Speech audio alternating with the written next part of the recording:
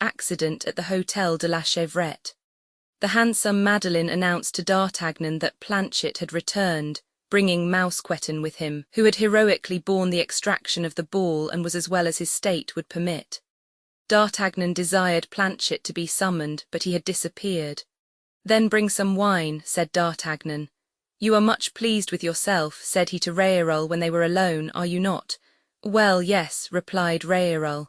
"It seems to me I did my duty, I defended the king." "And who told you to defend the king?" "The Comte de la Fère himself." "Yes, the king, but today you have not fought for the king, you have fought for Mazarin, which is not quite the same thing." "But you yourself?" "Oh, for me that is another matter, I obey my captain's orders. As for you, your captain is the prince, understand that rightly, you have no other. But has one ever seen such a wild fellow," continued he, making himself a Mazarinist and helping to arrest Broussel. "Breathe not a word of that, or the Comte de la Fère will be furious. You think the Count will be angry with me. Think it, I'm certain of it. Were it not for that, I should thank you, for you have worked for us. However, I scold you instead of him, and in his place, the storm will blow over more easily, believe me. And moreover, my dear child," continued D'Artagnan, "I am making use of the privilege conceded to me by your guardian." "I do not understand you, sir," said Réarol. D'Artagnan rose, and taking a letter from his writing desk, presented it to Réarol. The face of the latter became serious when he had cast his eyes upon the paper. "Oh, mon Dieu," he said, raising his fine eyes to D'Artagnan, moist with tears, "the Count has left Paris without seeing me." "He left 4 days ago," said D'Artagnan. "But this letter seems to intimate that he is about to incur danger, perhaps death." He incurred danger of death. No, be not anxious. He is travelling on business and will return ere long. I hope you have no repugnance to accept me as your guardian in the interim." "Oh no, Monsieur D'Artagnan," said Réarol. "You are such a brave gentleman, and the Comte de la Fère has so much affection for you. Egad, love me too. I will not torment you much, but only on condition that you become a Frondist, my young friend, and a hearty Frondist too." "But can I continue to visit Madame de Chevreuse?" "I should say you could, and the coadjutor and Madame de Longueville, and if the worthy Broussel were there whom you so stupidly helped arrest, I should tell you to excuse yourself to him at once and kiss him on both cheeks." "Well, sir, I will obey you, although I do not understand you." "It is unnecessary for you to understand." "Hold," continued D'Artagnan, turning toward the door which had just opened. "Here is Monsieur du Vallon, who comes with his coat torn." "Yes, but in exchange," said Porthos, covered with perspiration and soiled by dust, "in exchange I have torn many skins. Those wretches wanted to take away my sword. Deuce take 'em, what a popular commotion," continued the giant in his quiet manner, "but I knocked down more than 20 with the hilt of Balizard. A draught of wine, D'Artagnan." "Oh, I'll answer for you," said the Gascon, filling Porthos's glass to the brim. "But when you have drunk, give me your opinion." "And upon what?" asked Porthos.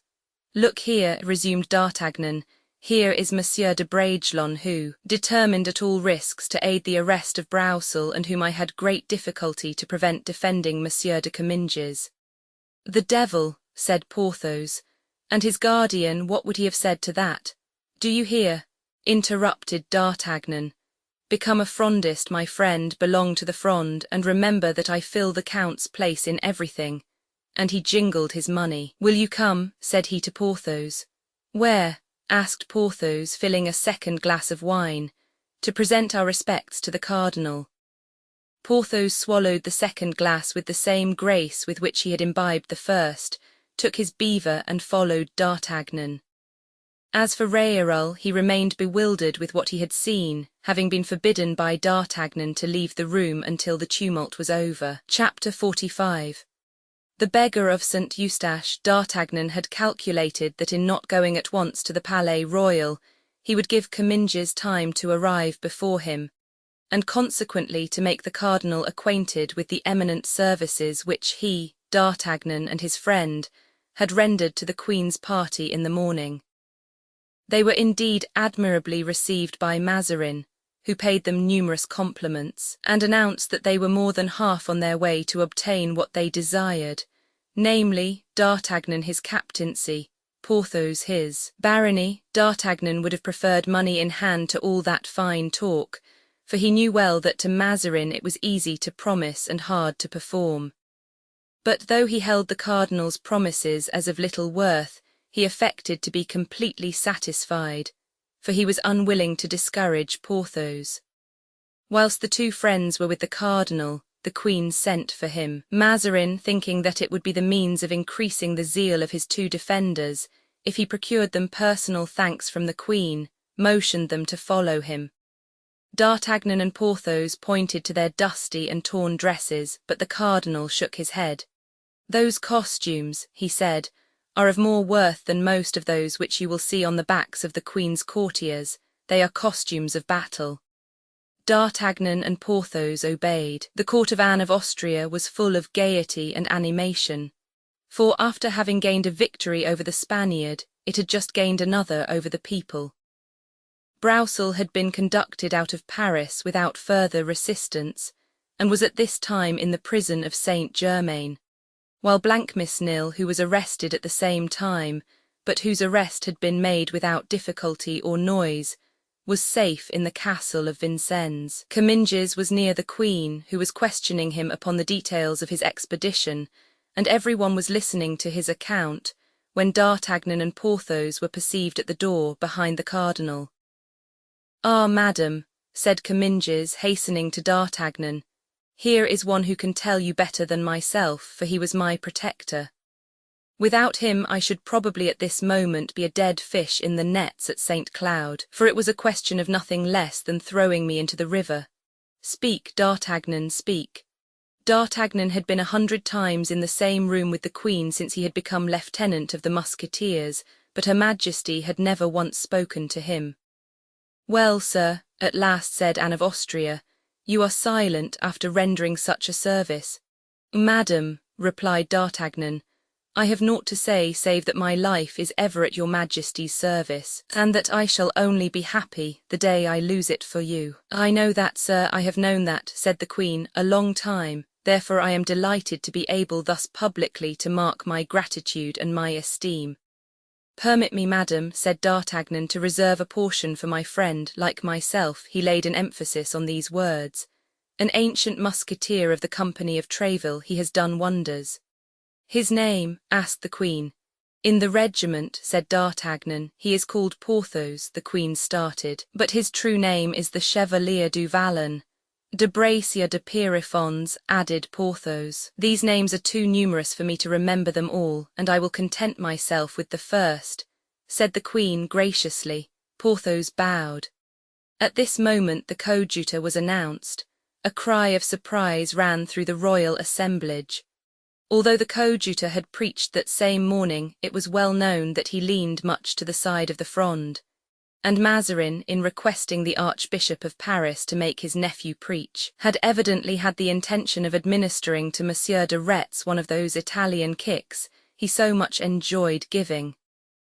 The fact was, in leaving Notre Dame, the coadjutor had learned the event of the day. Although almost engaged to the leaders of the Fronde, he had not gone so far, but that retreat was possible, should the court offer him the advantages for which he was ambitious, and to which the coadjutorship was but a stepping stone. Monsieur de Retz wished to become archbishop in his uncle's place, and cardinal like Mazarin, and the popular party could with difficulty accord him favours so entirely royal. He therefore hastened to the palace to congratulate the queen on the Battle of Lens, determined beforehand to act with or against the court, as his congratulations were well or ill received.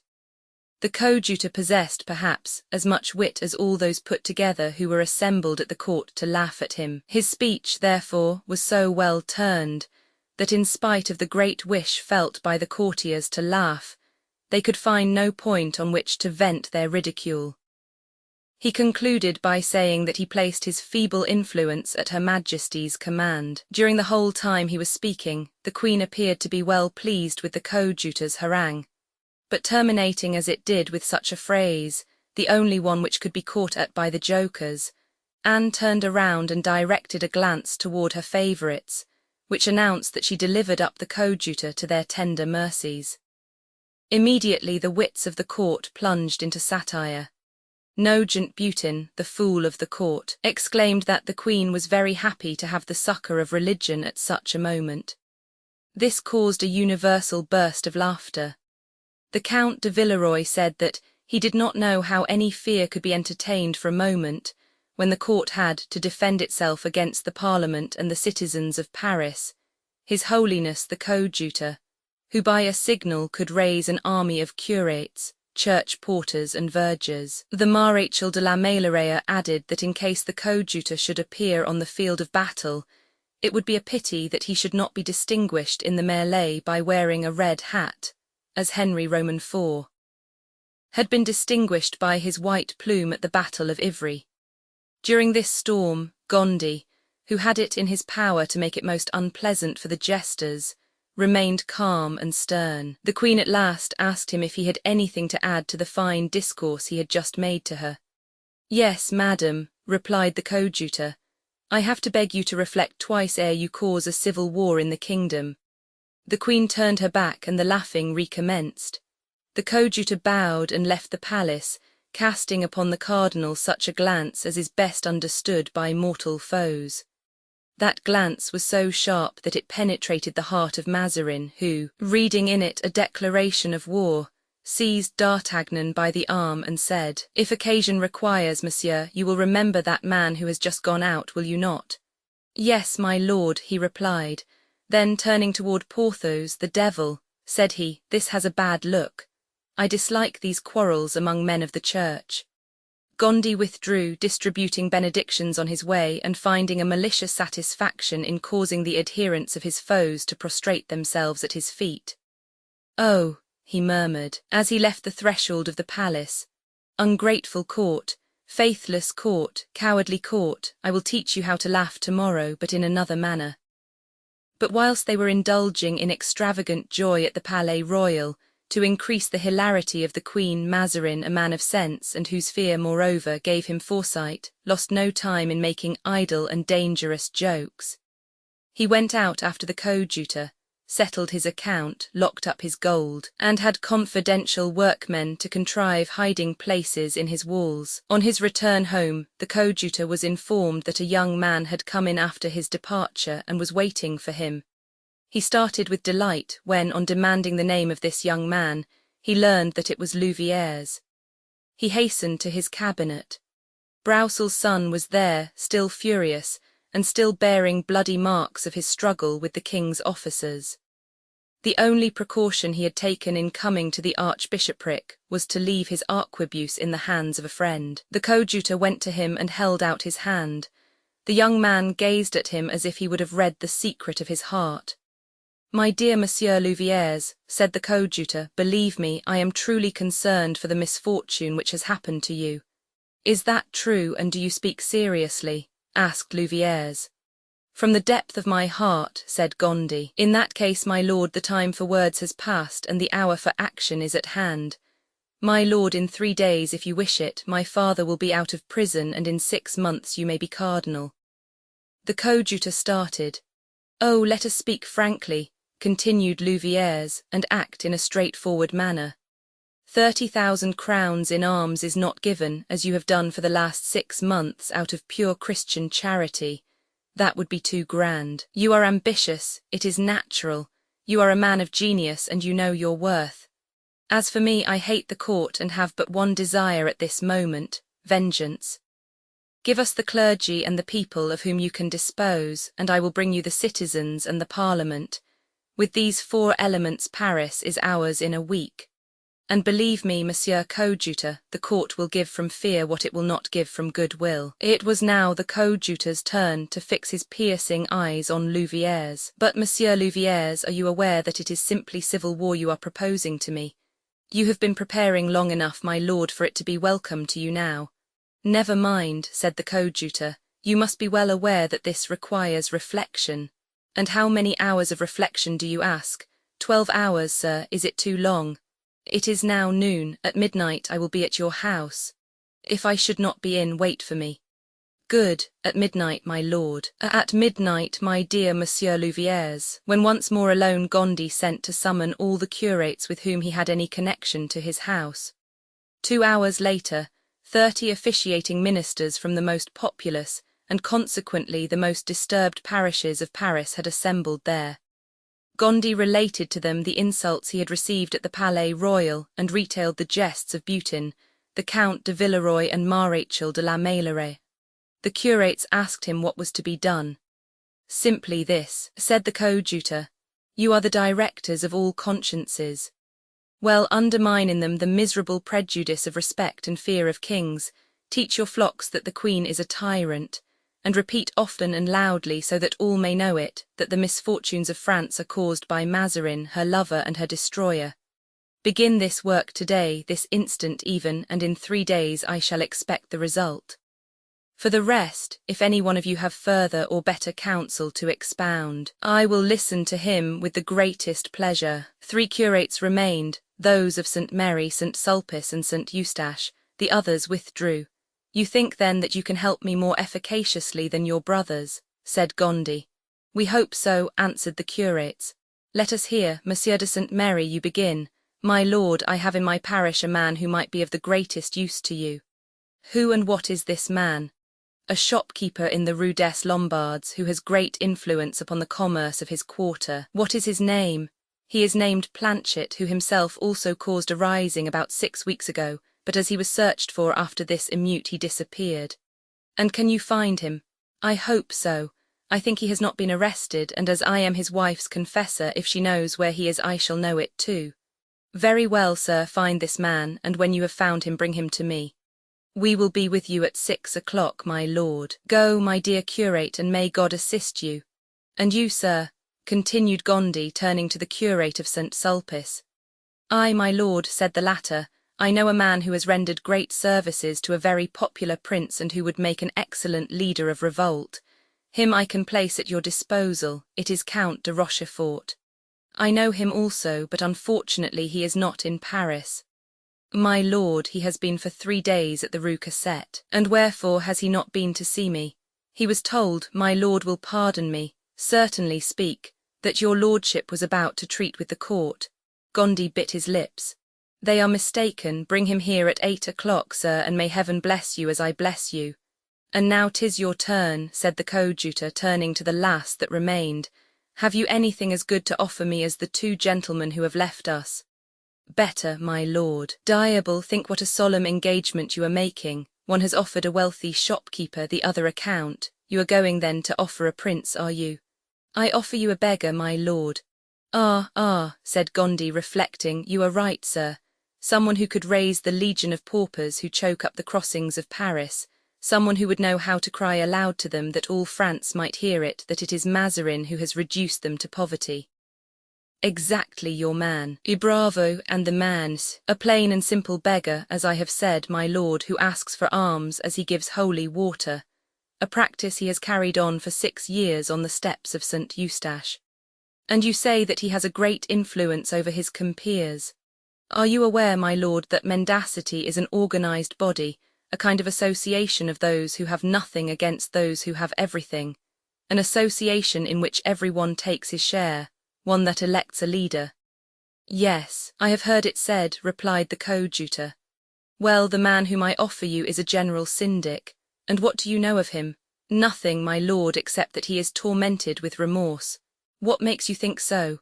On the 28th of every month he makes me say a mass for the repose of the soul of one who died a violent death. Yesterday I said this mass again. And his name? Maillard, but I do not think it is his right one. And think you that we should find him at this hour at his post? Certainly. Let us go and see your beggar, sir, and if he is such as you describe him, you are right. It will be you who have discovered the true treasure. Gondy dressed himself as an officer, put on a felt cap with a red feather, hung on a long sword, buckled spurs to his boots, wrapped himself in an ample cloak, and followed the curate. The coadjutor and his companion passed through all the streets lying between the archbishopric and the St. Eustache church, watching carefully to ascertain the popular feeling. The people were in an excited mood, but like a swarm of frightened bees seemed not to know at what point to concentrate, and it was very evident that if leaders of the people were not provided, all this agitation would pass off in idle buzzing. On arriving at the Rue des Prouvaires, the curate pointed toward the square before the church. "Stop," he said, "there he is at his post." Gondy looked at the spot indicated and perceived a beggar seated in a chair and leaning against one of the mouldings. A little basin was near him and he held a holy water brush in his hand. "Is it by permission that he remains there?" asked Gondy. "No, my lord, these places are bought. I believe this man paid his predecessor 100 pistoles for his."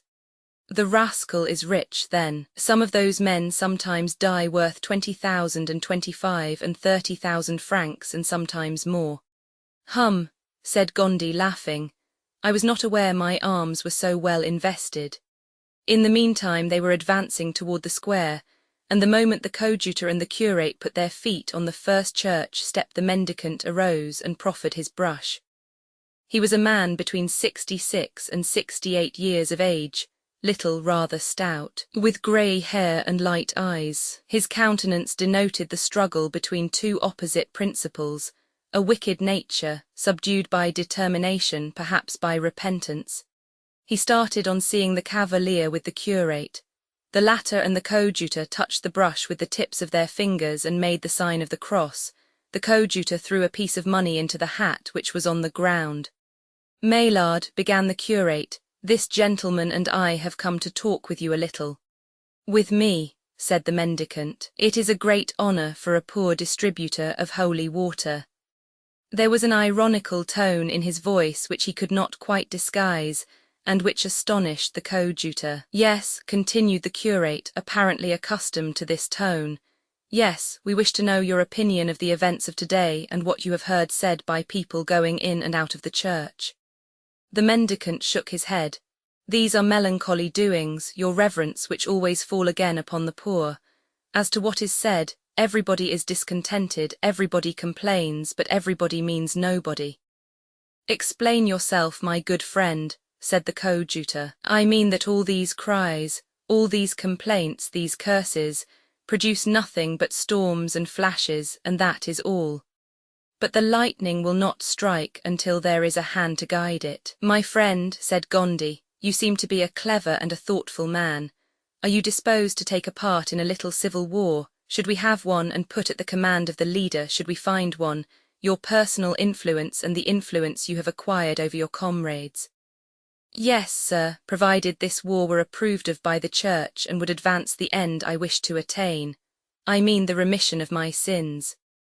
The war will not only be approved of, but directed by the Church. As for the remission of your sins, we have the Archbishop of Paris, who has the very greatest power at the court of Rome, and even the coadjutor, who possesses some plenary indulgences. We will recommend you to him." "Consider, Maillard," said the curate, "that I have recommended you to this gentleman, who is a powerful lord, and that I have made myself responsible for you." "I know, monsieur le curé," said the beggar, "that you have always been very kind to me, and therefore I, in my turn, will be serviceable to you." "And do you think your power as great with the fraternity as monsieur le curé told me it was just now?" "I think they have some esteem for me," said the mendicant with pride, "and that not only will they obey me, but wherever I go they will follow me." "And could you count on 50 resolute men, good, unemployed, but active souls, brawlers, capable of bringing down the walls of the Palais Royal by crying, 'Down with Mazarin,' as fell those at Jericho?" "I think," said the beggar, "I can undertake things more difficult and more important than that." Ah, said Gondy, "you will undertake then some night to throw up some 10 barricades." "I will undertake to throw up 50, and when the day comes to defend them." "I' faith," exclaimed Gondy, "you speak with a certainty that gives me pleasure, and since monsieur le curé can answer for you—" "I answer for him," said the curate. "Here is a bag containing 500 pistoles in gold. Make all your arrangements and tell me where I shall be able to find you this evening at 10 o'clock. It must be on some elevated place whence a given signal may be seen in every part of Paris. Shall I give you a line for the vicar of St. Jacques de la Boucherie? He will let you into the rooms in his tower," said the curate. "Capital," answered the mendicant. Then, said the coadjutor, this evening at 10 o'clock, and if I am pleased with you another bag of 500 pistols will be at your disposal. The eyes of the mendicant dashed with cupidity, but he quickly suppressed his emotion. This evening, sir, he replied, all will be ready. Chapter 46. The Tower of St. Jacques de la Boucherie. At 5:45 Monsieur de Gondi, having finished his business, returned to the archiepiscopal palace. At 6 o'clock the curate of St. Mary was announced. The coadjutor glanced rapidly behind and saw that he was followed by another man. The curate then entered, followed by Planchet. Your Holiness, said the curate, here is the person of whom I had the honour to speak to you. Planchet saluted in the manner of one accustomed to fine houses. And you are disposed to serve the cause of the people? Asked Gondi. Most undoubtedly, said Planchet. I am a Frondist from my heart. You see in me, such as I am, a person sentenced to be hung. And on what account? I rescued from the hands of Mazarin's police a noble lord whom they were conducting back to the Bastille, where he had been for 5 years. Will you name him? Oh, you know him well. My lord, it is Count de Rochefort. Ah, really, yes, said the coadjutor. I have heard this affair mentioned. You raised the whole district, so they told me. Very nearly, replied Planchet with a self-satisfied air. And your business is that of a confectioner in the Rue des Lombards. Explain to me how it happens that, following so peaceful a business, you had such warlike inclinations. Why does my lord, belonging to the church, now receive me in the dress of an officer, with a sword at his side and spurs to his boots? Not badly answered, I' faith, said Gondi, laughing. But I have, you must know, always had, in spite of my bands, warlike inclinations. Well, my lord, before I became a confectioner, I myself was 3 years sergeant in the Piedmontese regiment, and before I became sergeant, I was for 18 months the servant of Monsieur d'Artagnan.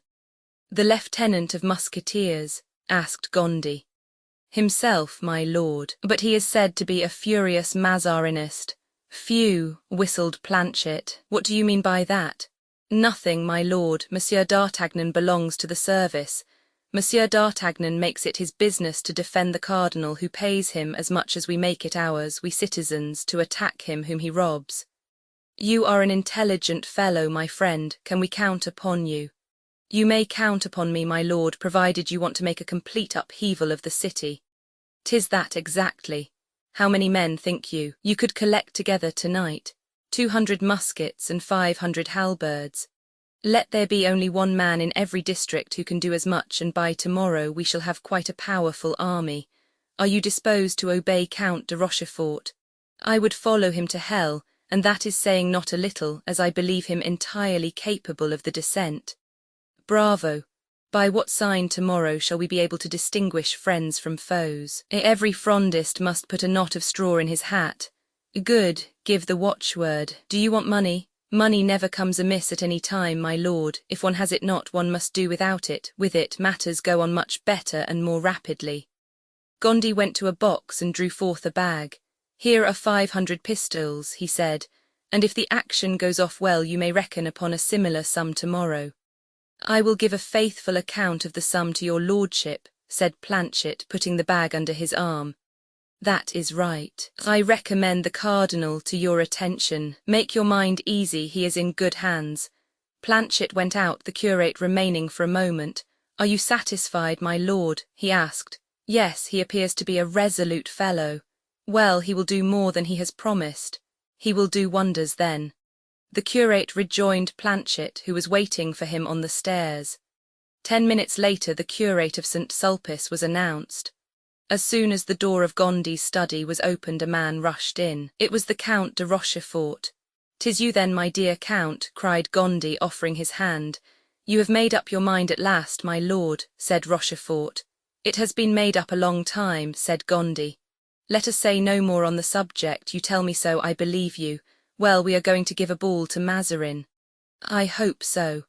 "And when will the dance begin?"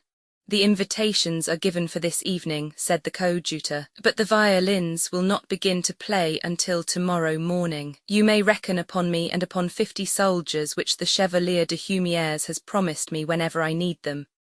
"Upon 50 soldiers. Yes, he is making recruits and he will lend them to me. If any are missing when the fête is over, I shall replace them. Good, my dear Rochefort, but that is not all. What have you done with Monsieur de Beaufort? He is in Vendôme, where he will wait until I write to him to return to Paris. Write to him, now's the time. You are sure of your enterprise? Yes, but he must make haste, for hardly will the people of Paris have revolted before we shall have a score of princes begging to lead them. If he defers, he will find the place of honour taken. Shall I send word to him as coming from you? Yes, certainly. Shall I tell him that he can count on you, to the end, and you will leave the command to him? Of the war, yes, but in politics. You must know it is not his element. He must leave me to negotiate for my cardinal's hat in my own fashion. You care about it then so much, since they force me to wear a hat of a form which does not become me, said Gondy. I wish at least that the hat should be red. One must not dispute matters of taste and colours, said Rochefort, laughing. I answer for his consent. How soon can he be here? In 5 days. Let him come and he will find a change, I will answer for it. Therefore, go and collect your 50 men and hold yourself in readiness. For what? For everything. Is there any signal for the general rally? A knot of straw in the hat. Very good. Adieu, my lord. Adieu, my dear Rochefort. Ah, Monsieur Mazarin, said Rochefort, leading off his curate, who had not found an opportunity of uttering a single word during the foregoing dialogue.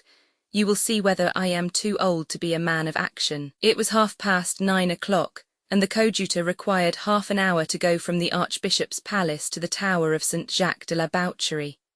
He remarked that a light was burning in one of the highest windows of the tower. Good, said he, our syndic is at his post. He knocked, and the door was opened. The vicar himself awaited him, conducted him to the top of the tower, and when there pointed to a little door, placed the light which he had brought with him in a corner of the wall, that the coadjutor might be able to find it on his return, and went down again.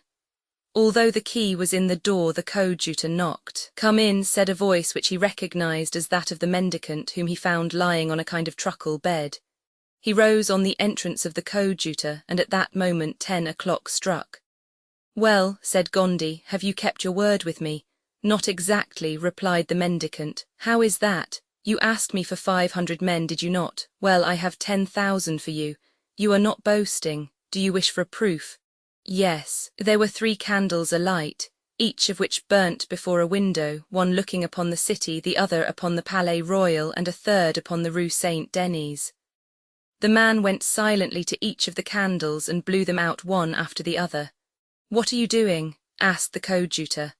I have given the signal. For what? For the barricades. When you leave this you will behold my men at work. Only take care you do not break your legs in stumbling over some chain, or your neck by falling in a hole. Good, there is your money, the same sum as that you have received already. Now remember that you are a general and do not go and drink. For 20 years I have tasted nothing but water. The man took the bag from the hands of the coadjutor, who heard the sound of his fingers counting and handling the gold pieces. Ah, said the coadjutor, you are avaricious, my good fellow. The mendicant sighed and threw down the bag. Must I always be the same? Said he, and shall I never succeed in overcoming the old leaven? Oh, misery, oh, vanity. You take it, however. Yes, but I make hereby a vow in your presence to employ all that remains to me in pious works. His face was pale and drawn like that of a man who had just undergone some inward struggle.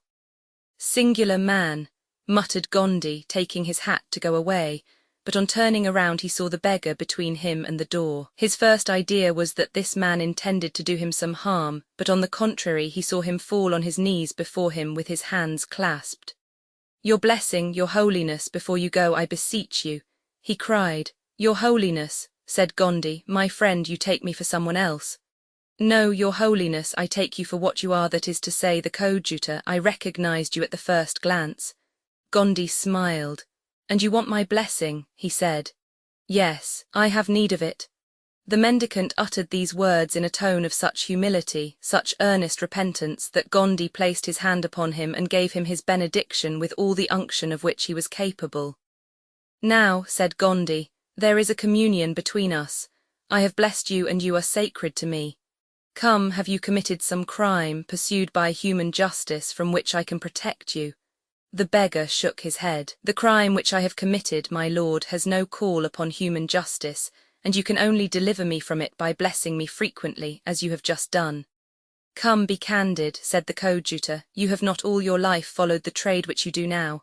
No, my lord, I have pursued it for 6 years only. And previously where were you? In the Bastille. And before you went to the Bastille? I will tell you, my lord, on the day when you are willing to hear my confession. Good. At whatsoever hour of the day or night you may present yourself, remember that I shall be ready to give you absolution. Thank you, my lord, said the mendicant in a hoarse voice, but I am not yet ready to receive it. Very well, adieu. Adieu, your holiness, said the mendicant, opening the door and bending low before the prelate. Chapter 47. The riot. It was about 11 o'clock at night. Gondy had not walked 100 steps ere he perceived the strange change which had been made in the streets of Paris. The whole city seemed peopled with fantastic beings. Silent shadows were seen unpaving the streets and others dragging and upsetting great wagons, whilst others again dug ditches large enough to engulf whole regiments of horsemen. These active beings flitted here and there like so many demons completing some unknown labour. These were the beggars of the Court of Miracles, the agents of the giver of holy water in the square of St. Eustache, preparing barricades for the morrow. Gondy gazed on these deeds of darkness, on these nocturnal labourers, with a kind of fear. He asked himself if, after having called forth these foul creatures from their dens, he should have the power of making them retire again. He felt almost inclined to cross himself when one of these beings happened to approach him. He reached the Rue Saint-Honoré and went up it toward the Rue de la Ferronnerie. There the aspect changed. Here it was the tradesmen who were running from shop to shop. Their doors seemed closed like their shutters, but they were only pushed to in such a manner as to open and allow the men, who seemed fearful of showing what they carried, to enter, closing immediately. These men were shopkeepers, who had arms to lend to those who had none. One individual went from door to door, bending under the weight of swords, guns, muskets, and every kind of weapon, which he deposited as fast as he could. By the light of a lantern the coadjutor recognized Planchet. The coadjutor proceeded onward to the quay by way of the Rue de la Monnaie. There he found groups of bourgeois clad in black cloaks or grey, according as they belonged to the upper or lower bourgeoisie. They were standing motionless, while single men passed from one group to another. All these cloaks, grey or black, were raised behind by the point of a sword, or before by the barrel of an arquebuse or a musket. On reaching the Pont Neuf, the coadjutor found it strictly guarded, and a man approached him. "Who are you?" asked the man. "I do not know you for one of us." "Then it is because you do not know your friends, my dear Monsieur Louviers," said the coadjutor, raising his hat. Louviers recognized him and bowed. Gondy continued his way and went as far as the Tour de Nesle. There he saw a lengthy chain of people gliding under the walls. They might be said to be a procession of ghosts, for they were all wrapped in white cloaks. When they reached a certain spot, these men appeared to be annihilated, one after the other, as if the earth had opened under their feet. Gondy, edged into a corner, saw them vanish from the first until the last but one. The last raised his eyes to ascertain, doubtless, that neither his companions nor himself had been watched, and in spite of the darkness he perceived Gondy. He walked straight up to him and placed a pistol to his throat. "Halloo, Monsieur de Rochefort," said Gondy, laughing, "are you a boy to play with firearms?" Rochefort recognized the voice. "Ah, it is you, my lord," said he. "The very same. What people are you leading thus into the bowels of the earth?" "My 50 recruits from the Chevalier de Humieres, who are destined to enter the light cavalry, and who have only received as yet for their equipment their white cloaks." "And where are you going?" "To the house of one of my friends, a sculptor, only we enter by the trap through which he lets down his marble." "Very good," said Gondy, shaking Rochefort by the hand, who descended in his turn and closed the trap after him. It was now 1 o'clock in the morning, and the coadjutor returned home. He opened a window and leaned out to listen.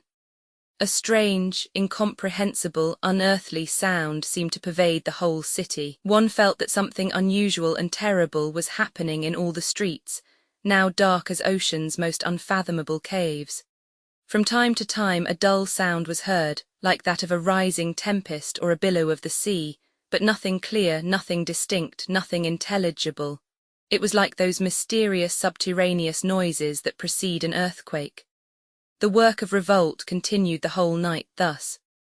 The next morning, on awaking, Paris seemed to be startled at her own appearance. It was like a besieged town. Armed men shouldering muskets watched over the barricades with menacing looks.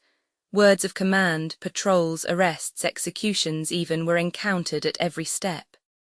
Those bearing plumed hats and gold swords were stopped and made to cry, "Long live Broussel!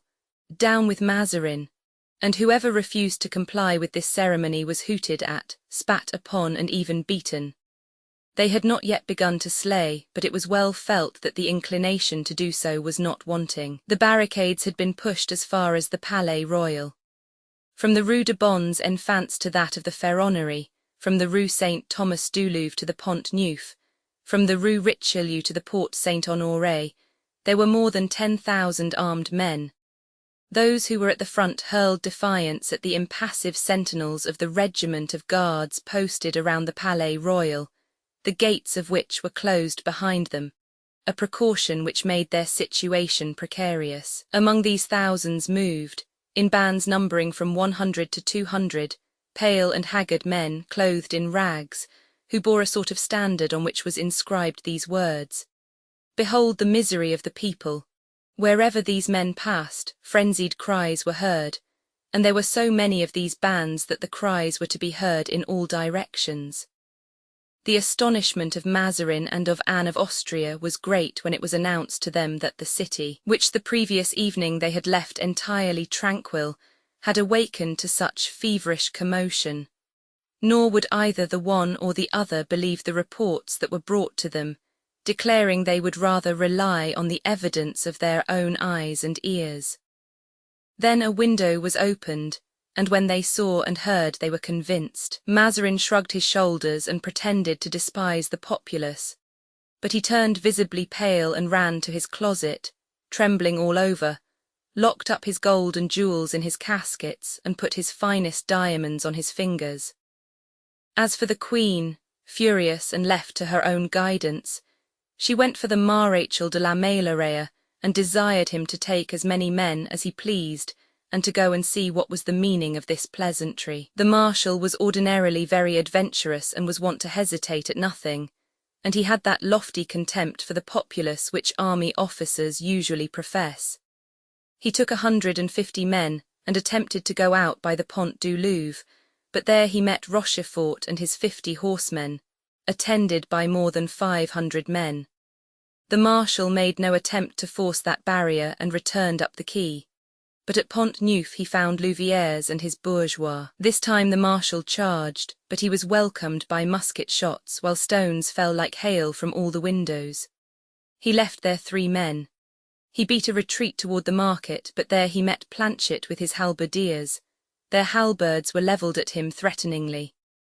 He attempted to ride over those grey cloaks, but the grey cloaks held their ground and the Marshal retired toward the Rue Saint-Honoré, leaving 4 of his guards dead on the field of battle. The Marshal then entered the Rue Saint-Honoré, but there he was opposed by the barricades of the Mendicant of Saint-Eustache.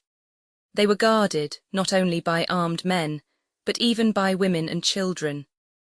Master Friquet, the owner of a pistol and of a sword which Louviers had given him, had organized a company of rogues like himself, and was making a tremendous racket. The Marshal thought this barrier not so well fortified as the others and determined to break through it. He dismounted 20 men to make a breach in the barricade, whilst he and others, remaining on their horses, were to protect the assailants.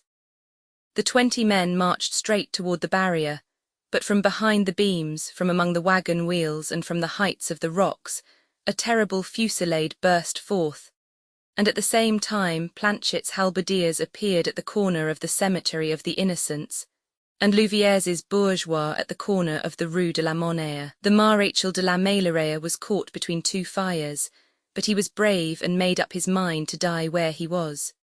He returned blow for blow, and cries of pain began to be heard in the crowd.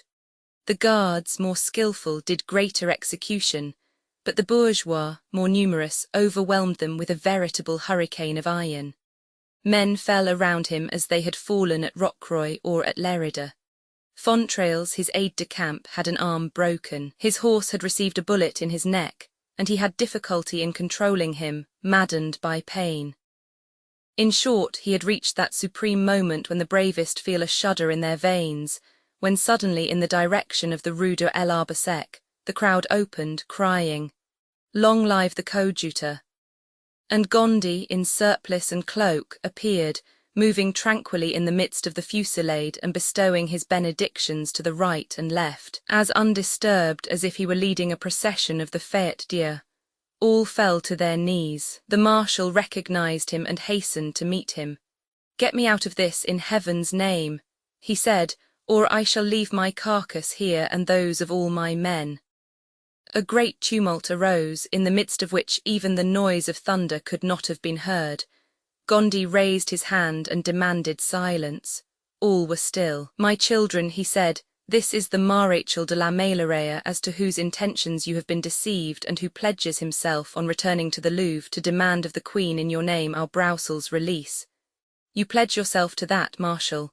added Gondy, turning to la Meilleraie. "Morbleu," cried the latter, "I should say that I do pledge myself to it. I had no hope of getting off so easily."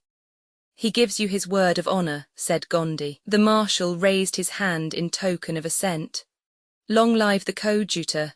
cried the crowd. Some voices even added, "Long live the marshal," but all took up the cry in chorus, "Down with Mazarin!" The crowd gave place, the barricade was opened, and the marshal, with the remnant of his company, retreated, preceded by Friquet and his bandits, some of them making a presence of beating drums and others imitating the sound of the trumpet. It was almost a triumphal procession. Only behind the guards the barricades were closed again. The marshal bit his fingers. In the meantime, as we have said, Mazarin was in his closet putting his affairs in order. He called for D'Artagnan, but in the midst of such tumult he little expected to see him, D'Artagnan not being on service.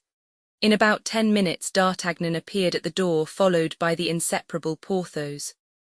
"Ah, come in, Monsieur D'Artagnan," cried the cardinal, "and welcome your friend too. But what is going on in this accursed Paris?" "What is going on, my lord? Nothing good," replied D'Artagnan, shaking his head. "The town is in open revolt, and just now, as I was crossing the Rue Montorgueil with Monsieur du Vallon, who is here and is your humble servant, they wanted, in spite of my uniform, or perhaps because of my uniform, to make us cry 'Long live Broussel.' And must I tell you, my lord, what they wished us to cry as well? Speak, speak." "Down with Mazarin, I' faith. The treasonable word is out." Mazarin smiled but became very pale. "And you did cry?" he asked. "I' faith, no," said D'Artagnan. "I was not in voice. Monsieur du Vallon has a cold and did not cry either." "Then, my lord—" "Then what?" asked Mazarin. "Look at my hat and cloak." And D'Artagnan displayed 4 gunshot holes in his cloak and 2 in his beaver. As for Porthos's coat, a blow from a halberd had cut it open on the flank, and a pistol shot had cut his feather in 2.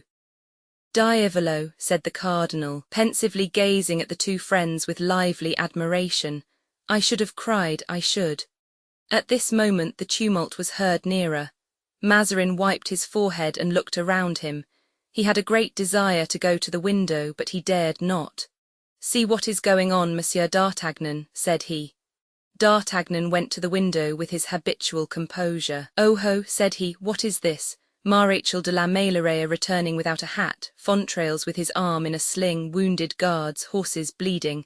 Then what are the sentinels about? They are aiming, they are going to fire." "They have received orders to fire on the people if the people approach the Palais Royal," exclaimed Mazarin. "But if they fire, all is lost," cried D'Artagnan. "We have the gates." "The gates, to hold for 5 minutes, the gates, they will be torn down, twisted into iron wire, ground to powder." "God's death, don't fire. screamed D'Artagnan, throwing open the window. In spite of this recommendation, which owing to the noise could scarcely have been heard, 2 or 3 musket shots resounded, succeeded by a terrible discharge. The balls might be heard peppering the façade of the Palais Royal, and one of them, passing under D'Artagnan's arm, entered and broke a mirror, in which Porthos was complacently admiring himself. "Alack, alack!" cried the cardinal, "a Venetian glass." "Oh, my lord," said D'Artagnan, quietly shutting the window, "'tis not worth while weeping yet, for probably an hour hence there will not be one of your mirrors remaining in the Palais Royal, whether they be Venetian or Parisian." "But what do you advise, then?" asked Mazarin, trembling. "Egad, to give up Broussel as they demand. What the devil do you want with a member of the Parliament? He is of no earthly use to anybody." "And you, Monsieur du Vallon, is that your advice? What would you do?" "I should give up Broussel," said Porthos. "Come, come with me, gentlemen," exclaimed Mazarin. "I will go and discuss the matter with the Queen." He stopped at the end of the corridor and said, "I can count upon you, gentlemen, can I not?" "We do not give ourselves twice over," said D'Artagnan. "We have given ourselves to you, command, we shall obey." "Very well, then," said Mazarin. "Enter this cabinet and wait till I come back." And turning off, he entered the drawing-room by another door. Chapter 48. The riot becomes a revolution. The closet into which D'Artagnan and Porthos had been ushered was separated from the drawing-room where the Queen was by tapestried curtains only, and this thin partition enabled them to hear all that passed in the adjoining room, whilst the aperture between the 2 hangings, small as it was, permitted them to see. The Queen was standing in the room, pale with anger. Her self-control, however, was so great that it might have been imagined that she was calm.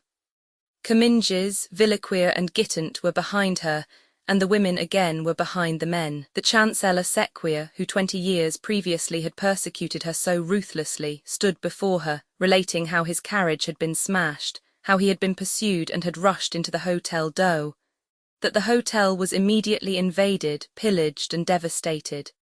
Happily he had time to reach a closet hidden behind tapestry, in which he was secreted by an old woman, together with his brother, the Bishop of Meaux. Then the danger was so imminent, the rioters came so near, uttering such threats that the Chancellor thought his last hour had come and confessed himself to his brother priest, so as to be all ready to die in case he was discovered. Fortunately, however, he had not been taken.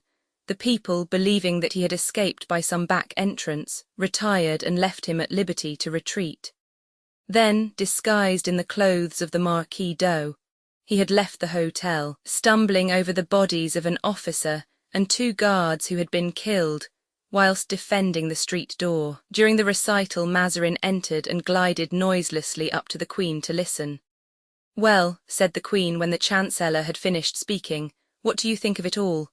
"I think that matters look very gloomy, madam, but what step would you propose to me?" "I could propose one to your Majesty, but I dare not." You may, sir," said the Queen with a bitter smile. "You were not so timid once." The Chancellor reddened and stammered some words. "It is not a question of the past, but of the present," said the Queen. "You said you could give me advice. What is it?" "Madam," said the Chancellor, hesitating, "it would be to release Broussel." The Queen, although already pale, became visibly paler and her face was contracted. "Release Broussel," she cried, "never." At this moment steps were heard in the ante-room, and without any announcement the Maréchal de la Meilleraie appeared at the door. "Ah, there you are, Maréchal," cried Anne of Austria joyfully. "I trust you have brought this rabble to reason." "Madam," replied the Maréchal, "I have left 3 men on the Pont Neuf, 4 at the Halle, 6 at the corner of the Rue de l'Arbre Sec, and 2 at the door of your palace, 15 in all. I have brought away 10 or 12 wounded. I know not where I have left my hat, and in all probability I should have been left with my hat had the coadjutor not arrived in time to rescue me." "Ah, indeed," said the Queen, "it would have much astonished me if that low cur with his distorted legs had not been mixed up with all this." "Madam," said La Meilleraie, "do not say too much against him before me, for the service he rendered me is still fresh." "Very good," said the Queen, "be as grateful as you like, it does not implicate me. You are here safe and sound, that is all I wished for.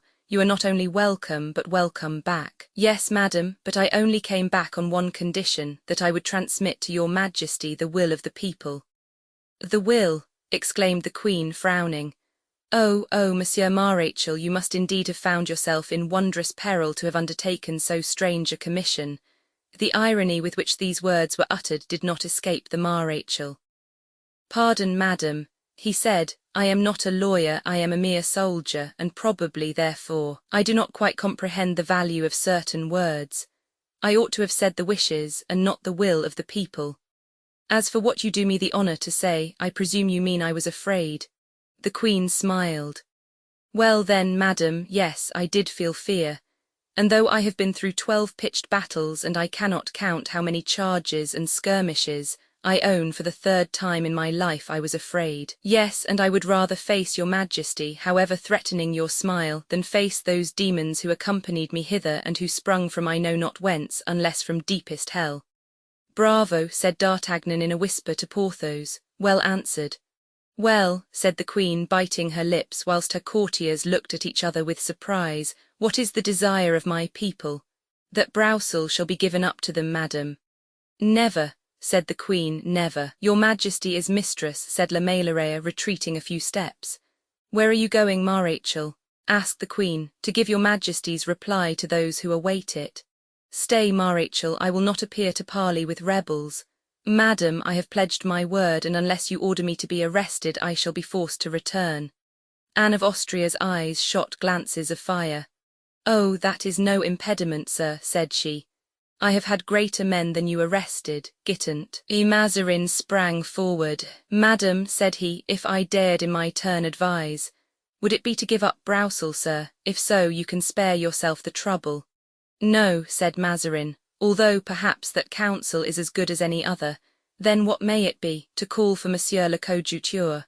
The coadjutor, cried the queen, that dreadful mischief-maker, it is he who has raised all this revolt. The more reason, said Mazarin, if he has raised it he can put it down. And hold, madam, suggested Comminges, who was near a window out of which he could see. Hold, the moment is a happy one, for there he is now, giving his blessing in the square of the Palais Royal. The queen sprang to the window. It is true, she said, the arch-hypocrite, see.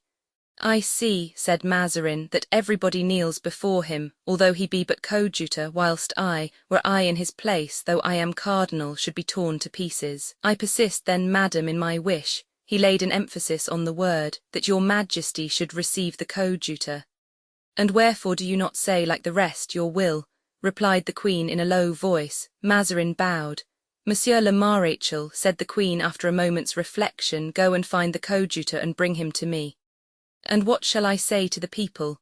That they must have patience, said Anne, as I have. The fiery Spanish woman spoke in a tone so imperative that the Marechal made no reply. He bowed and went out. D'Artagnan turned to Porthos.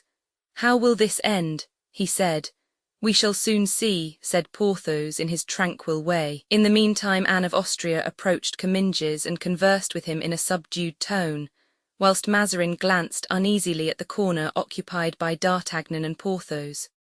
Ere long the door opened and the Marechal entered, followed by the coadjutor. There, madam, he said, is Monsieur Gondy, who hastens to obey your majesty's summons. The queen advanced a few steps to meet him, and then stopped, cold, severe, unmoved, with her lower lip scornfully protruded. Gondy bowed respectfully. Well, sir, said the queen, what is your opinion of this riot? That it is no longer a riot, madam, he replied, but a revolt.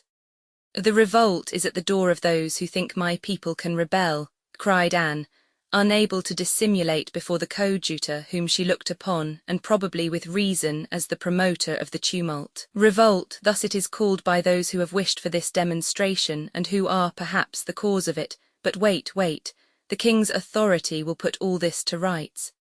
Was it to tell me that, madam, coldly replied Gondy, that your majesty admitted me to the honour of entering your presence? No, my dear coadjutor, said Mazarin. It was to ask your advice in the unhappy dilemma in which we find ourselves. Is it true, asked Gondy, feigning astonishment, that Her Majesty summoned me to ask for my opinion? Yes, said the Queen, it is requested. The coadjutor bowed. Your Majesty wishes, then, you to say what you would do in her place, Mazarin hastened to reply. The coadjutor looked at the Queen, who replied by a sign in the affirmative. Were I in Her Majesty's place, said Gondy coldly, I should not hesitate, I should release Broussel. And if I do not give him up, what think you will be the result? Exclaimed the Queen. I believe that not a stone in Paris will remain unturned. Put in the Maréchal. It was not your opinion that I asked, said the Queen sharply, without even turning around. If it is I whom your Majesty interrogates, replied the coadjutor in the same calm manner, I reply that I hold Monsieur le Maréchal's opinion in every respect. The colour mounted to the Queen's face, her fine blue eyes seemed to start out of her head, and her carmine lips, compared by all the poets of the day to a pomegranate in flower, were trembling with anger. Mazarin himself, who was well accustomed to the domestic outbreaks of this disturbed household, was alarmed. Give up Broussel, she cried. Fine counsel indeed. Upon my word, one can easily see it comes from a priest.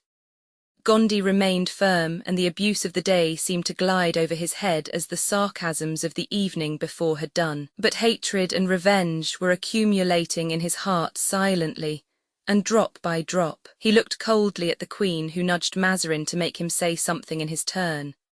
Mazarin, according to his custom, was thinking much and saying little. Ho, ho, said he, good advice, advice of a friend. I, too, would give up that good Monsieur Broussel, dead or alive, and all would be at an end. If you yield him dead, all will indeed be at an end, my lord, but quite otherwise than you mean. Did I say dead or alive? Replied Mazarin. It was only a way of speaking. You know I am not familiar with the French language, which you, Monsieur le Coadjuteur, both speak and write so well. This is a council of state, D'Artagnan remarked to Porthos, but we held better ones at La Rochelle with Athos and Aramis.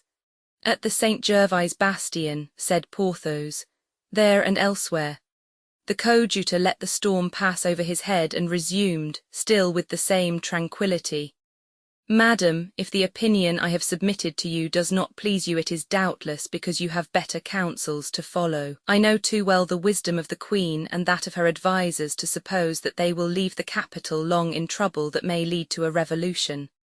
Thus, then, it is your opinion, said Anne of Austria, with a sneer and biting her lips with rage, that yesterday's riot, which today is already a rebellion, tomorrow may become a revolution. Yes, madam, replied the coadjutor gravely. But if I am to believe you, sir, the people seem to have thrown off all restraint. It is a bad year for kings, said Gondy, shaking his head. Look at England, madam. Yes, but fortunately we have no Oliver Cromwell in France, replied the Queen. Who knows, said Gondy. Such men are like thunderbolts, one recognizes them only when they have struck. Everyone shuddered, and there was a moment of silence, during which the Queen pressed her hand to her side, evidently to still the beatings of her heart. Porthos, murmured D'Artagnan, look well at that priest. Yes, said Porthos, I see him, what then? Well, he is a man. Porthos looked at D'Artagnan in astonishment. Evidently he did not understand his meaning. Your Majesty, continued the coadjutor pitilessly, is about to take such measures as seem good to you, but I foresee that they will be violent and such as will still further exasperate the rioters. In that case you, Monsieur le Coadjuteur, who have such power over them and are at the same time friendly to us, said the Queen ironically, will quiet them by bestowing your blessing upon them. Perhaps it will be too late, said Gondy, still unmoved. Perhaps I shall have lost all influence, while by giving up Broussel your Majesty will strike at the root of the sedition and will gain the right to punish severely any revival of the revolt. Have I not then that right? Cried the Queen. If you have it, use it, replied Gondy. Peste, said D'Artagnan to Porthos. There is a man after my own heart. Oh, if he were minister and I were his D'Artagnan, instead of belonging to that beast of a Mazarin, Mordieu, what fine things we would do together. Yes, said Porthos. The Queen made a sign for everyone except Mazarin to quit the room, and Gondy bowed as if to leave with the rest. Stay, sir, said Anne to him. Good, thought Gondy, she is going to yield. She is going to have him killed, said D'Artagnan to Porthos, but at all events it shall not be by me. I swear to heaven, on the contrary, that if they fall upon him, I will fall upon them. And I too, said Porthos. Good, muttered Mazarin, sitting down. We shall soon see something startling. The queen's eyes followed the retreating figures, and when the last had closed the door, she turned away. It was evident that she was making unnatural efforts to subdue her anger. She fanned herself, smelled at her vinaigrette, and walked up and down. Gondy, who began to feel uneasy, examined the tapestry with his eyes, touched the coat of mail which he wore under his long gown, and felt from time to see if the handle of a good Spanish dagger, which was hidden under his cloak, was well within reach. And now, at last, said the queen, now that we are alone, repeat your counsel, monsieur le coadjuteur. It is this, madam, that you should appear to have reflected and publicly acknowledge an error which constitutes the extra strength of a strong government. Release Broussel from prison and give him back to the people. Oh, cried Anne, to humble myself thus. Am I or am I not the queen? This screaming mob, are they or are they not my subjects? Have I friends? Have I guards? Ah, by Notre Dame. As Queen Catherine used to say, continued she, excited by her own words, rather than give up this infamous Broussel to them, I will strangle him with my own hands. And she sprang toward Gondy, whom assuredly at that moment she hated more than Broussel, with outstretched arms. The coadjutor remained immovable, and not a muscle of his face was discomposed. Only his glance flashed like a sword in returning the furious looks of the queen. He were a dead man, said the Gascon, if there were still a Vitry at the court, and if Vitry entered at this moment. But for my part, before he could reach the good prelate, I would kill Vitry at once. The cardinal would be infinitely pleased with me. Hush, said Porthos. Listen. Madam, cried the cardinal, seizing hold of Anne and drawing her back. Madam, what are you about? Then he added in Spanish, Anne, are you mad? You, a queen, to quarrel like a washerwoman. And do you not perceive that in the person of this priest is represented the whole people of Paris, and that it is dangerous to insult him at this moment? And if this priest wished it, in an hour you would be without a crown. Come then, on another occasion you can be firm and strong, but today is not the proper time. Today, flatter and caress, or you are only a common woman. At the first words of this address, D'Artagnan had seized Porthos's arm, which he pressed with gradually increasing force. When Mazarin ceased speaking, he said to Porthos in a low tone, Never tell Mazarin that I understand Spanish, or I am a lost man and you are also. All right, said Porthos. This rough appeal, marked by the eloquence which characterized Mazarin when he spoke in Italian or Spanish, and which he lost entirely in speaking French, was uttered with such impenetrable expression that Gondy, clever physiognomist as he was, had no suspicion of its being more than a simple warning to be more subdued. The queen, on her part, thus chided, softened immediately and sat down, and in an almost weeping voice, letting her arms fall by her side, said, Pardon me, sir, and attribute this violence to what I suffer. A woman, and consequently subject to the weaknesses of my sex, I am alarmed at the idea of civil war. A queen, accustomed to be obeyed, I am excited at the first opposition. Madam, replied Gondy, bowing, Your Majesty is mistaken in qualifying my sincere advice as opposition. Your Majesty has none but submissive and respectful subjects. It is not the Queen with whom the people are displeased. They ask for Broussel and are only too happy, if you release him to them, to live under your government. Mazarin, who at the words, "It is not the Queen with whom the people are displeased," had pricked up his ears, thinking that the coadjutor was about to speak of the cries, "Down with Mazarin," and pleased with Gondy's suppression of this fact, he said with his sweetest voice and his most gracious expression, Madam, credit the coadjutor, who is one of the most able politicians we have. The first available cardinal's hat seems to belong already to his noble brow. Ah, how much you have need of me, cunning rogue, thought Gondy. And what will he promise us? Said D'Artagnan. Peste, if he is giving away hats like that, Porthos, let us look out and both demand a regiment tomorrow. Corbleu, let the civil war last but 1 year and I will have a constable's sword gilt for me. And for me, put in Porthos, for you, I will give you the baton of the Maréchal de la Meilleraie, who does not seem to be much in favour just now. "And so, sir," said the queen, "you are seriously afraid of a public tumult." "Seriously," said Gondy, astonished at not having further advanced. "I fear that when the torrent has broken its embankment it will cause fearful destruction." "And I," said the queen, "think that in such a case other embankments should be raised to oppose it. Go, I will reflect." Gondy looked at Mazarin astonished, and Mazarin approached the queen to speak to her, but at this moment a frightful tumult arose from the square of the Palais Royal. Gondy smiled. The queen's colour rose and Mazarin grew even paler. "What is that again?" he asked. At this moment Comminges rushed into the room. "Pardon, your majesty," he cried, "but the people have dashed the sentinels against the gates, and they are now forcing the doors. What are your commands?" "Listen, madam," said Gondy. "The moaning of waves, the noise of thunder, the roaring of a volcano, cannot be compared with the tempest of cries heard at that moment." "What are my commands?" said the queen. "Yes, for time presses. How many men have you about the Palais Royal?" 600. "Place 100 around the king, and with the remainder sweep away this mob for me." "Madam," cried Mazarin, "what are you about?" "Go," said the queen. Comminges went out with a soldier's passive obedience. At this moment a monstrous battering was heard. One of the gates began to yield. "Oh, madam," cried Mazarin, "you have ruined us all, the king, yourself, and me." At this cry from the soul of the frightened cardinal, Anne became alarmed in her turn and would have recalled Comminges. "It is too late," said Mazarin, tearing his hair. "Too late." The gale had given way. Hoarse shouts were heard from the excited mob. D'Artagnan put his hand to his sword, motioning to Porthos to follow his example. "Save the queen," cried Mazarin to the coadjutor. Gondy sprang to the window and threw it open. He recognized Louviers at the head of a troop of about 3,000 or 4,000 men. "Not a step further," he shouted. "The queen is signing." "What are you saying?" asked the queen. "The truth, madam," said Mazarin, placing a pen and a paper before her. "You must."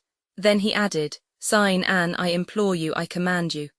The queen fell into a chair, took the pen and signed. The people, kept back by Louviers, had not made another step forward, but the awful murmuring which indicates an angry people continued. The queen had written, "The keeper of the prison at Saint Germain will set Councillor Broussel at liberty," and she had signed it. The coadjutor, whose eyes devoured her slightest movements, seized the paper immediately the signature had been affixed to it, returned to the window and waved it in his hand. "This is the order," he said. All Paris seemed to shout with joy, and then the air resounded with the cries of "Long live Broussel!" "Long live the coadjutor!" "Long live the queen!" cried de Gondy. But the cries which replied to his were poor and few, and perhaps he had but uttered it to make Anne of Austria sensible of her weakness. "And now that you have obtained what you want, go," said she, "Monsieur de Gondy." "Whenever Her Majesty has need of me," replied the coadjutor, bowing. "Her Majesty knows I am at her command." "Ah, cursed priest," cried Anne when he had retired, stretching out her arm to the scarcely closed door, "one day I will make you drink the dregs of the atrocious gall you have poured out on me today." Mazarin wished to approach her. "Leave me," she exclaimed. "You are not a man," and she went out of the room. "It is you who are not a woman," muttered Mazarin. Then, after a moment of reverie, he remembered where he had left D'Artagnan and Porthos, and that they must have overheard everything. He knit his brows and went direct to the tapestry, which he pushed aside. The closet was empty. At the queen's last word, D'Artagnan had dragged Porthos into the gallery. Thither Mazarin went in his turn and found the two friends walking up and down. "Why did you leave the closet, Monsieur d'Artagnan?" asked the cardinal. "Because," replied D'Artagnan, "the queen desired every one to leave, and I thought that this command was intended for us as well as for the rest." "And you have been here since?" "About a quarter of an hour," said D'Artagnan, motioning to Porthos not to contradict him. Mazarin saw the sign and remained convinced that D'Artagnan had seen and heard everything, but he was pleased with his falsehood. "Decidedly, Monsieur d'Artagnan, you are the man I have been seeking. You may reckon upon me, and so may your friend." Then, bowing to the two musketeers with his most gracious smile, he re-entered his closet more calmly. for on the departure of de Gondi the uproar had ceased as though by enchantment. Chapter 49. Misfortune refreshes the memory. Anne of Austria returned to her oratory furious. "What?" she cried, wringing her beautiful hands. "What? The people have seen Monsieur de Condé, a prince of the blood royal, arrested by my mother-in-law Maria de Médicis. They saw my mother-in-law, their former regent, expelled by the cardinal. They saw Monsieur de Vendôme, that is to say the son of Henry Roman IV, a prisoner at Vincennes, and whilst these great personages were imprisoned, insulted and threatened, they said nothing, and now for Broussel, good God! What then is to become of royalty?" The Queen unconsciously touched here upon the exciting question. The people had made no demonstration for the princes, but they had risen for Broussel. They were taking the part of a plebeian, and in defending Broussel they instinctively felt they were defending themselves. During this time Mazarin walked up and down the study, glancing from time to time at his beautiful Venetian mirror, starred in every direction. "Ah," he said, "it is sad, I know well, to be forced to yield thus, but Pichot, we shall have our revenge. What matters it about Broussel? It is a name, not a thing." Mazarin, clever politician as he was for once mistaken. Broussel was a thing, not a name.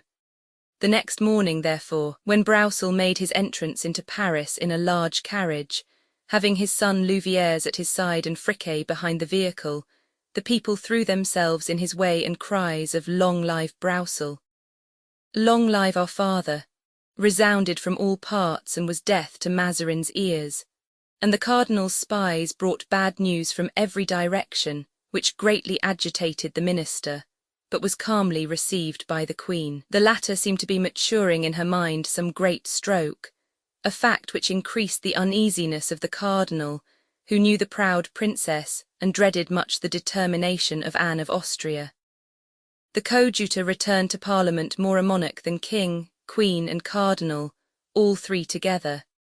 By his advice, a decree from Parliament summoned the citizens to lay down their arms and demolish the barricades. They now knew that it required but 1 hour to take up arms again, and 1 night to reconstruct the barricades. Rochefort had returned to the Chevalier de Humieres his 50 horsemen, less 2, missing at roll call.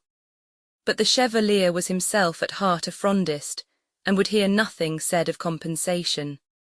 The mendicant had gone to his old place on the steps of St. Eustache, and was again distributing holy water with one hand and asking alms with the other. No one could suspect that those 2 hands had been engaged with others in drawing out from the social edifice the keystone of royalty. Louviers was proud and satisfied. He had taken revenge on Mazarin and had aided in his father's deliverance from prison. His name had been mentioned as a name of terror at the Palais Royal.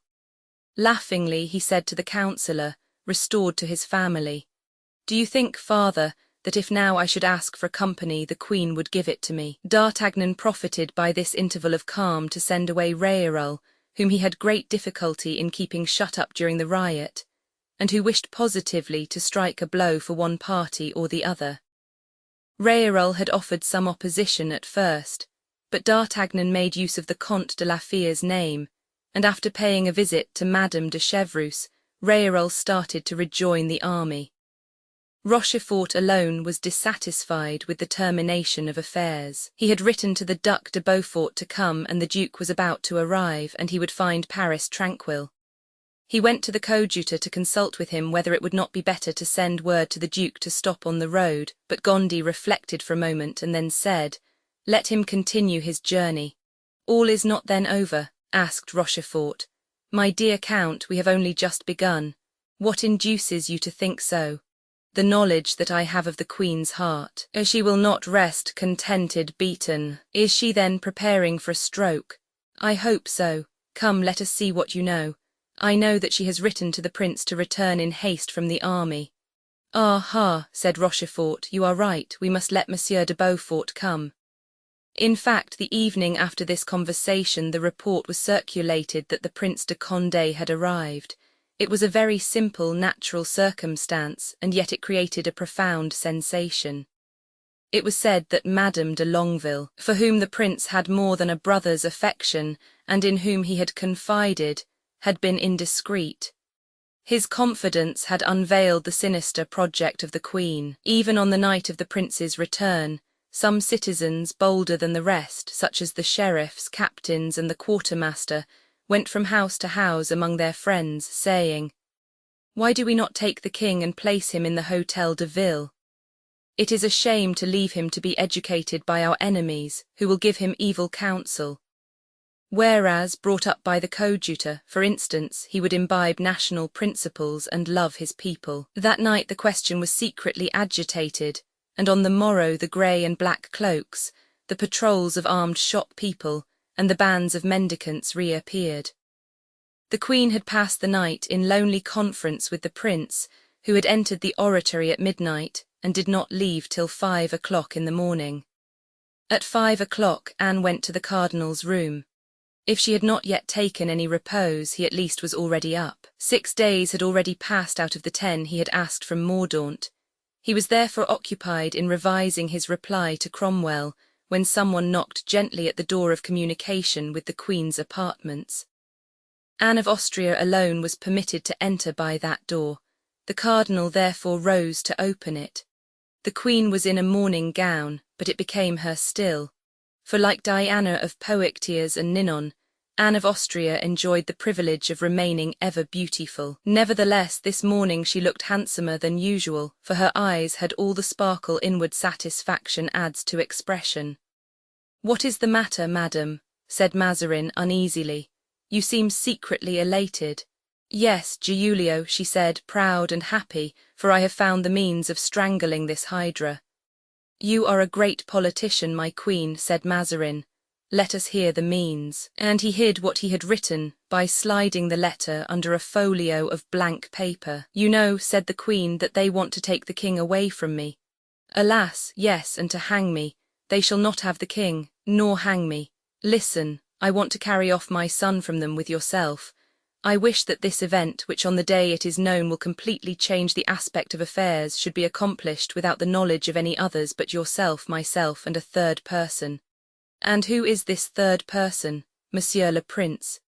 "He has come, then, as they told me, last evening, and you have seen him. He has just left me. And will he aid this project? The plan is his own. And Paris, he will starve it out and force it to surrender at discretion. The plan is not wanting in grandeur, I see but one impediment. What is it? Impossibility. A senseless word, nothing is impossible. On paper, in execution, we have money. "A little," said Mazarin, trembling, "lest Anne should ask to draw upon his purse. Troops, 5 or 6,000 men. Courage, plenty. Then the thing is easy. Oh, do think of it, Giulio. Paris, this odious Paris, waking up one morning without queen or king, surrounded, besieged, famished, having for its sole resource its stupid parliament and their coadjutor with crooked limbs." "Charming, charming," said Mazarin.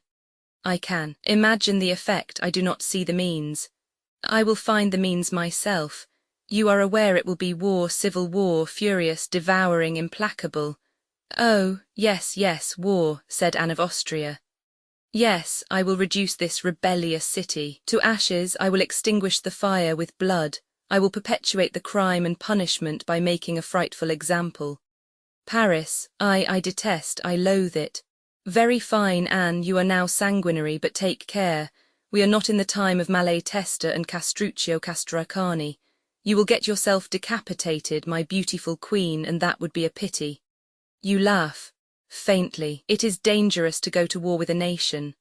Look at your brother monarch, Charles I. He is badly off, very badly. We are in France, and I am Spanish. So much the worse. I had much rather you were French and myself also. They would hate us both less. Nevertheless you consent. Yes, if the thing be possible. It is I who tell you so. Make preparations for departure." I am always prepared to go, only as you know I never do go, and perhaps shall go this time as little as before. In short, if I go, will you go too? I will try. You torment me, Giulio, with your fears, and what are you afraid of then? Of many things. What are they? Mazarin's face, smiling as it was, became clouded. "Anne," said he, "you are but a woman, and as a woman you may insult men at your ease, knowing that you can do it with impunity. You accuse me of fear, I have not so much as you have. Since I do not fly as you do, against whom do they cry out? Is it against you or against myself? Whom would they hang, yourself or me? Well, I can weather the storm, I whom notwithstanding you tax with fear, not with bravado, that is not my way, but I am firm. Imitate me, make less hubbub and think more deeply. You cry very loud, you end by doing nothing, you talk of flying. Mazarin shrugged his shoulders and taking the queen's hand led her to the window. Look, he said. Well, said the queen, blinded by her obstinacy. Well, what do you see from this window? If I am not mistaken, those are citizens, helmeted and mailed, armed with good muskets, as in the time of the League, and whose eyes are so intently fixed on this window that they will see you if you raise that curtain much. And now come to the other side. What do you see? Creatures of the people, armed with halberds, guarding your doors. You will see the same at every opening from this palace to which I should lead you. Your doors are guarded, the air-holes of your cellars are guarded, and I could say to you, as that good Aramis said to me of the Duc de Beaufort, you must be either bird or mouse to get out. He did get out nevertheless. Do you think of escaping in the same way? I am a prisoner then. Parbleu, said Mazarin, I have been proving it to you this last hour. And he quietly resumed his dispatch at the place where he had been interrupted. Anne, trembling with anger and scarlet with humiliation, left the room, shutting the door violently after her. Mazarin did not even turn around. When once more in her own apartment, Anne fell into a chair and wept, then suddenly struck with an idea. I am saved, she exclaimed, rising. Oh yes, yes, I know a man who will find the means of taking me from Paris, a man I have too long forgotten. Then falling into a reverie, she added, however, with an expression of joy, ungrateful woman that I am, for 20 years I have forgotten this man whom I ought to have made a Marechal of France. My mother-in-law expended gold, caresses, dignities on Concini, who ruined her. The king made Vitry Marechal of France for an assassination, while I have left in obscurity, in poverty, the noble D'Artagnan who saved me. And running to a table on which were paper, pens, and ink, she hastily began to write. Chapter 50. The Interview. It had been D'Artagnan's practice ever since the riots to sleep in the same room as Porthos, and on this eventful morning he was still there, sleeping, and dreaming that a yellow cloud had overspread the sky, and was raining gold pieces into his hat, which he held out till it was overflowing with pistoles. As for Porthos, he dreamed that the panels of his carriage were not capacious enough to contain the armorial bearings he had ordered to be painted on them. They were both aroused at 7 o'clock by the entrance of an unliveried servant who brought a letter for D'Artagnan. From whom? Asked the Gascon. From the Queen, replied the servant. Ho, said Porthos, raising himself in his bed. What does she say? D'Artagnan requested the servant to wait in the next room, and when the door was closed he sprang up from his bed and read rapidly, whilst Porthos looked at him with starting eyes, not daring to ask a single question. Friend Porthos, said D'Artagnan, handing the letter to him, this time at least you are sure of your title of baron, and I of my captaincy. Read for yourself and judge. Porthos took the letter, and with a trembling voice read the following words. The Queen wishes to speak to Monsieur D'Artagnan, who must follow the bearer. Well, exclaimed Porthos, I see nothing in that very extraordinary. But I see much that is very extraordinary in it, replied D'Artagnan. It is evident by their sending for me that matters are becoming complicated. Just reflect a little what an agitation the Queen's mind must be in for her to have remembered me after 20 years. It is true, said Porthos. Sharpen your sword, baron, load your pistols, and give some corn to the horses, for I will answer for it, something lightning-like will happen ere tomorrow. But stop, do you think it can be a trap that they are laying for us? Suggested Porthos, incessantly thinking how his greatness must be irksome to inferior people. If it is a snare, replied D'Artagnan, I shall scent it out, be assured. If Mazarin is an Italian, I am a Gascon. And D'Artagnan dressed himself in an instant. Whilst Porthos, still in bed, was hooking on his cloak for him, a second knock at the door was heard. Come in, exclaimed D'Artagnan, and another servant entered. From his Eminence, Cardinal Mazarin, presenting a letter. D'Artagnan looked at Porthos. "A complicated affair," said Porthos. "Where will you begin?" "It is arranged capitally. His Eminence expects me in half an hour." "Good. My friend," said D'Artagnan, turning to the servant, "tell his Eminence that in half an hour I shall be at his command." "It is very fortunate," resumed the Gascon when the valet had retired, "that he did not meet the other ones. Do you not think that they have sent for you both for the same thing?" "I do not think it, I am certain of it." "Quick, quick, D'Artagnan. Remember that the Queen awaits you, and after the Queen the Cardinal, and after the Cardinal myself." D'Artagnan summoned Anne of Austria's servant, and signified that he was ready to follow him into the Queen's presence. The servant conducted him by the Rue des Petits Champs, and turning to the left entered the little garden gate leading into the Rue Richelieu. Then they gained the private staircase, and D'Artagnan was ushered into the oratory. A certain emotion, for which he could not account, made the lieutenant's heart beat. He had no longer the assurance of youth. Experience had taught him the importance of past events. Formerly he would have approached the Queen as a young man who bends before a woman, but now it was a different thing. He answered her summons as an humble soldier obeys an illustrious general. The silence of the oratory was at last disturbed by the slight rustling of silk, and D'Artagnan started when he perceived the tapestry raised by a white hand, which by its form, its colour and its beauty he recognized as that royal hand which had one day been presented to him to kiss. The Queen entered. "It is you, Monsieur d'Artagnan," she said, fixing a gaze full of melancholy interest on the countenance of the officer, "and I know you well. Look at me well in your turn. I am the Queen. Do you recognize me?" "No, madam," replied D'Artagnan. "But are you no longer aware," continued Anne, giving that sweet expression to her voice which she could do at will, that in former days the Queen had once need of a young, brave, and devoted cavalier, that she found this cavalier, and that, although he might have thought that she had forgotten him, she had kept a place for him in the depths of her heart?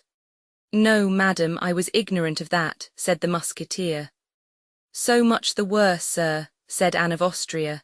"So much the worse, at least for the Queen, for today she has need of the same courage and the same devotion." "What," exclaimed D'Artagnan, "does the Queen, surrounded as she is by such devoted servants, such wise counsellors, men, in short, so great by merit or position, does she deign to cast her eyes on an obscure soldier?" Anne understood this covert reproach, and was more moved than irritated by it. She had many a time felt humiliated by the self-sacrifice and disinterestedness shown by the Gascon gentleman. She had allowed herself to be exceeded in generosity. "All that you tell me of those by whom I am surrounded, Monsieur d'Artagnan, is doubtless true," said the Queen, "but I have confidence in you alone. I know that you belong to the Cardinal, but belong to me as well, and I will take upon myself the making of your fortune. Come, will you do today what formerly the gentleman you do not know did for the Queen?" "I will do everything your Majesty commands," replied D'Artagnan. The Queen reflected for a moment, and then, seeing the cautious demeanour of the musketeer, "Perhaps you like repose," she said. "I do not know, for I have never had it, madam. Have you any friends?" "I had 3, 2 of whom have left Paris to go I know not where. One alone is left to me, but he is one of those known, I believe, to the cavalier of whom your Majesty did me the honour to speak." "Very good," said the Queen. "You and your friend are worth an army. What am I to do, madam?" "Return at 5 o'clock, and I will tell you, but do not breathe to a living soul, sir, the rendezvous which I give you." "No, madam. Swear it upon the cross." "Madam, I have never been false to my word. When I say I will not do a thing, I mean it." The Queen, although astonished at this language, to which she was not accustomed from her courtiers, argued from it a happy omen of the zeal with which D'Artagnan would serve her in the accomplishment of her project. It was one of the Gascon's artifices to hide his deep cunning occasionally under an appearance of rough loyalty. "Has the Queen any further commands for me now?" asked D'Artagnan. "No, sir," replied Anne of Austria, "and you may retire until the time that I mentioned to you." D'Artagnan bowed and went out. "Diable," he exclaimed when the door was shut, "they seem to have the greatest need of me just now." Then, as the half-hour had already glided by, he crossed the gallery and knocked at the cardinal's door. Bernouin introduced him. "I come for your commands, my lord," he said, and according to his custom, D'Artagnan glanced rapidly around and remarked that Mazarin had a sealed letter before him, but it was so placed on the desk that he could not see to whom it was addressed. "You come from the Queen," said Mazarin, looking fixedly at D'Artagnan. "I, my lord, who told you that? Nobody, but I know it." "I regret infinitely to tell you, my lord, that you are mistaken," replied the Gascon, impudently firm to the promise he had just made to Anne of Austria. "I opened the door of the ante-room myself, and I saw you enter at the end of the corridor, because I was shown up the private stairs." "How so?" "I know not. It must have been a mistake." Mazarin was aware that it was not easy to make D'Artagnan reveal anything he was desirous of hiding, so he gave up, for the time, the discovery of the mystery the Gascon was concealing. "Let us speak of my affairs," said Mazarin. "Since you will tell me naught of yours, are you fond of travelling?" "My life has been passed on the high road." "Would anything retain you particularly in Paris?" "Nothing but an order from a superior would retain me in Paris." "Very well. Here is a letter which must be taken to its address." "To its address, my lord, but it has none." In fact, the side of the letter opposite the seal was blank. "I must tell you," resumed Mazarin, "that it is in a double envelope." "I understand, and I am to take off the first one when I have reached a certain place." "Just so, take it and go. You have a friend, Monsieur du Vallon, whom I like much. Let him accompany you." "The devil," said D'Artagnan to himself. "He knows that we overheard his conversation yesterday, and he wants to get us away from Paris." "Do you hesitate?" asked Mazarin. "No, my lord, and I will set out at once. There is one thing only which I must request." "What is it? Speak." "That your eminence will go at once to the Queen." "What for?" "Merely to say these words. I am going to send Monsieur D'Artagnan away, and I wish him to set out directly." "I told you," said Mazarin, "that you had seen the Queen. I had the honour of saying to your eminence that there had been some mistake." "What is the meaning of that?" "May I venture to repeat my prayer to your eminence?" "Very well, I will go, wait here for me." And looking attentively around him to see if he had left any of his keys in his closets, Mazarin went out. 10 minutes elapsed, during which D'Artagnan made every effort to read through the first envelope what was written on the second. But he did not succeed. Mazarin returned, pale and evidently thoughtful. He seated himself at his desk, and D'Artagnan proceeded to examine his face as he had just examined the letter he held, but the envelope which covered his countenance appeared as impenetrable as that which covered the letter. "Ah," thought the Gascon, "he looks displeased. Can it be with me, he meditates? Is it about sending me to the Bastille? All very fine, my lord, but at the very first hint you give of such a thing I will strangle you and become Frondist. I should be carried home in triumph like Monsieur Broussel, and Athos would proclaim me the French Brutus. It would be exceedingly droll." The Gascon, with his vivid imagination, had already seen the advantage to be derived from his situation. Mazarin gave, however, no order of the kind, but on the contrary began to be insinuating. "You are right," he said, "my dear Monsieur D'Artagnan, and you cannot set out yet. I beg you to return me that dispatch." D'Artagnan obeyed, and Mazarin ascertained that the seal was intact. "I shall want you this evening," he said. "Return in 2 hours." "My lord," said D'Artagnan, "I have an appointment in 2 hours which I cannot miss." "Do not be uneasy," said Mazarin, "it is the same." "Good," thought D'Artagnan, "I fancied it was so." "Return, then, at 5 o'clock, and bring that worthy Monsieur du Vallon with you. Only leave him in the ante-room, as I wish to speak to you alone." D'Artagnan bowed and thought, both at the same hour, both commands alike, both at the Palais Royal. Monsieur de Gondi would pay 100,000 francs for such a secret. "You are thoughtful," said Mazarin uneasily. "Yes, I was thinking whether we ought to come armed or not." "Armed to the teeth," replied Mazarin. "Very well, my lord, it shall be so." D'Artagnan saluted, went out, and hastened to repeat to his friend Mazarin's flattering promises, which gave Porthos an indescribable happiness. Chapter 51. The Flight. When D'Artagnan returned to the Palais Royal at 5 o'clock, it presented, in spite of the excitement which reigned in the town, a spectacle of the greatest rejoicing. Nor was that surprising. The Queen had restored Broussel and Blancmesnil to the people, and had therefore nothing to fear, since the people had nothing more just then to ask for. The return also of the conqueror of Lens was the pretext for giving a grand banquet. The princes and princesses were invited, and their carriages had crowded the court since noon. Then after dinner the Queen was to have a play in her apartment. Anne of Austria had never appeared more brilliant than on that day, radiant with grace and wit. Mazarin disappeared as they rose from table. He found D'Artagnan waiting for him already at his post in the ante-room. The cardinal advanced to him with a smile, and taking him by the hand led him into his study. "My dear M. D'Artagnan," said the minister, sitting down, "I am about to give you the greatest proof of confidence that a minister can give an officer."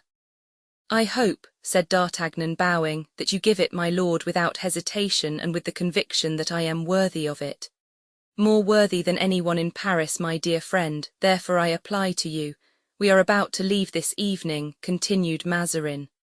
"My dear M. D'Artagnan, the welfare of the state is deposited in your hands." He paused. "Explain yourself, my lord, I am listening." "The Queen has resolved to make a little excursion with the king to Saint-Germain." "Aha," said D'Artagnan, "that is to say, the Queen wishes to leave Paris." "A woman's caprice, you understand." "Yes, I understand perfectly," said D'Artagnan. "It was for this she summoned you this morning, and that she told you to return at 5 o'clock. Was it worthwhile to wish me to swear this morning that I would mention the appointment to no one?" muttered D'Artagnan. "Oh, women, women, whether queens or not, they are always the same." "Do you disapprove of this journey, my dear M. D'Artagnan?" asked Mazarin anxiously. "I, my lord," said D'Artagnan. "Why should I? Because you shrug your shoulders. It is a way I have of speaking to myself. I neither approve nor disapprove, my lord. I merely await your commands." "Good. It is you, accordingly, that I have pitched upon to conduct the king and the queen to Saint-Germain." "Liar," thought D'Artagnan. "You see, therefore," continued the cardinal, perceiving D'Artagnan's composure, "that as I have told you, the welfare of the state is placed in your hands." "Yes, my lord, and I feel the whole responsibility of such a charge." "You accept, however." "I always accept. Do you think the thing possible?" "Everything is possible." "Shall you be attacked on the road?" "Probably." "And what will you do in that case?" "I shall pass through those who attack me, and suppose you cannot pass through them, so much the worse for them, I shall pass over them." "And you will place the king and queen in safety also at Saint-Germain?" "Yes, on your life, on my life." "You are a hero, my friend," said Mazarin, gazing at the musketeer with admiration. D'Artagnan smiled. "And I?" asked Mazarin, after a moment's silence. "How, and you, my lord? If I wished to leave, that would be much more difficult." "Why so? Your eminence might be recognized, even under this disguise?" asked Mazarin, raising a cloak which covered an armchair, upon which lay a complete dress for an officer, of pearl grey and red, entirely embroidered with silver. "If your eminence is disguised, it will be almost easy." "Ah," said Mazarin, breathing more freely. "But it will be necessary for your eminence to do what the other day you declared you should have done in our place, cry, 'Down with Mazarin.'" "I will, 'Down with Mazarin,' in French, in good French. My lord, take care of your accent. They killed 6,000 Angevins in Sicily because they pronounced Italian badly. Take care that the French do not take their revenge on you for the Sicilian Vespers." "I will do my best. The streets are full of armed men," continued D'Artagnan. "Are you sure that no one is aware of the Queen's project?" Mazarin reflected. "This affair would give a fine opportunity for a traitor, my lord. The chance of being attacked would be an excuse for everything." Mazarin shuddered, but he reflected that a man who had the least intention to betray would not warn first.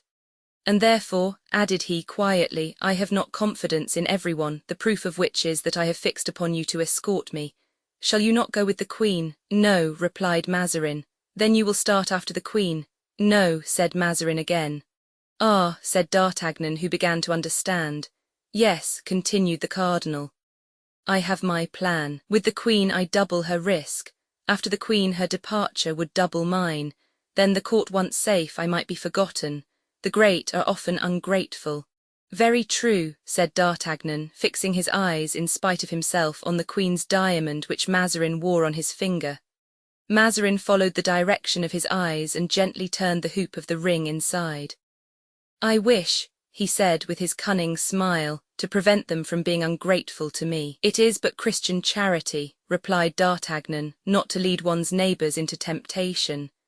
It is exactly for that reason, said Mazarin, that I wish to start before them. D'Artagnan smiled. He was just the man to understand the astute Italian. Mazarin saw the smile and profited by the moment. You will begin, therefore, by taking me first out of Paris, will you not, my dear D'Artagnan? A difficult commission, my lord, replied D'Artagnan, resuming his serious manner. But, said Mazarin, you did not make so many difficulties with regard to the king and queen. The king and the queen are my king and queen, replied the musketeer. My life is theirs, and I must give it for them. If they ask it, what have I to say? That is true, murmured Mazarin in a low tone, but as thy life is not mine, I suppose I must buy it, must I not? And sighing deeply, he began to turn the hoop of his ring outside again. D'Artagnan smiled. These two men met at one point, and that was cunning. Had they been actuated equally by courage, the one would have done great things for the other. But also, said Mazarin, you must understand that if I ask this service from you, it is with the intention of being grateful. Is it still only an intention, your eminence? Asked D'Artagnan. Stay, said Mazarin, drawing the ring from his finger. My dear D'Artagnan, there is a diamond which belonged to you formerly. It is but just it should return to you. Take it, I pray. D'Artagnan spared Mazarin the trouble of insisting, and after looking to see if the stone was the same and assuring himself of the purity of its water, he took it and passed it on his finger with indescribable pleasure. I valued it much, said Mazarin, giving a last look at it. Nevertheless, I give it to you with great pleasure. And, I, my lord, said D'Artagnan, accept it as it is given.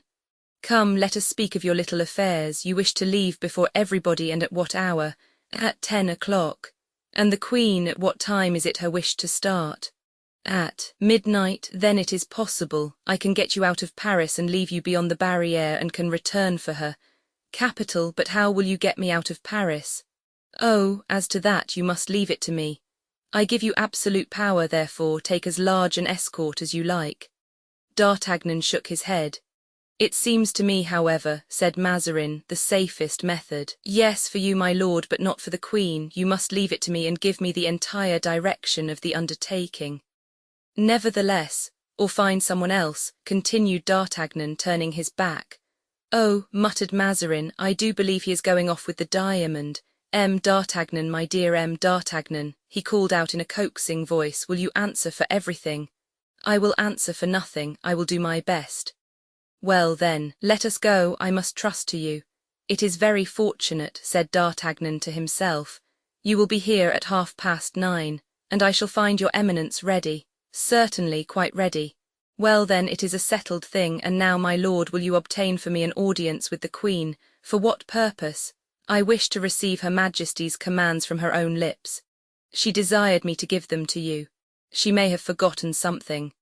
You really wish to see her? It is indispensable, my lord. Mazarin hesitated for one instant, but D'Artagnan was firm. Come then, said the minister. I will conduct you to her, but remember, not one word of our conversation. What has passed between us concerns ourselves alone, my lord, replied D'Artagnan. Swear to be mute. I never swear, my lord, I say yes or no, and as I am a gentleman I keep my word. Come then, I see that I must trust unreservedly to you. Believe me, my lord, it will be your best plan. Come, said Mazarin, conducting D'Artagnan into the queen's oratory and desiring him to wait there. He did not wait long, for in 5 minutes the queen entered in full gala costume. Thus dressed, she scarcely appeared 35 years of age. She was still exceedingly handsome. It is you, Monsieur D'Artagnan, she said, smiling graciously. I thank you for having insisted on seeing me. I ought to ask your Majesty's pardon, but I wished to receive your commands from your own mouth. You accept the commission which I have entrusted to you. With gratitude. Very well, be here at midnight. I will not fail. Monsieur d'Artagnan, continued the queen, I know your disinterestedness too well to speak of my own gratitude at such a moment, but I swear to you that I shall not forget this second service as I forgot the first. Your Majesty is free to forget or to remember as it pleases you, and I know not what you mean, said d'Artagnan, bowing. Go, sir, said the queen with her most bewitching smile, go and return at midnight. And d'Artagnan retired, but as he passed out he glanced at the curtain through which the queen had entered, and at the bottom of the tapestry he remarked the tip of a velvet slipper. Good, thought he, Mazarin has been listening to discover whether I betrayed him. In truth, that Italian puppet does not deserve the services of an honest man. D'Artagnan was not less exact to his appointment, and at 9:30 o'clock he entered the ante-room. He found the cardinal dressed as an officer, and he looked very well in that costume which, as we have already said, he wore elegantly, only he was very pale and trembled slightly. Quite alone? He asked. Yes, my lord, and that worthy Monsieur du Vallon, are we not to enjoy his society?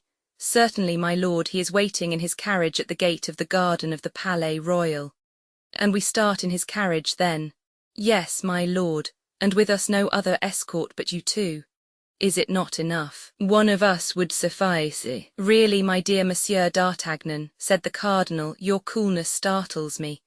I should have thought, on the contrary, that it ought to have inspired you with confidence. And Bernouin, do I not take him with me? There is no room for him, he will rejoin your eminence. Let us go, said Mazarin, since everything must be done as you wish. My lord, there is time to draw back, said d'Artagnan, and your eminence is perfectly free. Not at all, said Mazarin, let us be off. And so they descended the private stair, Mazarin leaning on the arm of d'Artagnan, a hand the musketeer felt trembling. At last, after crossing the courts of the Palais Royal, where there still remained some of the conveyances of late guests, they entered the garden and reached the little gate. Mazarin attempted to open it by a key which he took from his pocket, but with such shaking fingers that he could not find the keyhole. Give it to me, said d'Artagnan, who when the gate was open deposited the key in his pocket, reckoning upon returning by that gate. The steps were already down and the door open. Mousqueton stood at the door and Porthos was inside the carriage. Mount, my lord, said d'Artagnan to Mazarin, who sprang into the carriage without waiting for a second bidding. D'Artagnan followed him, and Mousqueton, having closed the door, mounted behind the carriage with many groans. He had made some difficulties about going under pretext that he still suffered from his wound, but d'Artagnan had said to him, Remain, if you like, my dear Monsieur Mouston, but I warn you that Paris will be burnt down tonight. Upon which Mousqueton had declared, without asking anything further, that he was ready to follow his master and Monsieur d'Artagnan to the end of the world. The carriage started at a measured pace, without betraying by the slightest sign that it contained people in a hurry. The cardinal wiped his forehead with his handkerchief and looked around him. On his left was Porthos, whilst d'Artagnan was on his right. Each guarded a door and served as a rampart to him on either side. Before him on the front seat lay 2 pairs of pistols, one in front of Porthos and the other of d'Artagnan. About 100 paces from the Palais Royal a patrol stopped the carriage. Who goes? asked the captain. Mazarin, replied d'Artagnan, bursting into a laugh. The cardinal's hair stood on end, but the joke appeared an excellent one to the citizens, who, seeing the conveyance without escort and unarmed, would never have believed in the possibility of so great an imprudence. A good journey to ye, they cried, allowing it to pass. Hem, said d'Artagnan, what does my lord think of that reply? Man of talent, cried Mazarin. In truth, said Porthos, I understand. But now, about the middle of the Rue des Petits Champs, they were stopped by a second patrol. Who goes there? Inquired the captain of the patrol. Keep back, my lord, said d'Artagnan, and Mazarin buried himself so far behind the 2 friends that he disappeared, completely hidden between them.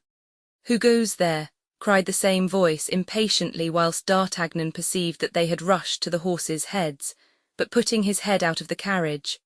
Planchet, said he. The chief approached, and it was indeed Planchet. D'Artagnan had recognized the voice of his old servant. How, sir, said Planchet, is it you? Eh, mon Dieu, yes, my good friend, this worthy Porthos has just received a sword wound, and I am taking him to his country house at St. Cloud. Oh, really, said Planchet. Porthos, said D'Artagnan, if you can still speak, say a word, my dear Porthos, to this good Planchet. Planchet, my friend, said Porthos, in a melancholy voice, I am very ill. Should you meet a doctor, you will do me a favour by sending him to me.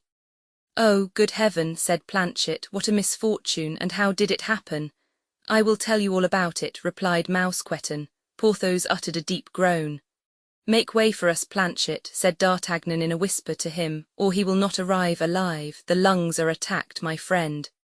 Planchet shook his head with the air of a man who says, in that case things look ill. Then he exclaimed, turning to his men, let them pass, they are friends. The carriage resumed its course, and Mazarin, who had held his breath, ventured to breathe again.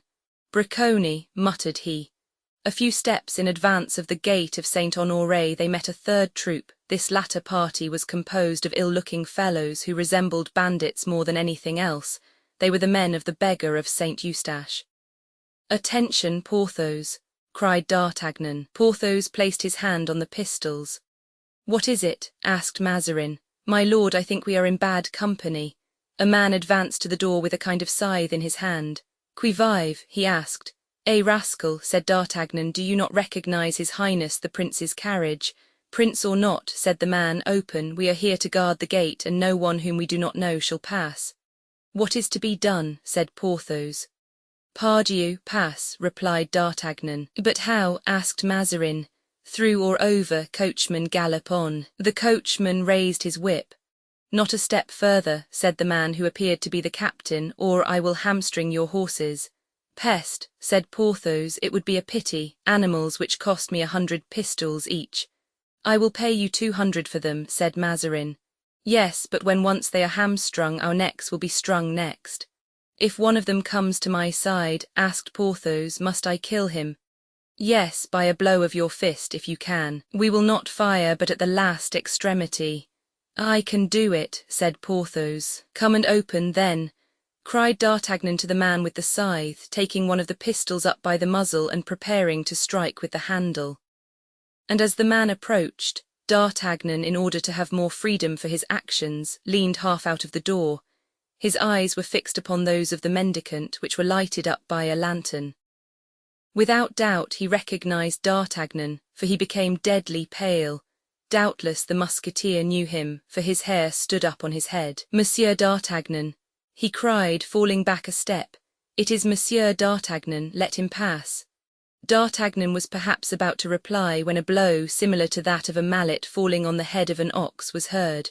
The noise was caused by Porthos, who had just knocked down his man. D'Artagnan turned around and saw the unfortunate man upon his back about 4 paces off. "Esdeath," cried he to the coachman, "spur your horses, whip, get on." The coachman bestowed a heavy blow of the whip upon his horses, the noble animals bounded forward, then cries of men who were knocked down were heard, then a double concussion was felt, and 2 of the wheels seemed to pass over a round and flexible body. There was a moment's silence, then the carriage cleared the gate.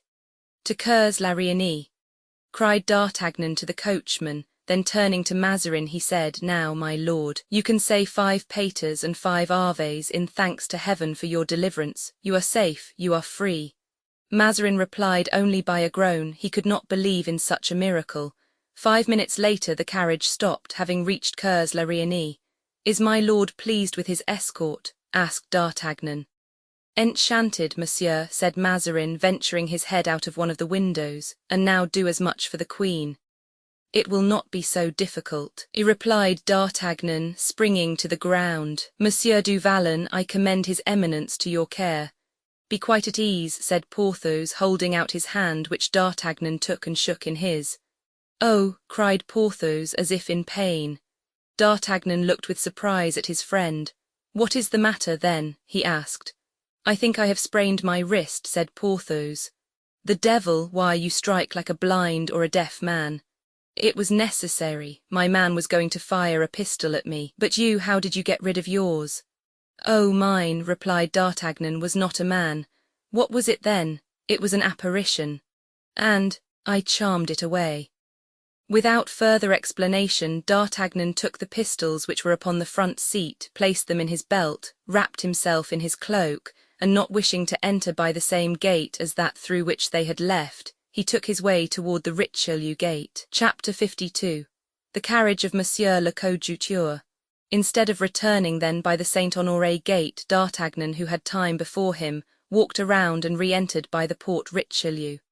He was approached to be examined, and when it was discovered by his plumed hat and his laced coat that he was an officer of the Musketeers, he was surrounded with the intention of making him cry, "Down with Mazarin." The demonstration did not fail to make him uneasy at first, but when he discovered what it meant, he shouted it in such a voice that even the most exacting were satisfied. He walked down the Rue Richelieu, meditating how he should carry off the Queen in her turn, for to take her in a carriage bearing the arms of France was not to be thought of, when he perceived an equipage standing at the door of the hotel belonging to Madame de Guémené. He was struck by a sudden idea.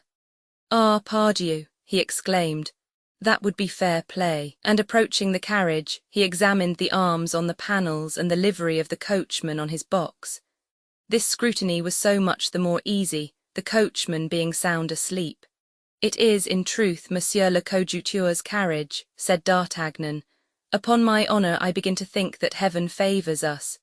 He mounted noiselessly into the chariot and pulled the silk cord which was attached to the coachman's little finger. "To the Palais Royal," he called out. The coachman awoke with a start and drove off in the direction he was desired, never doubting but that the order had come from his master.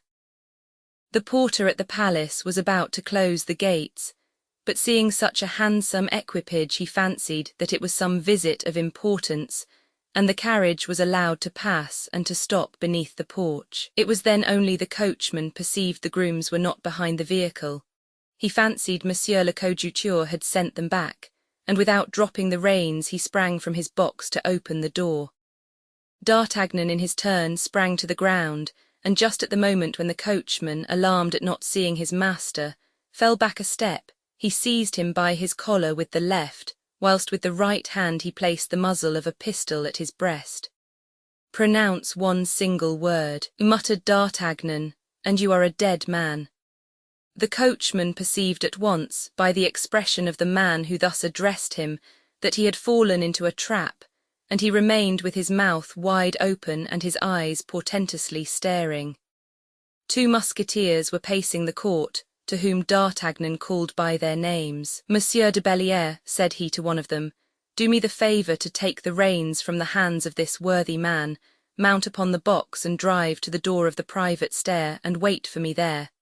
It is an affair of importance on the service of the king."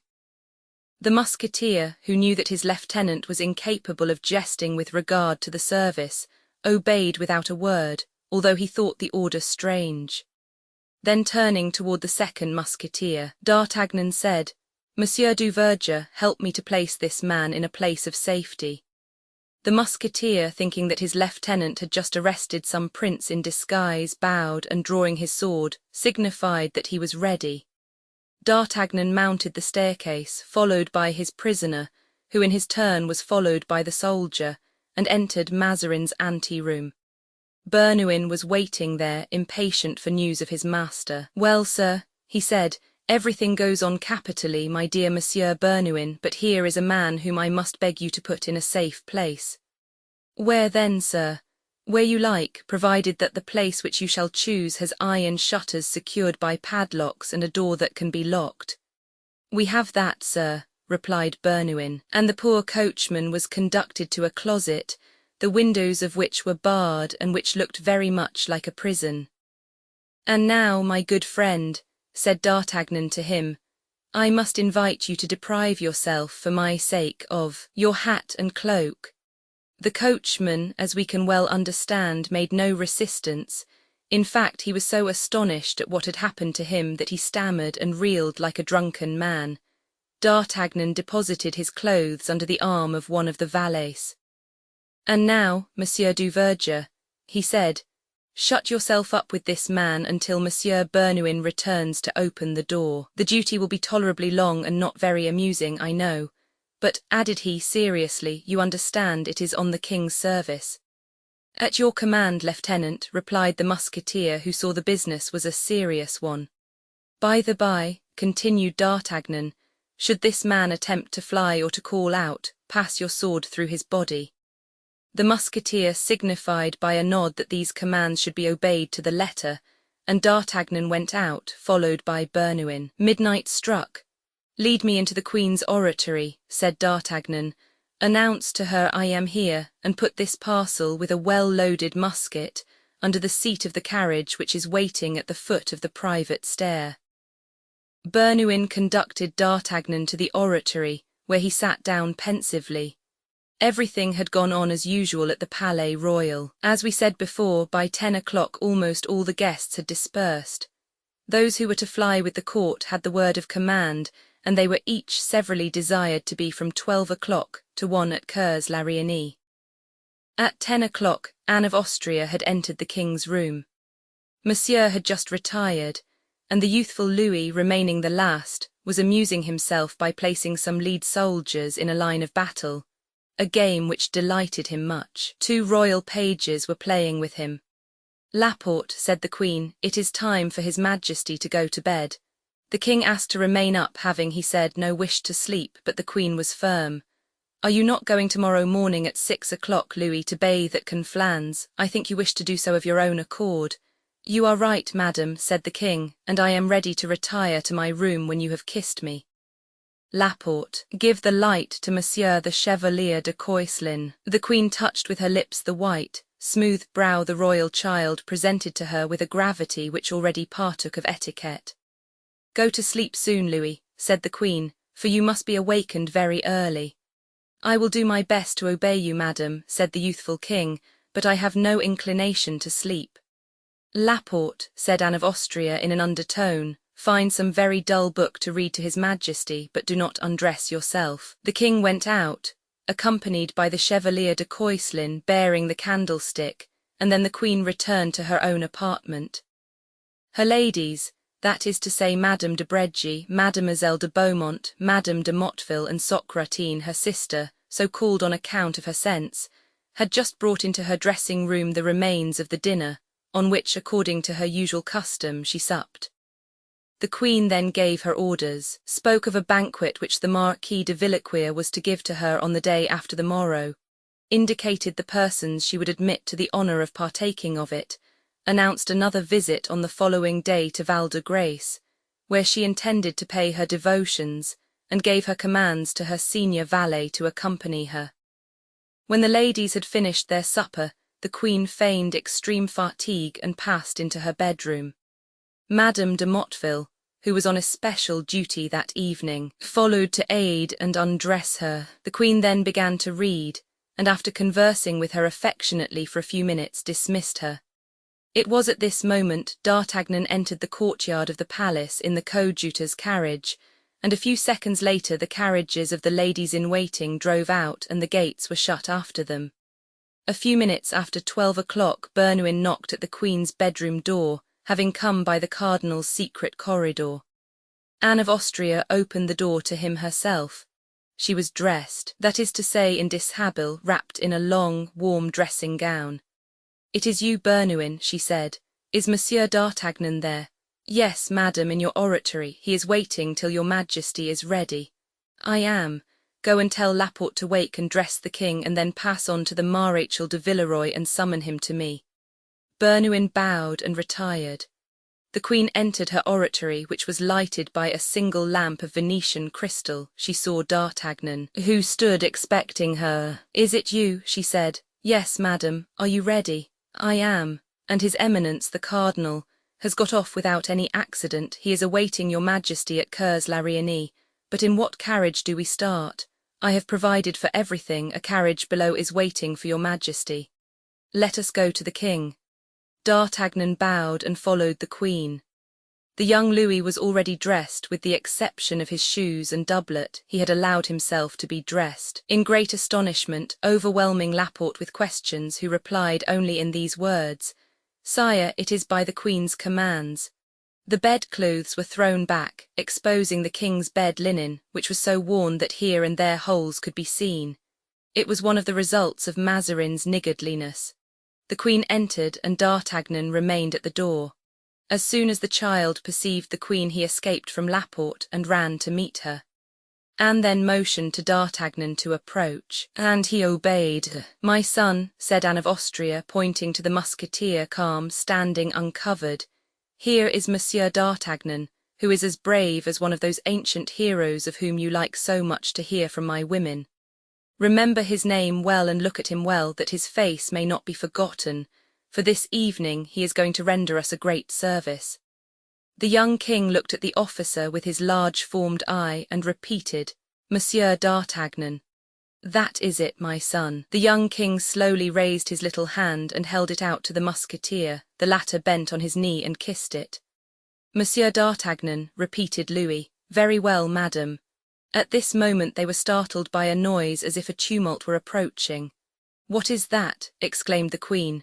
"Oh, oh," replied D'Artagnan, straining both at the same time his quick ear and his intelligent glance, "it is the murmur of the populace in revolution." "We must fly," said the queen. "Your Majesty has given me the control of this business. We had better wait and see what they want. Monsieur D'Artagnan, I will answer for everything. Nothing is so catching as confidence." The queen, full of energy and courage, was quickly alive to these two virtues in others. "Do as you like," she said, "I rely upon you. Will your Majesty permit me to give orders in your name throughout this business?" "Command, sir." "What do the people want this time?" demanded the king. "We are about to ascertain, sire," replied D'Artagnan as he rapidly left the room. The tumult continued to increase and seemed to surround the Palais Royal entirely.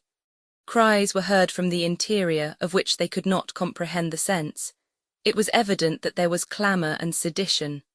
The king, half-dressed, the queen and Laporte remained each in the same state and almost in the same place, where they were listening and waiting. Comminges, who was on guard that night at the Palais Royal, ran in. He had about 200 men in the courtyards and stables, and he placed them at the queen's disposal. "Well," asked Anne of Austria when D'Artagnan reappeared, "what does it mean?" "It means, madam, that the report has spread that the queen has left the Palais Royal, carrying off the king, and the people ask to have proof to the contrary or threaten to demolish the Palais Royal." "Oh, this time it is too much," exclaimed the queen, "and I will prove to them I have not left." D'Artagnan saw from the expression of the queen's face that she was about to issue some violent command. He approached her and said in a low voice, "Has your Majesty still confidence in me?" This voice startled her. "Yes, sir," she replied, "every confidence. Speak. Will the queen deign to follow my advice? Speak. Let your Majesty dismiss de Comminges and desire him to shut himself up with his men in the guard-house and in the stables." Comminges glanced at D'Artagnan with the envious look with which every courtier sees a new favourite spring up. "You hear, Comminges," said the queen. D'Artagnan went up to him. With his usual quickness he caught the anxious glance. "Monsieur de Comminges," he said, "pardon me. We both are servants of the queen, are we not? It is my turn to be of use to her. Do not envy me this happiness." Comminges bowed and left. "Come," said D'Artagnan to himself, "I have got one more enemy." "And now," said the queen, addressing D'Artagnan, "what is to be done? For you hear that, instead of becoming calmer, the noise increases." "Madam," said D'Artagnan, "the people want to see the king, and they must see him." "What must see him? Where, on the balcony?" "Not at all, madam, but here, sleeping in his bed." "Oh, your Majesty," exclaimed Laporte, "Monsieur D'Artagnan is right." The queen became thoughtful and smiled, like a woman to whom duplicity is no stranger. "Without doubt," she murmured. "Monsieur Laporte," said D'Artagnan, "go and announce to the people through the grating that they are going to be satisfied, and that in 5 minutes they shall not only see the king, but they shall see him in bed. Add that the king sleeps, and that the queen begs that they will keep silence so as not to awaken him. But not everyone, a deputation of 2 or 4 people." "Everyone, madam. But reflect, they will keep us here till daybreak."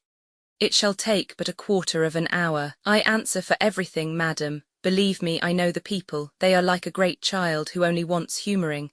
Before the sleeping king they will be mute, gentle and timid as lambs." "Go, Laporte," said the queen. The young king approached his mother and said, "Why do as these people ask?" "It must be so, my son," said Anne of Austria. "But if they say it must be to me, am I no longer king?" The queen remained silent. "Sire," said D'Artagnan, "will your majesty permit me to ask you a question?" Louis XIV turned around, astonished that anyone should dare to address him, but the queen pressed the child's hand. "Yes, sir," he said. "Does your majesty remember, when playing in the park of Fontainebleau or in the palace courts at Versailles, ever to have seen the sky grow suddenly dark and heard the sound of thunder?" "Yes, certainly." "Well, then, this noise of thunder, however much your majesty may have wished to continue playing, has said, 'Go in, sire, you must do so.'" "Certainly, sir, but they tell me that the noise of thunder is the voice of God." "Well then, sire," continued D'Artagnan, "listen to the noise of the people, you will perceive that it resembles that of thunder." In truth, at that moment a terrible murmur was wafted to them by the night breeze, then all at once it ceased. "Hold, sire," said D'Artagnan, "they have just told the people that you are asleep. You see, you still are king." The queen looked with surprise at this strange man whose brilliant courage made him the equal of the bravest, and who was, by his fine and quick intelligence, the equal of the most astute. Laporte entered. "Well, Laporte?" asked the queen. "Madam," he replied, "Monsieur d'Artagnan's prediction has been accomplished. They are calm as if by enchantment. The doors are about to be opened, and in 5 minutes they will be here." "Laporte," said the queen, "suppose you put one of your sons in the king's place, we might be off during the time." "If your majesty desires it," said Laporte, "my sons, like myself, are at the queen's service." "Not at all," said D'Artagnan. "Should one of them know his majesty and discover but a substitute, all would be lost." "You are right, sir, always right," said Anne of Austria. "Laporte, place the king in bed." Laporte placed the king, dressed as he was, in the bed, and then covered him as far as the shoulders with the sheet. The queen bent over him and kissed his brow. "Pretend to sleep, Louis," said she. "Yes," said the king, "but I do not wish to be touched by any of those men." "Sire, I am here," said D'Artagnan, "and I give you my word that if a single man has the audacity, his life shall pay for it." "And now what is to be done?" asked the queen, "for I hear them." "Monsieur Laporte, go to them and again recommend silence. Madam, wait at the door, whilst I shall be at the head of the king's bed, ready to die for him." Laporte went out. The queen remained standing near the hangings, whilst D'Artagnan glided behind the curtains. Then the heavy and collected steps of a multitude of men were heard, and the queen herself raised the tapestry hangings and put her finger on her lips. On seeing the queen, the men stopped short, respectfully. "Enter, gentlemen, enter," said the queen. There was then amongst that crowd a moment's hesitation which looked like shame. They had expected resistance. They had expected to be thwarted, to have to force the gates, to overturn the guards. The gates had opened of themselves, and the king, ostensibly at least, had no other guard at his bed head but his mother. The foremost of them stammered and attempted to fall back. "Enter, gentlemen," said Laporte, "since the queen desires you so to do." Then one more bold than the rest ventured to pass the door and to advance on tiptoe. This example was imitated by the rest, until the room filled silently, as if these men had been the humblest, most devoted courtiers. Far beyond the door the heads of those who were not able to enter could be seen, all craning to their utmost height to try and see. D'Artagnan saw it all through an opening he had made in the curtain, and in the very first man who entered he recognized Planchet. "Sir," said the queen to him, thinking he was the leader of the band, "you wished to see the king, and therefore I determined to show him to you myself. Approach and look at him, and say if we have the appearance of people who wish to run away." "No, certainly," replied Planchet, rather astonished at the unexpected honor conferred upon him.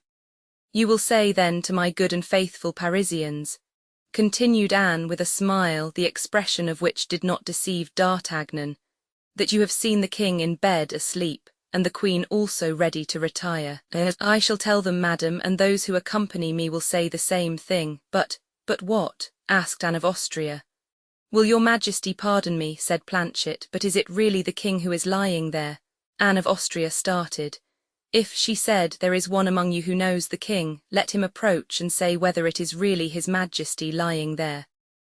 A man wrapped in a cloak, in the folds of which his face was hidden, approached and leaned over the bed and looked. For 1 second D'Artagnan thought the man had some evil design, and he put his hand to his sword.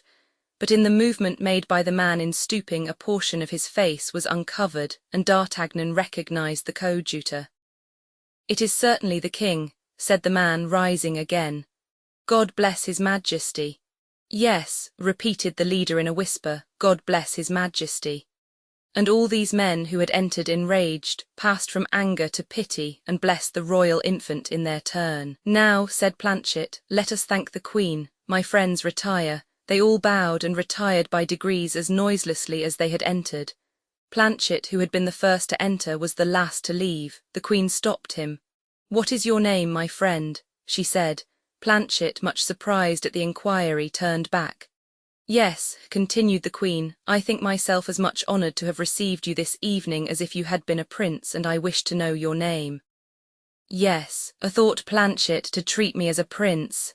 No, thank you." D'Artagnan trembled lest Planchet, seduced like the crow in the fable, should tell his name, and that the queen, knowing his name, would discover that Planchet had belonged to him. "Madam," replied Planchet respectfully, "I am called Duilleria, at your service." "Thank you, Monsieur Duilleria," said the queen. "And what is your business?" "Madam, I am a clothier in the Rue Bourdonnais." "That is all I wish to know," said the queen. "Much obliged to you, Monsieur Duilleria. You will hear again from me." Come, thought D'Artagnan, emerging from behind the curtain. Decidedly Monsieur Planchet is no fool. It is evident he has been brought up in a good school. The different actors in this strange scene remained facing one another, without uttering a single word. The queen standing near the door, D'Artagnan half out of his hiding place, the king raised on his elbow, ready to fall down on his bed again at the slightest sound that would indicate the return of the multitude. But instead of approaching, the noise became more and more distant, and very soon it died entirely away. The queen breathed more freely. D'Artagnan wiped his damp forehead, and the king slid off his bed, saying, "Let us go." At this moment Laporte reappeared. "Well," asked the queen. "Well, madam," replied the valet, "I followed them as far as the gates. They announced to all their comrades that they had seen the king and that the queen had spoken to them, and in fact they went away quite proud and happy." "Oh, the miserable wretches!" murmured the queen. "They shall pay dearly for their boldness, and it is I who promise this." Then turning to D'Artagnan, she said, "Sir, you have given me this evening the best advice I have ever received. Continue and say what we must do now." "Monsieur Laporte," said D'Artagnan, finished dressing his majesty. "We may go, then?" asked the queen. "Whenever your majesty pleases. You have only to descend by the private stairs, and you will find me at the door." "Go, sir," said the queen, "I will follow you." D'Artagnan went down and found the carriage at its post, and the musketeer on the box. D'Artagnan took out the parcel which he had desired Bernouin to place under the seat. It may be remembered that it was the hat and cloak belonging to Monsieur de Gondy's coachman. He placed the cloak on his shoulders and the hat on his head, whilst the musketeer got off the box. "Sir," said D'Artagnan, "you will go and release your companion who is guarding the coachman. You must mount your horse and proceed to the Rue Tiquetonne, Hôtel de la Chevrette, whence you will take my horse and that of Monsieur du Vallon, which you must saddle and equip as if for war, and then you will leave Paris, bringing them with you to Cours-la-Reunite. If when you arrive at Cours-la-Reunite you find no one, you must go on to Saint-Germain, on the king's service." The musketeer touched his cap and went away to execute the orders thus received. D'Artagnan mounted the box, having a pair of pistols in his belt, a musket under his feet, and a naked sword behind him. The queen appeared and was followed by the king and the Duke d'Anjou, his brother. "Monsieur the coadjutor's carriage," she exclaimed, falling back. "Yes, madam," said D'Artagnan, "but get in fearlessly, for I myself will drive you." The queen uttered a cry of surprise and entered the carriage, and the king and Monsieur took their places at her side. "Come, Laporte," said the queen. "How, madam?" said the valet, "in the same carriage as your majesty's? It is not a matter of royal etiquette this evening, but of the king's safety. Get in, Laporte." Laporte obeyed. "Pull down the blinds," said D'Artagnan. "But will that not excite suspicion, sir?" asked the queen. "Your Majesty's mind may be quite at ease," replied the officer. "I have my answer ready." The blinds were pulled down and they started at a gallop by the Rue Richelieu. On reaching the gate, the captain of the post advanced at the head of a dozen men holding a lantern in his hand. D'Artagnan signed to them to draw near. "Do you recognize the carriage?" he asked the sergeant. "No," replied the latter. "Look at the arms." The sergeant put the lantern near the panel. "They are those of Monsieur le Coadjuteur," he said. "Hush, he is enjoying a ride with Madame de Guémené." The sergeant began to laugh. "Open the gate," he cried. "I know who it is." Then putting his face to the lowered blinds, he said, "I wish you joy, my lord." "Impudent fellow," cried D'Artagnan, "you will get me turned off." The gate groaned on its hinges, and D'Artagnan, seeing the way clear, whipped his horses, who started at a canter, and 5 minutes later they had rejoined the cardinal. "Mousqueton," exclaimed D'Artagnan, "draw up the blinds of his Majesty's carriage." "It is he," cried Porthos. "Disguised as a coachman," exclaimed Mazarin. "And driving the coadjutor's carriage," said the queen. "Corpo di Dio, Monsieur d'Artagnan," said Mazarin, "you are worth your weight in gold." Chapter 53. How D'Artagnan and Porthos earned by selling straw. Mazarin was desirous of setting out instantly for Saint-Germain, but the queen declared that she should wait for the people whom she had appointed to meet her. However, she offered the Cardinal Laporte's place, which he accepted, and went from one carriage to the other. It was not without foundation that a report of the king's intention to leave Paris by night had been circulated. 10 or 12 persons had been in the secret since 6 o'clock, and howsoever great their prudence might be, they could not issue the necessary orders for the departure without suspicion being generated. Besides, each individual had 1 or 2 others for whom he was interested, and as there could be no doubt but that the queen was leaving Paris full of terrible projects of vengeance, everyone had warned parents and friends of what was about to transpire, so that the news of the approaching exit ran like a train of lighted gunpowder along the streets. The first carriage which arrived after that of the queen was that of the Prince de Condé, with the princess and dowager princess. Both these ladies had been awakened in the middle of the night and did not know what it all was about. The second contained the Duke and Duchess of Orléans, the tall young Mademoiselle and the Abbé de la Rivière, and the third, the Duc de Longueville and the Prince de Conti, brother and brother-in-law of Condé. They all alighted and hastened to pay their respects to the king and queen in their coach. The queen fixed her eyes upon the carriage they had left, and seeing that it was empty, she said, "But where is Madame de Longueville?"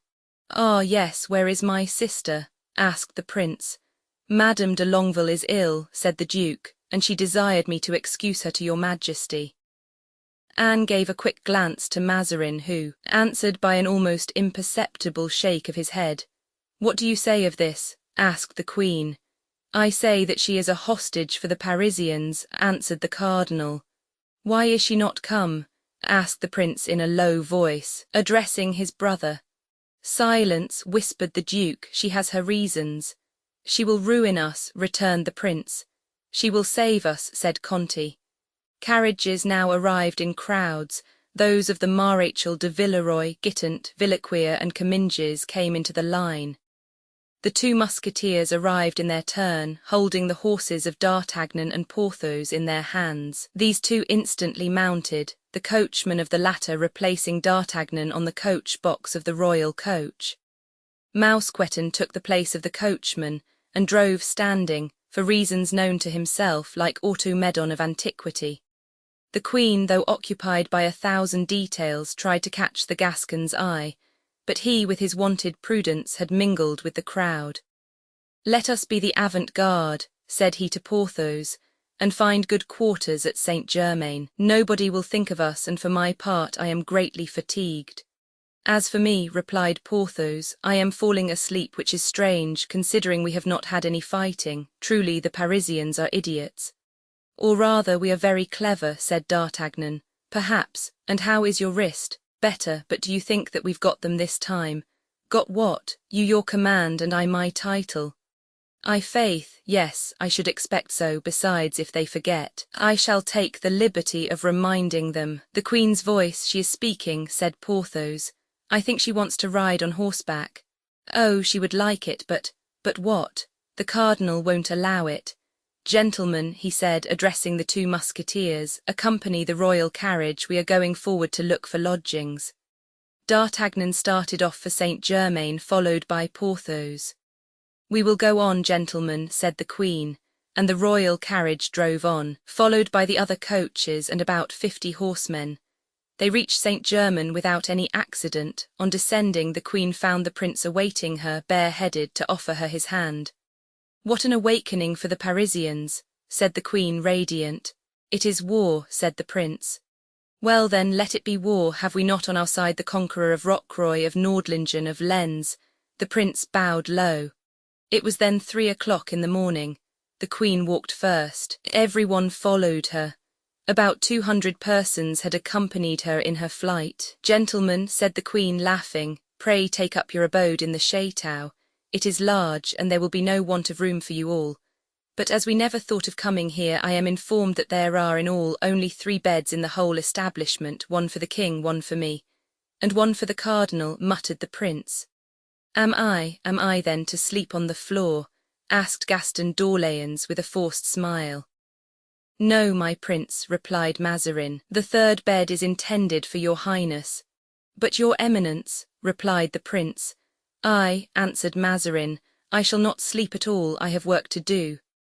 Gaston desired that he should be shown into the room wherein he was to sleep, without in the least concerning himself as to where his wife and daughter were to repose. "Well, for my part, I shall go to bed," said D'Artagnan. "Come, Porthos." Porthos followed the lieutenant with that profound confidence he ever had in the wisdom of his friend. They walked from one end of the chateau to the other, Porthos looking with wondering eyes at D'Artagnan, who was counting on his fingers. 400 at a pistol each, 400 pistols. "Yes," interposed Porthos, 400 pistols, but who is to make 400 pistols? "A pistol is not enough," said D'Artagnan, "'tis worth a louis." "What is worth a louis?" 400 at a louis each make 400 louis. 400, said Porthos.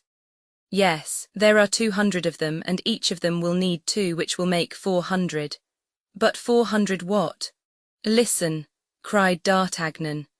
But as there were all kinds of people about who were in a state of stupefaction at the unexpected arrival of the court, he whispered in his friend's ear. "I understand," answered Porthos. "I understand you perfectly, on my honor. 200 louis each of us would be making a pretty thing of it, but what will people say?" "Let them say what they will. Besides, how will they know that we are doing it?"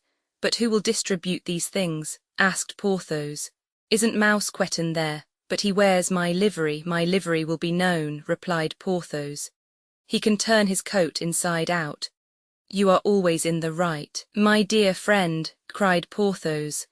"But where the devil do you discover all the notions you put into practice?" D'Artagnan smiled. The 2 friends turned down the first street they came to. Porthos knocked at the door of a house to the right, whilst D'Artagnan knocked at the door of a house to the left. "Some straw," they said.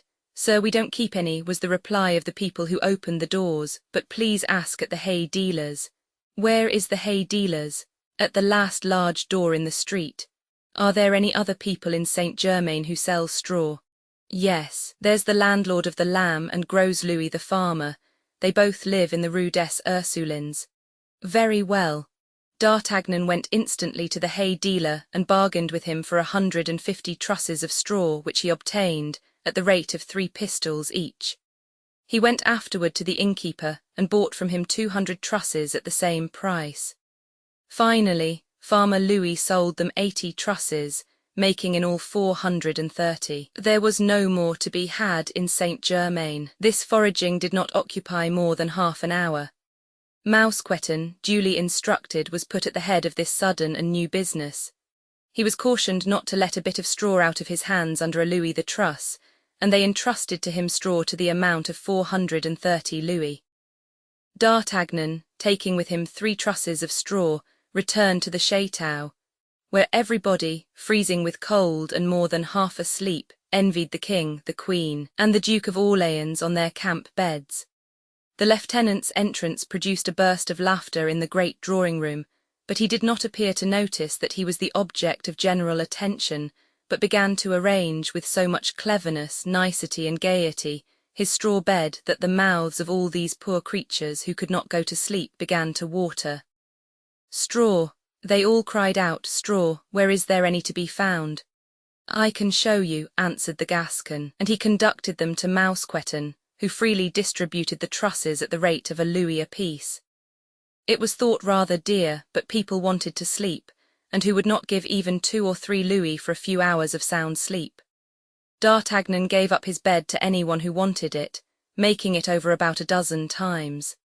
And since he was supposed to have paid, like the others, a louis for his truss of straw, he pocketed in that way 30 louis in less than half an hour. At 5 o'clock in the morning, the straw was worth 80 francs a truss, and there was no more to be had. D'Artagnan had taken the precaution to set apart 4 trusses for his own use.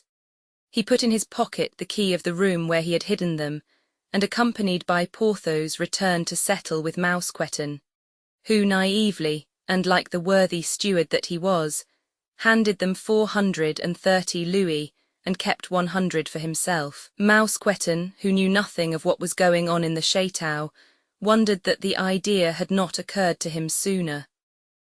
D'Artagnan put the gold in his hat, and in going back to the chateau settled the reckoning with Porthos. Each of them had cleared 215 louis. Porthos, however, found that he had no straw left for himself. He returned to Mousqueton, but the steward had sold the last wisp. He then repaired to D'Artagnan, who, thanks to his 4 trusses of straw, was in the act of making up and tasting, by anticipation, the luxury of a bed so soft, so well stuffed at the head, so well covered at the foot, that it would have excited the envy of the king himself, if his majesty had not been fast asleep in his own. D'Artagnan could on no account consent to pull his bed to pieces again for Porthos, but for a consideration of 4 louis that the latter paid him for it, he consented that Porthos should share his couch with him.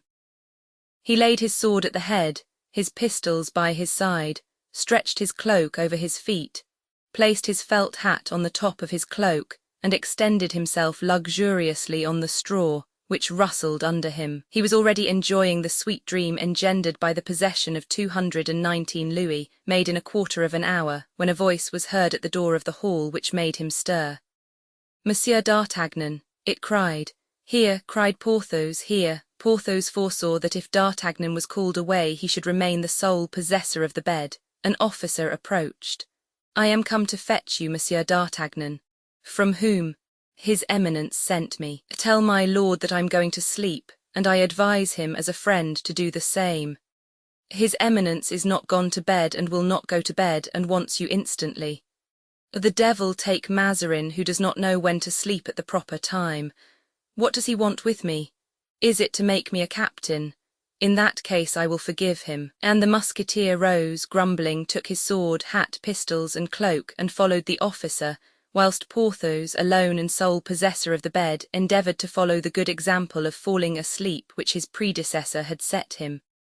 "Monsieur d'Artagnan," said the cardinal on perceiving him, "I have not forgotten with what zeal you have served me. I am going to prove to you that I have not." "Good," thought the Gascon, "this is a promising beginning." "Monsieur d'Artagnan," he resumed, "do you wish to become a captain?" "Yes, my lord, and your friend still longs to be made a baron. At this very moment, my lord, he no doubt dreams that he is one already." "Then," said Mazarin, taking from his portfolio the letter which he had already shown D'Artagnan, "take this dispatch and carry it to England." D'Artagnan looked at the envelope. There was no address on it. "Am I not to know to whom to present it?" "You will know when you reach London. At London you may tear off the outer envelope." "And what are my instructions?"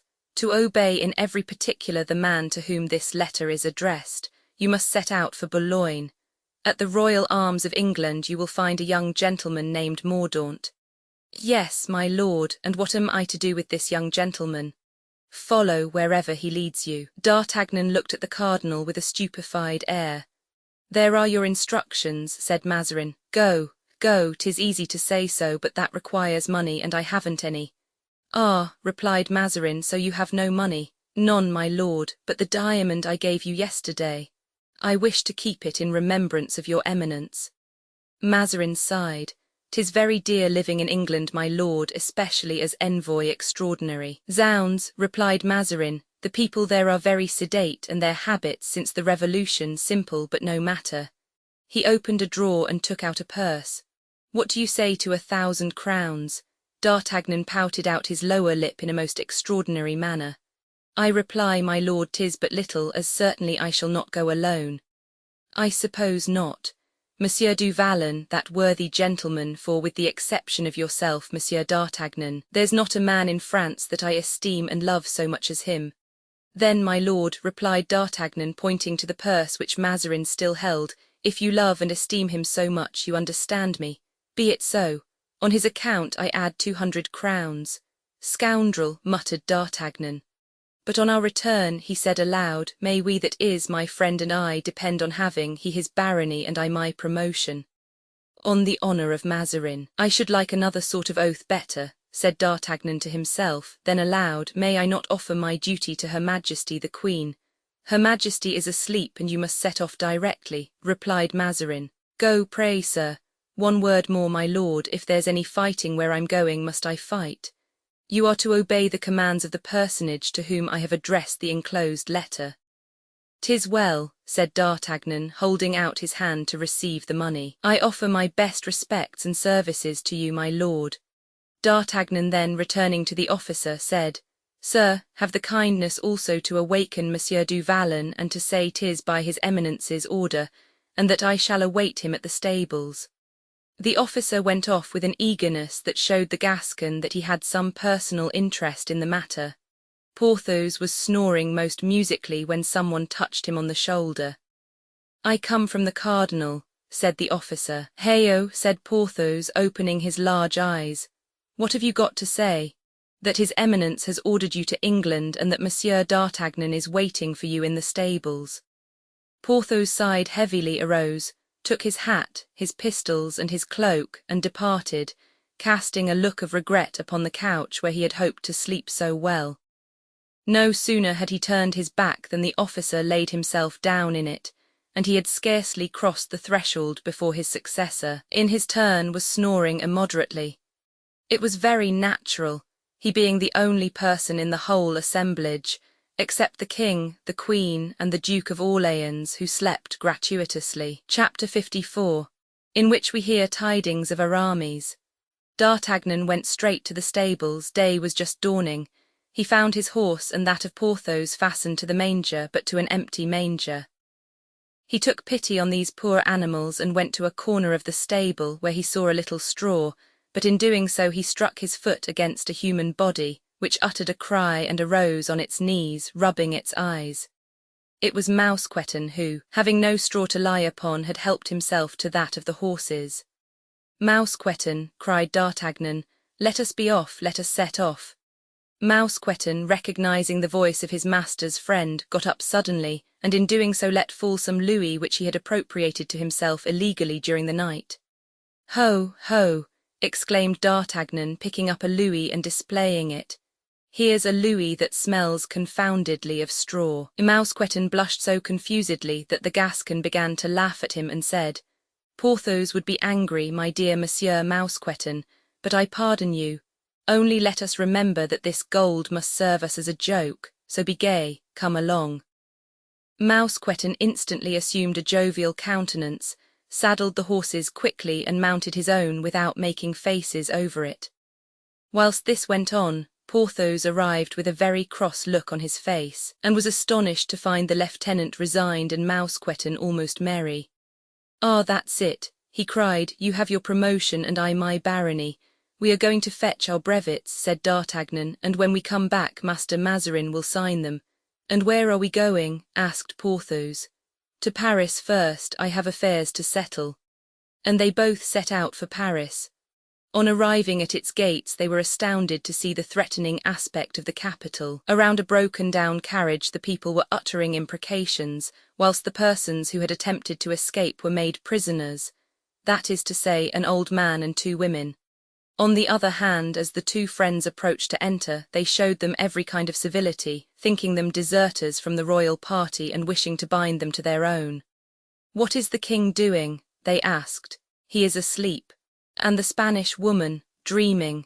And the cursed Italian, "He is awake. So keep on the watch, as they are gone away, it's for some purpose, rely on it." "But as you are the strongest, after all," continued D'Artagnan, "don't be furious with old men and women, and keep your wrath for more appropriate occasions."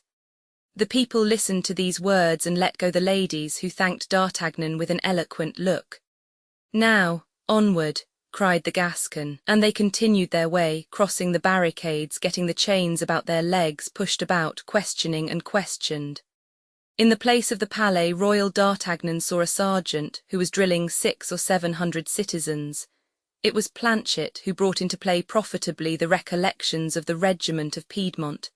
In passing before D'Artagnan, he recognized his former master. "Good day, Monsieur D'Artagnan," said Planchet proudly. "Good day, Monsieur Dullerier," replied D'Artagnan. Planchet stopped short, staring at D'Artagnan. The first row, seeing their sergeant stop, stopped in their turn, and so on to the very last. "These citizens are dreadfully ridiculous," observed D'Artagnan to Porthos, and went on his way. 5 minutes afterward, he entered the hotel of La Chevrette, where pretty Madeleine, the hostess, came to him. "My dear Mistress Turquaine," said the Gascon, "if you happen to have any money, lock it up quickly. If you happen to have any jewels, hide them directly. If you happen to have any debtors, make them pay you, or any creditors, don't pay them." "Why, prithee?" asked Madeleine. "Because Paris is going to be reduced to dust and ashes like Babylon, of which you have no doubt heard tell. And are you going to leave me at such a time, this very instant? And where are you going? Ah, if you could tell me that, you would be doing me a service." Ah me, have you any letters for me?" inquired D'Artagnan, wishing to signify to the hostess that her lamentations were superfluous, and that therefore she had better spare him demonstrations of her grief. "There's one just arrived," and she handed the letter to D'Artagnan. "From Athos," cried D'Artagnan, recognizing the handwriting. "Ah," said Porthos, "let us hear what he says." D'Artagnan opened the letter and read as follows: "Dear D'Artagnan, dear Du Vallon, my good friends, perhaps this may be the last time that you will ever hear from me. Aramis and I are very unhappy, but God, our courage, and the remembrance of our friendship sustain us. Think often of Raoul. I entrust to you certain papers which are at Blois, and in 2 months and a half, if you do not hear of us, take possession of them. Embrace with all your heart the Vicomte, for your devoted friend, Athos." "I believe by heaven," said D'Artagnan, "that I shall embrace him, since he's upon our road, and if he is so unfortunate as to lose our dear Athos, from that very day he becomes my son." "And I," said Porthos, "shall make him my sole heir. Let us see, what more does Athos say? Should you meet on your journey a certain Monsieur Mordaunt, distrust him. In a letter I cannot say more." "Monsieur Mordaunt!" exclaimed the Gascon, surprised. "Monsieur Mordaunt, 'tis well," said Porthos, "we shall remember that, but see, there is a postscript from Aramis." "So there is," said D'Artagnan, and he read, "We conceal the place where we are, dear friends, knowing your brotherly affection, and that you would come and die with us were we to reveal it." "Confound it," interrupted Porthos, with an explosion of passion which sent Mousqueton to the other end of the room. "Are they in danger of dying?" D'Artagnan continued, "Athos bequeaths to you Raoul, and I bequeath to you my revenge. If by any good luck you lay your hand on a certain man named Mordaunt, tell Porthos to take him into a corner and to wring his neck. I dare not say more in a letter. Aramis." "If that is all, it is easily done," said Porthos. "On the contrary," observed D'Artagnan with a vexed look, "it would be impossible." "How so?" "It is precisely this Monsieur Mordaunt whom we are going to join at Boulogne, and with whom we cross to England." "Well, suppose instead of joining this Monsieur Mordaunt we were to go and join our friends," said Porthos, with a gesture fierce enough to have frightened an army. "I did think of it, but this letter has neither date nor postmark." "True," said Porthos, and he began to wander about the room like a man beside himself. gesticulating and half drawing his sword out of the scabbard. As to D'Artagnan, he remained standing like a man in consternation, with the deepest affliction depicted on his face. "Ah, this is not right. Athos insults us. He wishes to die alone. It is bad, bad, bad." Mousqueton, witnessing this despair, melted into tears in a corner of the room. "Come," said D'Artagnan, "all this leads to nothing. Let us go on. We will embrace Réarol, and perhaps he will have news of Athos." "Stop, an idea," cried Porthos. "Indeed, my dear D'Artagnan, I don't know how you manage, but you are always full of ideas. Let us go and embrace Réarol." "Woe to that man who should happen to contradict my master at this moment," said Mousqueton to himself. "I wouldn't give a farthing for his life." They set out. On arriving at the Rue Saint-Denis, the friends found a vast concourse of people. It was the Duc de Beaufort, who was coming from the Vendomois and whom the coadjutor was showing to the Parisians, intoxicated with joy. With the Duke's aid, they already considered themselves invincible. The two friends turned off into a side street to avoid meeting the prince, and so reached the Saint-Denis gate. "Is it true," said the guard to the two cavaliers, "that the Duc de Beaufort has arrived in Paris?" "Nothing more certain, and the best proof of it is," said D'Artagnan, "that he has dispatched us to meet the Duc de Vendôme, his father, who is coming in his turn." "Long live de Beaufort," cried the guards, and they drew back respectfully to let the two friends pass. Once across the barriers, these two knew neither fatigue nor fear. Their horses flew, and they never ceased speaking of Athos and Aramis. The camp had entered Saint-Omer. The friends made a little detour and went to the camp, and gave the army an exact account of the flight of the king and queen. They found Réarol near his tent, reclining on a truss of hay, of which his horse stole some mouthfuls. The young man's eyes were red, and he seemed dejected. The Maréchal de Gramont and the Comte de Guiche had returned to Paris, and he was quite lonely. And as soon as he saw the two cavaliers, he ran to them with open arms. "Oh, is it you, dear friends? Did you come here to fetch me? Will you take me away with you? Do you bring me tidings of my guardian?" "Have you not received any?" said D'Artagnan to the youth. "Alas, sir, no, and I do not know what has become of him, so that I am really so unhappy that I weep." In fact, tears rolled down his cheeks. Porthos turned aside, in order not to show by his honest round face what was passing in his mind. "Deuce take it," cried D'Artagnan, more moved than he had been for a long time. "Don't despair, my friend. If you have not received any letters from the Count, we have received one." "Oh, really?" cried Réarol. "And a comforting one too," added D'Artagnan, seeing the delight that his intelligence gave the young man. "Have you it?" asked Réarol. "Yes, that is, I had it," repined the Gascon, making believe to find it. "Wait, it ought to be there in my pocket. It speaks of his return, does it not, Porthos?" All Gascon as he was, D'Artagnan could not bear alone the weight of that falsehood. "Yes," replied Porthos, coughing. Give it to me," said the young man. I read it a little while since. Can I have lost it? Ah, confound it, yes, my pocket has a hole in it." "Oh, yes, Monsieur Réarol," said Mousqueton, "the letter was very consoling. These gentlemen read it to me, and I wept for joy. But at any rate you know where he is, Monsieur d'Artagnan?" asked Réarol, somewhat comforted. "Ah, that's the thing," replied the Gascon. "Undoubtedly I know it, but it is a mystery. Not to me, I hope. No, not to you, so I am going to tell you where he is." Porthos devoured D'Artagnan with wondering eyes. "Where the devil shall I say that he is, so that he cannot try to rejoin him?" thought D'Artagnan. "Well, where is he, sir?" asked Réarol, in a soft and coaxing voice. "He is at Constantinople." "Among the Turks?" exclaimed Réarol, alarmed. "Good heavens, how can you tell me that? Does that alarm you?" cried D'Artagnan. "Pooh, what are the Turks to such men as the Comte de la Fère and the Abbé de Herblay?" "Ah, his friend is with him," said Réarol. "That comforts me a little." "Has he wit or not, this demon D'Artagnan?" said Porthos, astonished at his friend's deception. "Now, sir," said D'Artagnan, wishing to change the conversation, "here are 50 pistols that the Count has sent you by the same courier. I suppose you have no more money and that they will be welcome." "I have still 20 pistols, sir." "Well, take them, that makes 70.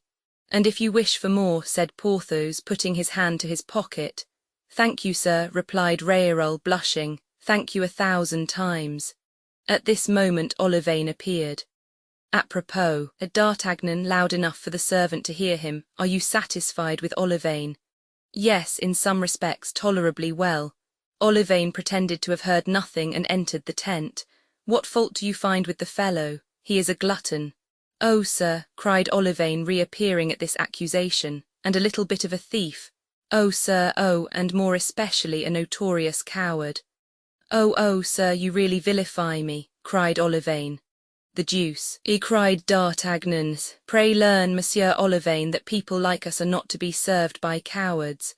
Rob your master, eat his sweetmeats and drink his wine, but by Jove, don't be a coward or I shall cut off your ears. Look at Monsieur Mouston, see the honourable wounds he has received, observe how his habitual valour has given dignity to his countenance. Mousqueton was in the third heaven and would have embraced D'Artagnan had he dared. Meanwhile he resolved to sacrifice his life for him on the next occasion that presented itself.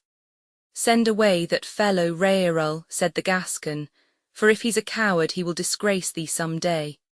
Monsieur says I am coward, cried Olivain, because he wanted the other day to fight a cornet in Gramont's regiment, and I refused to accompany him. Monsieur Olivain, a lackey ought never to disobey, said D'Artagnan sternly, then taking him aside he whispered to him, Thou hast done right, thy master was in the wrong, he is a crown for thee, but should he ever be insulted, and thou dost not let thyself be cut in quarters for him, I will cut out thy tongue, remember that.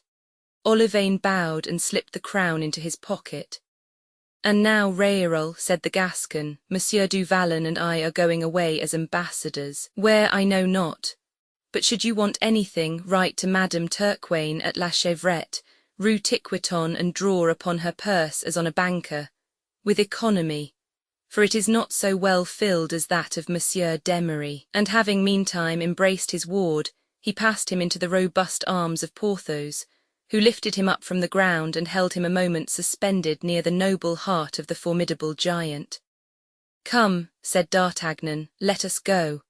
And they set out for Boulogne, where toward evening they arrived, their horses flecked with foam and dark with perspiration.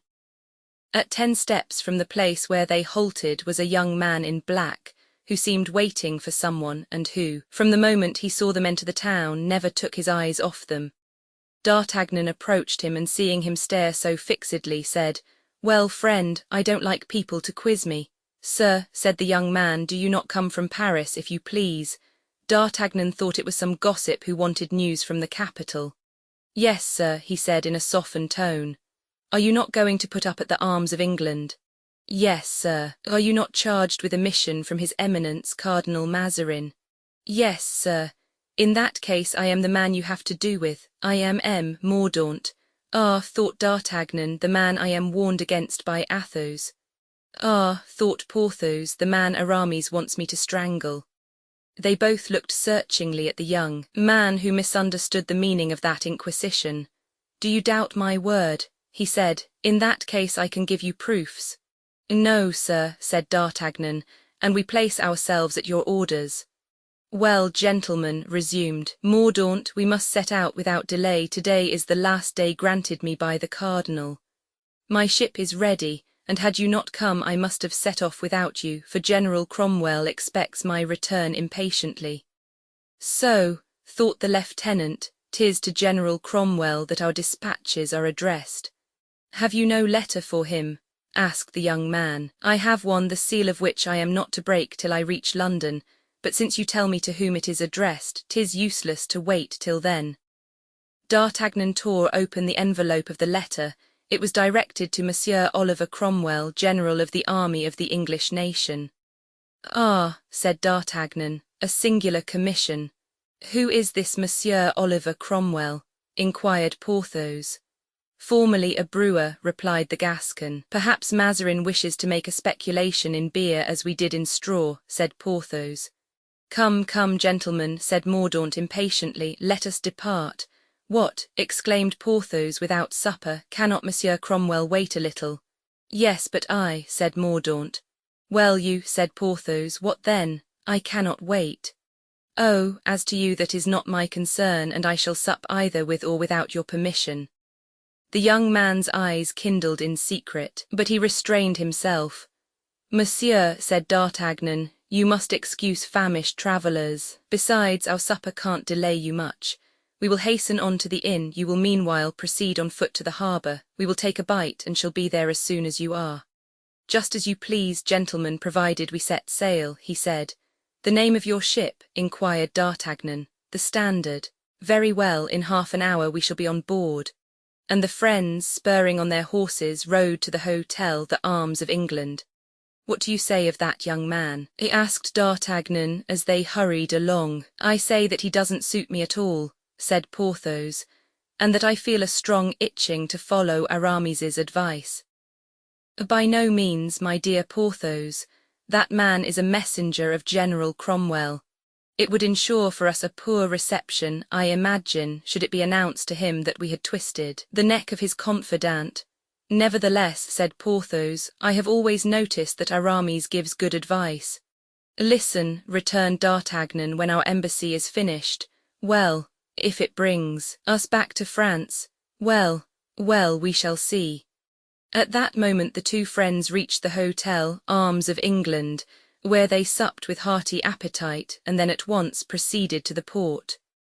There they found a brig ready to set sail, upon the deck of which they recognized Mordaunt walking up and down impatiently. "It is singular," said D'Artagnan, whilst the boat was taking them to the Standard.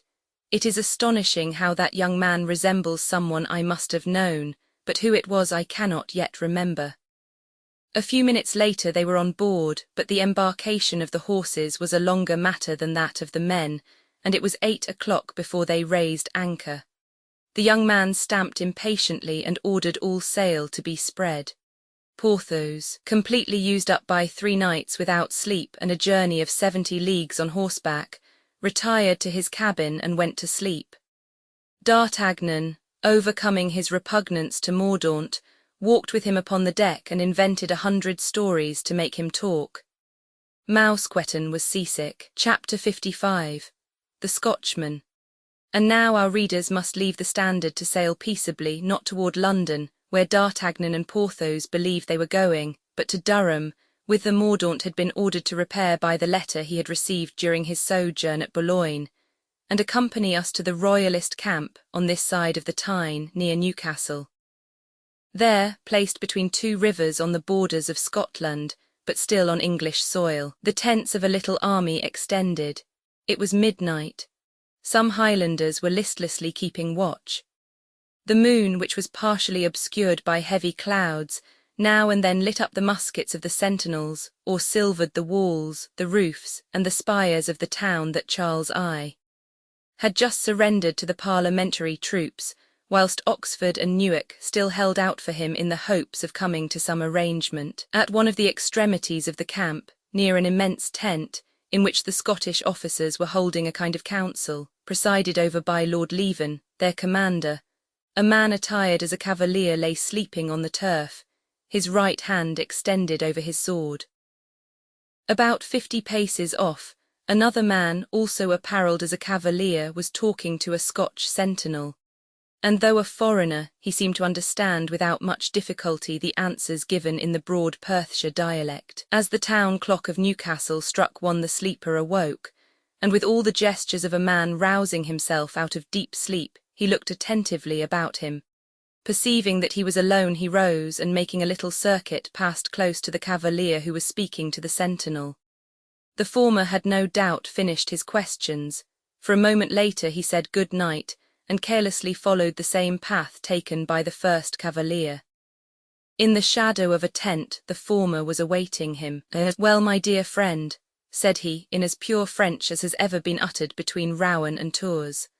"Well, my friend, there is not a moment to lose, we must let the king know immediately." "Why, what is the matter?" "It would take too long to tell you, besides you will hear it all directly, and the least word dropped here might ruin all. We must go and find Lord Winter." They both set off to the other end of the camp, but as it did not cover more than a surface of 500 feet, they quickly arrived at the tent they were looking for. "Tony, is your master sleeping?" said one of the 2 cavaliers to a servant who was lying in the outer compartment, which served as a kind of ante-room.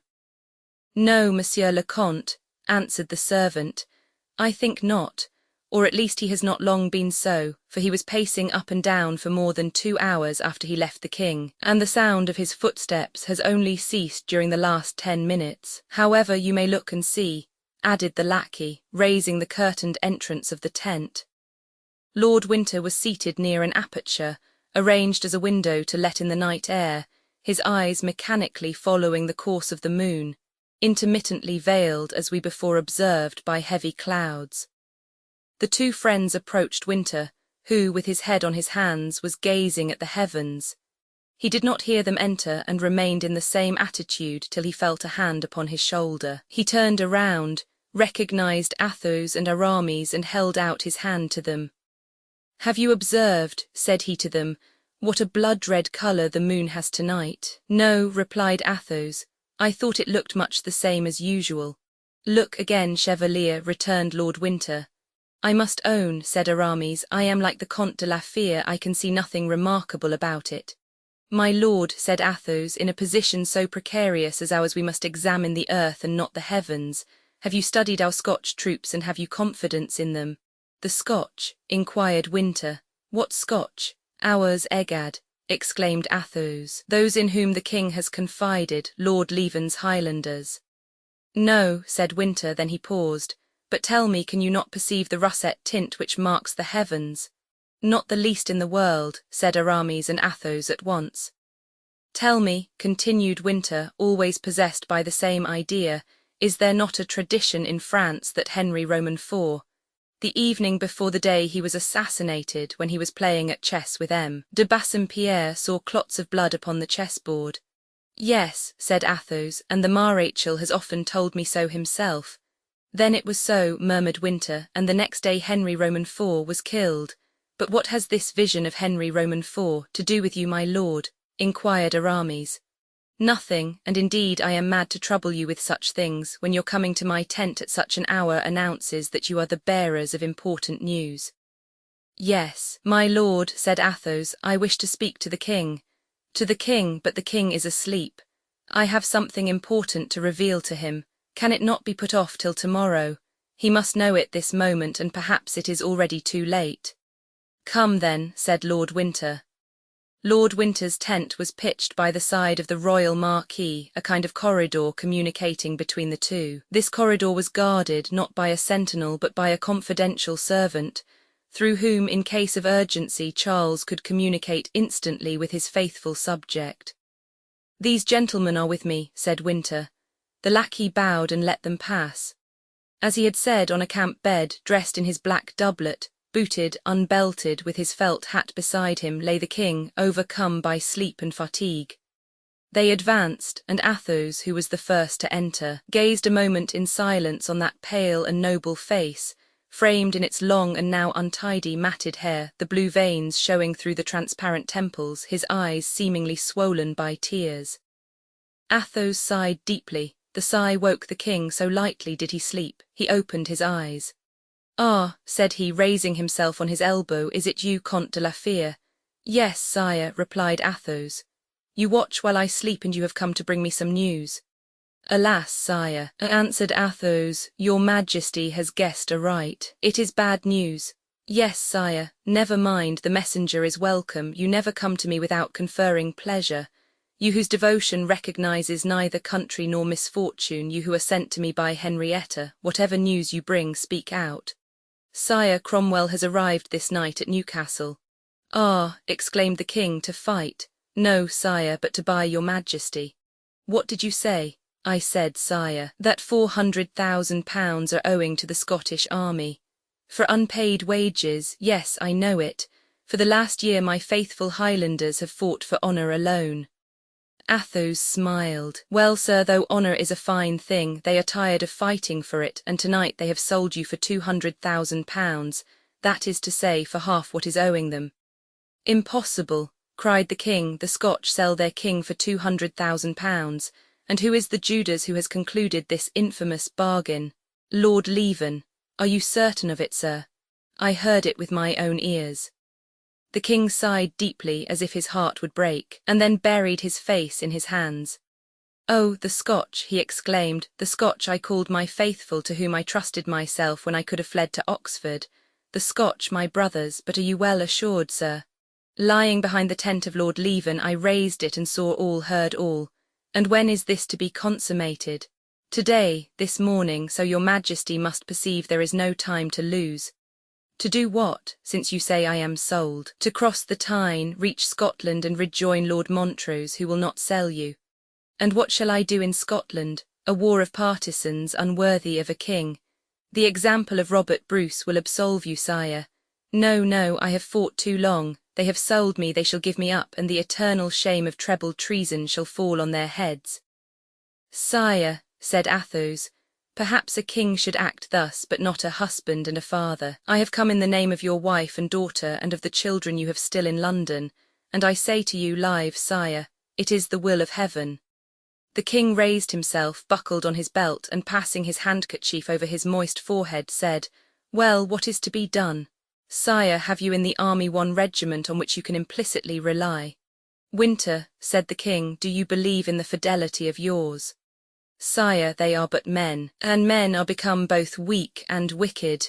I will not answer for them. I would confide my life to them, but I should hesitate ere I trusted them with your Majesty's."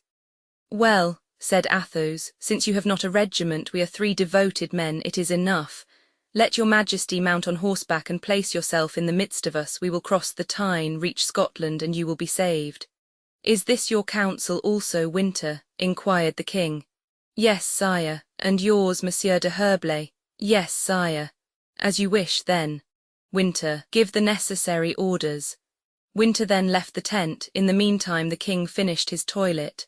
The first rays of daybreak penetrated the aperture of the tent as Winter re-entered it. "All is ready, sire," said he. "For us also?" inquired Athos. "Grimaud and Blaisois are holding your horses ready saddled." "In that case," exclaimed Athos, "let us not lose an instant, but set off." "Come," added the king. "Sire," said Aramis, "will not your Majesty acquaint some of your friends of this?" "Friends," answered Charles sadly, "I have but 3, one of 20 years, who has never forgotten me, and 2 of a week's standing, whom I shall never forget. Come, gentlemen, come." The king quitted his tent and found his horse ready waiting for him. It was a chestnut that the king had ridden for 3 years, and of which he was very fond. The horse neighed with pleasure at seeing him. "Ah," said the king, "I was unjust. Here is a creature that loves me. You at least will be faithful to me, Arthur." The horse, as if it understood these words, bent its red nostrils toward the king's face, and parting his lips displayed all its teeth, as if with pleasure. "Yes, yes," said the king, caressing it with his hand. "Yes, my Arthur, thou art a fond and faithful creature." After this little scene Charles threw himself into the saddle, and turning to Athos, Aramis, and Winter, said, "Now, gentlemen, I am at your service." But Athos was standing with his eyes fixed on a black line which bordered the banks of the Tyne and seemed to extend double the length of the camp. "What is that line?" cried Athos, whose vision was still rather obscured by the uncertain shades and demi-tints of daybreak. "What is that line? I did not observe it yesterday." "It must be the fog rising from the river," said the king. "Sire, it is something more opaque than the fog." "Indeed," said Winter, "it appears to me like a bar of red colour. It is the enemy who have made a sortie from Newcastle and are surrounding us," exclaimed Athos. "The enemy," cried the king. "Yes, the enemy, it is too late. Stop a moment, does not that sunbeam yonder, just by the side of the town, glitter on the Ironsides?" This was the name given the cuirassiers whom Cromwell had made his bodyguard. "Ah," said the king, "we shall soon see whether my Highlanders have betrayed me or not." "What are you going to do?" exclaimed Athos. "To give them the order to charge and run down these miserable rebels." And the king, putting spurs to his horse, set off to the tent of Lord Leven. "Follow him," said Athos. "Come," exclaimed Aramis. "Is the king wounded?" cried Lord Winter. "I see spots of blood on the ground." And he set off to follow the 2 friends. He was stopped by Athos. "Go and call out your regiment," said he. "I can foresee that we shall have need of it directly." Winter turned his horse, and the 2 friends rode on. It had taken but 2 minutes for the king to reach the tent of the Scottish commander. He dismounted and entered. The general was there, surrounded by the more prominent chiefs. "The king!" they exclaimed as all rose in bewilderment. Charles was indeed in the midst of them, his hat on his head, his brows bent, striking his boot with his riding whip. "Yes, gentlemen, the king in person, the king who has come to ask for some account of what has happened." "What is the matter, sire?" exclaimed Lord Leven.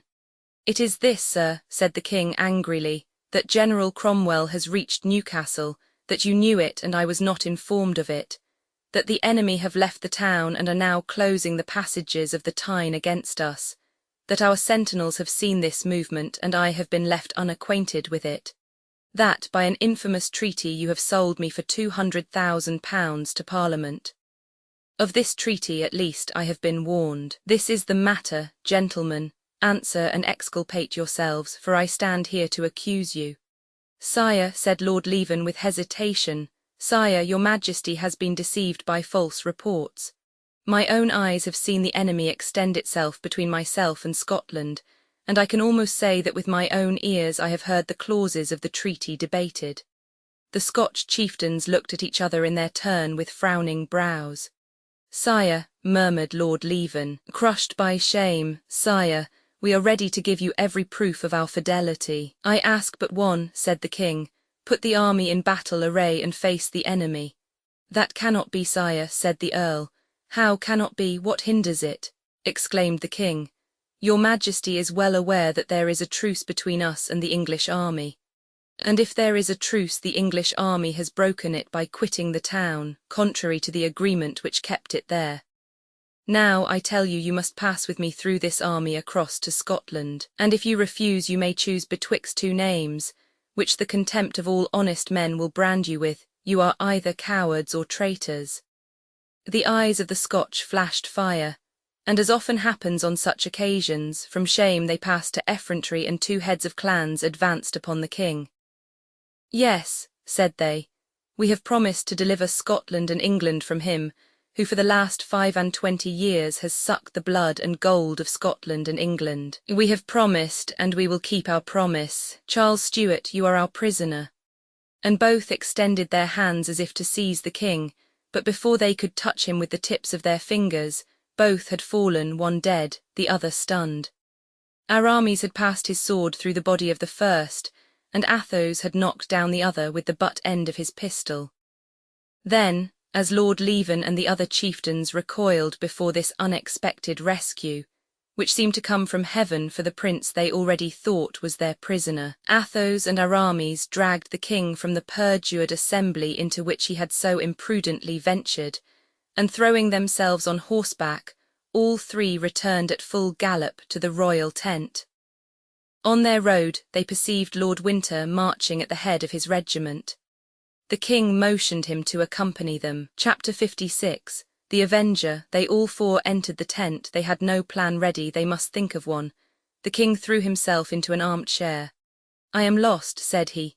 "No, sire," replied Athos, "you are only betrayed." The king sighed deeply. "Betrayed, yes, betrayed by the Scotch, amongst whom I was born, whom I have always loved better than the English. O traitors that ye are!" "Sire," said Athos, "this is not a moment for recrimination, but a time to show yourself a king and a gentleman. Up, sire, up, for you have here at least 3 men who will not betray you." "Ah, if we had been 5, murmured Athos, thinking of D'Artagnan and Porthos. "What do you say?" inquired Charles, rising.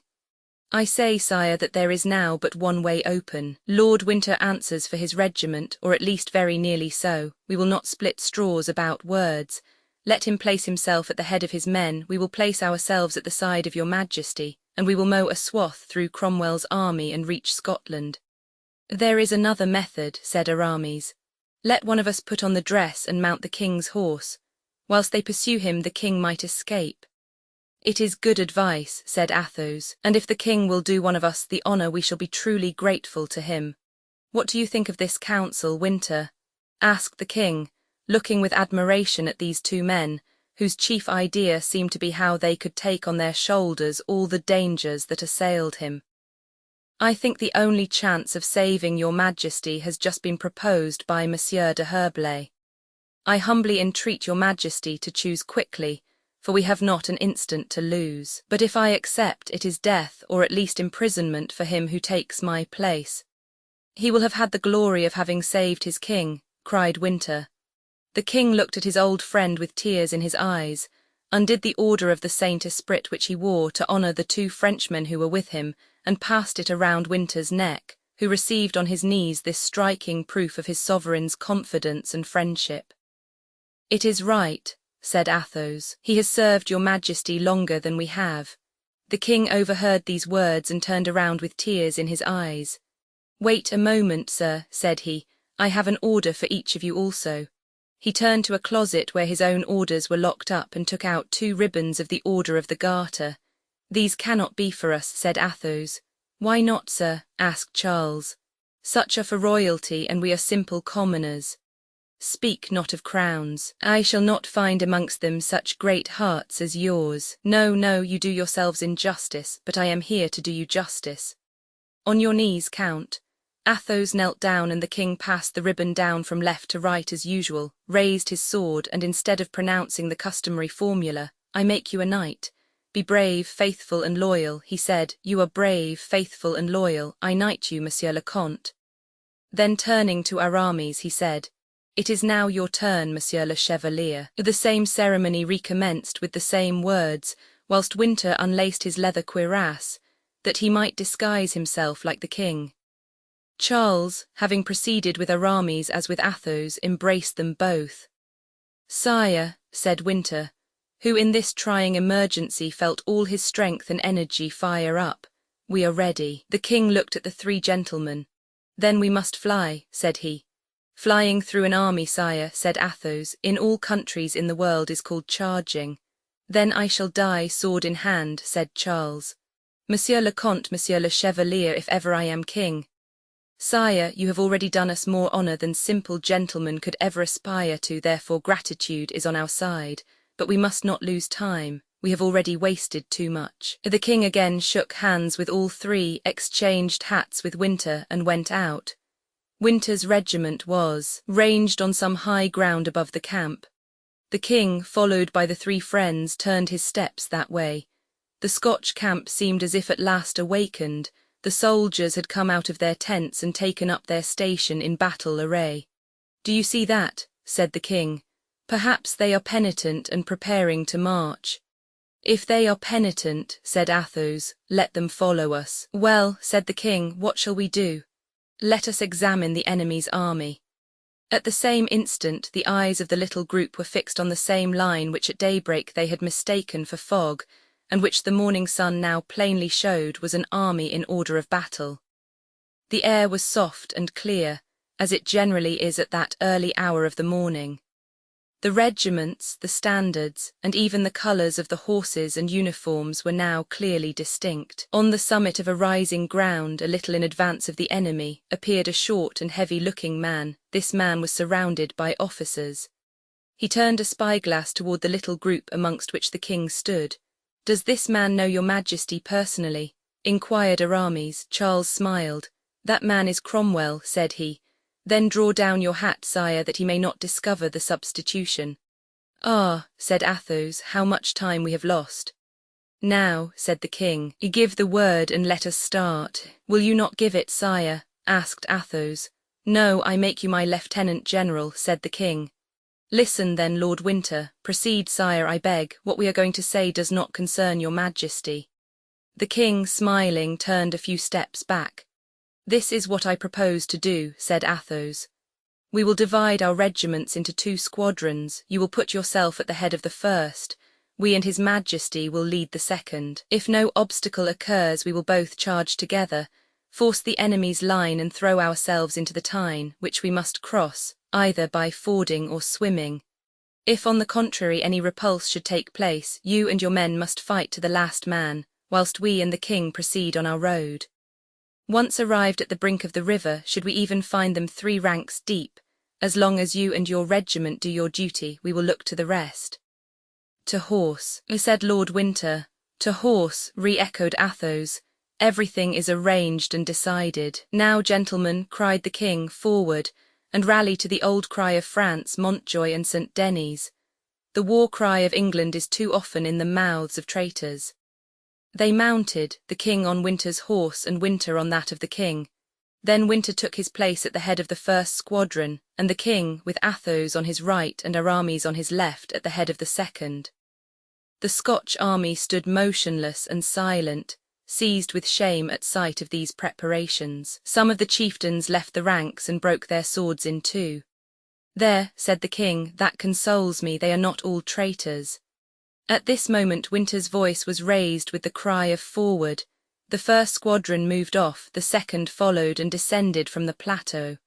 A regiment of cuirassiers, nearly equal as to numbers, issued from behind the hill and came full gallop toward it. The king pointed this out. "Sire," said Athos, "we foresaw this, and if Lord Winter's men but do their duty, we are saved instead of lost." At this moment they heard above all the galloping and neighing of the horses Winter's voice crying out, "Sword in hand!" At these words every sword was drawn and glittered in the air like lightning. "Now, gentlemen," said the king in his turn, excited by this sight, "come, gentlemen, sword in hand." But Aramis and Athos were the only ones to obey this command and the king's example. "We are betrayed," said the king in a low voice. "Wait a moment," said Athos. "Perhaps they do not recognize your Majesty's voice and await the order of their captain. Have they not heard that of their colonel? But look, look," cried the king, drawing up his horse with a sudden jerk which threw it on its haunches and seizing the bridle of Athos's horse. "Ah, cowards, traitors!" screamed Lord Winter, whose voice they heard, whilst his men, quitting their ranks, dispersed all over the plain. About 15 men were ranged around him and awaited the charge of Cromwell's cuirassiers. "Let us go and die with them," said the king. "Let us go," said Athos and Aramis.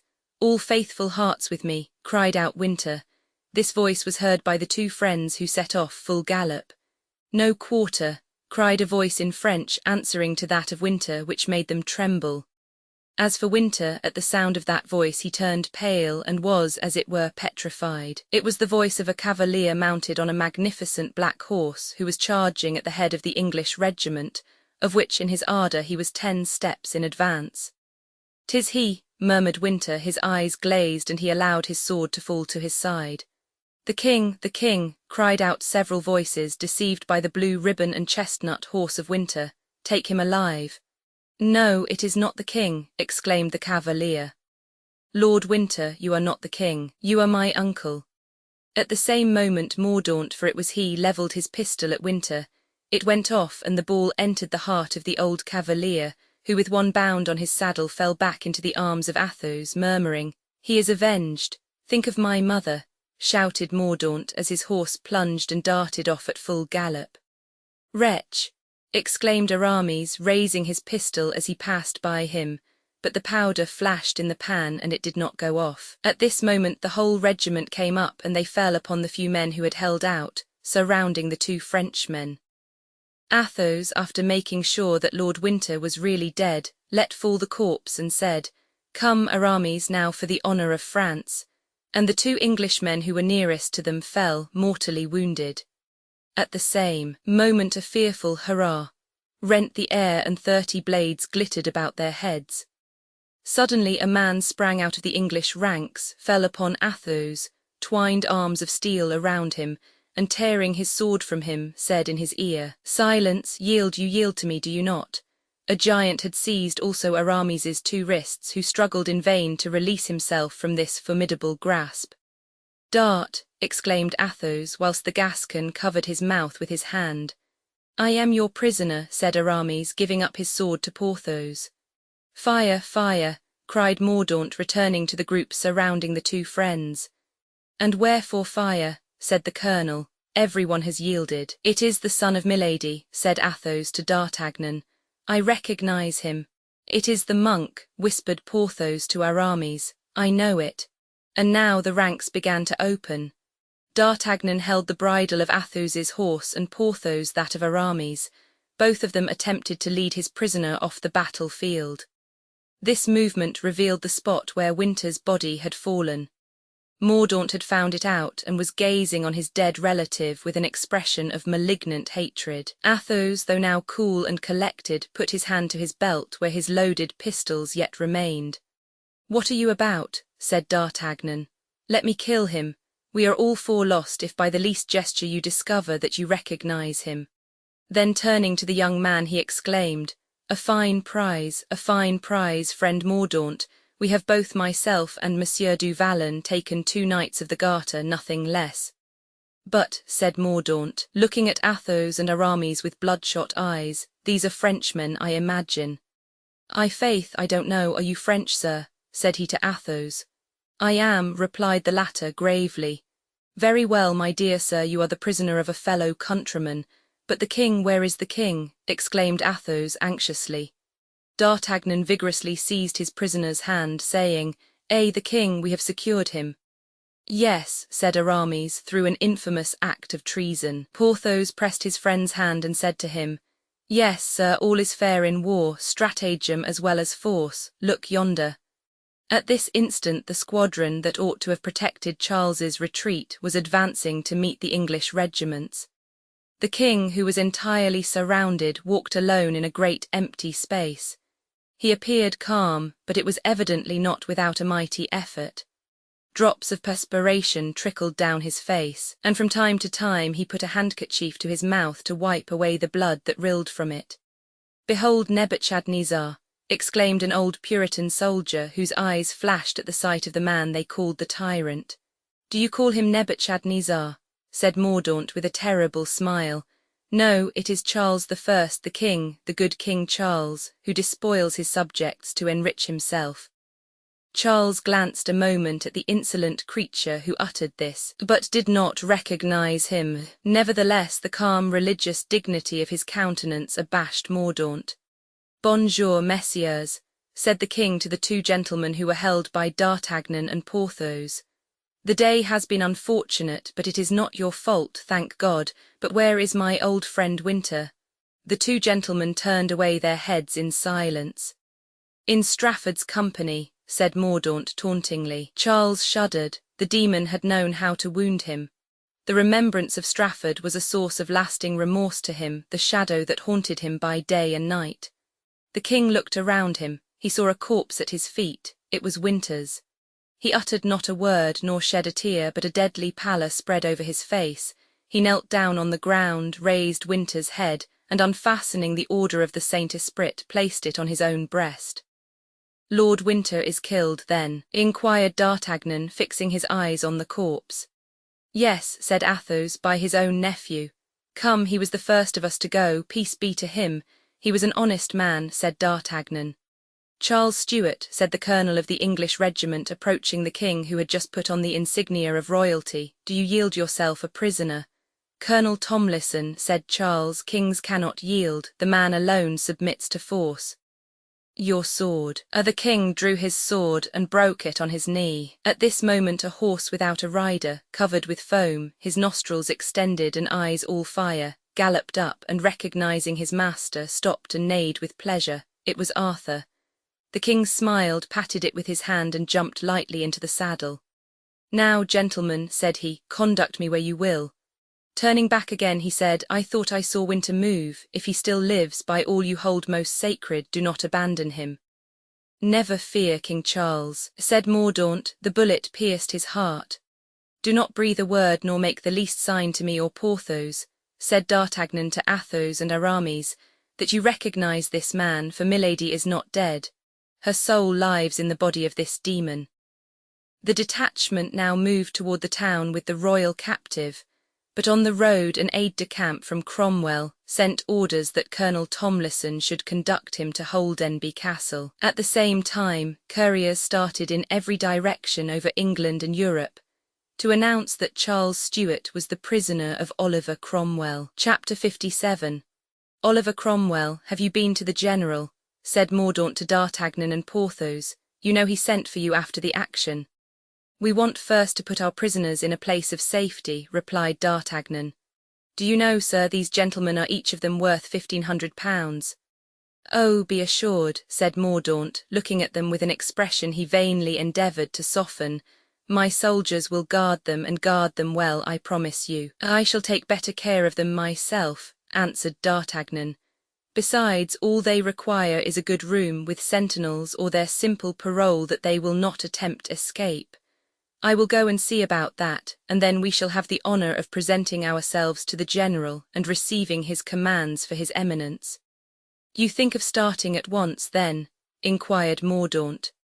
Our mission is ended, and there is nothing more to detain us now but the good pleasure of the great man to whom we were sent. The young man bit his lips and whispered to his sergeant, You will follow these men and not lose sight of them. When you have discovered where they lodge, come and await me at the town gate. The sergeant made a sign of comprehension.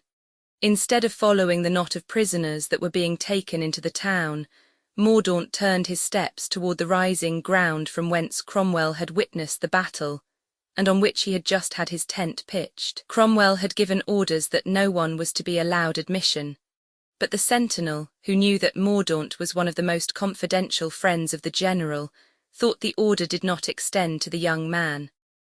Mordaunt therefore raised the canvas and saw Cromwell seated before a table, his head buried in his hands, his back being turned.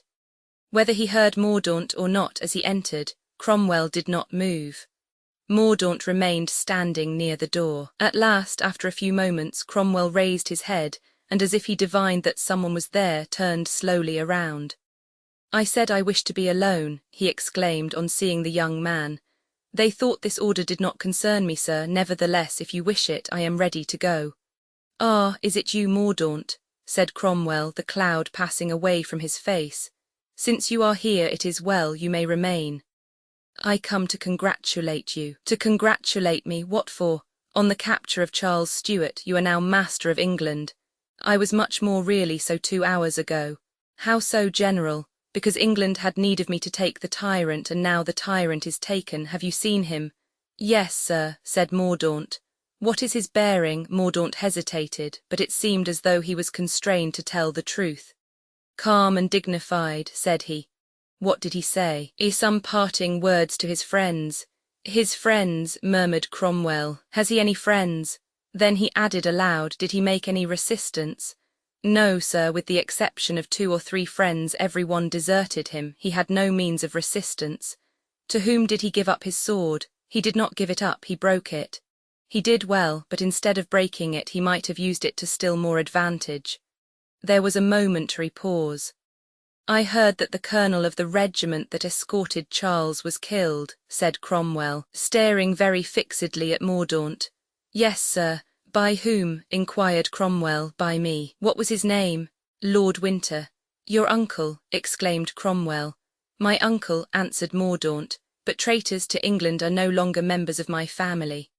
Cromwell observed the young man a moment in silence, then with that profound melancholy Shakespeare describes so well, Mordaunt, he said, you are a terrible servant.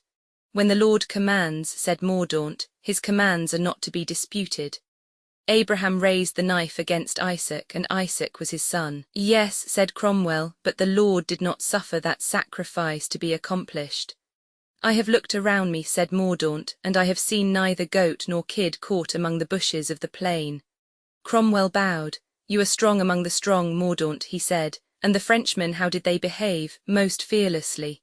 Yes, yes, murmured Cromwell, the French fight well, and if my glass was good and I mistake not, they were foremost in the fight. They were, replied Mordaunt. After you, however, said Cromwell. It was the fault of their horses, not theirs. Another pause, and the Scotch. They kept their word and never stirred, said Mordaunt. Wretched men, their officers wish to see you, sir. I have no time to see them. Are they paid? Yes, tonight. Let them be off and return to their own country, there to hide their shame. If its hills are high enough, I have nothing more to do with them, nor they with me. And now go, Mordaunt. Before I go, said Mordaunt, I have some questions and a favour to ask you, sir. A favour from me, Mordaunt bowed. I come to you, my leader, my head, my father, and I ask you, master, are you contented with me? Cromwell looked at him with astonishment. The young man remained immovable. Yes, said Cromwell. You have done, since I knew you, not only your duty but more than your duty. You have been a faithful friend, a cautious negotiator, a brave soldier. Do you remember, sir, it was my idea, the Scotch treaty for giving up the king? Yes, the idea was yours. I had no such contempt for men before. Was I not a good ambassador in France? Yes, for Mazarin has granted what I desire. Have I not always fought for your glory and interests? Too ardently, perhaps, it is what I have just reproached you for. But what is the meaning of all these questions? To tell you, my lord, that the moment has now arrived when, with a single word, you may recompense all these services. Oh, said Oliver with a slight curl of his lip, I forgot that every service merits some reward and that up to this moment you have not been paid. Sir, I can take my pay at this moment to the full extent of my wishes. How is that? I have the payment under my hand. I almost possess it. What is it? Have they offered you money? Do you wish a step or some place in the government? Sir, will you grant me my request? Let us hear what it is first. Sir, when you have told me to obey an order, did I ever answer, let me see that order? If, however, your wish should be one impossible to fulfill. When you have cherished a wish and have charged me with its fulfillment, have I ever replied, it is impossible, but a request preferred with so much preparation? Ah, do not fear, sir, said Mordaunt with apparent simplicity. It will not ruin you. Well then, said Cromwell, I promise, as far as lies in my power, to grant your request. Proceed. Sir, 2 prisoners were taken this morning. Will you let me have them? For their ransom. Have they then offered a large one? Inquired Cromwell. On the contrary, I think they are poor, sir. They are friends of yours, then? Yes, sir, exclaimed Mordaunt, they are friends, dear friends of mine, and I would lay down my life for them.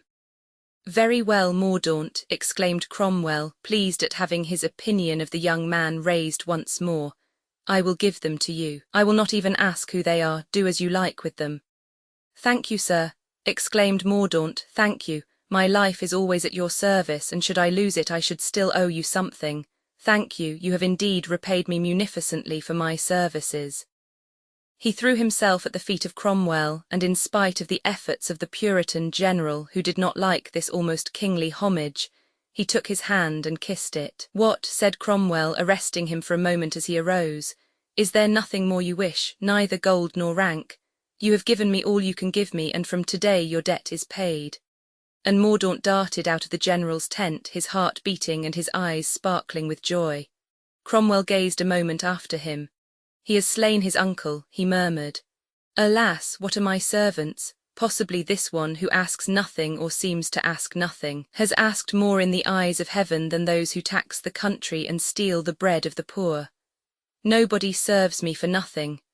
Charles, who is my prisoner, may still have friends, but I have none. And with a deep sigh he again sank into the reverie that had been interrupted by Mordaunt. Chapter 58. Jesus Seigneur. Whilst Mordaunt was making his way to Cromwell's tent, D'Artagnan and Porthos had brought their prisoners to the house which had been assigned to them as their dwelling at Newcastle. The order given by Mordaunt to the sergeant had been heard by D'Artagnan, who accordingly, by an expressive glance, warned Athos and Aramis to exercise extreme caution. The prisoners, therefore, had remained silent as they marched along in company with their conquerors, which they could do with the less difficulty, since each of them had occupation enough in answering his own thoughts. It would be impossible to describe Mousqueton's astonishment, when from the threshold of the door he saw the 4 friends approaching, followed by a sergeant with 12 men. He rubbed his eyes, doubting if he really saw before him Athos and Aramis, and forced at last to yield to evidence, he was on the point of breaking forth in exclamations when he encountered a glance from the eyes of Porthos, the repressive force of which he was not inclined to dispute. Mousqueton remained glued to the door, awaiting the explanation of this strange occurrence. What upset him completely was that the 4 friends seemed to have no acquaintance with one another. The house to which D'Artagnan and Porthos conducted Athos and Aramis was the one assigned to them by General Cromwell, and of which they had taken possession on the previous evening. It was at the corner of 2 streets and had in the rear, bordering on the side street, stables and a sort of garden. The windows on the ground floor, according to a custom in provincial villages, were barred, so that they strongly resembled the windows of a prison. The two friends made the prisoners enter the house first, whilst they stood at the door desiring Mousqueton to take the 4 horses to the stable. "Why don't we go in with them?" asked Porthos. "We must first see what the sergeant wishes us to do," replied D'Artagnan. The sergeant and his men took possession of the little garden. D'Artagnan asked them what they wished and why they had taken that position. "We have had orders," answered the man, "to help you in taking care of your prisoners." There could be no fault to find with this arrangement. On the contrary, it seemed to be a delicate attention, to be gratefully received. D'Artagnan, therefore, thanked the man and gave him a crown piece to drink to General Cromwell's health.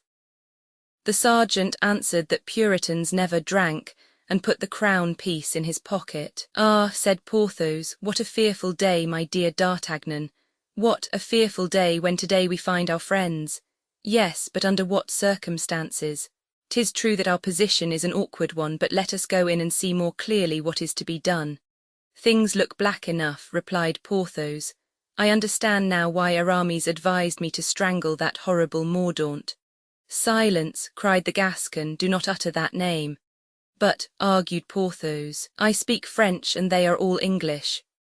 D'Artagnan looked at Porthos with that air of wonder which a cunning man cannot help feeling at displays of crass stupidity. But as Porthos on his side could not comprehend his astonishment, he merely pushed him indoors, saying, "Let us go in." They found Athos in profound despondency. Aramis looked first at Porthos and then at D'Artagnan without speaking, but the latter understood his meaningful look. "You want to know how we came here, 'tis easily guessed. Mazarin sent us with a letter to General Cromwell. But how came you to fall into company with Mordaunt, whom I bade you distrust?" asked Athos. "And whom I advised you to strangle, Porthos," said Aramis. "Mazarin again. Cromwell had sent him to Mazarin. Mazarin sent us to Cromwell. There is a certain fatality in it." "Yes, you are right, D'Artagnan, a fatality that will separate and ruin us, so, my dear Aramis, say no more about it and let us prepare to submit to destiny." "Zounds! On the contrary, let us speak about it, for it was agreed among us once for all that we should always hold together though engaged on opposing sides." "Yes," added Athos, "I now ask you, D'Artagnan, what side you are on. Ah, behold for what end the wretched Mazarin has made use of you. Do you know in what crime you are today engaged? In the capture of a king, his degradation and his murder." Oh, cried Porthos, "do you think so?" "You are exaggerating, Athos. We are not so far gone as that," replied the lieutenant. "Good heavens, we are on the very eve of it. I say, why is the king taken prisoner? Those who wish to respect him as a master would not buy him as a slave. Do you think it is to replace him on the throne that Cromwell has paid for him £200,000 sterling? They will kill him, you may be sure of it." "I don't maintain the contrary," said D'Artagnan. "But what's that to us? I am here because I am a soldier and have to obey orders. I have taken an oath to obey, and I do obey. But you who have taken no such oath, why are you here and what cause do you represent?" "That most sacred in the world," said Athos. "The cause of misfortune, of religion, royalty. A friend, a wife, a daughter have done us the honour to call us to their aid. We have served them to the best of our poor means, and God will recompense the will, forgive the want of power. You may see matters differently, D'Artagnan, and think otherwise. I will not attempt to argue with you, but I blame you." "Heyday!" cried D'Artagnan. "What matters it to me, after all, if Cromwell, who's an Englishman, revolts against his king, who is a Scotchman? I am myself a Frenchman. I have nothing to do with these things. Why hold me responsible?" "Yes," said Porthos. "Because all gentlemen are brothers, because you are a gentleman, because the kings of all countries are the first among gentlemen, because the blind populace, ungrateful and brutal, always takes pleasure in pulling down what is above them. And you, D'Artagnan, a man sprung from the ancient nobility of France, bearing an honourable name, carrying a good sword, have helped to give up a king to beer sellers, shopkeepers, and waggoners. Ah, D'Artagnan, perhaps you have done your duty as a soldier, but as a gentleman, I say that you are very culpable." D'Artagnan was chewing the stalk of a flower, unable to reply and thoroughly uncomfortable. For when turned from the eyes of Athos he encountered those of Aramis. "And you, Porthos," continued the Count, as if in consideration for D'Artagnan's embarrassment, "you, the best heart, the best friend, the best soldier that I know. You with a soul that makes you worthy of a berth on the steps of a throne, and who, sooner or later, must receive your reward from an intelligent king. You, my dear Porthos, you a gentleman in manners, in tastes, and in courage. You are as culpable as D'Artagnan." Porthos blushed, but with pleasure rather than with confusion, and yet bowing his head as if humiliated, he said, "Yes, yes, my dear Count, I feel that you are right." Athos arose. "Come," he said, stretching out his hand to D'Artagnan, "come, don't be sullen, my dear son, for I have said all this to you, if not in the tone, at least with the feelings of a father. It would have been easier to me merely to have thanked you for preserving my life and not to have uttered a word of all this. Doubtless, doubtless, Athos. But here it is, you have sentiments, the devil knows what, such as every one can't entertain. Who could suppose that a sensible man could leave his house, France, his ward, a charming youth, for we saw him in the camp, to fly to the aid of a rotten, worm-eaten royalty, which is going to crumble one of these days like an old hovel? The sentiments you air are certainly fine, so fine that they are superhuman." "However that may be, D'Artagnan," replied Athos, without falling into the snare which his Gascon friend had prepared for him by an appeal to his parental love, "however that may be, you know in the bottom of your heart that it is true, but I am wrong to dispute with my master. D'Artagnan, I am your prisoner, treat me as such." "Ah, pardieu," said D'Artagnan, "you know you will not be my prisoner very long." "No," said Aramis, "they will doubtless treat us like the prisoners of the Philip Gouts." "And how were they treated?" asked D'Artagnan. "Why," said Aramis, "one half were hanged and the other half were shot." "Well, said D'Artagnan, "I answer that while there remains a drop of blood in my veins you will be neither hanged nor shot. Sang Dieu, let them come on. Besides, do you see that door, Athos?" "Yes, what then?" "Well, you can go out by that door whenever you please, for from this moment you are free as the air." "I recognize you there, my brave D'Artagnan," replied Athos, "but you are no longer our masters. That door is guarded, D'Artagnan, you know that." "Very well, you will force it," said Porthos. "There are only a dozen men at the most. That would be nothing for us four, it is too much for us two. No, divided as we now are, we must perish. See the fatal example, on the Vendomois road, D'Artagnan, you so brave, and you, Porthos, so valiant and so strong, you were beaten, today Aramis and I are beaten in our turn. Now that never happened to us when we were four together. Let us die then as De Winter has died. As for me, I will fly only on condition that we all fly together." "Impossible," said D'Artagnan, "we are under Mazarin's orders." "I know it, and I have nothing more to say. My arguments lead to nothing. Doubtless they are bad, since they have not determined minds so just as yours." "Besides," said Aramis, "had they taken effect it would be still better not to compromise two excellent friends like D'Artagnan and Porthos. Be assured, gentlemen, we shall do you honour in our dying. As for myself, I shall be proud to face the bullets or even the rope in company with you, Athos, for you have never seemed to me so grand as you are today." D'Artagnan said nothing, but after having gnawed the flower stalk he began to bite his nails. "At last, do you imagine," he resumed, "that they mean to kill you? And wherefore should they do so? What interest have they in your death? Moreover, you are our prisoners." "Fool," cried Aramis, "knowest thou not then Mordaunt? I have but exchanged with him one look, yet that look convinced me that we were doomed." "The truth is, I'm very sorry that I did not strangle him as you advised me," said Porthos. "I make no account of the harm Mordaunt can do," cried D'Artagnan. "Cap de Dieu, if he troubles me too much I will crush him, the insect. Do not fly then, it is useless, for I swear to you that you are as safe here as you were 20 years ago, you Athos in the Rue Ferou and you Aramis in the Rue de Vaugirard." "Stop," cried Athos, extending his hand to one of the grated windows by which the room was lighted. "You will soon know what to expect, for here he is." "Who?" "Mordaunt." In fact, looking at the place to which Athos pointed, D'Artagnan saw a cavalier coming toward the house at full gallop. It was Mordaunt. D'Artagnan rushed out of the room. Porthos wanted to follow him. "Stay," said D'Artagnan, "and do not come till you hear me drum my fingers on the door." When Mordaunt arrived opposite the house, he saw D'Artagnan on the threshold and the soldiers lying on the grass here and there with their arms. "Halloo!" he cried, "are the prisoners still there?" "Yes, sir," answered the sergeant, uncovering. "'Tis well, order 4 men to conduct them to my lodging." 4 men prepared to do so. "What is it?" said D'Artagnan, with that jeering manner which our readers have so often observed in him since they made his acquaintance. "What is the matter, if you please?" "Sir," replied Mordaunt, "I have ordered the 2 prisoners we made this morning to be conducted to my lodging." "Wherefore, sir? Excuse curiosity, but I wish to be enlightened on the subject. Because these prisoners, sir, are at my disposal, and I choose to dispose of them as I like."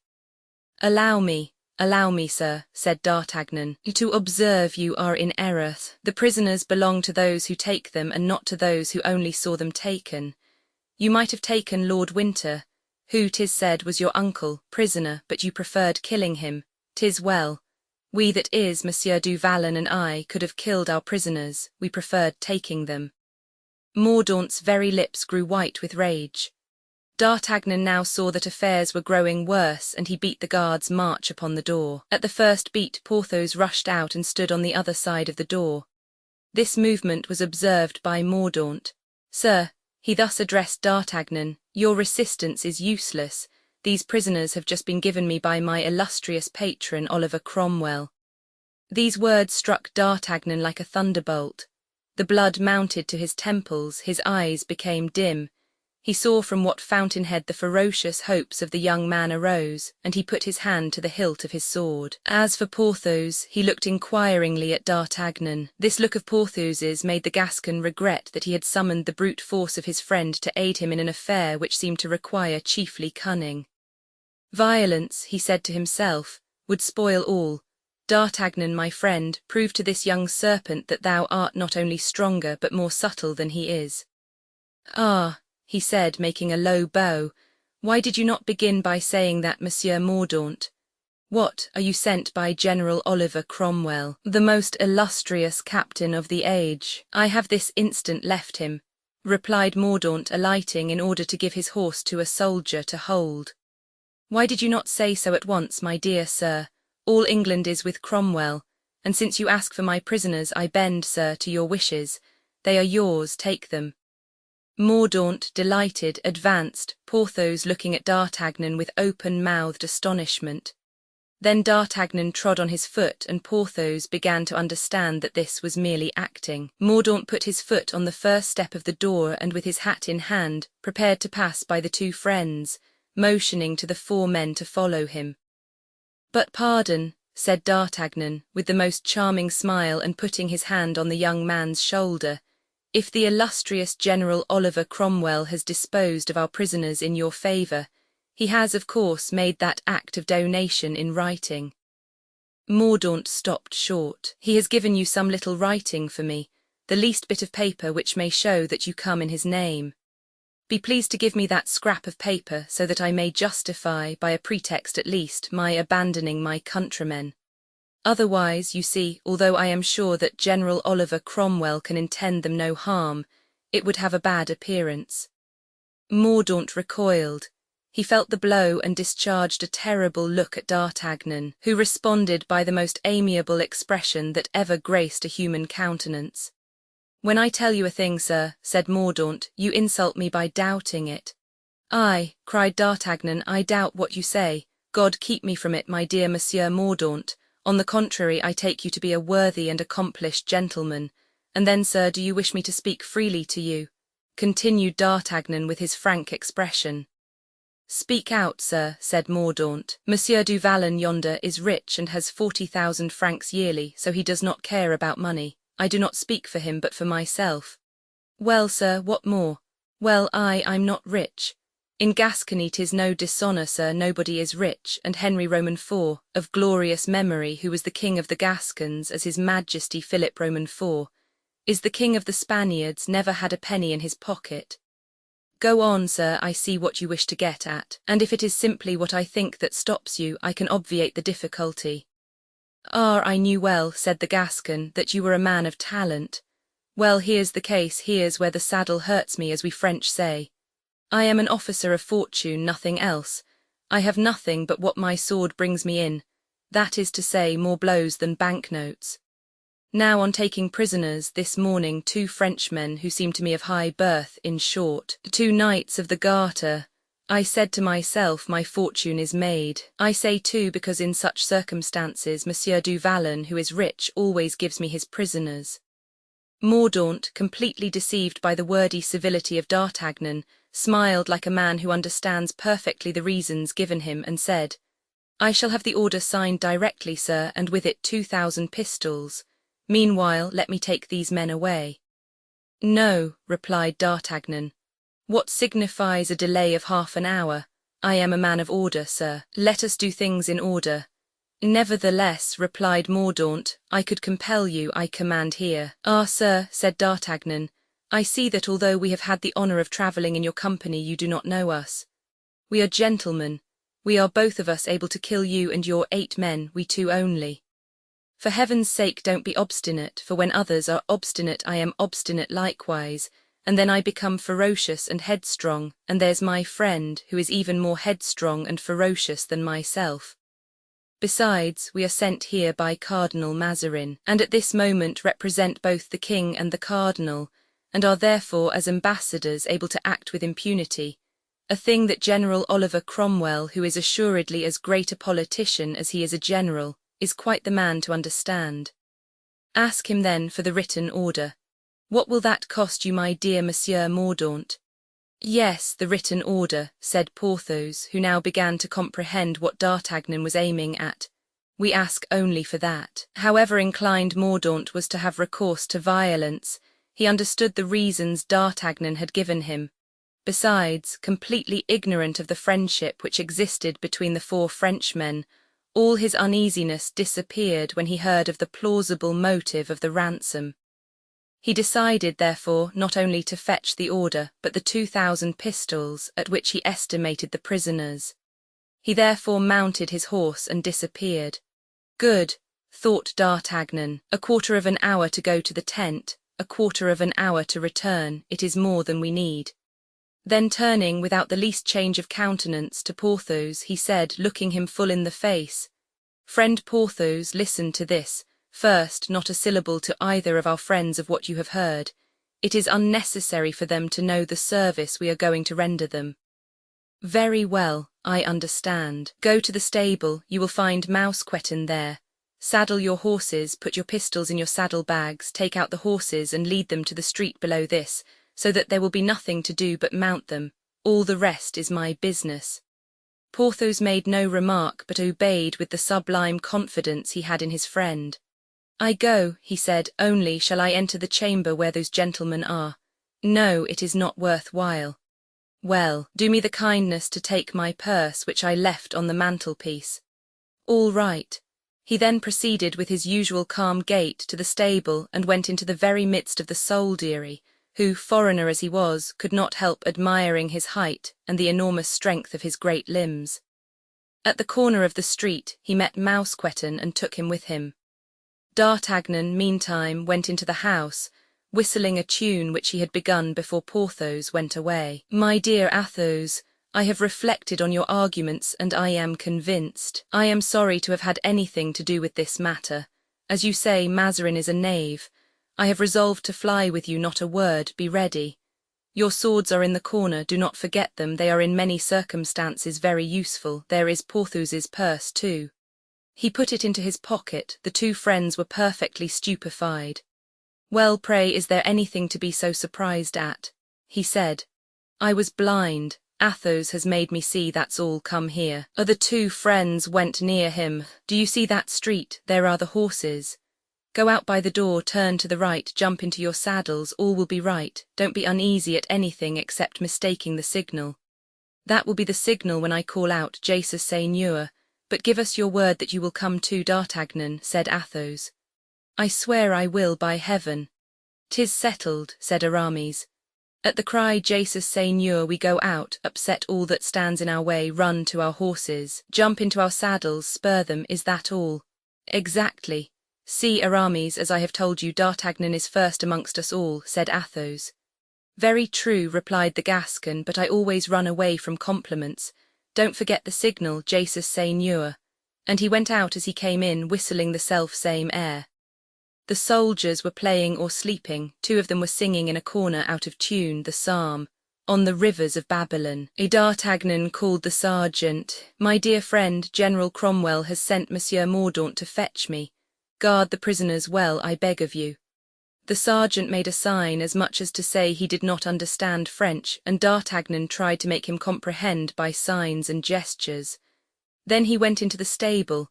He found the 5 horses saddled, his own amongst the rest.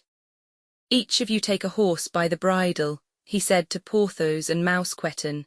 Turn to the left, so that Athos and Aramis may see you clearly from the window. They are coming then, said Porthos. In a moment. You didn't forget my purse. No, be easy. Good. Porthos and Mousqueton each took a horse by the bridle and proceeded to their post. Then D'Artagnan, being alone, struck a light and lighted a small bit of tinder, mounted his horse and stopped at the door in the midst of the soldiers. There, caressing as he pretended the animal with his hand, he put this bit of burning tinder in his ear. It was necessary to be as good a horseman as he was to risk such a scheme, for no sooner had the animal felt the burning tinder than he uttered a cry of pain and reared, and jumped as if he had been mad. The soldiers, whom he was nearly trampling, ran away. Help, help, cried D'Artagnan. Stop, my horse has the staggers. In an instant the horse's eyes grew bloodshot, and he was white with foam. Help, cried D'Artagnan.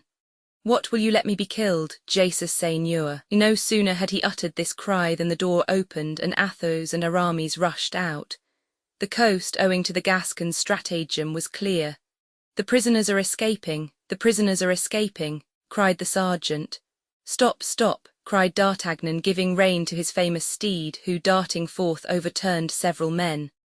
Stop, stop, cried the soldiers, and ran for their arms. But the prisoners were in their saddles and lost no time hastening to the nearest gate. In the middle of the street they saw Grimaud and Blaisois, who were coming to find their masters. With one wave of his hand Athos made Grimaud, who followed the little troop, understand everything, and they passed on like a whirlwind, D'Artagnan still directing them from behind with his voice. They passed through the gate like apparitions, without the guards thinking of detaining them, and reached the open country. All this time the soldiers were calling out, Stop, stop, and the sergeant, who began to see that he was the victim of an artifice, was almost in a frenzy of despair. Whilst all this was going on, a cavalier in full gallop was seen approaching. It was Mordaunt with the order in his hand. The prisoners, he exclaimed, jumping off his horse. The sergeant had not the courage to reply. He showed him the open door, the empty room. Mordaunt darted to the steps, understood all, uttered a cry as if his very heart was pierced, and fell fainting on the stone steps. Chapter 59. Noble natures never lose courage, nor good stomachs their appetites. The little troop, without looking behind them or exchanging a word, fled at a rapid gallop, fording a little stream, of which none of them knew the name, and leaving on their left a town which Athos declared to be Durham. At last they came in sight of a small wood, and spurring their horses afresh, rode in its direction. As soon as they had disappeared behind a green curtain sufficiently thick to conceal them from the sight of anyone who might be in pursuit, they drew up to hold a council together. The 2 grooms held the horses, that they might take a little rest without being unsaddled, and Grimaud was posted as sentinel. Come, first of all, said Athos to D'Artagnan, my friend, that I may shake hands with you, you our rescuer, you the true hero of us all. Athos is right, you have my adoration, said Aramis in his turn, pressing his hand. To what are you not equal with your superior intelligence, infallible eye, your arm of iron, and your enterprising mind? Now, said the Gascon, that is all well, I accept for Porthos and myself everything. Thanks and compliments, we have plenty of time to spare. The 2 friends, recalled by D'Artagnan to what was also due to Porthos, pressed his hand in their turn. And now, said Athos, it is not our plan to run anywhere and like madmen, but we must map up our campaign. What shall we do? What are we going to do, faith? It is not very difficult to say. Tell us then, D'Artagnan. We are going to reach the nearest seaport, unite our little resources, hire a vessel and return to France. As for me, I will give my last sou for it. Life is the greatest treasure, and speaking candidly, ours hangs by a thread. What do you say to this, Du Vallon? I, said Porthos, I am entirely of D'Artagnan's opinion.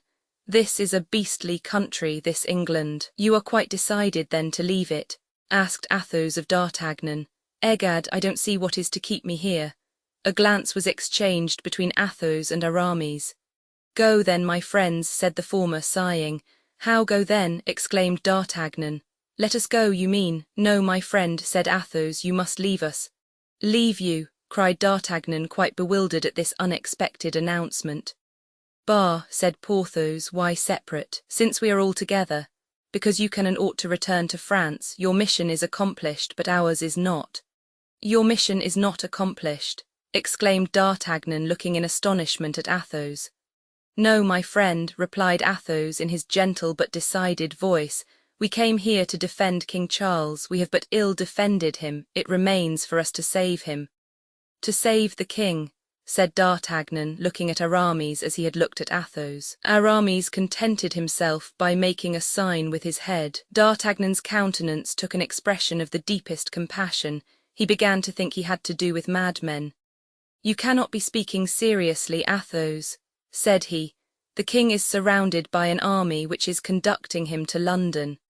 This army is commanded by a butcher, or the son of a butcher. It matters little, Colonel Harrison. His Majesty, I can assure you, will be tried on his arrival in London.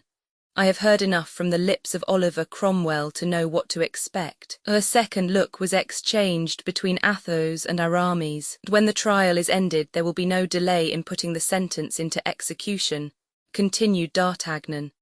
And to what penalty do you think the king will be condemned? Asked Athos. The penalty of death, I greatly fear. They have gone too far for him to pardon them, and there is nothing left to them but one thing, and that is to kill him. Have you never heard what Oliver Cromwell said when he came to Paris and was shown the dungeon at Vincennes where Monsieur de Vendôme was imprisoned? What did he say? Asked Porthos. Princes must be knocked on the head. I remember it, said Athos. And you fancy he will not put his maxim into execution now that he has got hold of the king? On the contrary, I am certain he will do so. But then that is all the more reason why we should not abandon the Auguste head so threatened. Athos, you are becoming mad. No, my friend, Athos gently replied, but de Winter sought us out in France and introduced us, Monsieur de Herblay and myself, to Madame Henrietta. Her Majesty did us the honour to ask our aid for her husband. We engaged our word included everything. It was our strength, our intelligence, our life, in short, that we promised. It remains now for us to keep our word. Is that your opinion, de Herblay? Yes, said Aramis, we have promised. Then, continued Athos, we have another reason. It is this, listen. In France at this moment everything is poor and paltry. We have a king 10 years old, who doesn't yet know what he wants. We have a queen blinded by a belated passion. We have a minister who governs France as he would govern a great farm. That is to say, intent only on turning out all the gold he can by the exercise of Italian cunning and invention. We have princes who set up a personal and egotistic opposition, who will draw from Mazarin's hands only a few ingots of gold or some shreds of power granted as bribes. I have served them without enthusiasm. God knows that I estimated them at their real value, and that they are not high in my esteem, but on principle. Today I am engaged in a different affair. I have encountered misfortune in a high place, a royal misfortune, a European misfortune. I attach myself to it. If we can succeed in saving the king, it will be good. If we die for him, it will be grand. So you know beforehand you must perish, said D'Artagnan. We fear so, and our only regret is to die so far from both of you. What will you do in a foreign land, an enemy's country? I travelled in England when I was young. I speak English like an Englishman, and Aramis too knows something of the language. Ah, if we had you, my friends! With you D'Artagnan, with you Porthos, all four reunited for the first time for 20 years, we would dare not only England but the 3 kingdoms put together. And did you promise the Queen, resumed D'Artagnan petulantly, to storm the Tower of London, to kill 100,000 soldiers, to fight victoriously against the wishes of the nation and the ambition of a man, and when that man is Cromwell? Do not exaggerate your duty. In heaven's name, my dear Athos, do not make a useless sacrifice. When I see you merely, you look like a reasonable being. When you speak, I seem to have to do with a madman. Come, Porthos, join me. Say frankly, what do you think of this business? Nothing good, replied Porthos. Come, continued D'Artagnan, who, irritated that instead of listening to him, Athos seemed to be attending to his own thoughts. You have never found yourself the worse for my advice. Well then, believe me, Athos, your mission is ended, and ended nobly. Return to France with us. Friend, said Athos, our resolution is irrevocable. Then you have some other motive unknown to us. Athos smiled, and D'Artagnan struck his hands together in anger, and muttered the most convincing reasons that he could discover. But to all these reasons Athos contented himself by replying with a calm, sweet smile, and Aramis by nodding his head. Very well, cried D'Artagnan at last, furious. Very well, since you wish it. Let us leave our bones in this beggarly land where it is always cold, where fine weather is a fog, fog is rain, and rain a deluge, where the sun represents the moon, and the moon a cream cheese. In truth, whether we die here or elsewhere matters little, since we must die. Only reflect, my good fellow, said Athos, it is but dying rather sooner. Pooh, a little sooner or a little later, it isn't worth quarrelling over. If I am astonished at anything, remarked Porthos sententiously, it is that it has not already happened. Oh, it will happen, you may be sure, said D'Artagnan. So it is agreed, and if Porthos makes no objection. Aye, said Porthos, I will do whatever you please, and besides, I think what the Comte de la Fere said just now is very good. But your future career, D'Artagnan, your ambition, Porthos. Our future, our ambition, replied D'Artagnan with feverish volubility. Need we think of that, since we are to save the king? The king saved, we shall assemble our friends together, we will head the Puritans, reconquer England, we shall re-enter London, place him securely on his throne. And he will make us dukes and peers, said Porthos, whose eyes sparkled with joy at this imaginary prospect. Or he will forget us, added D'Artagnan. Oh, said Porthos. Well, that has happened, friend Porthos. It seems to me that we once rendered Anne of Austria a service not much less than that which today we are trying to perform for Charles I. But none the less Anne of Austria has forgotten us for 20 years. Well, in spite of that, D'Artagnan, said Athos, you are not sorry that you were useful to her. No, indeed, said D'Artagnan. I admit even that in my darkest moments I find consolation in that remembrance. You see then, D'Artagnan, though princes often are ungrateful, God never is. Athos, said D'Artagnan, I believe that were you to fall in with the devil, you would conduct yourself so well that you would take him with you to heaven. So then, said Athos, offering his hand to D'Artagnan.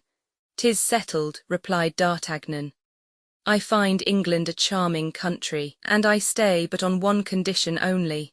What is it? That I am not forced to learn English. Well now, said Athos triumphantly, I swear to you, my friend, by the God who hears us, I believe that there is a power watching over us and that we shall all four see France again.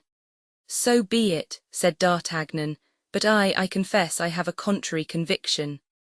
Our good D'Artagnan, said Aramis, represents among us the opposition in Parliament which always says no and always does aye. But in the meantime saves the country, added Athos. Well, now that everything is decided, cried Porthos, rubbing his hands, suppose we think of dinner. It seems to me that in the most critical positions of our lives we have always dined. Oh, yes, speak of dinner in a country where for a feast they eat boiled mutton and as a treat drink beer. What the devil did you come to such a country for, Athos? But I forgot, added the Gascon, smiling, pardon, I forgot you are no longer Athos, but never mind. Let us hear your plan for dinner, Porthos. My plan? Yes, have you a plan? No, I am hungry, that is all. Pardieu, if that is all, I am hungry too, but it is not everything to be hungry, one must find something to eat unless we browse on the grass like our horses. Ah, exclaimed Aramis, who was not quite so indifferent to the good things of the earth as Athos. Do you remember when we were at Parpelot the beautiful oysters that we ate? And the legs of mutton of the salt marshes, said Porthos, smacking his lips. But, suggested D'Artagnan, have we not our friend Mousqueton who managed for us so well at Chantilly, Porthos? Yes, said Porthos, we have Mousqueton, but since he has been steward he has become very heavy. Never mind, let us call him and to make sure that he will reply agreeably. Here, Mouston, cried Porthos. Mouston appeared with a most piteous face. What is the matter, my dear M. Mouston? Asked D'Artagnan. Are you ill? Sir, I am very hungry, replied Mouston. Well, it is just for that reason that we have called you, my good M. Mouston.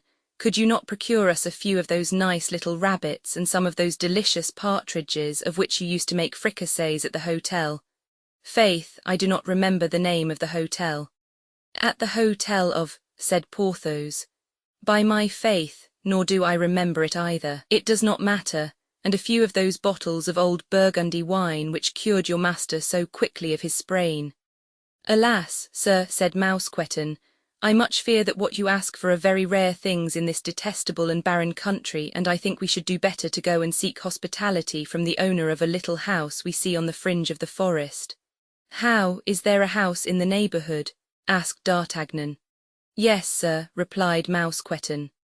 Well, let us, as you say, go and ask a dinner from the master of that house. What is your opinion, gentlemen, and does not Mouston's suggestion appear to you full of sense? Oh, said Aramis, suppose the master is a Puritan. So much the better, Mordu, replied D'Artagnan. If he is a Puritan, we will inform him of the capture of the king, and in honour of the news he will kill for us his fatted hens. But if he should be a cavalier, said Porthos, in that case we will put on an air of mourning, and he will pluck for us his black fowls. You are very happy, exclaimed Athos, laughing in spite of himself at the sally of the irresistible Gascon, for you see the bright side of everything. What would you have? Said D'Artagnan. I come from a land where there is not a cloud in the sky.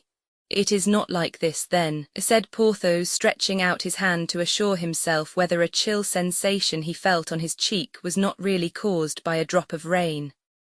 Come, come, said D'Artagnan, more reason why we should start on our journey. Halloo, Grimaud. Grimaud appeared. Well, Grimaud, my friend, have you seen anything? Asked the Gascon. Nothing, replied Grimaud. Those idiots, cried Porthos, they have not even pursued us. Oh, if we had been in their place. Yes, they are wrong, said D'Artagnan. I would willingly have said 2 words to Mordaunt in this little desert. It is an excellent spot for bringing down a man in proper style. I think decidedly, observed Aramis, gentlemen, that the son hasn't his mother's energy. What, my good fellow, replied Athos, wait a while, we have scarcely left him 2 hours ago. He does not know yet in what direction we came nor where we are. We may say that he is not equal to his mother when we put foot in France if we are not poisoned or killed before then. Meanwhile, let us dine, suggested Porthos. I faith, yes, said Athos, for I am hungry.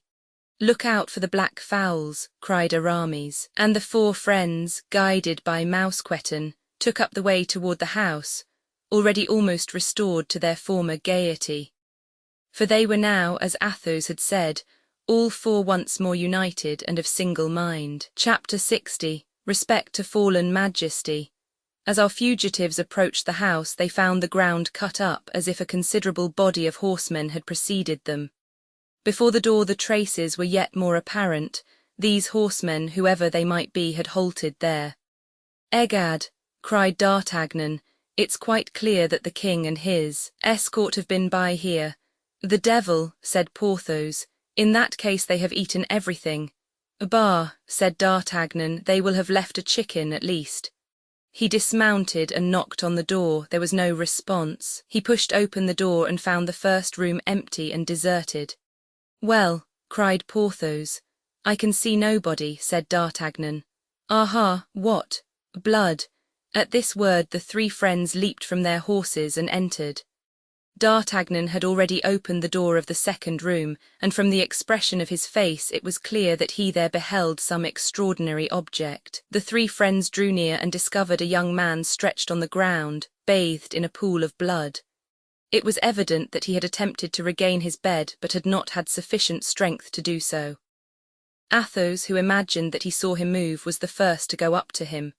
"Well?" inquired D'Artagnan. "Well, if he is dead," said Athos, "he has not been so long, for he is still warm, but no, his heart is beating. Ho there, my friend."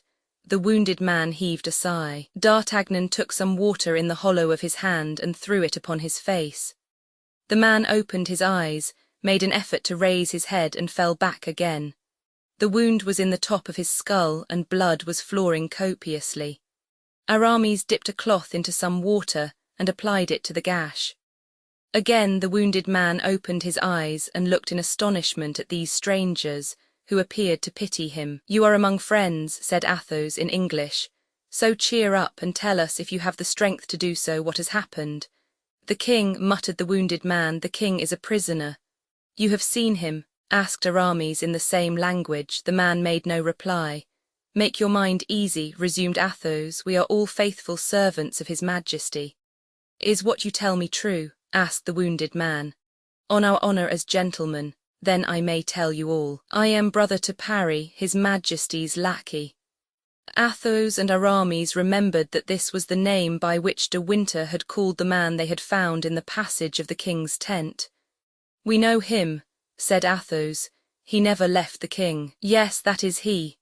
Well, he thought of me when he saw the king was taken, and as they were passing before the house he begged in the king's name that they would stop, as the king was hungry. They brought him into this room and placed sentinels at the doors and windows. Parry knew this room, as he had often been to see me when the king was at Newcastle. He knew that there was a trapdoor communicating with a cellar from which one could get into the orchard.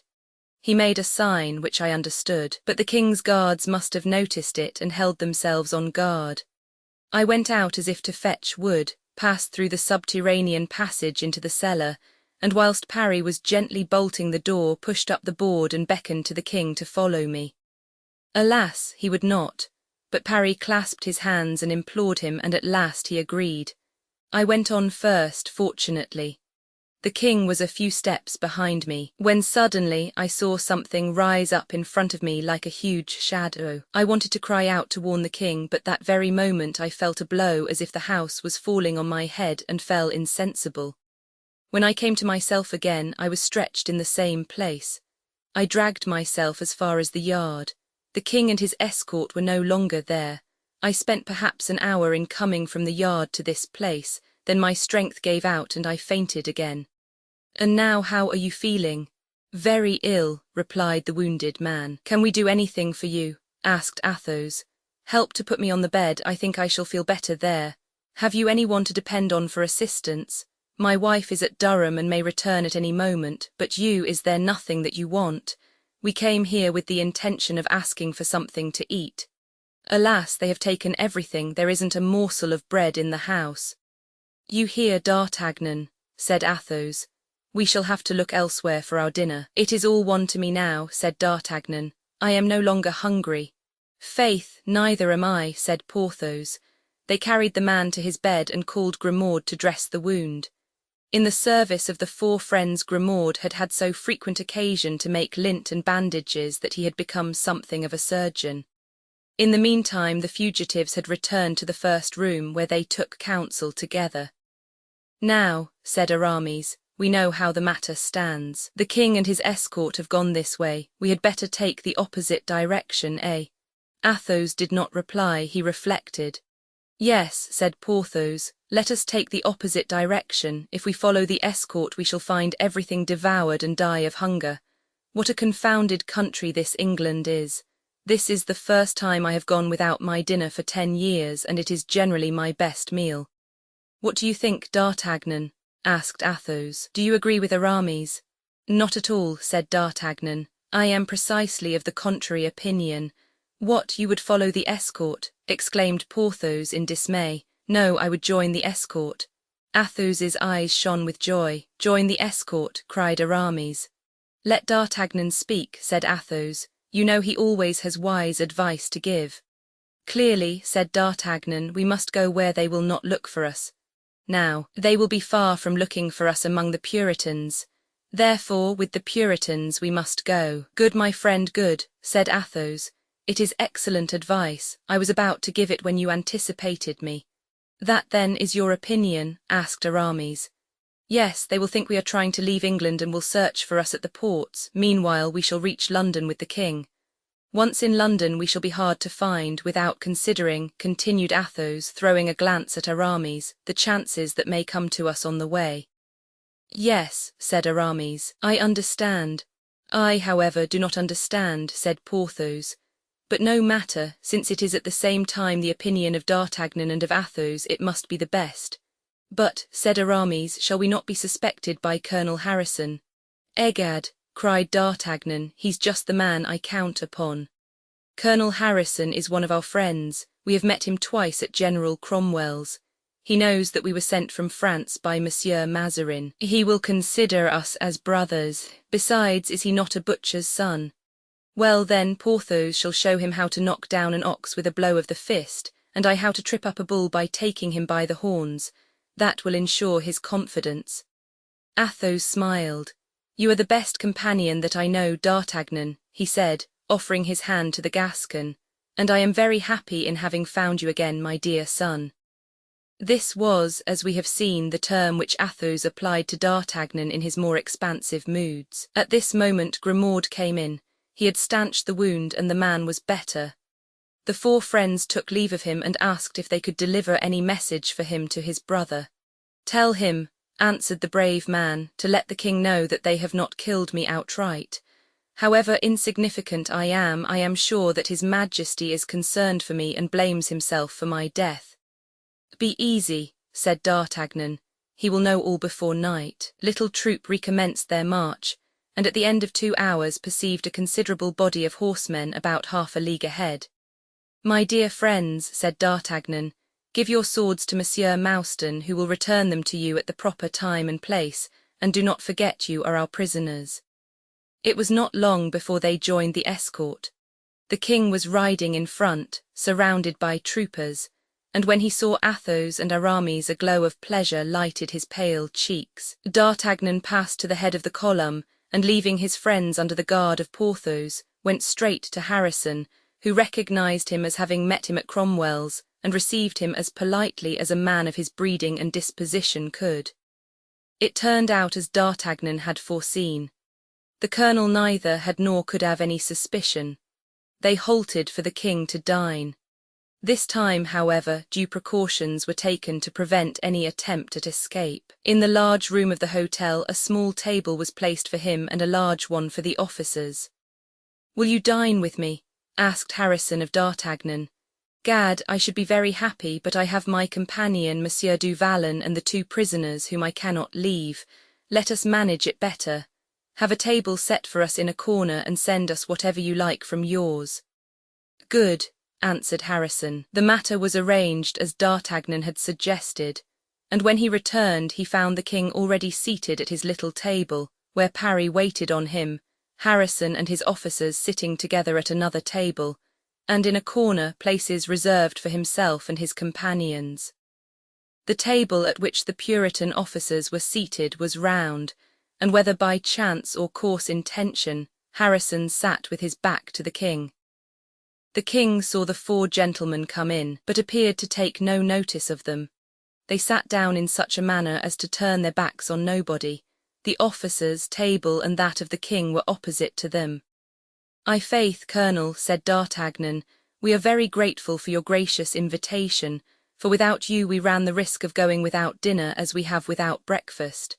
My friend here, Monsieur du Vallon, shares my gratitude, for he was particularly hungry." "And I am so still," said Porthos, bowing to Harrison. "And how," said Harrison, laughing, "did this serious calamity of going without breakfast happen to you?" "In a very simple manner, Colonel," said D'Artagnan. "I was in a hurry to join you and took the road you had already gone by. You can understand our disappointment when, arriving at a pretty little house on the skirts of a wood, which at a distance had quite a gay appearance with its red roof and green shutters, we found nothing but a poor wretch bathed. Ah, Colonel, pay my respects to the officer of yours who struck that blow." "Yes," said Harrison, laughing and looking over at one of the officers seated at his table. When Groslow undertakes this kind of thing, there's no need to go over the ground a second time. Ah, it was this gentleman, said D'Artagnan, bowing to the officer. I am sorry he does not speak French, that I might tender him my compliments. I am ready to receive and return them, sir, said the officer in pretty good French, for I resided 3 years in Paris. Then, sir, allow me to assure you that your blow was so well directed that you have nearly killed your man. Nearly, I thought I had quite, said Groslow. No, it was a very near thing, but he is not dead. As he said this, D'Artagnan gave a glance at Parry, who was standing in front of the king, to show him that the news was meant for him. The king, too, who had listened in the greatest agony, now breathed again. Hang it, said Groslow, I thought I had succeeded better. If it were not so far from here to the house, I would return and finish him. And you would do well if you are afraid of his recovering, for you know, if a wound in the head does not kill at once, it is cured in a week. And D'Artagnan threw a second glance toward Parry, on whose face such an expression of joy was manifested that Charles stretched out his hand to him, smiling. Parry bent over his master's hand and kissed it respectfully. I've a great desire to drink the king's health, said Athos. Let me propose it then, said D'Artagnan. Do, said Aramis. Porthos looked at D'Artagnan, quite amazed at the resources with which his companion's Gascon sharpness continually supplied him. D'Artagnan took up his camp tin cup, filled it with wine, and arose. Gentlemen, said he, let us drink to him who presides at the repast. Here's to our colonel, and let him know that we are always at his commands as far as London and farther. And as D'Artagnan, as he spoke, looked at Harrison, the colonel imagined the toast was for himself. He arose and bowed to the 4 friends, whose eyes were fixed on Charles, while Harrison emptied his glass without the slightest misgiving. The king, in return, looked at the 4 gentlemen and drank with a smile full of nobility and gratitude. Come, gentlemen, cried Harrison, regardless of his illustrious captive, let us be off. Where do we sleep, colonel? At Thirsk, replied Harrison.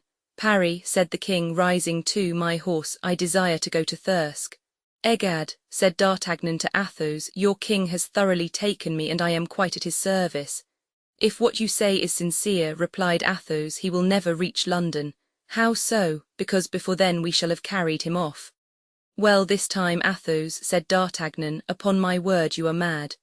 Have you some plan in your head then? Asked Aramis. Aye, said Porthos, the thing would not be impossible with a good plan. I have none, said Athos, but D'Artagnan will discover one. D'Artagnan shrugged his shoulders and they proceeded. Chapter 61. D'Artagnan hits on a plan. As night closed in they arrived at Thirsk. The 4 friends appeared to be entire strangers to one another and indifferent to the precautions taken for guarding the king. They withdrew to a private house, and as they had reason every moment to fear for their safety, they occupied but one room and provided an exit, which might be useful in case of an attack.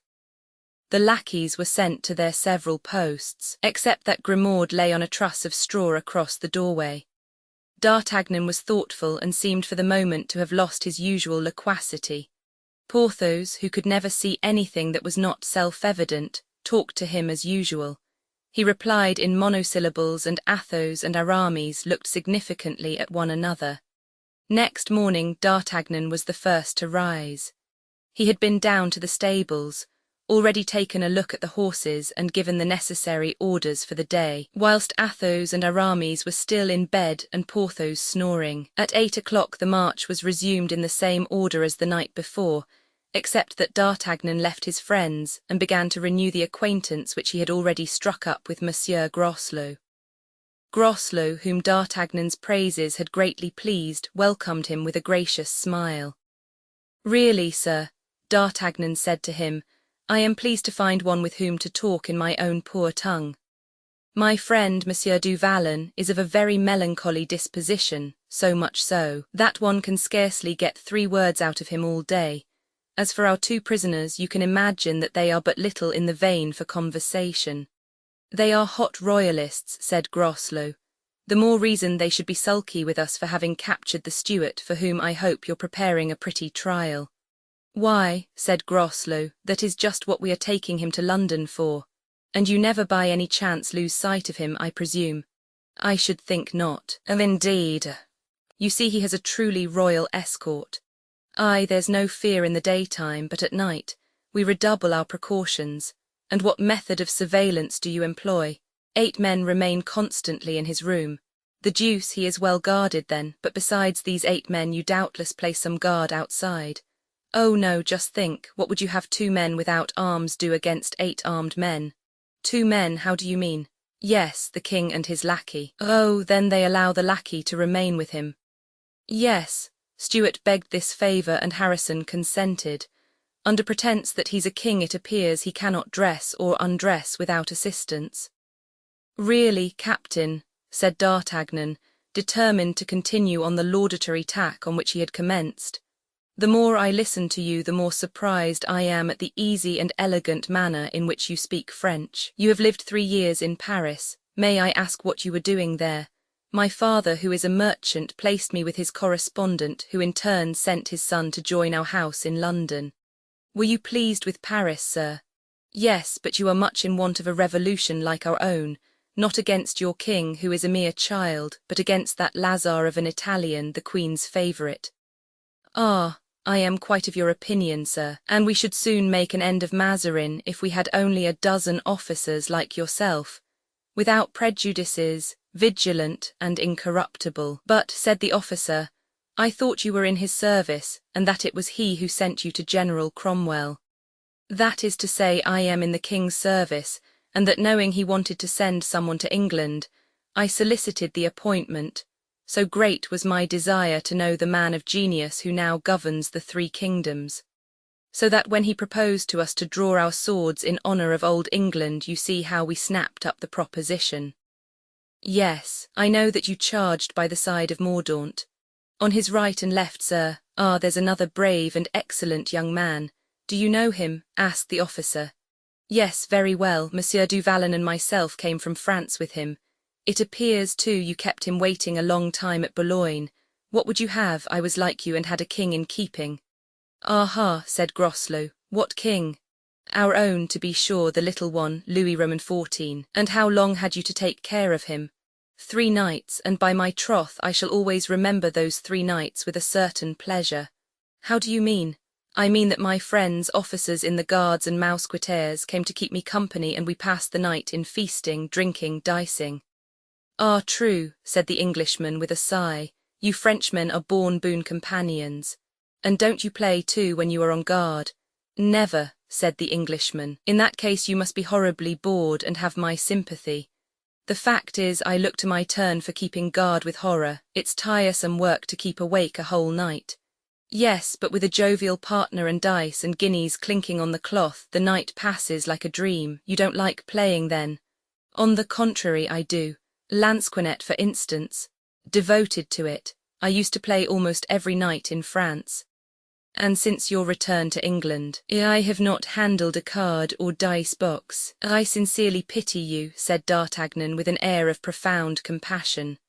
Look here, said the Englishman. Well, tomorrow I am on guard, in Stuart's room.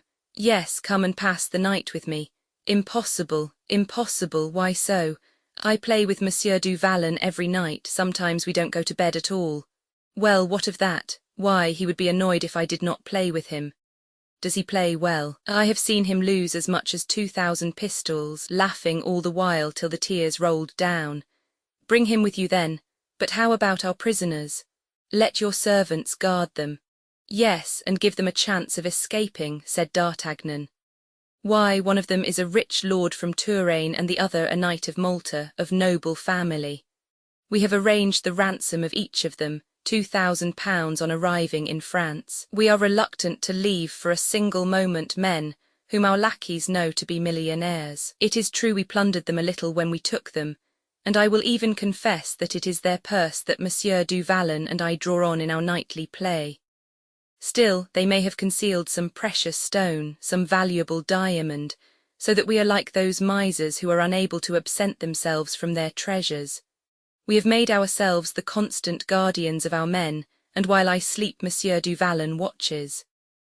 Ah, said Groslow. "You see then why I must decline your polite invitation, which is especially attractive to me, because nothing is so wearisome as to play night after night with the same person. The chances always balance, and at the month's end nothing is gained or lost." "Ah," said Groslow, sighing, "there is something still more wearisome, and that is not to play at all." "I can understand that," said D'Artagnan. "But come," resumed the Englishman, "are these men of yours dangerous? In what respect? Are they capable of attempting violence?" D'Artagnan burst out laughing at the idea. "Jesus Dieu," he cried, "one of them is trembling with fever, having failed to adapt himself to this charming country of yours, and the other is a knight of Malta, as timid as a young girl, and for greater security we have taken from them even their penknives and pocket scissors." "Well then," said Groslow, "bring them with you." "But really," said D'Artagnan, "I have 8 men on guard, you know. 4 of them can guard the king and the other 4 your prisoners. I'll manage it somehow, you will see." "But," said D'Artagnan, "now I think of it, what is to prevent our beginning tonight?" "Nothing at all," said Groslow. "Just so, come to us this evening and tomorrow we'll return your visit." "Capital, this evening with you, tomorrow at Stuart's, the next day with me." "You see that with a little forethought one can lead a merry life anywhere and everywhere," said D'Artagnan. "Yes, with Frenchmen and Frenchmen like you." "And Monsieur du Vallon," added the other. "You will see what a fellow he is, a man who nearly killed Mazarin between 2 doors. They employ him because they are afraid of him. Ah, there he is calling me now. You'll excuse me, I know." They exchanged bows, and D'Artagnan returned to his companions. "What on earth can you have been saying to that bulldog?" exclaimed Porthos. "My dear fellow, don't speak like that of Monsieur Groslow. He's one of my most intimate friends." "One of your friends?" cried Porthos, "this butcher of unarmed farmers." "Hush, my dear Porthos. Monsieur Groslow is perhaps rather hasty, it's true, but at bottom I have discovered 2 good qualities in him. He is conceited and stupid." Porthos opened his eyes in amazement. Athos and Aramis looked at one another and smiled. They knew D'Artagnan and knew that he did nothing without a purpose. "But," continued D'Artagnan, "you shall judge of him for yourself. He is coming to play with us this evening." "Oh ho," said Porthos, his eyes glistening at the news. "Is he rich?" "He's the son of one of the wealthiest merchants in London, and knows lansquenet, adores it, basset, his mania, biribi, revels in it." "Good," said Porthos, "we shall pass an agreeable evening. The more so as it will be the prelude to a better." "How so?" "We invite him to play tonight." "He has invited us in return tomorrow." "But wait, tonight we stop at Derby, and if there is a bottle of wine in the town, let Mousqueton buy it. It will be well to prepare a light supper, of which you, Athos and Aramis, are not to partake. Athos, because I told him you had a fever. Aramis, because you are a knight of Malta and won't mix with fellows like us. Do you understand?" "That's no doubt very fine," said Porthos. "But deuce take me if I understand at all. Porthos, my friend, you know I am descended on the father's side from the prophets and on the mother's from the Sibyls, and that I only speak in parables and riddles. Let those who have ears hear and those who have eyes see. I can tell you nothing more at present." "Go ahead, my friend," said Athos. "I am sure that whatever you do is well done."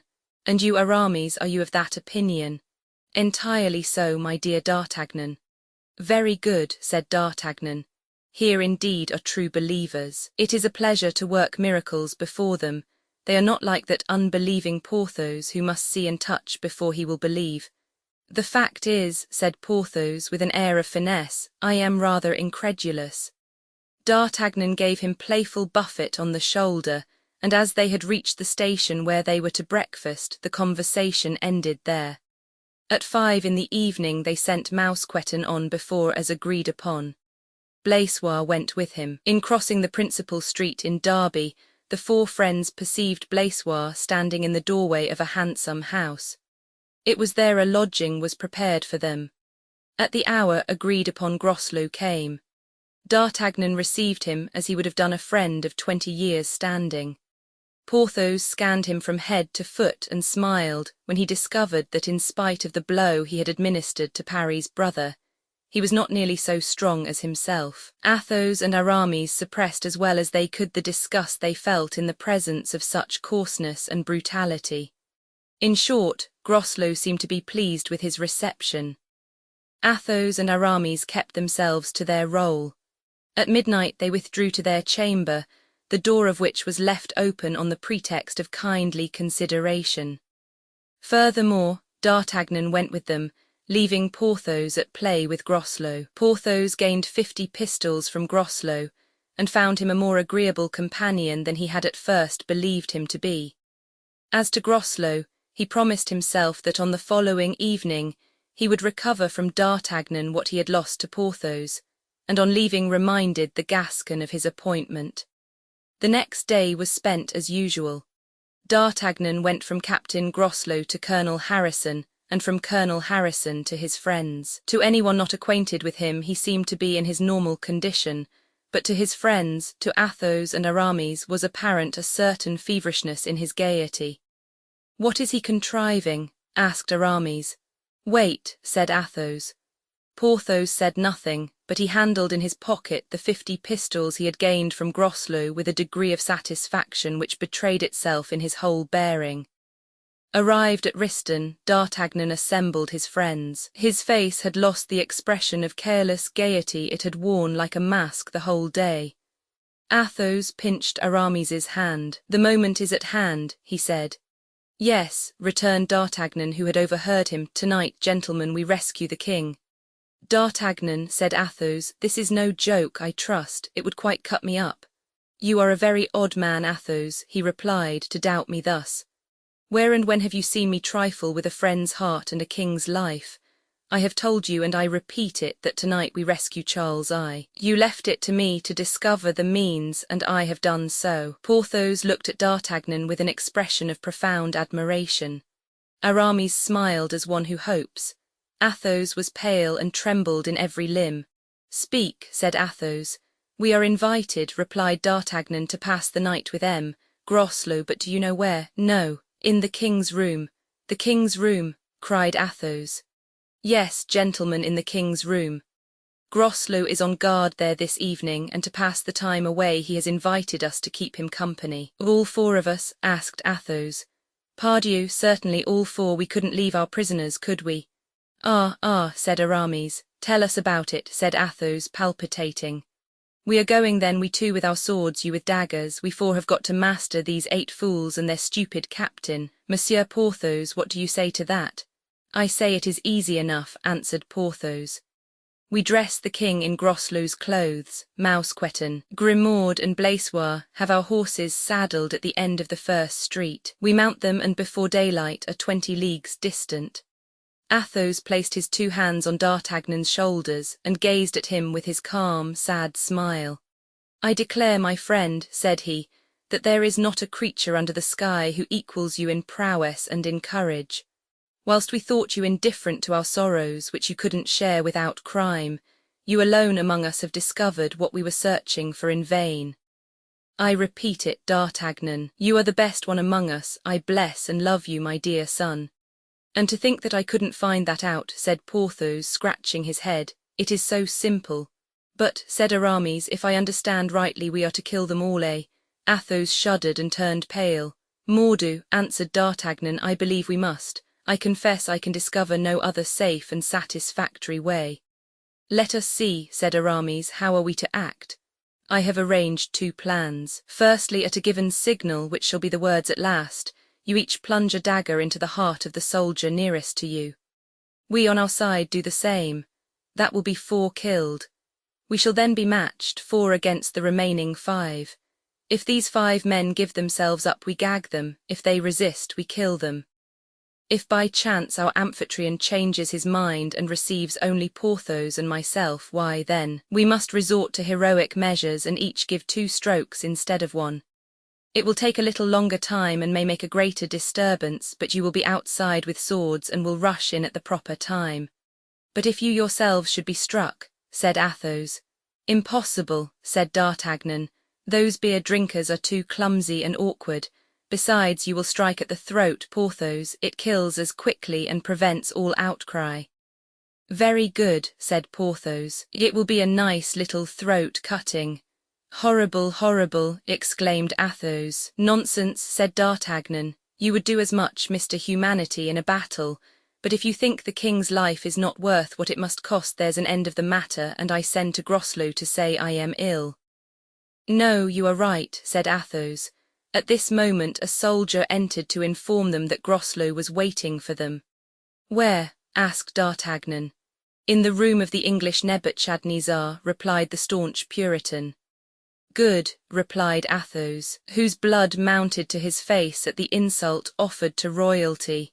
"Tell the captain we are coming." The Puritan then went out. The lackeys had been ordered to saddle 8 horses and to wait, keeping together and without dismounting, at the corner of a street about 20 steps from the house where the king was lodged. It was 9 o'clock in the evening. The sentinels had been relieved at 8, and Captain Groslow had been on guard for an hour. D'Artagnan and Porthos, armed with their swords, and Athos and Aramis, each carrying a concealed poniard, approached the house which for the time being was Charles Stuart's prison. The 2 latter followed their captors in the humble guise of captives, without arms. "Odds bodikins," said Groslow as the 4 friends entered, "I had almost given you up." D'Artagnan went up to him and whispered in his ear, "The fact is, we that is, Monsieur du Vallon and I hesitated a little." "And why?" D'Artagnan looked significantly toward Athos and Aramis. "Aha," said Groslow, "on account of political opinions. No matter. On the contrary," he added, laughing, "if they want to see their Stuart, they shall see him." "Are we to pass the night in the king's room?" asked D'Artagnan. "No, but in the one next to it, and as the door will remain open it comes to the same thing. Have you provided yourself with money? I assure you I intend to play the devil's game tonight." D'Artagnan rattled the gold in his pockets. "Very good," said Groslow, and opened the door of the room. "I will show you the way," and he went in first. D'Artagnan turned to look at his friends. Porthos was perfectly indifferent, Athos pale but resolute. Aramis was wiping a slight moisture from his brow. The 8 guards were at their posts. 4 in the king's room, 2 at the door between the rooms, and 2 at that by which the friends had entered. Athos smiled when he saw their bare swords. He felt it was no longer to be a butchery but a fight, and he resumed his usual good humour. Charles was perceived through the door lying dressed upon his bed, at the head of which Parry was seated, reading in a low voice a chapter from the Bible. A candle of coarse tallow on a black table lighted up the handsome and resigned face of the king, and that of his faithful retainer far less calm. From time to time Parry stopped, thinking the king, whose eyes were closed, was really asleep, but Charles would open his eyes and say with a smile, "Go on, my good Parry, I am listening." Groslow advanced to the door of the king's room, replaced on his head the hat he had taken off to receive his guests, looked for a moment contemptuously at this simple, yet touching scene, then turning to D'Artagnan, assumed an air of triumph at what he had achieved. "Capital!" cried the Gascon, "you would make a distinguished general." "And do you think," asked Groslow, "that Stuart will ever escape while I am on guard?" "No, to be sure," replied D'Artagnan, "unless, forsooth, the sky rains friends upon him." Groslow's face brightened. It is impossible to say whether Charles, who kept his eyes constantly closed, had noticed the insolence of the Puritan captain, but the moment he heard the clear tone of D'Artagnan's voice his eyelids rose in spite of himself.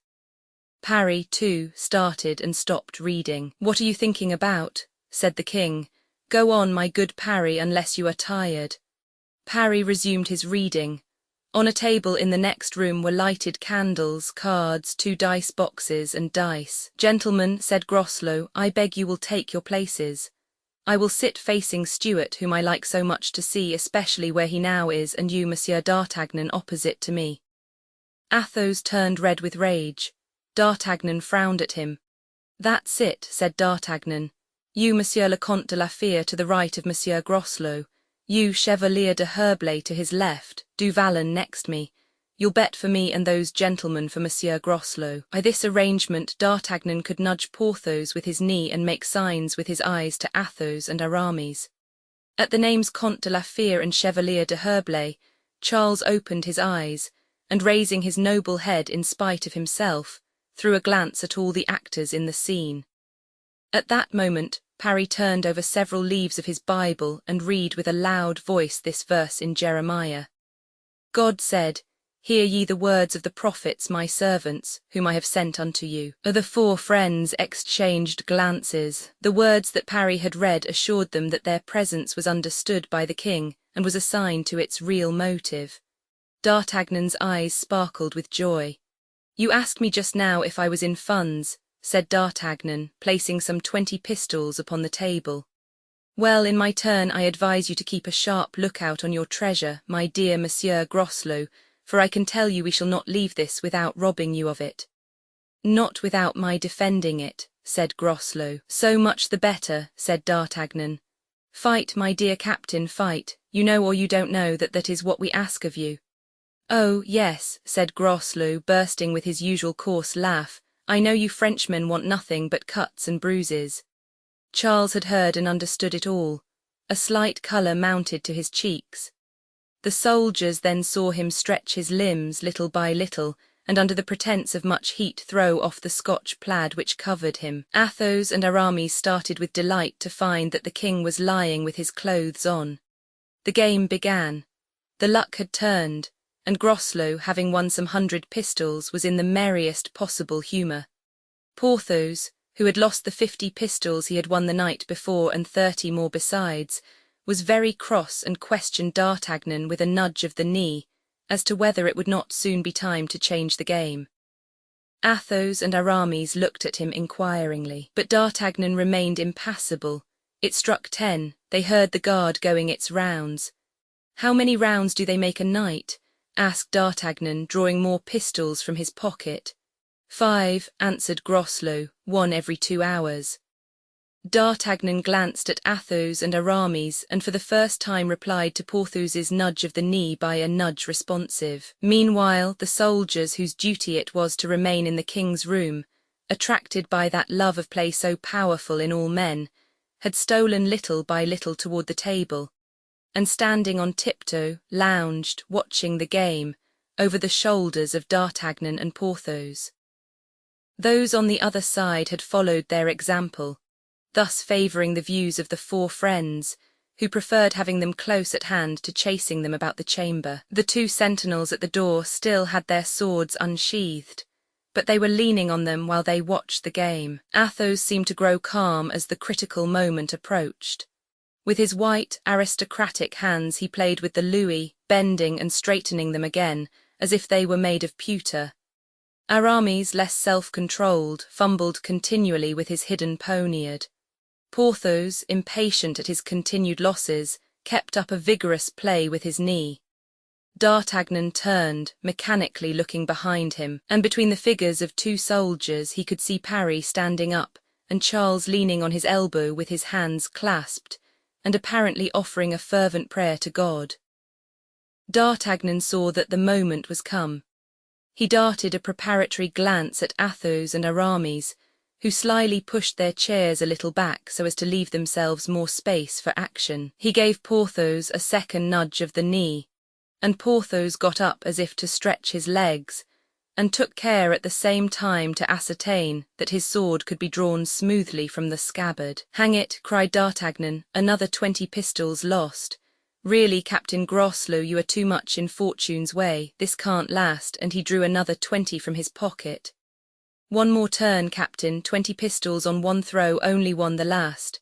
"Done for 20, replied Groslow, and he turned up 2 cards as usual, a king for D'Artagnan and an ace for himself. "A king," said D'Artagnan. "It's a good omen, Master Groslow, look out for the king." And in spite of his extraordinary self-control, there was a strange vibration in the Gascon's voice which made his partner start. Groslow began turning the cards one after another. If he turned up an ace first he won, if a king he lost. He turned up a king. "At last," cried D'Artagnan. At this word Athos and Aramis jumped up. Porthos drew back a step. Daggers and swords were just about to shine, when suddenly the door was thrown open and Harrison appeared in the doorway, accompanied by a man enveloped in a large cloak. Behind this man could be seen the glistening muskets of half a dozen soldiers. Groslow jumped up, ashamed at being surprised in the midst of wine, cards, and dice. But Harrison paid not the least attention to him, and entering the king's room, followed by his companion, "Charles Stuart," said he, "an order has come to conduct you to London without stopping day or night. Prepare yourself, then, to start at once." "And by whom is this order given?" asked the king. "By General Oliver Cromwell, and here is Mr. Mordaunt, who has brought it and is charged with its execution." "Mordaunt," muttered the four friends, exchanging glances. D'Artagnan swept up the money that he and Porthos had lost and buried it in his huge pocket.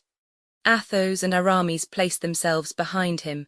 At this movement Mordaunt turned around, recognized them, and uttered an exclamation of savage delight. "I'm afraid we are prisoners," whispered D'Artagnan to his friend. "Not yet," replied Porthos. Colonel," cried Mordaunt, "you are betrayed. These 4 Frenchmen have escaped from Newcastle and no doubt want to carry off the king. Arrest them." "Ah, my young man," said D'Artagnan, drawing his sword, "that is an order sooner given than executed. Fly, friends, fly," he added, whirling his sword around him. The next moment he darted to the door and knocked down 2 of the soldiers who guarded it before they had time to cock their muskets. Athos and Aramis followed him. Porthos brought up the rear, and before soldiers, officers, or colonel had time to recover their surprise, all 4 were in the street. "Fire!" cried Mordaunt. "Fire upon them!" 3 or 4 shots were fired, but with no other result than to show the 4 fugitives turning the corner of the street safe and sound. The horses were at the place fixed upon, and they leaped lightly into their saddles. "Forward!" cried D'Artagnan, "and spur for your dear lives." They galloped away and took the road they had come by in the morning, namely, in the direction towards Scotland. A few hundred yards beyond the town D'Artagnan drew rein. "Halt!" he cried. "This time we shall be pursued. We must let them leave the village and ride after us on the northern road, and when they have passed, we will take the opposite direction." There was a stream close by and a bridge across it. D'Artagnan led his horse under the arch of the bridge. The others followed. 10 minutes later they heard the rapid gallop of a troop of horsemen. A few minutes more and the troop passed over their heads. Chapter 62. London. As soon as the noise of the hoofs was lost in the distance, D'Artagnan remounted the bank of the stream and scoured the plain, followed by his 3 friends, directing their course as well as they could guess toward London. "This time," said D'Artagnan when they were sufficiently distant to proceed at a trot, "I think all is lost and we have nothing better to do than to reach France. What do you say, Athos, to that proposition? Isn't it reasonable?" "Yes, dear friend," Athos replied, "but you said a word the other day that was more than reasonable. It was noble and generous. You said, 'Let us die here.' I recall to you that word." "Oh," said Porthos, "death is nothing. It isn't death that can disquiet us, since we don't know what it is. What troubles me is the idea of defeat. As things are turning out, I foresee that we must give battle to London, to the provinces, to all England, and certainly in the end we can't fail to be beaten. We ought to witness this great tragedy even to its last scene," said Athos. "Whatever happens, let us not leave England before the crisis. Don't you agree with me, Aramis?" "Entirely, my dear Count. Then, too, I confess I should not be sorry to come across Mordaunt again. It appears to me that we have an account to settle with him, and that it is not our custom to leave a place without paying our debts, of this kind at least." "Ah, that's another thing," said D'Artagnan, "and I should not mind waiting in London a whole year for a chance of meeting this Mordaunt in question. Only let us lodge with someone on whom we can count, for I imagine, just now, that Noel Cromwell would not be inclined to trifle with us. Athos, do you know any inn in the whole town where one can find white sheets, roast beef reasonably cooked, and wine which is not made of hops and gin?" "I think I know what you want," replied Athos. "De Winter took us to the house of a Spaniard, who, he said, had become naturalized as an Englishman by the guineas of his new compatriots. What do you say to it, Aramis?" "Why, the idea of taking quarters with Senna Perez seems to me very reasonable, and for my part I agree to it. We will invoke the remembrance of that poor De Winter, for whom he seemed to have a great regard. We will tell him that we have come as amateurs to see what is going on. We will spend with him a guinea each per day, and I think that by taking all these precautions we can be quite undisturbed. You forget, Aramis, one precaution of considerable importance. What is that? The precaution of changing our clothes. Changing our clothes, exclaimed Porthos. I don't see why, we are very comfortable in those we wear. To prevent recognition, said D'Artagnan. Our clothes have a cut which would proclaim the Frenchman at first sight. Now I don't set sufficient store on the cut of my jerkin to risk being hung at Tyburn or sent for change of scene to the Indies. I shall buy a chestnut-coloured suit. I've remarked that your Puritans revel in that colour. But can you find your man? Said Aramis to Athos. Oh, to be sure, yes. He lives at the Bedford Tavern, Greenhall Street.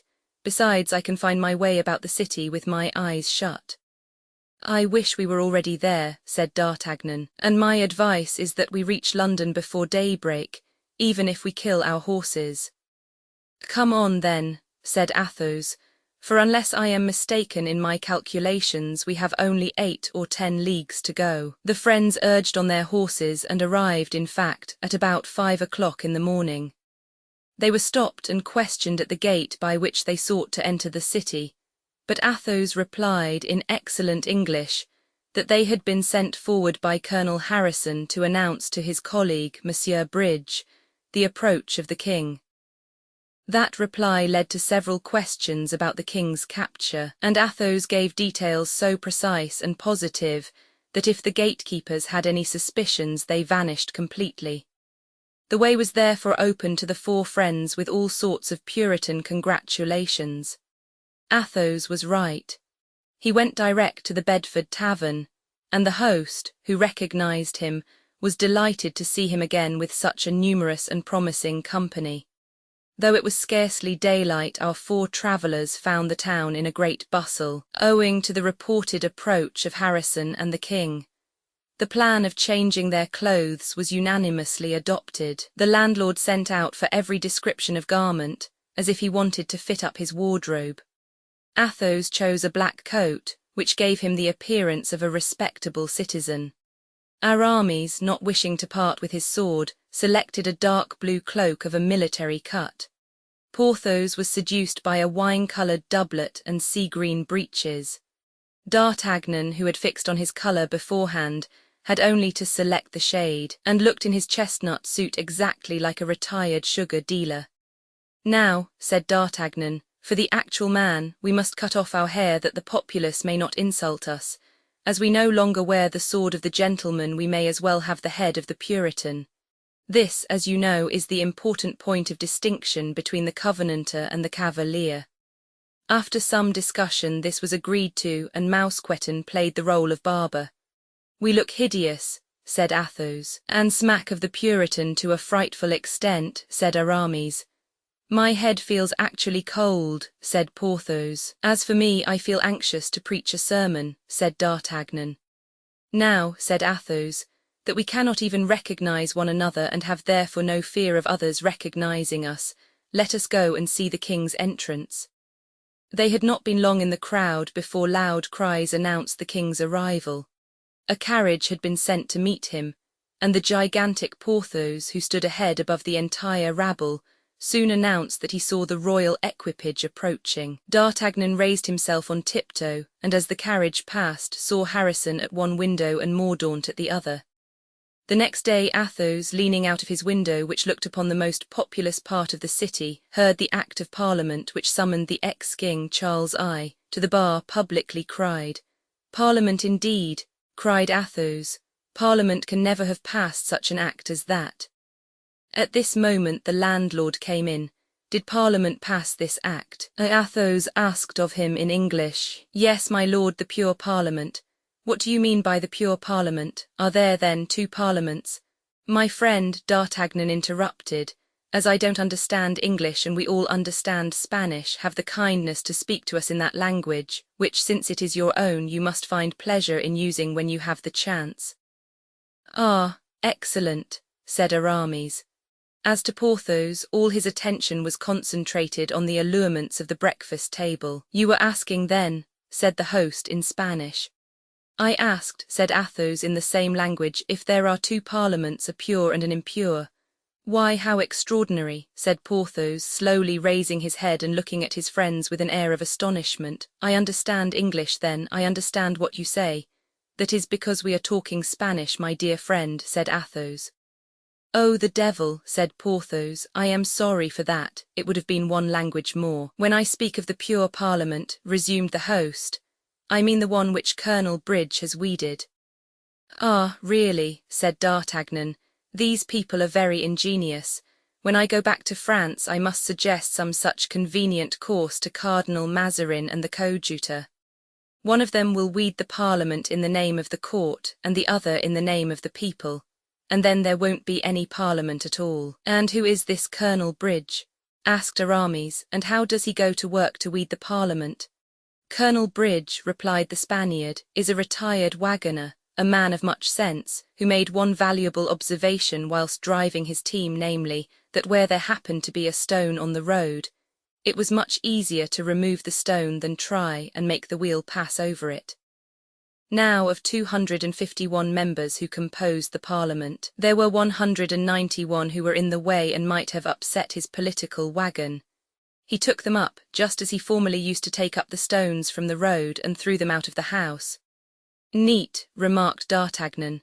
"Very, and all these 191 were royalists?" asked Athos. "Without doubt, Señor, and you understand that they would have saved the king." "To be sure," said Porthos with majestic common sense, "they were in the majority." "And you think," said Aramis, "he will consent to appear before such a tribunal?" "He will be forced to do so," smiled the Spaniard. "Now, Athos," said D'Artagnan, "do you begin to believe that it's a ruined cause, and that what with your Harrisons, Joyces, Bridges, and Cromwells we shall never get the upper hand?" "The king will be delivered at the tribunal," said Athos. "The very silence of his supporters indicates that they are at work." D'Artagnan shrugged his shoulders. "But," said Aramis, "if they dare to condemn their king, it can only be to exile or imprisonment." D'Artagnan whistled a little air of incredulity. "We shall see," said Athos, "for we shall go to the sittings, I presume." "You will not have long to wait," said the landlord, "they begin tomorrow." "So then they drew up the indictments before the king was taken?" "Of course," said D'Artagnan. "They began the day he was sold." "And you know," said Aramis, "that it was our friend Mordaunt who made, if not the bargain, at least the overtures." "And you know," added D'Artagnan, "that whenever I catch him I will kill him, this Mordaunt." "And I too," exclaimed Porthos. "And I too," added Aramis. "Touching unanimity," cried D'Artagnan, "which well becomes good citizens like us. Let us take a turn around the town and imbibe a little fog." "Yes," said Porthos, "it will be at least a little change from beer." Chapter 63. The Trial. The next morning King Charles I was hailed by a strong guard before the High Court which was to judge him. All London was crowding to the doors of the house. The throng was terrific, and it was not till after much pushing and some fighting that our friends reached their destination. When they did so, they found the 3 lower rows of benches already occupied, but being anxious not to be too conspicuous, all, with the exception of Porthos, who had a fancy to display his red doublet, were quite satisfied with their places, the more so as chance had brought them to the centre of their row, so that they were exactly opposite the armchair prepared for the royal prisoner. Toward 11 o'clock, the king entered the hall, surrounded by guards, but wearing his head covered, and with a calm expression turned to every side with a look of complete assurance, as if he were there to preside at an assembly of submissive subjects, rather than to meet the accusations of a rebel court. The judges, proud of having a monarch to humiliate, evidently prepared to enjoy the right they had arrogated to themselves, and sent an officer to inform the king that it was customary for the accused to uncover his head. Charles, without replying a single word, turned his head in another direction and pulled his felt hat over it. Then, when the officer was gone, he sat down in the armchair opposite the president and struck his boots with a little cane which he carried in his hand. Parry, who accompanied him, stood behind him. D'Artagnan was looking at Athos, whose face betrayed all those emotions which the king, possessing more self-control, had banished from his own. This agitation in one so cold and calm as Athos frightened him. "I hope," he whispered to him, that you will follow his Majesty's example and not get killed for your folly in this den. Set your mind at rest, replied Athos. Aha, continued D'Artagnan, it is clear that they are afraid of something or other, for look, the sentinels are being reinforced. They had only halberds before, now they have muskets. The halberds were for the audience in the rear, the muskets are for us. 30, 40, 50, 65 men, said Porthos, counting the reinforcements. Ah, said Aramis, but you forget the officer. D'Artagnan grew pale with rage. He recognized Mordaunt, who with bare sword was marshalling the musketeers behind the king and opposite the benches. Do you think they have recognized us? Said D'Artagnan. In that case I should beat a retreat, I don't care to be shot in a box. No, said Aramis, he has not seen us, he sees no one but the king. Mon Dieu, how he stares at him, the insolent dog. Does he hate his Majesty as much as he does us? Pardy, answered Athos, we only carried off his mother. The king has spoiled him of his name and property. True, said Aramis, but silence, the president is speaking to the king. Stuart, Bradshaw was saying, listen to the roll call of your judges and address to the court any observations you may have to make. The king turned his head away, as if these words had not been intended for him. Bradshaw waited, and as there was no reply, there was a moment of silence. Out of the 163 members designated, there were only 73 present, for the rest, fearful of taking part in such an act, had remained away. When the name of Colonel Fairfax was called, one of those brief but solemn silences ensued, which announced the absence of the members who had no wish to take a personal part in the trial. Colonel Fairfax, repeated Bradshaw. Fairfax, answered a laughing voice, the silvery tone of which betrayed it as that of a woman, is not such a fool as to be here. A loud laugh followed these words, pronounced with that boldness which women draw from their own weakness, a weakness which removes them beyond the power of vengeance. It is a woman's voice, cried Aramis. Faith, I would give a good deal if she is young and pretty. And he mounted on the bench to try and get a sight of her. By my soul, said Aramis, she is charming. Look, D'Artagnan, everybody is looking at her, and in spite of Bradshaw's gaze she has not turned pale. It is Lady Fairfax herself, said D'Artagnan. Don't you remember, Porthos, we saw her at General Cromwell's? The roll call continued. These rascals will adjourn when they find that they are not in sufficient force, said the Comte de la Fere. You don't know them. Athos, look at Mordaunt's smile. Is that the look of a man whose victim is likely to escape him? Ah, cursed basilisk, it will be a happy day for me when I can cross something more than a look with you. The king is really very handsome, said Porthos. And look too, though he is a prisoner, how carefully he is dressed. The feather in his hat is worth at least 25 pistoles. Look at it, Aramis. The roll call finished, the president ordered them to read the act of accusation. Athos turned pale. A second time he was disappointed in his expectation. Notwithstanding the judges were so few, the trial was to continue. The king then was condemned in advance. I told you so, Athos, said D'Artagnan, shrugging his shoulders. Now take your courage in both hands and hear what this gentleman in black is going to say about his sovereign, with full license and privilege. Never till then had a more brutal accusation or meaner insults tarnished kingly majesty. Charles listened with marked attention, passing over the insults, noting the grievances, and when hatred overflowed all bounds and the accuser turned executioner beforehand, replying with a smile of lofty scorn. The fact is, said D'Artagnan, if men are punished for imprudence and triviality, this poor king deserves punishment. But it seems to me that that which he is just now undergoing is hard enough. In any case, Aramis replied, the punishment should fall not on the king, but on his ministers. For the first article of the Constitution is, the king can do no wrong. As for me, thought Porthos, giving Mordaunt his whole attention, were it not for breaking in on the majesty of the situation, I would leap down from the bench, reach Mordaunt in 3 bounds and strangle him. I would then take him by the feet and knock the life out of these wretched musketeers who parody the musketeers of France. Meantime, D'Artagnan, who is full of invention, would find some way to save the king. I must speak to him about it. As to Athos, his face aflame, his fists clinched, his lips bitten till they bled, he sat there foaming with rage at that endless parliamentary insult, and that long-enduring royal patience. The inflexible arm and steadfast heart had given place to a trembling hand and a body shaken by excitement. At this moment the accuser concluded with these words: "The present accusation is preferred by us in the name of the English people." At these words there was a murmur along the benches, and a second voice, not that of a woman but a man's, stout and furious, thundered behind D'Artagnan. "You lie," it cried.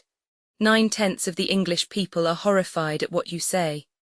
This voice was that of Athos, who, standing up with outstretched hand and quite out of his mind, thus assailed the public accuser. King, judges, spectators, all turned their eyes to the bench where the four friends were seated.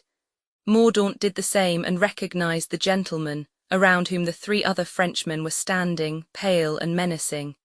His eyes glittered with delight. He had discovered those to whose death he had devoted his life. A movement of fury called to his side some 20 of his musketeers, and pointing to the bench where his enemies were.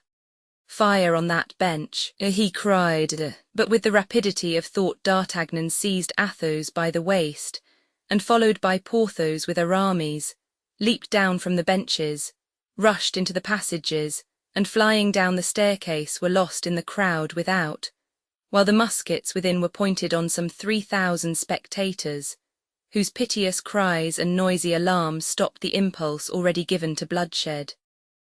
Charles also had recognized the four Frenchmen. He put one hand on his heart to still its beating and the other over his eyes, that he might not witness the slaying of his faithful friends.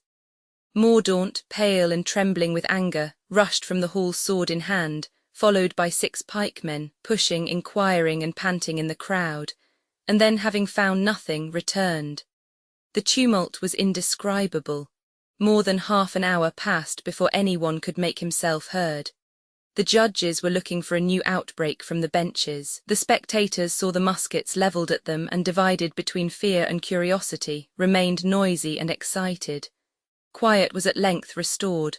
"What have you to say in your defence?" asked Bradshaw of the king. Then, rising, with his head still covered, in the tone of a judge rather than a prisoner, Charles began. "Before questioning me," he said, "reply to my question. I was free at Newcastle and had there concluded a treaty with both houses. Instead of performing your part of this contract, as I performed mine, you bought me from the Scotch, cheaply I know, and that does honour to the economic talent of your government. But because you have paid the price of a slave, do you imagine that I have ceased to be your king? No, to answer you would be to forget it. I shall only reply to you when you have satisfied me of your right to question me. To answer you would be to acknowledge you as my judges, and I only acknowledge you as my executioners." And in the middle of a death-like silence, Charles, calm, lofty, and with his head still covered, sat down again in his armchair. "Why are not my Frenchmen here?" he murmured proudly, and turning his eyes to the benches where they had appeared for a moment. They would have seen that their friend was worthy of their defence while alive, and of their tears when dead. "Well," said the president, seeing that Charles was determined to remain silent, "so be it. We will judge you in spite of your silence. You are accused of treason, of abuse of power and murder. The evidence will support it. Go, and another sitting will accomplish what you have postponed in this." Charles rose and turned toward Parry, whom he saw pale and with his temples dewed with moisture. "Well, my dear Parry," said he, "what is the matter, and what can affect you in this manner?" "Oh, my king," said Parry, with tears in his eyes and in a tone of supplication, "do not look to the left as we leave the hall." "And why, Parry? Do not look, I implore you, my king. But what is the matter? Speak," said Charles, attempting to look across the hedge of guards which surrounded him. "It is, but you will not look, will you? It is because they have had the axe with which criminals are executed brought and placed there on the table. The sight is hideous." "Fools," said Charles, "do they take me for a coward like themselves? You have done well to warn me, thank you, Parry." When the moment arrived, the king followed his guards out of the hall. As he passed the table on which the axe was laid, he stopped and, turning with a smile, said, Ah, the axe, an ingenious device, and well worthy of those who know not what a gentleman is. You frighten me not, executioner's axe, added he, touching it with the cane which he held in his hand, and I strike you now, waiting patiently and Christianly for you to return the blow. And shrugging his shoulders with unaffected contempt, he passed on. When he reached the door, a stream of people, who had been disappointed in not being able to get into the house and to make amends had collected to see him come out, stood on each side as he passed, many among them glaring on him with threatening looks. How many people, thought he, and not one true friend. And as he uttered these words of doubt and depression within his mind, a voice beside him said, "Respect to fallen majesty." The king turned quickly around, with tears in his eyes and heart. It was an old soldier of the guards who could not see his king pass captive before him without rendering him this final homage. But the next moment the unfortunate man was nearly killed with heavy blows of sword hilts, and among those who set upon him the king recognized Captain Groslow. "Alas," said Charles, "that is a severe chastisement for a very trifling fault." He continued his walk, but he had scarcely gone 100 paces, when a furious fellow, leaning between two soldiers, spat in the king's face, as once an infamous and accursed Jew spit in the face of Jesus of Nazareth. Loud roars of laughter and sullen murmurs arose together. The crowd opened and closed again, undulating like a stormy sea, and the king imagined that he saw shining in the midst of this living wave the bright eyes of Athos. Charles wiped his face and said with a sad smile, "Poor wretch, for 1/2 a crown he would do as much to his own father." The king was not mistaken. Athos and his friends, again mingling with the throng, were taking a last look at the martyr king. When the soldier saluted Charles, Athos's heart bounded for joy, and that unfortunate on coming to himself found 10 guineas that the French gentleman had slipped into his pocket. But when the cowardly insulter spat in the face of the captive monarch, Athos grasped his dagger. But D'Artagnan stopped his hand and in a hoarse voice cried, "Wait." Athos stopped. D'Artagnan, leaning on Athos, made a sign to Porthos and Aramis to keep near them, and then placed himself behind the man with the bare arms, who was still laughing at his own vile pleasantry and receiving the congratulations of several others. The man took his way toward the city. The 4 friends followed him. The man, who had the appearance of being a butcher, descended a little steep and isolated street, looking on to the river with 2 of his friends. Arrived at the bank of the river, the 3 men perceived that they were followed, turned around, and looking insolently at the Frenchmen, passed some jests from one to another. "I don't know English, Athos," said D'Artagnan, "but you know it and will interpret for me." Then quickening their steps they passed the 3 men but turned back immediately, and D'Artagnan walked straight up to the butcher and touching him on the chest with the tip of his finger, said to Athos, "Say this to him in English, you are a coward, you have insulted a defenseless man, you have befouled the face of your king, you must die." Athos, pale as a ghost, repeated these words to the man who, seeing the bodeful preparations that were making, put himself in an attitude of defense. Aramis at this movement drew his sword. "No," cried D'Artagnan, "no steel. Steel is for gentlemen."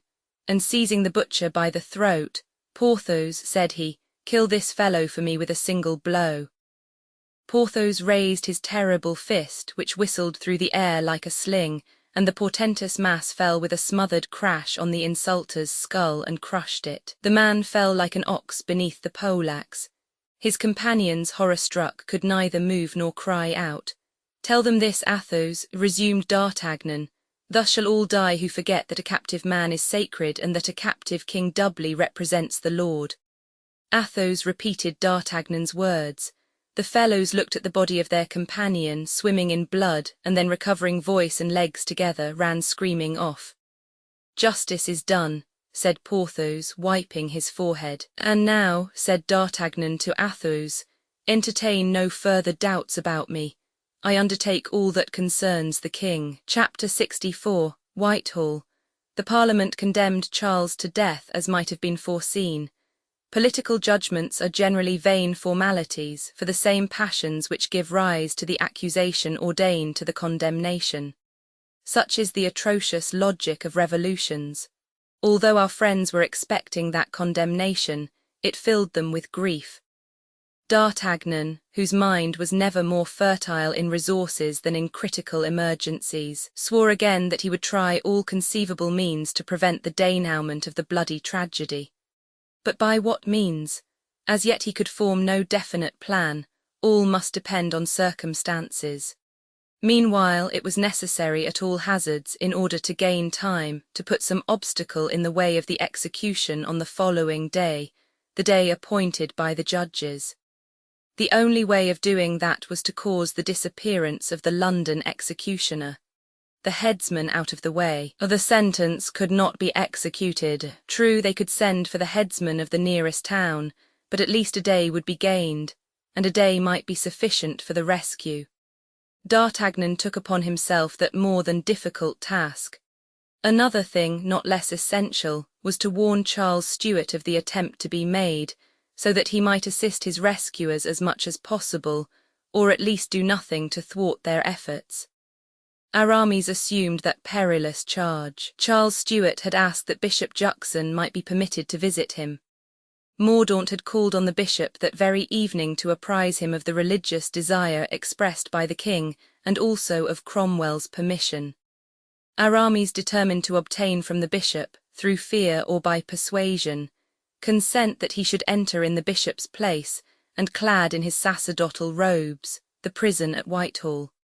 Finally, Athos undertook to provide, in any event, the means of leaving England, in case either of failure or of success. The night having come, they made an appointment to meet at 11 o'clock at the hotel, and each started out to fulfill his dangerous mission.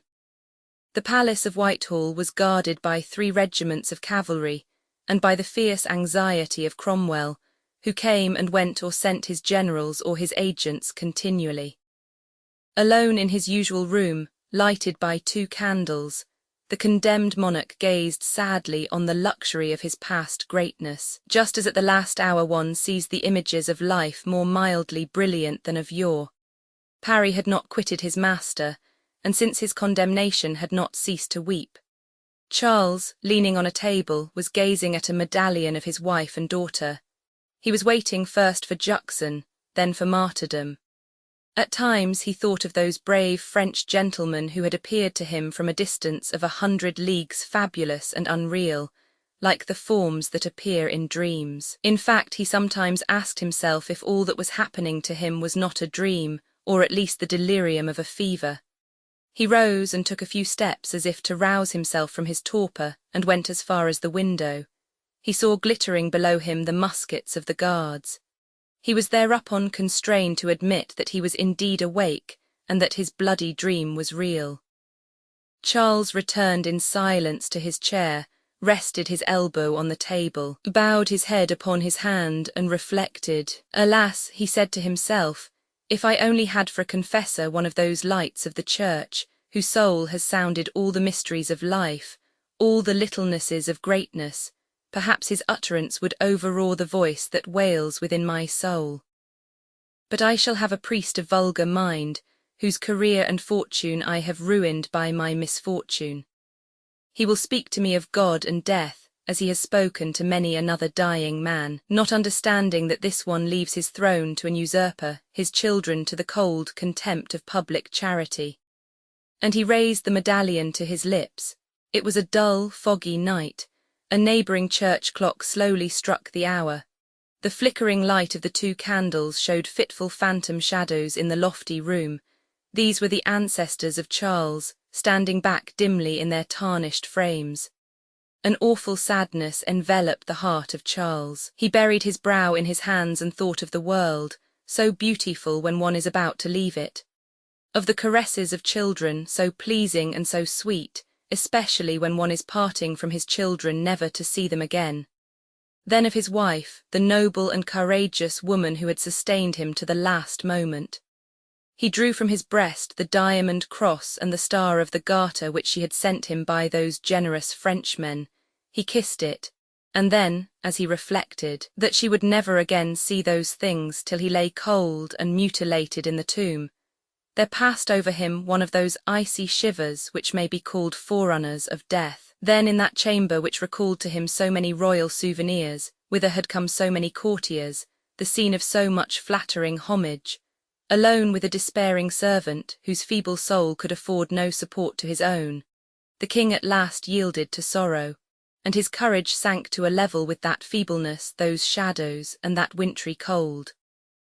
That king, who was so grand, so sublime in the hour of death, meeting his fate with a smile of resignation on his lips, now in that gloomy hour wiped away a tear which had fallen on the table and quivered on the gold-embroidered cloth.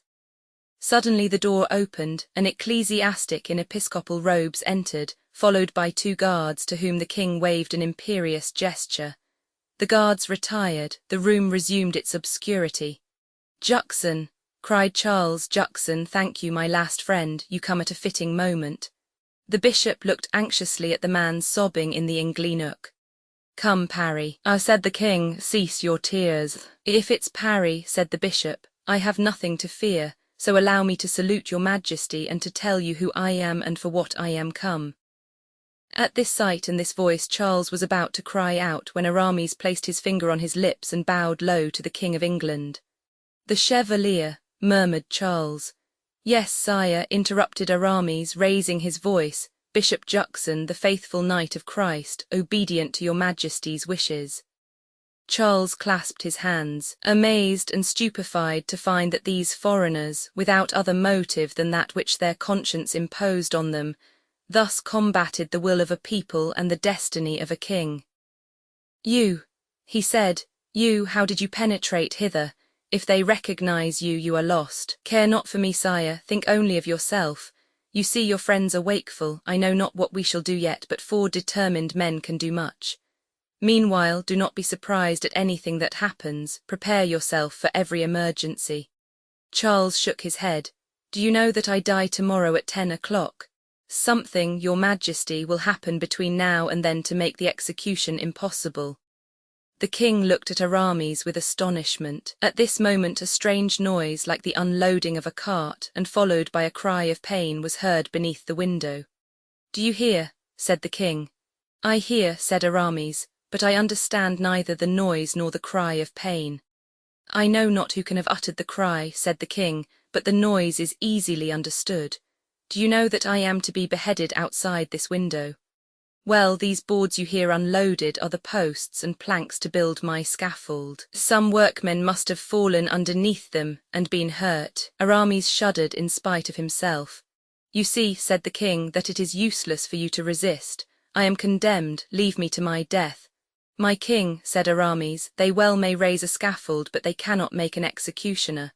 "What do you mean?" asked the king. "I mean that at this hour the headsman has been got out of the way by force or persuasion. The scaffold will be ready by tomorrow, but the headsman will be wanting and they will put it off till the day after tomorrow." "What then?" said the king. "Tomorrow night we shall rescue you." "How can that be?" cried the king, whose face was lighted up in spite of himself by a flash of joy.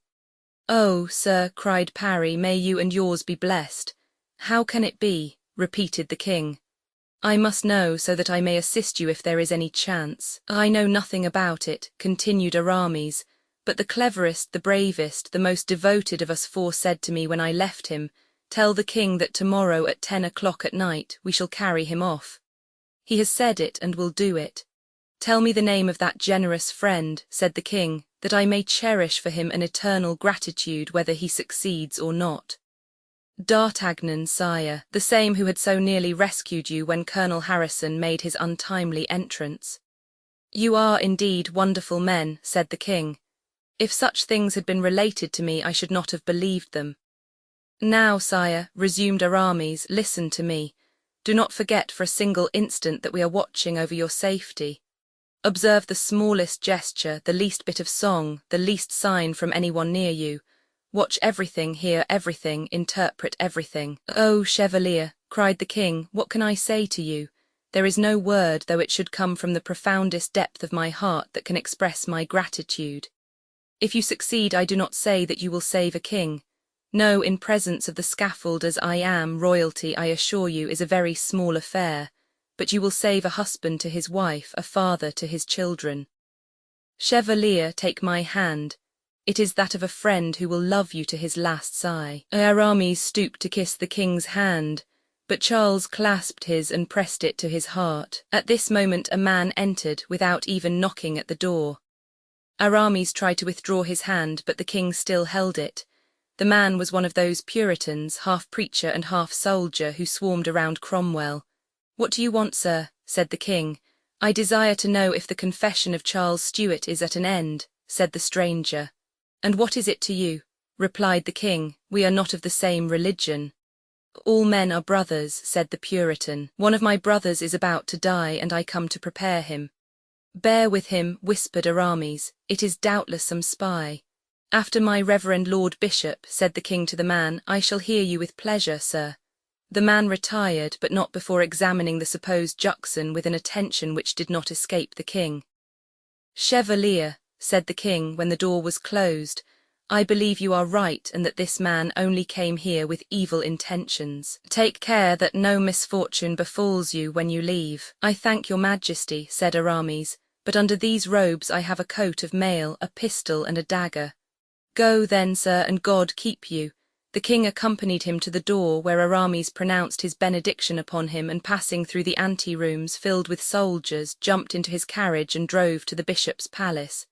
Juxon was waiting for him impatiently. "Well," said he on perceiving Aramis, "everything has succeeded as I expected. Spies, guards, satellites all took me for you, and the king blesses you while waiting for you to bless him. May God protect you, my son, for your example has given me at the same time hope and courage." Aramis resumed his own attire, and left Juxon with the assurance that he might again have recourse to him. He had scarcely gone 10 yards in the street when he perceived that he was followed by a man, wrapped in a large cloak. He placed his hand on his dagger and stopped. The man came straight toward him. It was Porthos. "My dear friend," cried Aramis. "You see we had each our mission," said Porthos. "Mine was to guard you, and I am doing so. Have you seen the king?" "Yes, and all goes well. We are to meet our friends at the hotel at 11. It was then striking 10:30 by St. Paul's. Arrived at the hotel, it was not long before Athos entered. "All's well," he cried as he entered. "I have hired a cedar wherry, as light as a canoe, as easy on the wing as any swallow. It is waiting for us at Greenwich, opposite the Isle of Dogs, manned by a captain and 4 men, who for the sum of £50 sterling will keep themselves at our disposition 3 successive nights. Once on board, we drop down the Thames, and in 2 hours are on the open sea. In case I am killed, the captain's name is Roger, and the skiff is called the Lightning. A handkerchief tied at the 4 corners is to be the signal." Next moment D'Artagnan entered. "Empty your pockets," said he. "I want £100, and as for my own," and he emptied them inside out. The sum was collected in a minute. D'Artagnan ran out and returned directly after. "There," said he, "it's done, and not without a deal of trouble too." "Has the executioner left London?" asked Athos. "Ah, you see that plan was not sure enough. He might go out by one gate and return by another." "Where is he then?" "In the cellar." "The cellar? What cellar?" "Our landlord's, to be sure. Mousqueton is propped against the door, and here's the key." "Bravo," said Aramis. "How did you manage it?" "Like everything else with money, but it cost me dear." "How much?" asked Athos. £500. "And where did you get so much money?" said Athos. "Had you then that sum?" "The Queen's famous diamond," answered D'Artagnan with a sigh. "Ah, true," said Aramis. "I recognized it on your finger." "You bought it back, then, from Monsieur des Essarts?" asked Porthos. "Yes, but it was fated that I should not keep it." "So then we are all right as regards the executioner," said Athos. "But unfortunately every executioner has his assistant, his man, or whatever you call him." "And this one had his," said D'Artagnan. "But as good luck would have it, just as I thought I should have 2 affairs to manage, our friend was brought home with a broken leg. In the excess of his zeal he had accompanied the cart containing the scaffolding as far as the king's window, and one of the crossbeams fell on his leg and broke it." "Ah," cried Aramis, "that accounts for the cry I heard."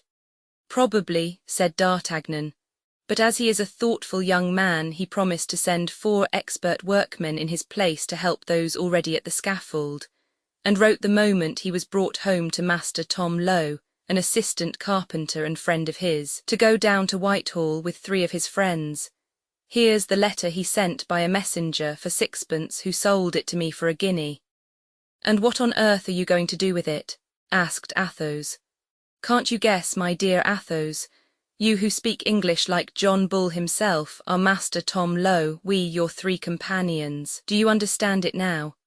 Athos uttered a cry of joy and admiration, ran to a closet and drew forth workmen's clothes, which the 4 friends immediately put on. They then left the hotel, Athos carrying a saw, Porthos a vise, Aramis an axe, and D'Artagnan a hammer and some nails. The letter from the executioner's assistant satisfied the master carpenter that those were the men he expected. Chapter 65. The Workmen. Toward midnight Charles heard a great noise beneath his window. It arose from blows of hammer and hatchet, clinking of pincers and crunching of saws. Lying dressed upon his bed, the noise awoke him with a start and found a gloomy echo in his heart. He could not endure it, and sent Parry to ask the sentinel to beg the workmen to strike more gently and not disturb the last slumber of one who had been their king. The sentinel was unwilling to leave his post, but allowed Parry to pass. Arriving at the window, Parry found an unfinished scaffold, over which they were nailing a covering of black serge. Raised to the height of 20 feet, so as to be on a level with the window, it had 2 lower stories. Parry, odious as was this sight to him, sought for those among some 8 or 10 workmen who were making the most noise, and fixed on 2 men, who were loosening the last hooks of the iron balcony. "My friends," said Parry, mounting the scaffold and standing beside them, "would you work a little more quietly? The king wishes to get asleep." One of the 2 who was standing up was of gigantic size and was driving a pick with all his might into the wall, whilst the other, kneeling beside him, was collecting the pieces of stone. The face of the first was lost to Parry in the darkness, but as the second turned around and placed his finger on his lips, Parry started back in amazement. very well," said the workman aloud in excellent English. "Tell the king that if he sleeps badly tonight he will sleep better tomorrow night." These blunt words, so terrible if taken literally, were received by the other workmen with a roar of laughter, but Parry withdrew, thinking he was dreaming. Charles was impatiently awaiting his return. At the moment he re-entered, the sentinel who guarded the door put his head through the opening, curious as to what the king was doing. The king was lying on his bed, resting on his elbow. Parry closed the door and approaching the king, his face radiant with joy. "Sire," he said in a low voice, "do you know who these workmen are who are making so much noise?" "I know, how would you have me know?" Parry bent his head and whispered to the king, "It is the Comte de la Fere and his friends." "Raising my scaffold?" cried the king, astounded. "Yes, and at the same time making a hole in the wall." The king clasped his hands and raised his eyes to heaven, then leaping down from his bed he went to the window, and pulling aside the curtain tried to distinguish the figures outside, but in vain. Parry was not wrong. It was Athos he had recognized, and Porthos who was boring a hole through the wall. This hole communicated with a kind of loft, the space between the floor of the king's room and the ceiling of the one below it. Their plan was to pass through the hole they were making into this loft and cut out from below a piece of the flooring of the king's room, so as to form a kind of trap-door. Through this the king was to escape the next night, and hidden by the black covering of the scaffold, was to change his dress for that of a workman, slip out with his deliverers, past the sentinels, who would suspect nothing, and so reach the skiff that was waiting for him at Greenwich. Day gilded the tops of the houses. The aperture was finished and Athos passed through it, carrying the clothes destined for the king wrapped in black cloth, and the tools with which he was to open a communication with the king's room. He had only 2 hours' work to do to open communication with the king, and according to the calculations of the 4 friends, they had the entire day before them, since, the executioner being absent, another must be sent for to Bristol. D'Artagnan returned to change his workman's clothes for his chestnut-coloured suit, and Porthos to put on his red doublet. As for Aramis, he went off to the bishop's palace to see if he could possibly pass in with Juxon to the king's presence. All three agreed to meet at noon in Whitehall Place to see how things went on. Before leaving the scaffold, Aramis had approached the opening where Athos was concealed to tell him that he was about to make an attempt to gain another interview with the king. "Adieu then, and be of good courage," said Athos. "Report to the king the condition of affairs. Say to him that when he is alone it will help us if he will knock on the floor, for then I can continue my work in safety. Try, Aramis, to keep near the king. Speak loud, very loud, for they will be listening at the door. If there is a sentinel within the apartment, kill him without hesitation. If there are two, let Parry kill one and you the other. If there are three, let yourself be slain. But save the king." "Be easy," said Aramis. "I will take 2 poniards and give one to Parry. Is that all?" "Yes, go, but urge the king strongly not to stand on false generosity. While you are fighting, if there is a fight, he must flee. The trap once replaced over his head, you being on the trap, dead or alive, they will need at least 10 minutes to find the hole by which he has escaped. In those 10 minutes we shall have gained the road and the king will be saved. Everything shall be done as you say, Athos. Your hand, for perhaps we shall not see each other again." Athos put his arm around Aramis's neck and embraced him. "For you," he said. "Now if I die, say to D'Artagnan that I love him as a son and embrace him for me. Embrace also our good and brave Porthos. Adieu." "Adieu," said Aramis. "I am as sure now that the king will be saved as I am sure that I clasp the most loyal hand in the world." Aramis parted from Athos, went down from the scaffold in his turn and took his way to the hotel, whistling the air of a song in praise of Cromwell. He found the other 2 friends sitting at table before a good fire, drinking a bottle of port and devouring a cold chicken.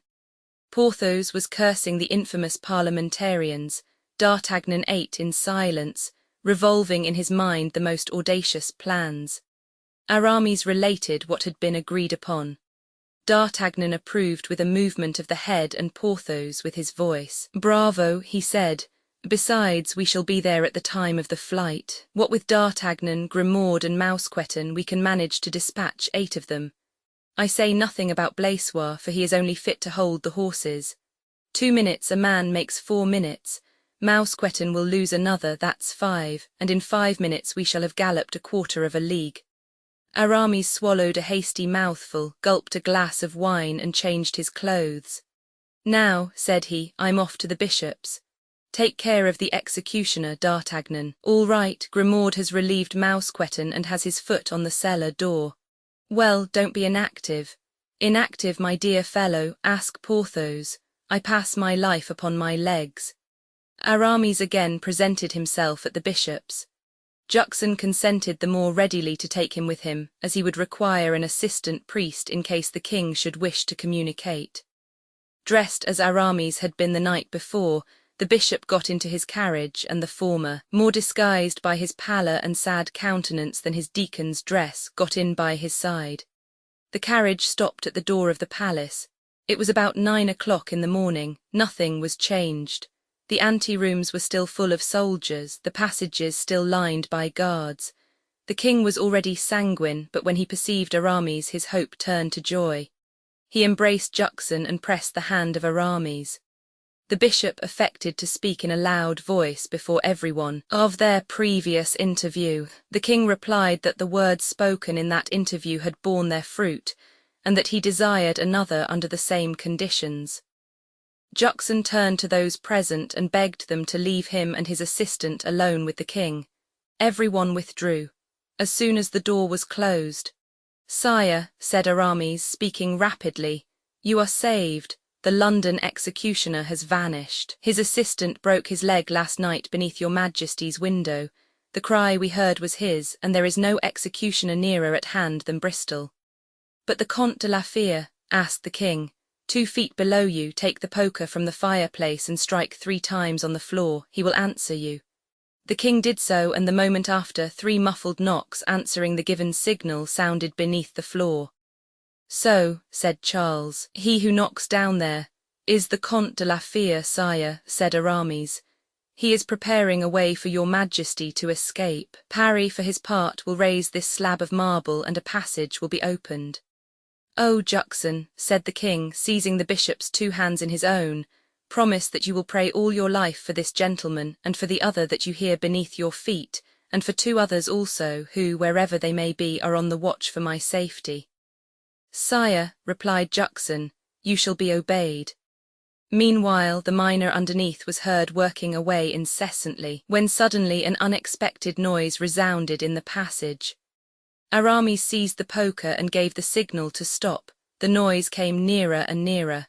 It was that of a number of men steadily approaching. The 4 men stood motionless. All eyes were fixed on the door, which opened slowly and with a kind of solemnity.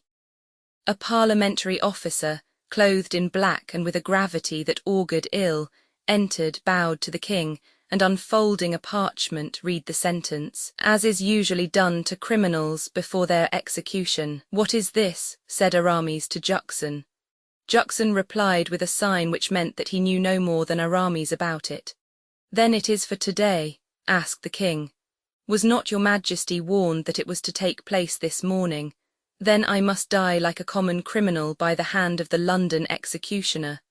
The London executioner has disappeared, your majesty, but a man has offered his services instead. The execution will therefore only be delayed long enough for you to arrange your spiritual and temporal affairs. A slight moisture on his brow was the only trace of emotion that Charles evinced as he learned these tidings, but Aramis was livid. His heart ceased beating, he closed his eyes and leaned upon the table. Charles perceived it and took his hand. Come, my friend, said he, courage. Then he turned to the officer. Sir, I am ready. There is but little reason why I should delay you. Firstly, I wish to communicate. Secondly, to embrace my children and bid them farewell for the last time. Will this be permitted me? Certainly, replied the officer and left the room. Aramis dug his nails into his flesh and groaned aloud. Oh, my lord bishop, he cried, seizing Juxon's hands, where is Providence, where is Providence? My son, replied the bishop with firmness, you see him not because the passions of the world conceal him. My son, said the king to Aramis, do not take it so to heart. You ask what God is doing. God beholds your devotion and my martyrdom, and believe me, both will have their reward. Ascribe to men, then, what is happening, and not to God. It is men who drive me to death, it is men who make you weep. Yes, sire, said Aramis, yes, you are right, it is men whom I should hold responsible, and I will hold them responsible. Be seated, Juxon, said the king, falling upon his knees. I have now to confess to you. Remain, sir, he added to Aramis, who had moved to leave the room. Remain, Parry, I have nothing to say that cannot be said before all. Juxon sat down, and the king, kneeling humbly before him, began his confession. Chapter 66. Remember, the mob had already assembled when the confession terminated. The king's children next arrived, the Princess Charlotte, a beautiful fair-haired child with tears in her eyes, and the Duke of Gloucester, a boy 8 or 9 years old, whose tearless eyes and curling lip revealed a growing pride. He had wept all night long, but would not show his grief before the people. Charles's heart melted within him at the sight of those 2 children, whom he had not seen for 2 years and whom he now met at the moment of death. He turned to brush away a tear and then, summoning up all his firmness, drew his daughter toward him, recommending her to be pious and resigned. Then he took the boy upon his knee. My son, he said to him, you saw a great number of people in the streets as you came here. These men are going to behead your father, do not forget that. Perhaps some day they will want to make you king, instead of the Prince of Wales, or the Duke of York, your elder brothers. But you are not the king, my son, and can never be so while they are alive. Swear to me then never to let them put a crown upon your head unless you have a legal right to the crown. For one day, listen, my son, one day if you do so they will doom you to destruction, head and crown too, and then you will not be able to die with a calm conscience as I die. Swear, my son. The child stretched out his little hand toward that of his father and said, I swear to your majesty. Henry, said Charles, call me your father. Father, replied the child, I swear to you that they shall kill me sooner than make me king. Good my child, now kiss me, and you too, Charlotte, never forget me. "Oh, never, never," cried both the children, throwing their arms around their father's neck. "Farewell," said Charles, "farewell, my children. Take them away, Juxon, their tears will deprive me of the courage to die." Juxon led them away, and this time the doors were left open. Meanwhile, Athos, in his concealment, waited in vain the signal to recommence his work. 2 long hours he waited in terrible inaction.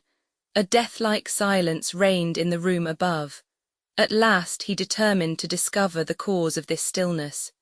He crept from his hole and stood, hidden by the black drapery, beneath the scaffold. Peeping out from the drapery, he could see the rows of halberdiers and musketeers around the scaffold, and the first ranks of the populace swaying and groaning like the sea. What is the matter, then? He asked himself, trembling more than the wind-swayed cloth he was holding back. The people are hurrying on, the soldiers under arms, and among the spectators I see D'Artagnan. What is he waiting for? What is he looking at? Good God! Have they allowed the headsman to escape? Suddenly, the dull beating of muffled drums filled the square.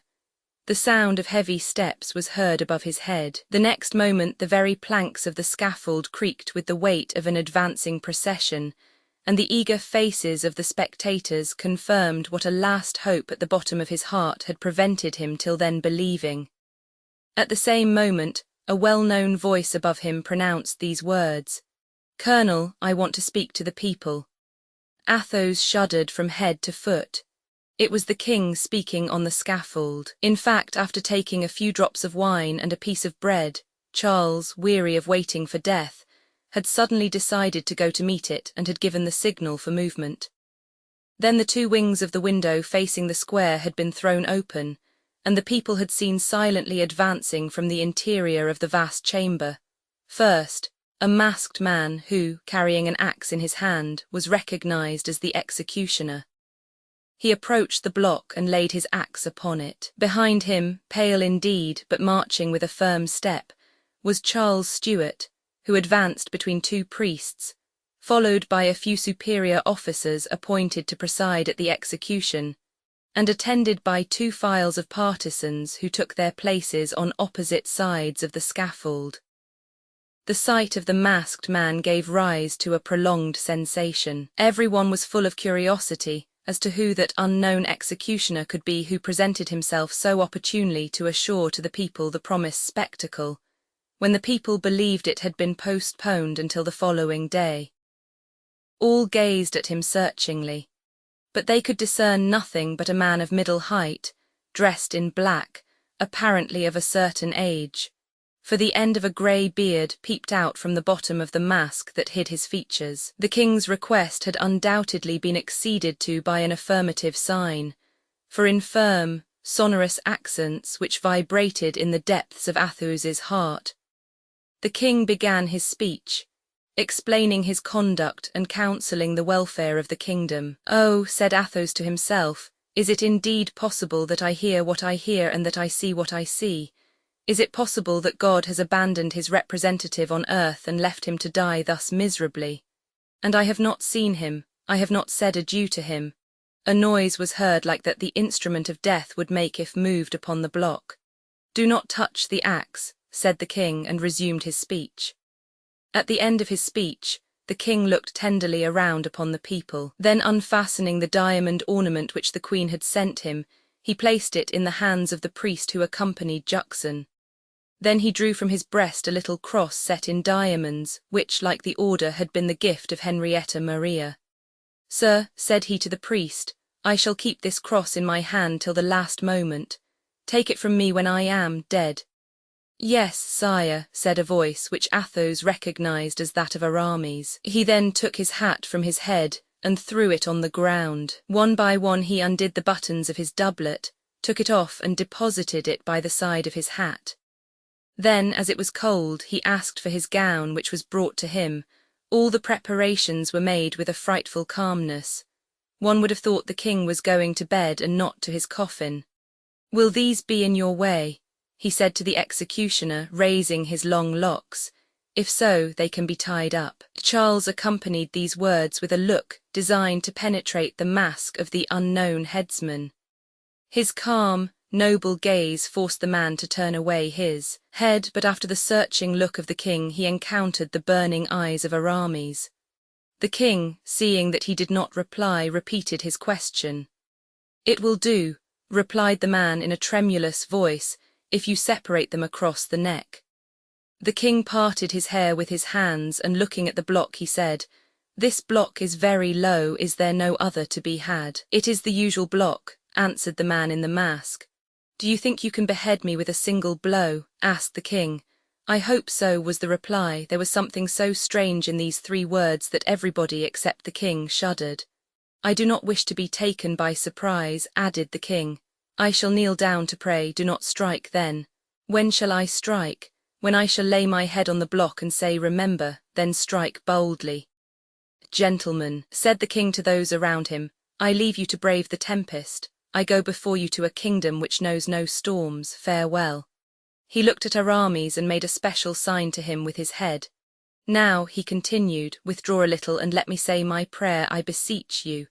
You also stand aside," he said to the masked man.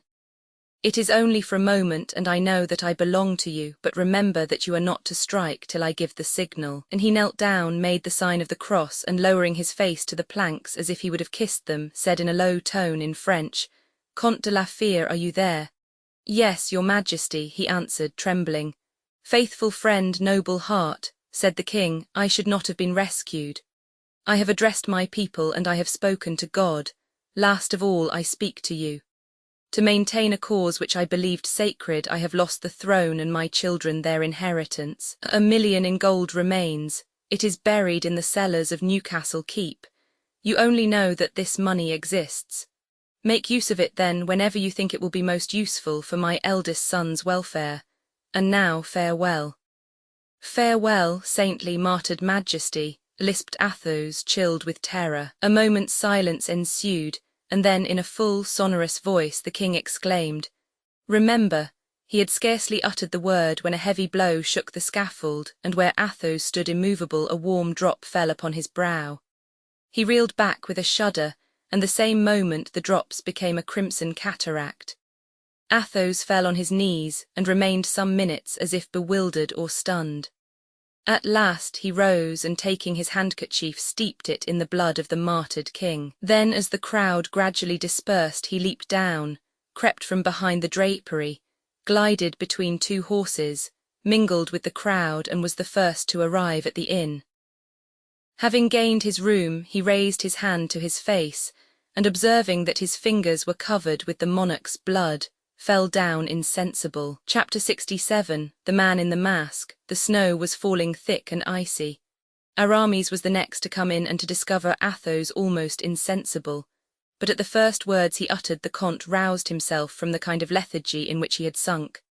"Well," said Aramis, "beaten by fate." "Beaten," said Athos. "Noble and unhappy king, are you wounded?" cried Aramis. "No, this is his blood." "Where were you then?" "Where you left me, under the scaffold." "Did you see it all?" "No, but I heard all. God preserve me from another such hour as I have just passed." "Then you know that I did not leave him." "I heard your voice up to the last moment." "Here is the order he gave me and the cross I took from his hand. He desired they should be returned to the queen." "Then here is a handkerchief to wrap them in," replied Athos, drawing from his pocket the one he had steeped in the king's blood. "And what," he continued, "has been done with the poor body? By order of Cromwell, royal honours will be accorded to it.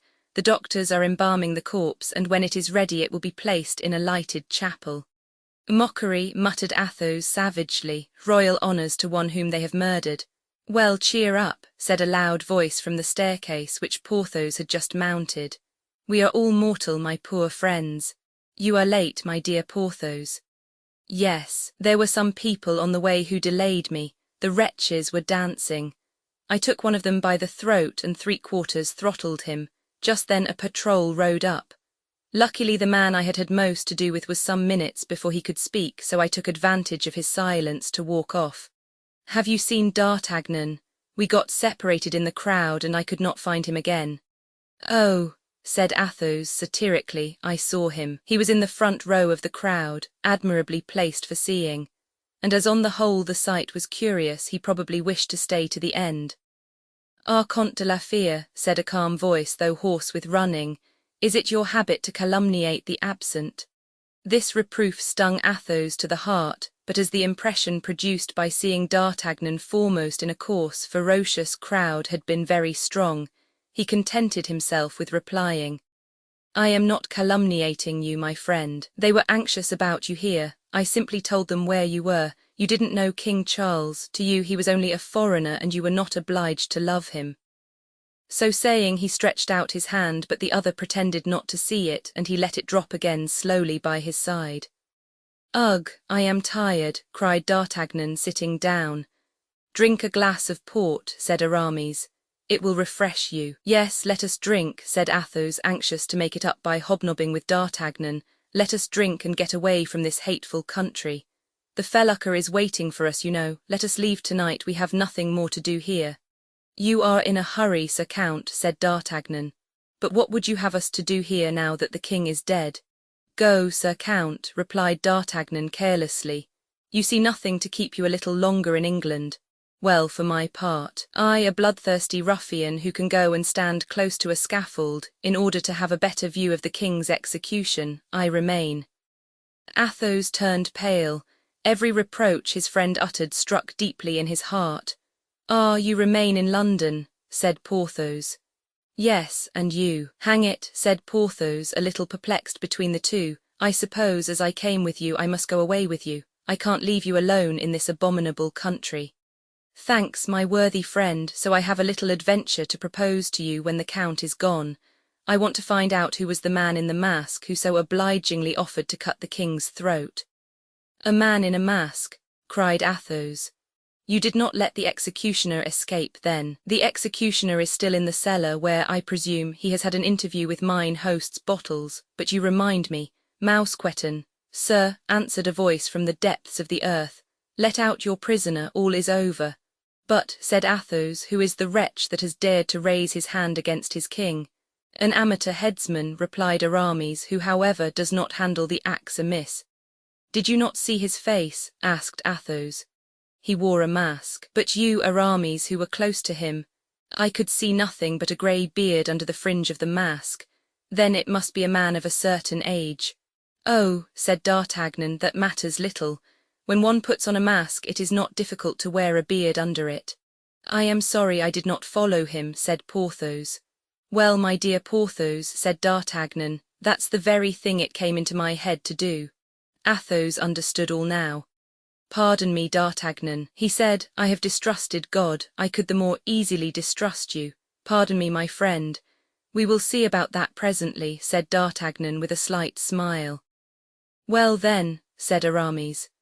"Well, while I was watching, not the king as Monsieur le Comte thinks, for I know what it is to see a man led to death, and though I ought to be accustomed to the sight, it always makes me ill. While I was watching the masked executioner, the idea came to me, as I said, to find out who he was. Now, as we are wont to complete ourselves each by all the rest, and to depend on one another for assistance, as one calls his other hand to aid the first, I looked around instinctively to see if Porthos was there.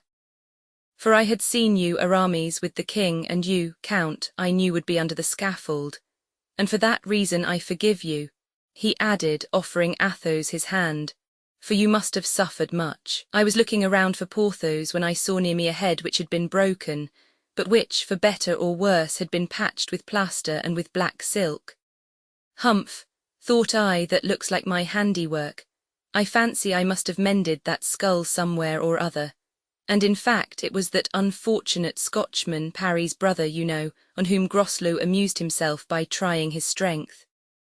Well, this man was making signs to another at my left, and turning around I recognized the honest Grimaud. "Oh," said I to him. Grimaud turned round with a jerk, recognized me, and pointed to the man in the mask. "Eh," said he, which meant, "Do you see him?" "Parbleu," I answered, and we perfectly understood one another. Well, everything was finished, as you know. The mob dispersed. I made a sign to Grimaud and the Scotchman, and we all three retired into a corner of the square. I saw the executioner return into the king's room, change his clothes, put on a black hat and a large cloak, and disappear. 5 minutes later he came down the grand staircase.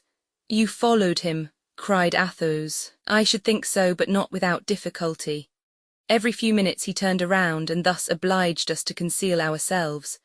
I might have gone up to him and killed him, but I am not selfish, and I thought it might console you all a little to have a share in the matter.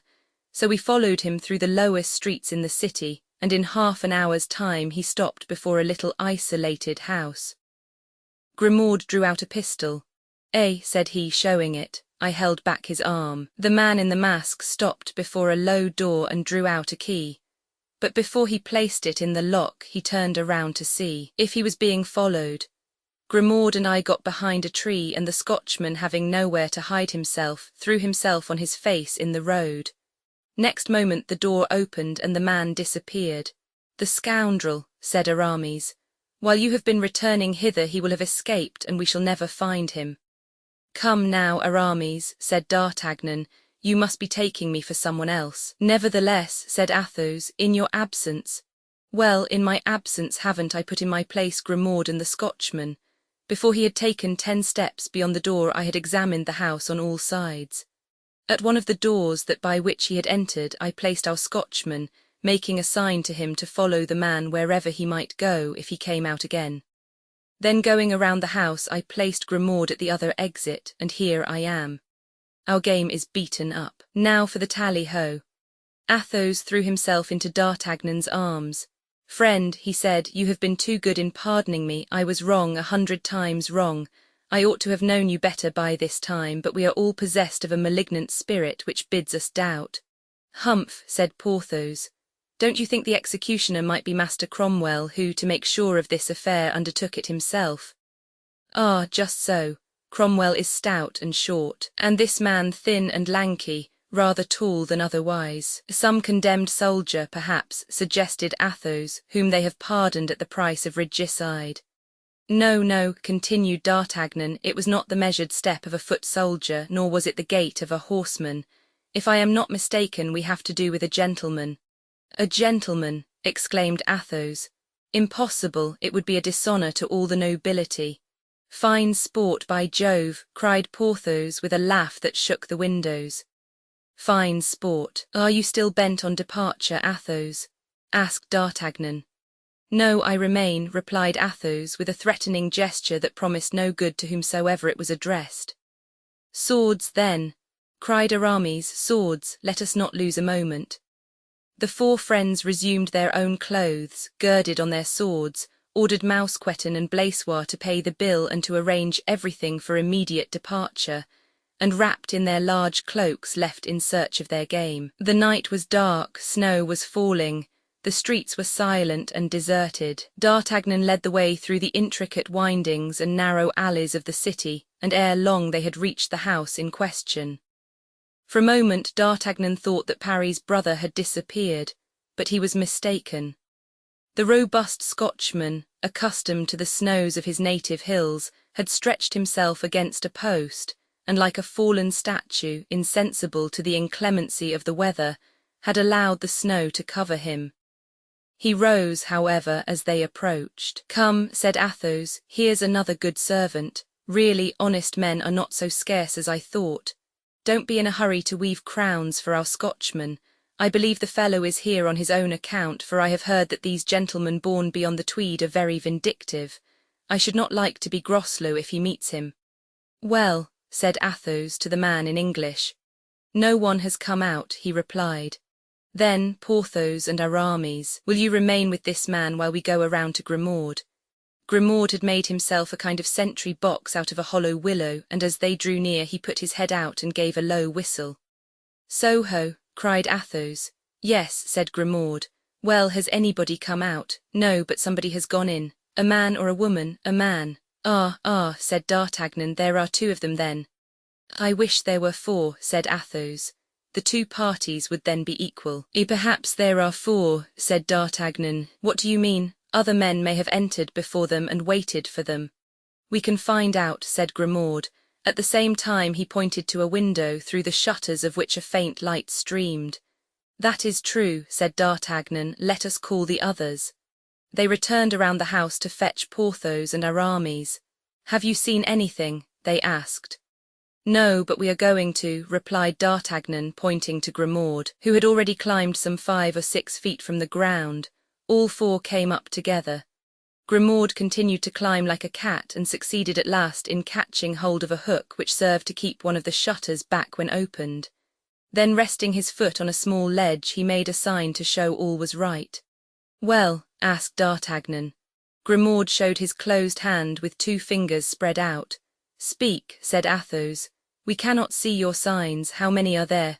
2. One opposite to me, the other with his back to me. Good. And the man opposite to you is? The man I saw go in. Do you know him? I thought I recognized him and was not mistaken, short and stout. Who is it? They all asked together in a low tone. General Oliver Cromwell. The 4 friends looked at one another. And the other? Asked Athos, thin and lanky. The executioner, said D'Artagnan and Aramis at the same time. I can see nothing but his back, resumed Grimaud. But wait, he is moving, and if he has taken off his mask I shall be able to see. Ah, and as if struck in the heart he let go the hook and dropped with a groan.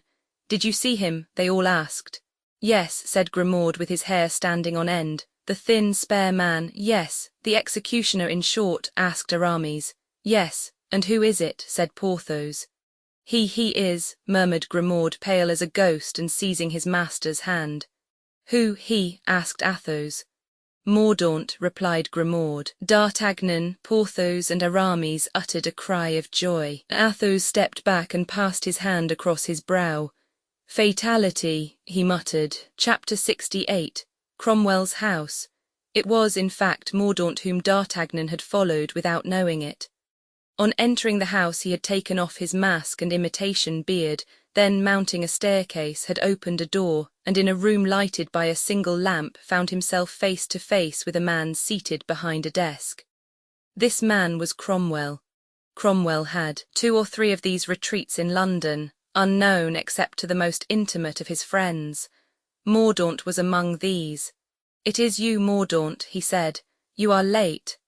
General, I wished to see the ceremony to the end, which delayed me. Ah, I scarcely thought you were so curious as that. I am always curious to see the downfall of your honour's enemies, and he was not among the least of them. But you, General, were you not at Whitehall? No, said Cromwell. There was a moment's silence. Have you had any account of it? None. I have been here since the morning. I only know that there was a conspiracy to rescue the king. Ah, you knew that, said Mordaunt. It matters little. 4 men, disguised as workmen, were to get the king out of prison and take him to Greenwich, where a vessel was waiting. And knowing all that, your honour remained here, far from the city, tranquil and inactive. Tranquil, yes, replied Cromwell. But who told you I was inactive? But if the plot had succeeded, I wished it to do so. I thought your excellence considered the death of Charles I as a misfortune necessary to the welfare of England. Yes, his death, but it would have been more seemly not upon the scaffold. Why so? Asked Mordaunt. Cromwell smiled. Because it could have been said that I had had him condemned for the sake of justice and had let him escape out of pity. But if he had escaped, impossible, my precautions were taken. And does your honour know the 4 men who undertook to rescue him? The 4 Frenchmen, of whom 2 were sent by the Queen to her husband, and 2 by Mazarin to me. And do you think Mazarin commissioned them to act as they have done? It is possible, but he will not avow it. How so? Because they failed. Your honour gave me 2 of these Frenchmen when they were only guilty of fighting for Charles I. Now that they are guilty of a conspiracy against England, will your honour give me all 4 of them? Take them, said Cromwell. Mordaunt bowed with a smile of triumphant ferocity. Did the people shout at all? Cromwell asked. Very little, except long live Cromwell. Where were you placed? Mordaunt tried for a moment to read in the general's face if this was simply a useless question, or whether he knew everything. But his piercing eyes could by no means penetrate the sombre depths of Cromwell's. I was so situated as to hear and see everything, he answered. It was now Cromwell's turn to look fixedly at Mordaunt, and Mordaunt to make himself impenetrable. It appears, said Cromwell, that this improvised executioner did his duty remarkably well.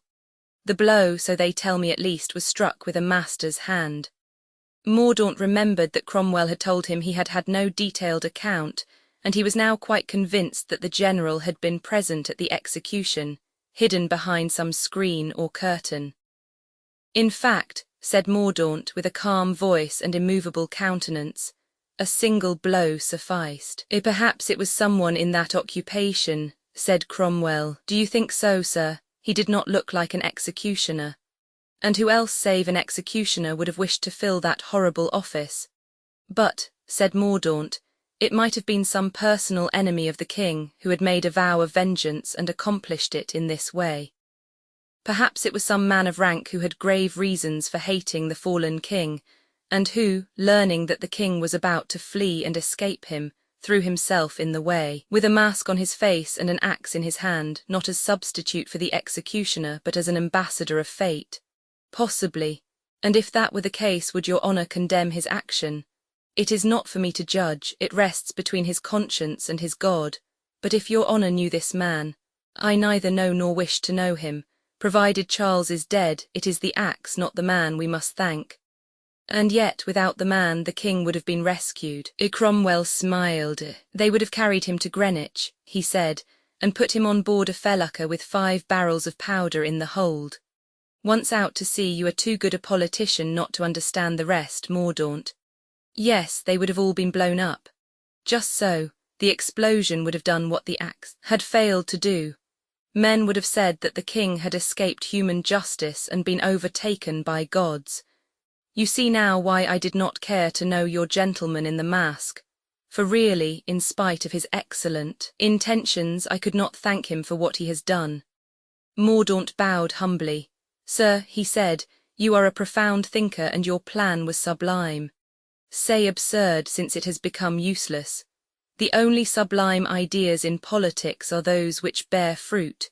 So tonight, Mordaunt, go to Greenwich and ask for the captain of the felucca Lightning. Show him a white handkerchief knotted at the 4 corners and tell the crew to disembark and carry the powder back to the arsenal, unless, indeed—" "Unless," said Mordaunt, whose face was lighted by a savage joy as Cromwell spoke, "this skiff might be of use to you for personal projects."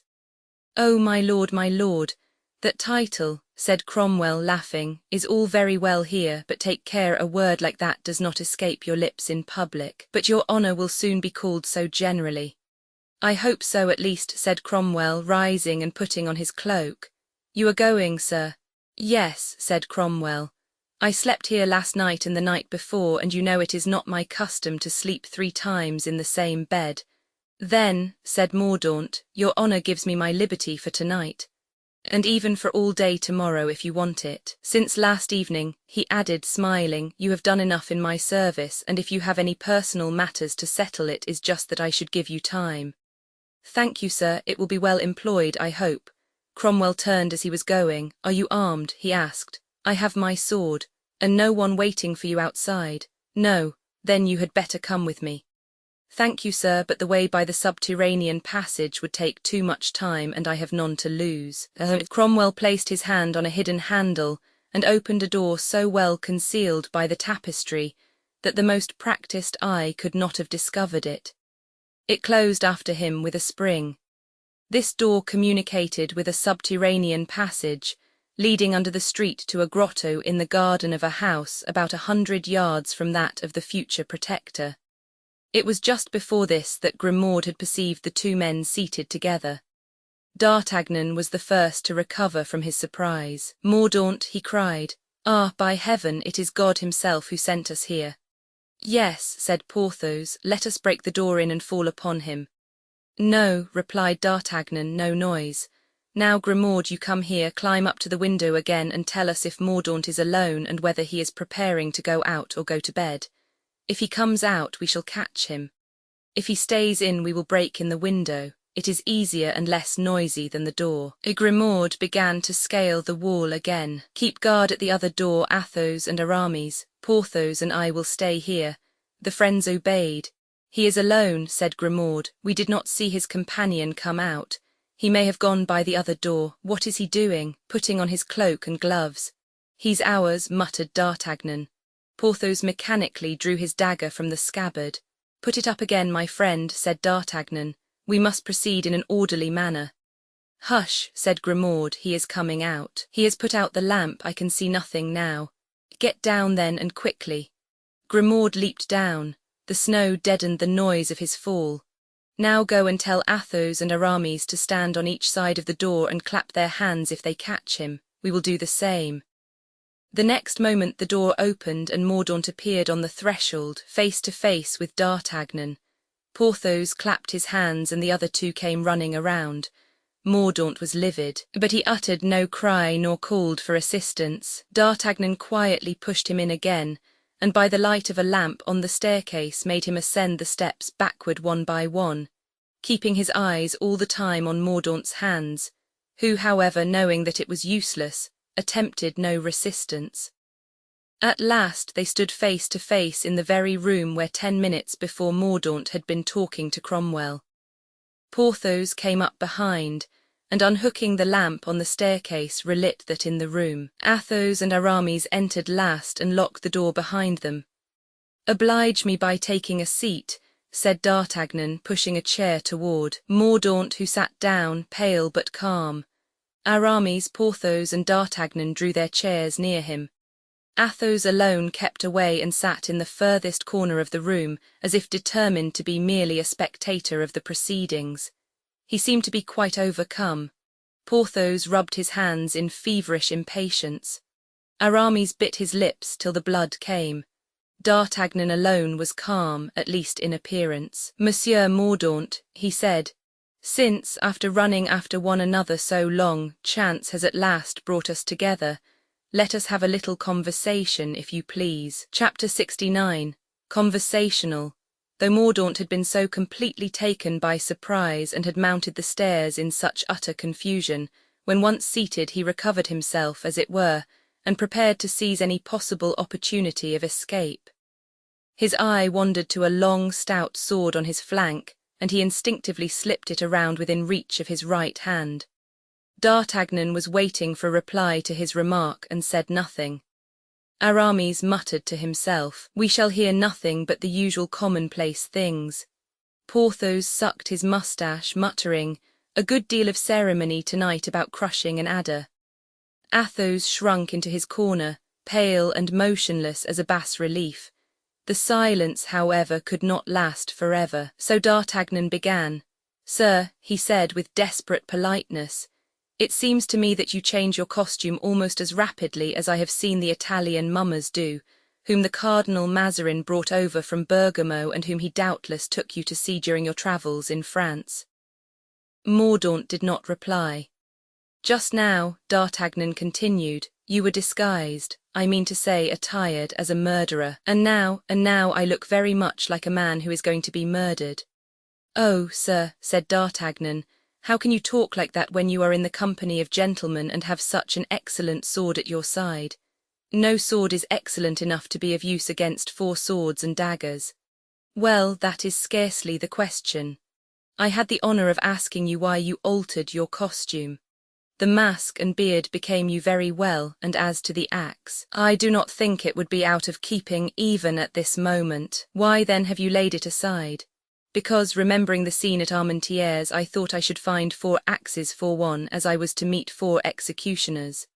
"Sir," replied D'Artagnan in the calmest manner possible, "you are very young, I shall therefore overlook your frivolous remarks. What took place at Armentières has no connection whatever with the present occasion. We could scarcely have requested your mother to take a sword and fight us." "Aha, it is a duel then," cried Mordaunt, as if disposed to reply at once to the provocation. Porthos rose, always ready for this kind of adventure. "Pardon me," said D'Artagnan. "Do not let us do things in a hurry, we will arrange the matter rather better. Confess, Monsieur Mordaunt, that you are anxious to kill some of us." "All," replied Mordaunt. "Then, my dear sir, I am convinced that these gentlemen return your kind wishes and will be delighted to kill you also. Of course they will do so as honourable gentlemen, and the best proof I can furnish is this." So saying, he threw his hat on the ground, pushed back his chair to the wall and bowed to Mordaunt with true French grace. "At your service, sir," he continued. "My sword is shorter than yours, it's true, but I think the arm will make up for the sword." "Halt!" cried Porthos, coming forward. I begin, and without any rhetoric. Allow me, Porthos, said Aramis. Athos did not move. He might have been taken for a statue. Even his breathing seemed to be arrested. Gentlemen, said D'Artagnan, you shall have your turn. Monsieur Mordaunt dislikes you sufficiently not to refuse you afterward. You can see it in his eye.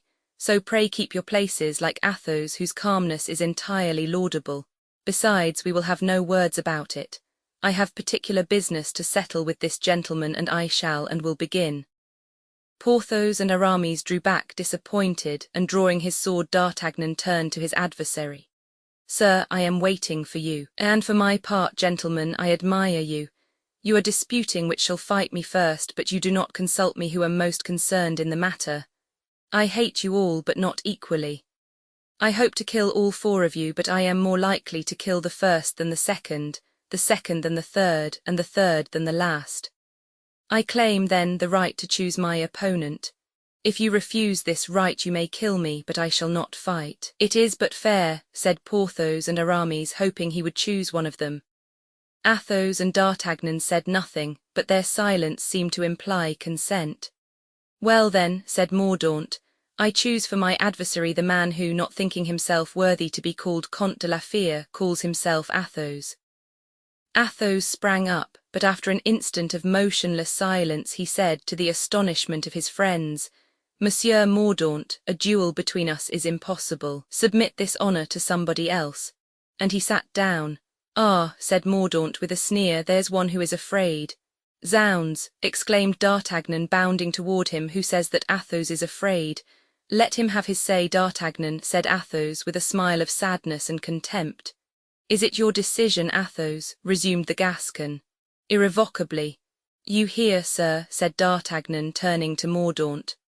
The Comte de la Fere will not do you the honour of fighting with you. Choose one of us to replace the Comte de la Fere. As long as I don't fight with him, it is the same to me with whom I fight. Put your names into a hat and draw lots. A good idea, said D'Artagnan. At least that will conciliate us all, said Aramis. I should never have thought of that, said Porthos, and yet it is very simple. Come, Aramis, said D'Artagnan. Write this for us in those neat little characters in which you wrote to Marie Michon that the mother of this gentleman intended to assassinate the Duke of Buckingham. Mordaunt sustained this new attack without wincing. He stood with his arms folded, apparently as calm as any man could be in such circumstances. If he had not courage, he had what is very like it, namely pride. Aramis went to Cromwell's desk, tore off 3 bits of paper of equal size, wrote on the first his own name and on the others those of his 2 companions, and presented them open to Mordaunt, who by a movement of his head indicated that he left the matter entirely to Aramis. He then rolled them separately and put them in a hat which he handed to Mordaunt. Mordaunt put his hand into the hat, took out one of the 3 papers and disdainfully dropped it on the table without reading it. Ah, serpent, muttered D'Artagnan, I would give my chance of a captaincy in the Musketeers for that to be my name. Aramis opened the paper, and in a voice trembling with hate and vengeance read D'Artagnan. The Gascon uttered a cry of joy and turning to Mordaunt. I hope, sir, said he, you have no objection to make. None whatever, replied the other, drawing his sword and resting the point on his boot. The moment that D'Artagnan saw that his wish was accomplished and his man would not escape him, he recovered his usual tranquillity. He turned up his cuffs neatly and rubbed the sole of his right boot on the floor, but did not fail, however, to remark that Mordaunt was looking about him in a singular manner. Are you ready, sir? He said at last. I was waiting for you, sir, said Mordaunt, raising his head and casting at his opponent a look it would be impossible to describe. Well then, said the Gascon, take care of yourself, for I am not a bad hand at the rapier. Nor I either. So much the better, that sets my mind at rest. Defend yourself. 1 minute, said the young man. Give me your word, gentlemen, that you will not attack me otherwise than one after the other. Is it to have the pleasure of insulting us that you say that, my little viper? No, but to set my mind at rest, as you observed just now. It is for something else than that, I imagine, muttered D'Artagnan, shaking his head doubtfully. On the honour of gentlemen, said Aramis and Porthos. In that case, gentlemen, have the kindness to retire into the corners so as to give us ample room. We shall require it. Yes, gentlemen, said D'Artagnan, we must not leave this person the slightest pretext for behaving badly, which, with all due respect, I fancy he is anxious still to do. This new attack made no impression on Mordaunt. The space was cleared, the two lamps placed on Cromwell's desk in order that the combatants might have as much light as possible, and the swords crossed. D'Artagnan was too good a swordsman to trifle with his opponent. He made a rapid and brilliant feint which Mordaunt parried. "Aha!" he cried with a smile of satisfaction, and without losing a minute, thinking he saw an opening, he thrust his right in and forced Mordaunt to parry a counter en quarte so fine that the point of the weapon might have turned within a wedding ring. This time it was Mordaunt who smiled. "Ah, sir," said D'Artagnan, "you have a wicked smile. It must have been the devil who taught it you, was it not?" Mordaunt replied by trying his opponent's weapon with an amount of strength which the Gascon was astonished to find in a form apparently so feeble.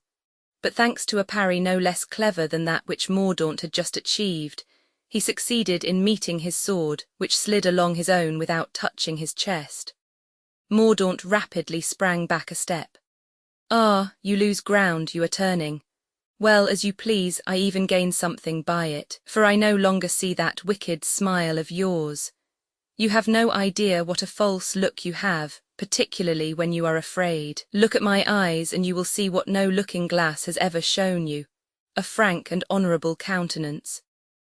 To this flow of words, not perhaps in the best taste, but characteristic of D'Artagnan, whose principal object was to divert his opponent's attention, Mordaunt did not reply, but continuing to turn around he succeeded in changing places with D'Artagnan.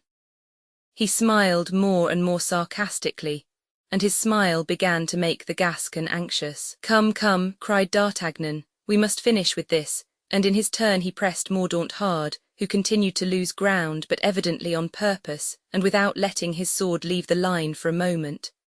However, as they were fighting in a room and had not space to go on like that forever, Mordaunt's foot at last touched the wall against which he rested his left hand.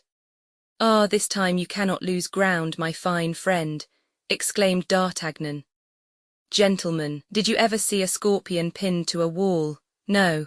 Well then, you shall see it now." In a second D'Artagnan had made 3 terrible thrusts at Mordaunt, all of which touched but only pricked him. The 3 friends looked on, panting and astonished. At last D'Artagnan, having got up too close, stepped back to prepare a 4th thrust, but the moment when, after a fine, quick feint, he was attacking as sharply as lightning, the wall seemed to give way, Mordaunt disappeared through the opening, and D'Artagnan's blade, caught between the panels, shivered like a sword of glass. D'Artagnan sprang back. The wall had closed again. Mordaunt, in fact, while defending himself, had manoeuvred so as to reach the secret door by which Cromwell had left, had felt for the knob with his left hand, pressed it, and disappeared. The Gascon uttered a furious imprecation, which was answered by a wild laugh on the other side of the iron panel. "Help me, gentlemen," cried D'Artagnan, "we must break in this door." "It is the devil in person," said Aramis, hastening forward. "He escapes us," growled Porthos, pushing his huge shoulder against the hinges, but in vain. "Blood, he escapes us." "So much the better," muttered Athos. "I thought as much," said D'Artagnan, wasting his strength in useless efforts. "Zounds, I thought as much when the wretch kept moving around the room. I thought he was up to something." "It's a misfortune to which his friend the devil treats us," said Aramis. "It's a piece of good fortune sent from heaven," said Athos, evidently much relieved. "Really," said D'Artagnan, abandoning the attempt to burst open the panel after several ineffectual attempts, "Athos, I cannot imagine how you can talk to us in that way. You cannot understand the position we are in. In this kind of game, not to kill is to let oneself be killed. This fox of a fellow will be sending us 100 iron-sided beasts who will pick us off like sparrows in this place. Come, come, we must be off. If we stay here 5 minutes more, there's an end of us." "Yes, you are right. But where shall we go?" asked Porthos. "To the hotel, to be sure, to get our baggage and horses. And from there, if it please God, to France, where, at least, I understand the architecture of the houses." So, suiting the action to the word, D'Artagnan thrust the remnant of his sword into its scabbard, picked up his hat and ran down the stairs, followed by the others. Chapter 70. The Skiff Lightning. D'Artagnan had judged correctly. Mordaunt felt that he had no time to lose, and he lost none. He knew the rapidity of decision and action that characterized his enemies and resolved to act with reference to that. This time the Musketeers had an adversary who was worthy of them. After closing the door carefully behind him, Mordaunt glided into the subterranean passage, sheathing on the way his now useless sword, and thus reached the neighbouring house, where he paused to examine himself and to take breath. Good, he said, nothing, almost nothing, scratches, nothing more, 2 in the arm and 1 in the breast. The wounds that I make are better than that, witness the executioner of Bethune, my uncle and King Charles. Now not a second to lose, for a second lost will perhaps save them. They must die altogether, killed at one stroke by the thunder of men in default of gods. They must disappear, broken, scattered, annihilated. I will run then till my legs no longer serve, till my heart bursts in my bosom, but I will arrive before they do. Mordaunt proceeded at a rapid pace to the nearest cavalry barracks, about a quarter of a league distant. He made that quarter of a league in 4 or 5 minutes. Arrived at the barracks, he made himself known, took the best horse in the stables, mounted and gained the high road. A quarter of an hour later he was at Greenwich. There is the port, he murmured. That dark point yonder is the Isle of Dogs. Good, I am half an hour in advance of them, an hour perhaps. Fool that I was, I have almost killed myself by my needless haste. Now, he added, rising in the stirrups and looking about him, which, I wonder, is the lightning? At this moment, as if in reply to his words, a man lying on a coil of cables rose and advanced a few steps toward him. Mordaunt drew a handkerchief from his pocket and, tying a knot at each corner, the signal agreed upon, waved it in the air, and the man came up to him. He was wrapped in a large rough cape which concealed his form and partly his face. "Do you wish to go on the water, sir?" said the sailor. "Yes, just so, along the Isle of Dogs. And perhaps you have a preference for one boat more than another. You would like one that sails as rapidly as—" "Lightning," interrupted Mordaunt. "Then mine is the boat you want, sir. I'm your man. I begin to think so, particularly if you have not forgotten a certain signal. Here it is, sir," and the sailor took from his coat a handkerchief tied at each corner. "Good, quite right," cried Mordaunt, springing off his horse. "There's not a moment to lose. Now take my horse to the nearest inn and conduct me to your vessel." "But," asked the sailor, "where are your companions? I thought there were 4 of you." "Listen to me, sir. I'm not the man you take me for. You are in Captain Rogers's post, are you not, under orders from General Cromwell? Mine also are from him. Indeed, sir, I recognize you. You are Captain Mordaunt." Mordaunt was startled. "Oh, fear nothing," said the skipper, showing his face. "I am a friend." "Captain Groslow," cried Mordaunt. "Himself." The general remembered that I had formerly been a naval officer, and he gave me the command of this expedition. "Is there anything new in the wind?" "Nothing. I thought perhaps that the king's death has only hastened their flight. In 10 minutes they will perhaps be here." "What have you come for then?" "To embark with you." Ah, the general doubted my fidelity. "No, but I wish to have a share in my revenge. Haven't you someone who will relieve me of my horse?" Groslow whistled, and a sailor appeared. "Patrick," said Groslow, "take this horse to the stables of the nearest inn. If anyone asks you whose it is, you can say that it belongs to an Irish gentleman." The sailor departed without reply. "Now," said Mordaunt, "are you not afraid that they will recognize you?" "There is no danger, dressed as I am in this pilot coat on a night as dark as this. Besides, even you didn't recognize me, they will be much less likely to." "That is true," said Mordaunt, "and they will be far from thinking of you. Everything is ready, is it not?" "Yes." "The cargo on board?" "Yes, 5 full casks, and 50 empty ones." "Good, we are carrying port wine to Anvers." "Excellent. Now take me aboard and return to your post, for they will soon be here. I am ready. It is important that none of your crew should see me. I have but 1 man on board, and I am as sure of him as I am of myself. Besides, he doesn't know you. Like his mates, he is ready to obey our orders, knowing nothing of our plan." Very well, let us go. They then went down to the Thames.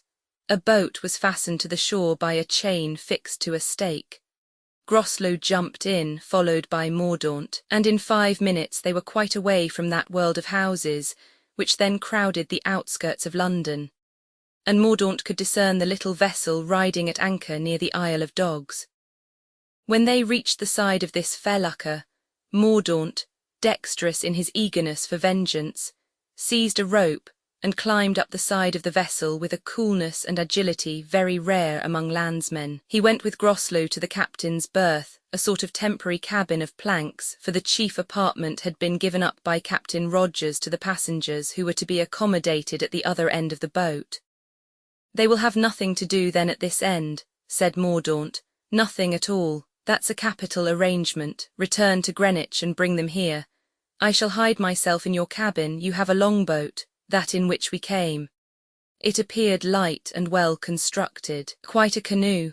"Fasten it to the poop with a rope, put the oars into it so that it may follow in the track, and there will be nothing to do except to cut the cord. Put a good supply of rum and biscuit in it for the seamen. Should the night happen to be stormy, they will not be sorry to find something to console themselves with. Consider all this done. Do you wish to see the powder room?" "No. When you return I will set the fuse myself, but be careful to conceal your face, so that you cannot be recognized by them." "Never fear. There's 10 o'clock striking at Greenwich." Groslow then, having given the sailor on duty an order to be on the watch with more than usual vigilance, went down into the longboat and soon reached Greenwich.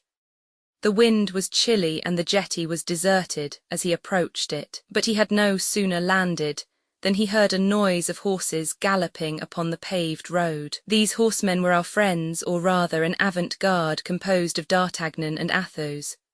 As soon as they arrived at the spot where Groslow stood they stopped, as if guessing that he was the man they wanted.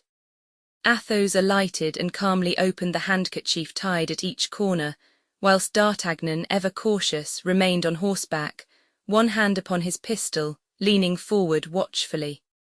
On seeing the appointed signal, Groslow, who had at first crept behind one of the cannons planted on that spot, walked straight up to the gentleman.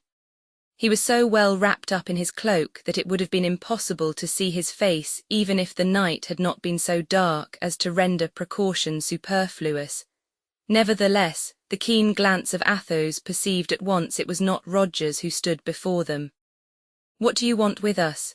he asked of Groslow. "I wish to inform you, my lord," replied Groslow with an Irish accent feigned of course, "that if you are looking for Captain Rogers you will not find him. He fell down this morning and broke his leg. But I'm his cousin. He told me everything and desired me to watch instead of him, and in his place to conduct wherever they wished to go, the gentleman who should bring me a handkerchief tied at each corner, like that one which you hold, and one which I have in my pocket." And he drew out the handkerchief. "Was that all he said?" inquired Athos. "No, my lord, he said you had engaged to pay £70 if I landed you safe and sound at Boulogne or any other port you choose in France. What do you think of all this?" said Athos in a low tone to D'Artagnan, after explaining to him in French what the sailor had said in English. "It seems a likely story to me. And to me too. Besides, we can but blow out his brains if he proves false," said the Gascon. "And you, Athos, you know something of everything and can be our captain. I dare say you know how to navigate should he fail us." "My dear friend, you guess well. My father meant me for the navy, and I have some vague notions about navigation." "You see," cried D'Artagnan. They then summoned their friends, who, with Blaisois, Mousqueton and Grimaud, promptly joined them, leaving Parry behind them, who was to take back to London the horses of the gentlemen and of their lackeys, which had been sold to the host in settlement of their account with him. Thanks to this stroke of business, the 4 friends were able to take away with them a sum of money which, if not large, was sufficient as a provision against delays and accidents. Parry parted from his friends regretfully. They had proposed his going with them to France, but he had straightway declined. "It is very simple," Mousqueton had said. "He is thinking of Groslow." It was Captain Groslow, the reader will remember, who had broken Parry's head. D'Artagnan resumed immediately the attitude of distrust that was habitual with him. He found the wharf too completely deserted, the night too dark, the captain too accommodating. He had reported to Aramis what had taken place, and Aramis, not less distrustful than he, had increased his suspicions. A slight click of the tongue against his teeth informed Athos of the Gascon's uneasiness. "We have no time now for suspicions," said Athos. "The boat is waiting for us, come." "Besides," said Aramis, "what prevents our being distrustful and going aboard at the same time? We can watch the skipper, and if he doesn't go straight I will crush him, that's all." "Well said, Porthos," replied D'Artagnan. "Let us go, then, you first, Mousqueton," and he stopped his friends, directing the valets to go first in order to test the plank leading from the pier to the boat. The 3 valets passed without accident. Athos followed them, then Porthos, then Aramis. D'Artagnan went last, still shaking his head. "What in the devil is the matter with you, my friend?" said Porthos. "Upon my word you would make Caesar afraid." "The matter is," replied D'Artagnan, "that I can see upon this pier neither inspector nor sentinel nor exciseman." "And you complain of that," said Porthos. "Everything goes as if in flowery paths." "Everything goes too well, Porthos, but no matter, we must trust in God." As soon as the plank was withdrawn, the captain took his place at the tiller and made a sign to one of the sailors, who, boat-hook in hand, began to push out from the labyrinth of boats in which they were involved. The other sailor had already seated himself on the port side and was ready to row. As soon as there was room for rowing, his companion rejoined him and the boat began to move more rapidly. "At last we are off," exclaimed Porthos. "Alas," said Athos, "we depart alone." "Yes, but all 4 together and without a scratch, which is a consolation." "We are not yet at our destination," observed the prudent D'Artagnan. "Beware of misadventure." "Ah, my friend," cried Porthos, "like the crows, you always bring bad omens. Who could intercept us on such a night as this, pitch dark, when one does not see more than 20 yards before one?" "Yes, but tomorrow morning, tomorrow we shall be at Boulogne." "I hope so with all my heart," said the Gascon, "and I confess my weakness. Yes, Athos, you may laugh, but as long as we were within gunshot of the pier or of the vessels lying by it, I was looking for a frightful discharge of musketry which would crush us." "But," said Porthos with great wisdom, "that was impossible, for they would have killed the captain and the sailors." "Bah, much Monsieur Mordaunt would care. You don't imagine he would consider a little thing like that." "At any rate," said Porthos, "I am glad to hear D'Artagnan admit that he is afraid." "I not only confess it, but am proud of it," returned the Gascon. "I'm not such a rhinoceros as you are. Oh ho, what's that?" "The lightning," answered the captain, "our felucca." "So far, so good," laughed Athos. They went on board, and the captain instantly conducted them to the berth prepared for them, a cabin which was to serve for all purposes and for the whole party. He then tried to slip away under pretext of giving orders to someone. "Stop a moment," cried D'Artagnan. "Pray how many men have you on board, captain?" "I don't understand," was the reply. "Explain it, Athos." Groslow, on the question being interpreted, answered, 3 without counting myself. D'Artagnan understood, for while replying the captain had raised 3 fingers. "Oh," he exclaimed, "I begin to be more at my ease, however, whilst you settle yourselves, I shall make the round of the boat." "As for me," said Porthos, "I will see to the supper." "A very good idea, Porthos," said the Gascon. "Athos, lend me Grimaud, who in the society of his friend Parry has perhaps picked up a little English and can act as my interpreter." "Go, Grimaud," said Athos. D'Artagnan, finding a lantern on the deck, took it up, and with a pistol in his hand he said to the captain in English, "Come," being, with the classic English oath, the only English words he knew, and so saying he descended to the lower deck. This was divided into 3 compartments, one which was covered by the floor of that room in which Athos, Porthos, and Aramis were to pass the night. The second was to serve as the sleeping room for the servants. The third, under the prow of the ship, was under the temporary cabin in which Mordaunt was concealed. "Oh ho!" cried D'Artagnan as he went down the steps of the hatchway, preceded by the lantern. "What a number of barrels! One would think one was in the cave of Ali Baba. What is there in them?" he added, putting his lantern on one of the casks. The captain seemed inclined to go upon deck again, but controlling himself, he answered, port wine. Ah, port wine, 'tis a comfort, said the Gascon, since we shall not die of thirst. They all full? Grimaud translated the question, and Groslow, who was wiping the perspiration from off his forehead, answered, some full, others empty. D'Artagnan struck the barrels with his hand, and having ascertained that he spoke the truth, pushed his lantern, greatly to the captain's alarm, into the interstices between the barrels, and finding that there was nothing concealed in them. Come along, he said, and he went toward the door of the second compartment. Stop, said the Englishman, I have the key of that door. And he opened the door with a trembling hand into the second compartment, where Mousqueton and Blaisois were preparing supper. Here there was evidently nothing to seek or to apprehend, and they passed rapidly to examine the third compartment. This was the room appropriated to the sailors. 2 or 3 hammocks hung upon the ceiling, a table and 2 benches composed the entire furniture. D'Artagnan picked up 2 or 3 old sails hung on the walls, and meeting nothing to suspect, regained by the hatchway the deck of the vessel. And this room? He asked, pointing to the captain's cabin. That's my room, replied Groslow. Open the door.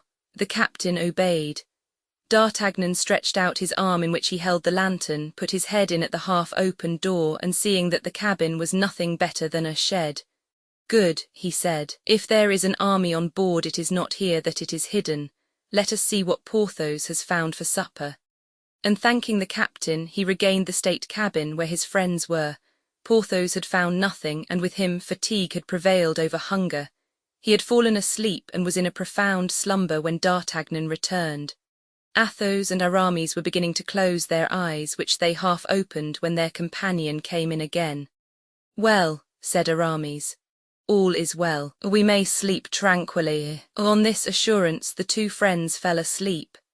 And D'Artagnan, who was very weary, bade good night to Grimaud and laid himself down in his cloak, with naked sword at his side, in such a manner that his body barricaded the passage, and it should be impossible to enter the room without upsetting him. Chapter 71.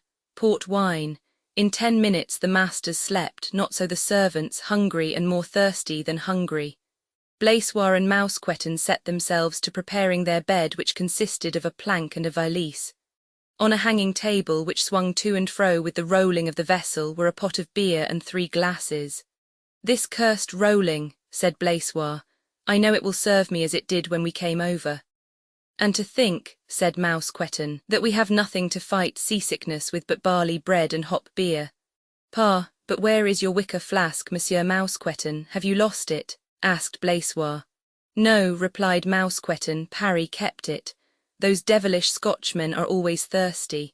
And you, Grimaud, he said to his companion who had just come in after his round with D'Artagnan, are you thirsty? As thirsty as a Scotchman, was Grimaud's laconic reply, and he sat down and began to cast up the accounts of his party, whose money he managed. Oh, lackadaisy, I'm beginning to feel queer, cried Blaisois. If that's the case, said Mousqueton with a learned air, take some nourishment. Do you call that nourishment? Said Blaisois, pointing to the barley bread and pot of beer upon the table. Blaisois, replied Mousqueton, remember that bread is the true nourishment of a Frenchman who is not always able to get bread. Asked Grimaud. Yes, but beer, asked Blaisois sharply, is that their true drink? As to that, answered Mousqueton, puzzled how to get out of the difficulty, I must confess that to me beer is as disagreeable as wine is to the English. What, Monsieur Mousqueton, the English, do they dislike wine? They hate it, but I have seen them drink it. As a punishment. For example, an English prince died one day because they had put him into a butt of Malmsey. I heard the Chevalier de Herblay say so. The fool, cried Blaisois, I wish I had been in his place. Thou canst be, said Grimaud, writing down his figures. How? Asked Blaisois. I can. Explain yourself. Grimaud went on with his sum and cast up the whole. Port, he said, extending his hand in the direction of the first compartment examined by D'Artagnan and himself. Are those barrels I saw through the door. Port, replied Grimaud, beginning a fresh sum. I have heard, said Blaisois, that port is a very good wine. Excellent, exclaimed Mousqueton, smacking his lips. Excellent, there is port wine in the cellar of Monsieur le Baron de Bracieux. Suppose we ask these Englishmen to sell us a bottle, said the honest Blaisois. Sell, cried Mousqueton, about whom there was a remnant of his ancient marauding character left. One may well perceive, young man, that you are inexperienced. Why buy what one can take? Take, said Blaisois, covet the goods of your neighbour, that is forbidden, it seems to me. Where forbidden? Asked Mousqueton. In the commandments of God or of the church, I don't know which. I only know it says, thou shalt not covet thy neighbour's goods, nor yet his wife. That is a child's reason, Monsieur Blaisois, said Mousqueton in his most patronising manner. Yes, you talk like a child, I repeat the word. Where have you read in the scriptures, I ask you, that the English are your neighbours? Where that is true, said Blaisois. At least I can't now recall it. A child's reason, I repeat it, continued Mousqueton. If you had been 10 years engaged in war as Grimaud and I have been, my dear Blaisois, you would know the difference there is between the goods of others and the goods of enemies. Now an Englishman is an enemy. This port wine belongs to the English, therefore it belongs to us. And our masters? Asked Blaisois, stupefied by this harangue, delivered with an air of profound sagacity. Will they be of your opinion? Mousqueton smiled disdainfully. I suppose that you think it necessary that I should disturb the repose of these illustrious lords to say, Gentlemen, your servant Mousqueton is thirsty. What does Monsieur Bracieux care, think you, whether I am thirsty or not? 'Tis a very expensive wine, said Blaisois, shaking his head. Were it liquid gold, Monsieur Blaisois, our masters would not deny themselves this wine. Know that Monsieur de Bracieux is rich enough to drink a tun of port wine, even if obliged to pay a pistole for every drop. His manner became more and more lofty every instant. Then he arose, and after finishing off the beer at one draught, he advanced majestically to the door of the compartment where the wine was. Ah, locked, he exclaimed. These devils of English, how suspicious they are. Locked, said Blaisois. Ah, the deuce it is, unlucky, for my stomach is getting more and more upset. Locked, repeated Mousqueton. But, Blaisois ventured to say, I have heard you relate, Monsieur Mousqueton, that once on a time at Chantilly you fed your master and yourself by taking partridges in a snare, carp with a line, and bottles with a slip-noose. Perfectly true, but there was an air-hole in the cellar and the wine was in bottles. I cannot throw the loop through this partition, nor move with a pack thread. A cask of wine which may perhaps weigh 200 pounds. No, but you can take out 2 or 3 boards of the partition, answered Blaisois, and make a hole in the cask with a gimlet. Mousqueton opened his great round eyes to the utmost, astonished to find in Blaisois qualities for which he did not give him credit. 'Tis true, he said, but where can I get a chisel to take the planks out, a gimlet to pierce the cask? Trousers, said Grimaud, still squaring his accounts. Ah, yes, said Mousqueton. Grimaud, in fact, was not only the accountant but the armourer of the party, and as he was a man full of forethought, these trousers, carefully rolled up in his valise, contained every sort of tool for immediate use. Mousqueton, therefore, was soon provided with tools, and he began his task. In a few minutes he had extracted 3 boards. He tried to pass his body through the aperture, but not being like the frog in the fable, who thought he was larger than he really was, he found he must take out 3 or 4 more before he could get through. He sighed and set to work again. Grimaud had now finished his accounts. He arose and stood near Mousqueton. He said. What? Said Mousqueton. I can pass. That is true, said Mousqueton, glancing at his friend's long and thin body. You will pass easily. And he knows the full casks, said Blaisois, for he has already been in the hold with Monsieur le Chevalier d'Artagnan. Let Monsieur Grimaud go in, Monsieur Mouston. I could go in as well as Grimaud, said Mousqueton, a little piqued. Yes, but that would take too much time, and I am thirsty.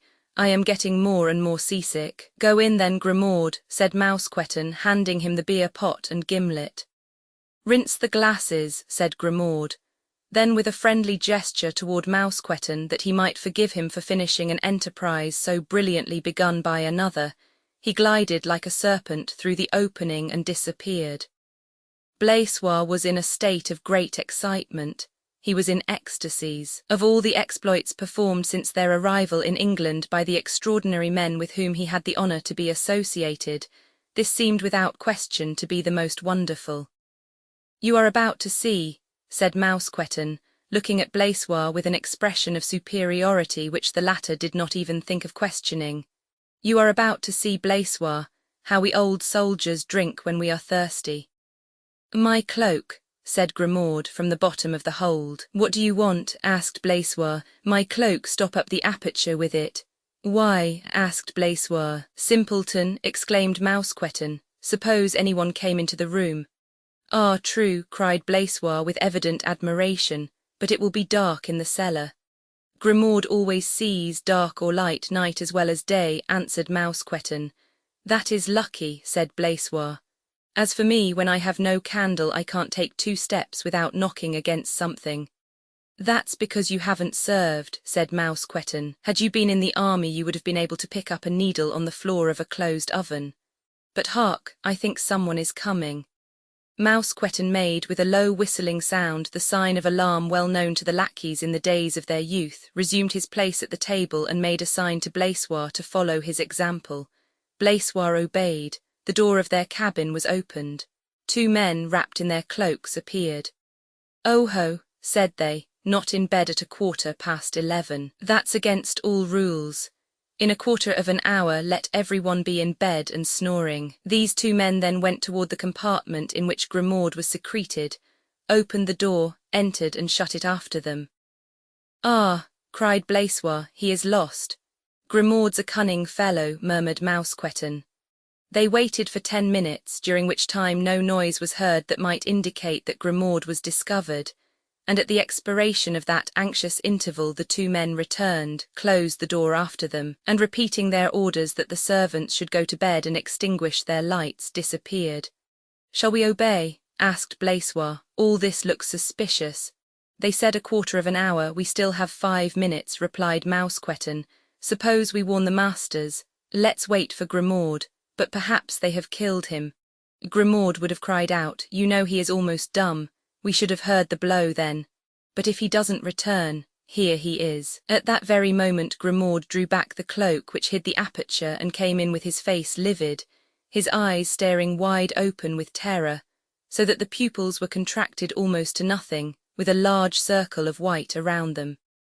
He held in his hand a tankard full of a dark substance, and approaching the gleam of light shed by the lamp, he uttered this single monosyllable, "Oh," with such an expression of extreme terror that Mousqueton started, alarmed, and Blaisois was near fainting from fright. Both, however, cast an inquisitive glance into the tankard. It was full of gunpowder. Convinced that the ship was full of powder instead of having a cargo of wine, Grimaud hastened to awake D'Artagnan, who had no sooner beheld him than he perceived that something extraordinary had taken place. Imposing silence, Grimaud put out the little night lamp, then knelt down and poured into the lieutenant's ear a recital melodramatic enough not to require play of feature to give it pith. This was the gist of his strange story. The first barrel that Grimaud had found on passing into the compartment he struck, it was empty. He passed on to another. It also was empty, but the third which he tried was, from the dull sound it gave out, evidently full. At this point Grimaud stopped and was preparing to make a hole with his gimlet when he found a spigot. He therefore placed his tankard under it and turned the spout. Something, whatever it was the cask contained, fell silently into the tankard. Whilst he was thinking that he should first taste the liquor which the tankard contained before taking it to his companions, the door of the cellar opened, and a man with a lantern in his hands and enveloped in a cloak came and stood just before the hogshead, behind which Grimaud, on hearing him come in, instantly crept. This was Groslow. He was accompanied by another man, who carried in his hand something long and flexible rolled up, resembling a washing line. His face was hidden under the wide brim of his hat.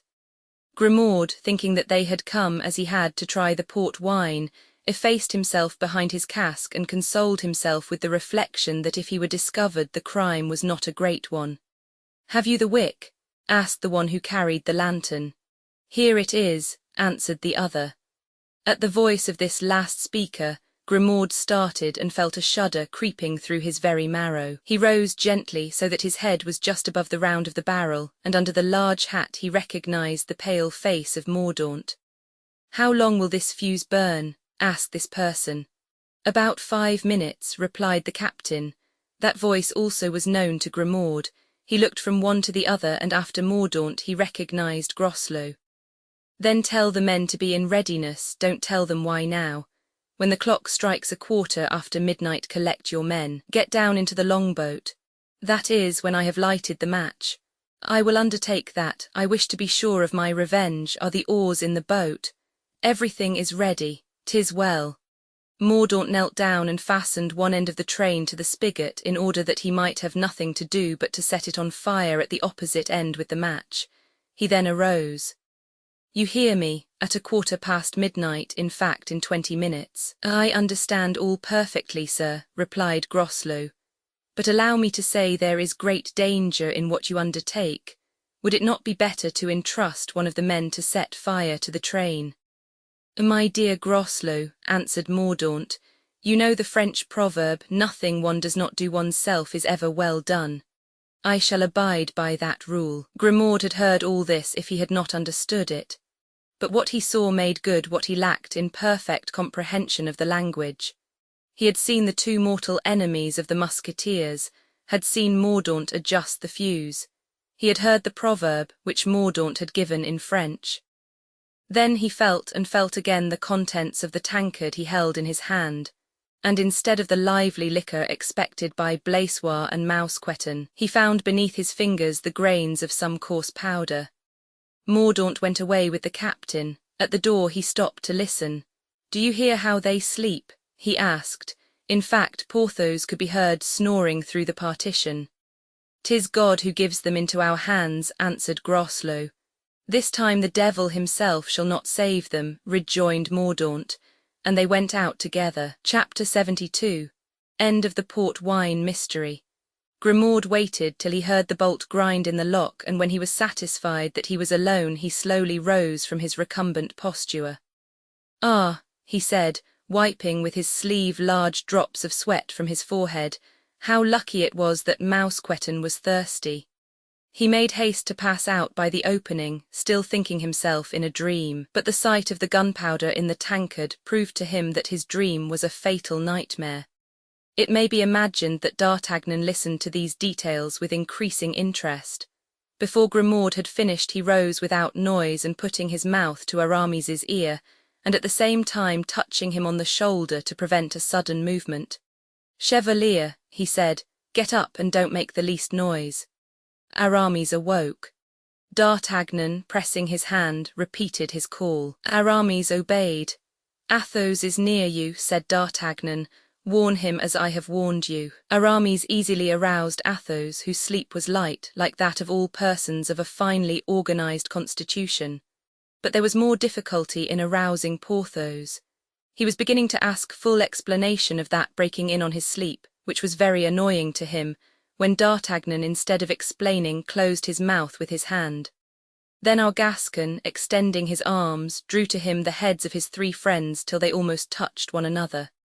"Friends," he said, "we must leave this craft at once, or we are dead men." "Bah," said Athos, "are you still afraid? Do you know who is captain of this vessel?" "No, Captain Groslow." The shudder of the 3 Musketeers showed to D'Artagnan that his words began to make some impression on them.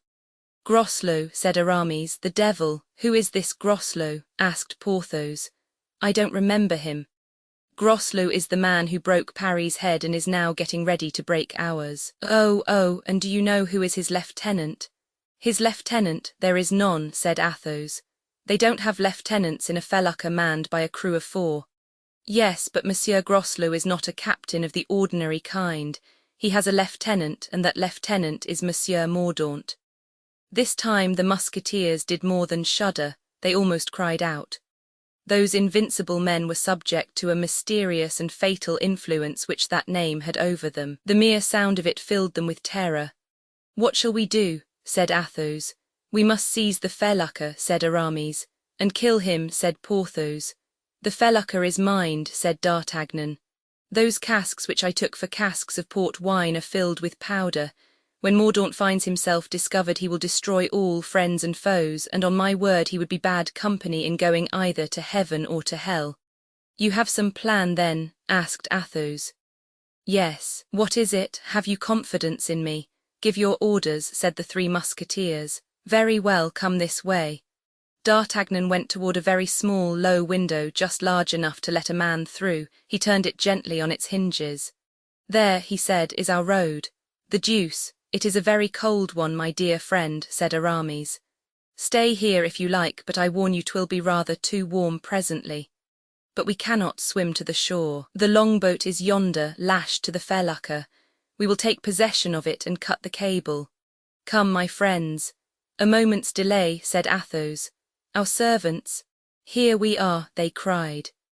Meantime the three friends were standing motionless before the awful sight which D'Artagnan, in raising the shutters, had disclosed to them through the narrow opening of the window. Those who have once beheld such a spectacle know that there is nothing more solemn, more striking than the raging sea, rolling with its deafening roar its dark billows beneath the pale light of a wintry moon. "Gracious heaven, we are hesitating," cried D'Artagnan. "If we hesitate, what will the servants do?" "I do not hesitate, you know," said Grimaud. "Sir," interposed Blaisois, "I warn you that I can only swim in rivers." "And I not at all," said Mousqueton, but D'Artagnan had now slipped through the window. "You have decided, friend," said Athos. "Yes," the Gascon answered. "Athos, you who are a perfect being, bid spirit triumph over body. Do you, Aramis, order the servants. Porthos, kill everyone who stands in your way." And after pressing the hand of Athos, D'Artagnan chose a moment when the ship rolled backward, so that he had only to plunge into the water, which was already up to his waist. Athos followed him before the felucca rose again on the waves.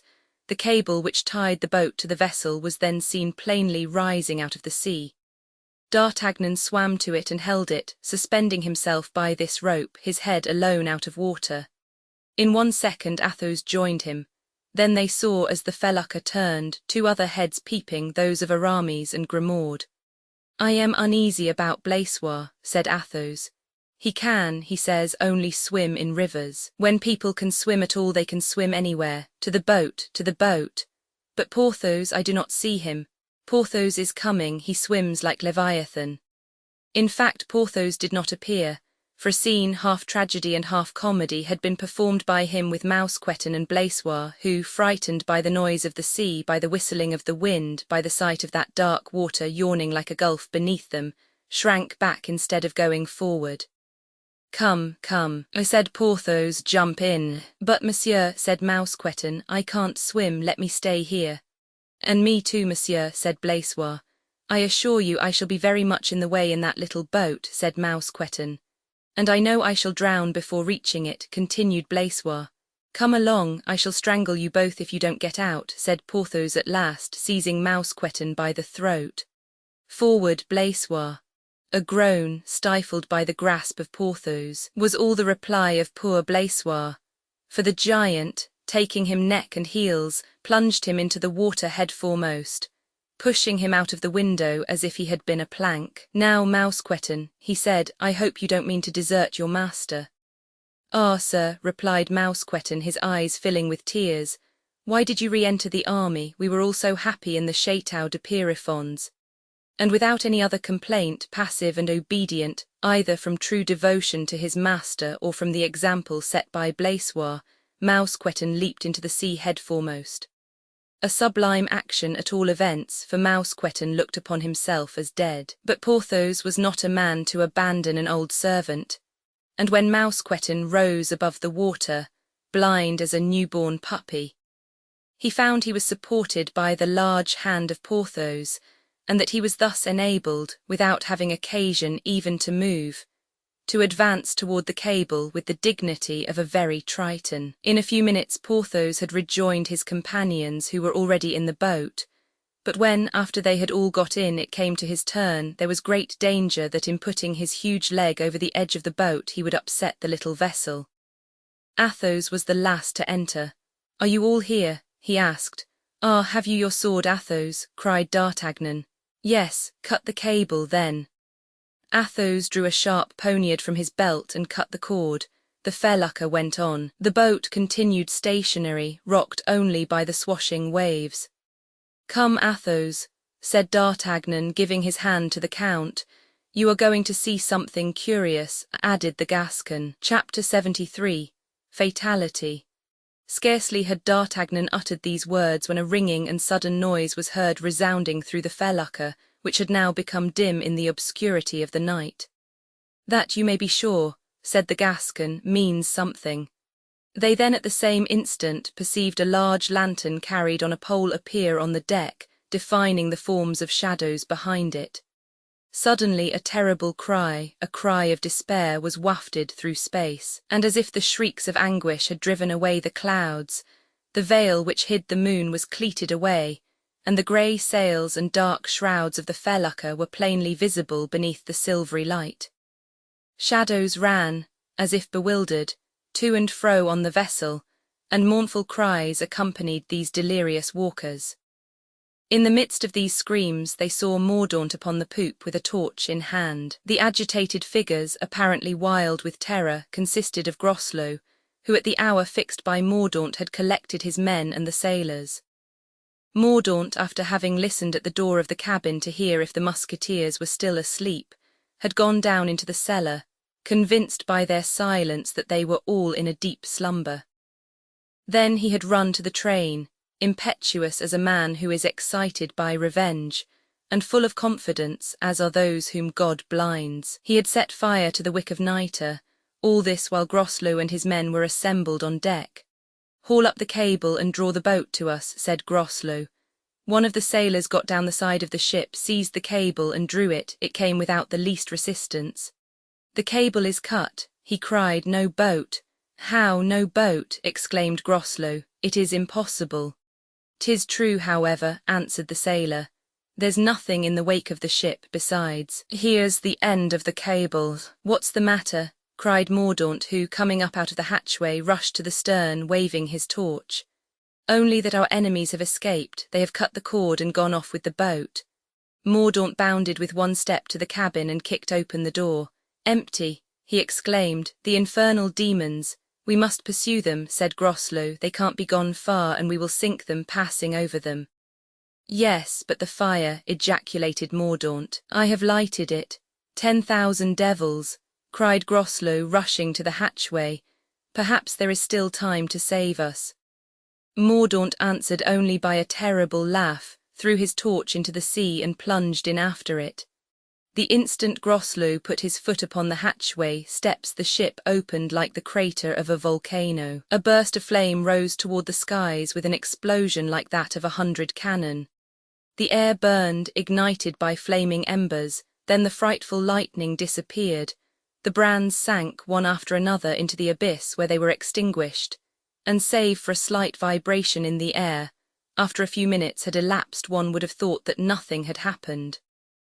Only, the felucca had disappeared from the surface of the sea, and Groslow and his 3 sailors were consumed. The 4 friends saw all this. Not a single detail of this fearful scene escaped them.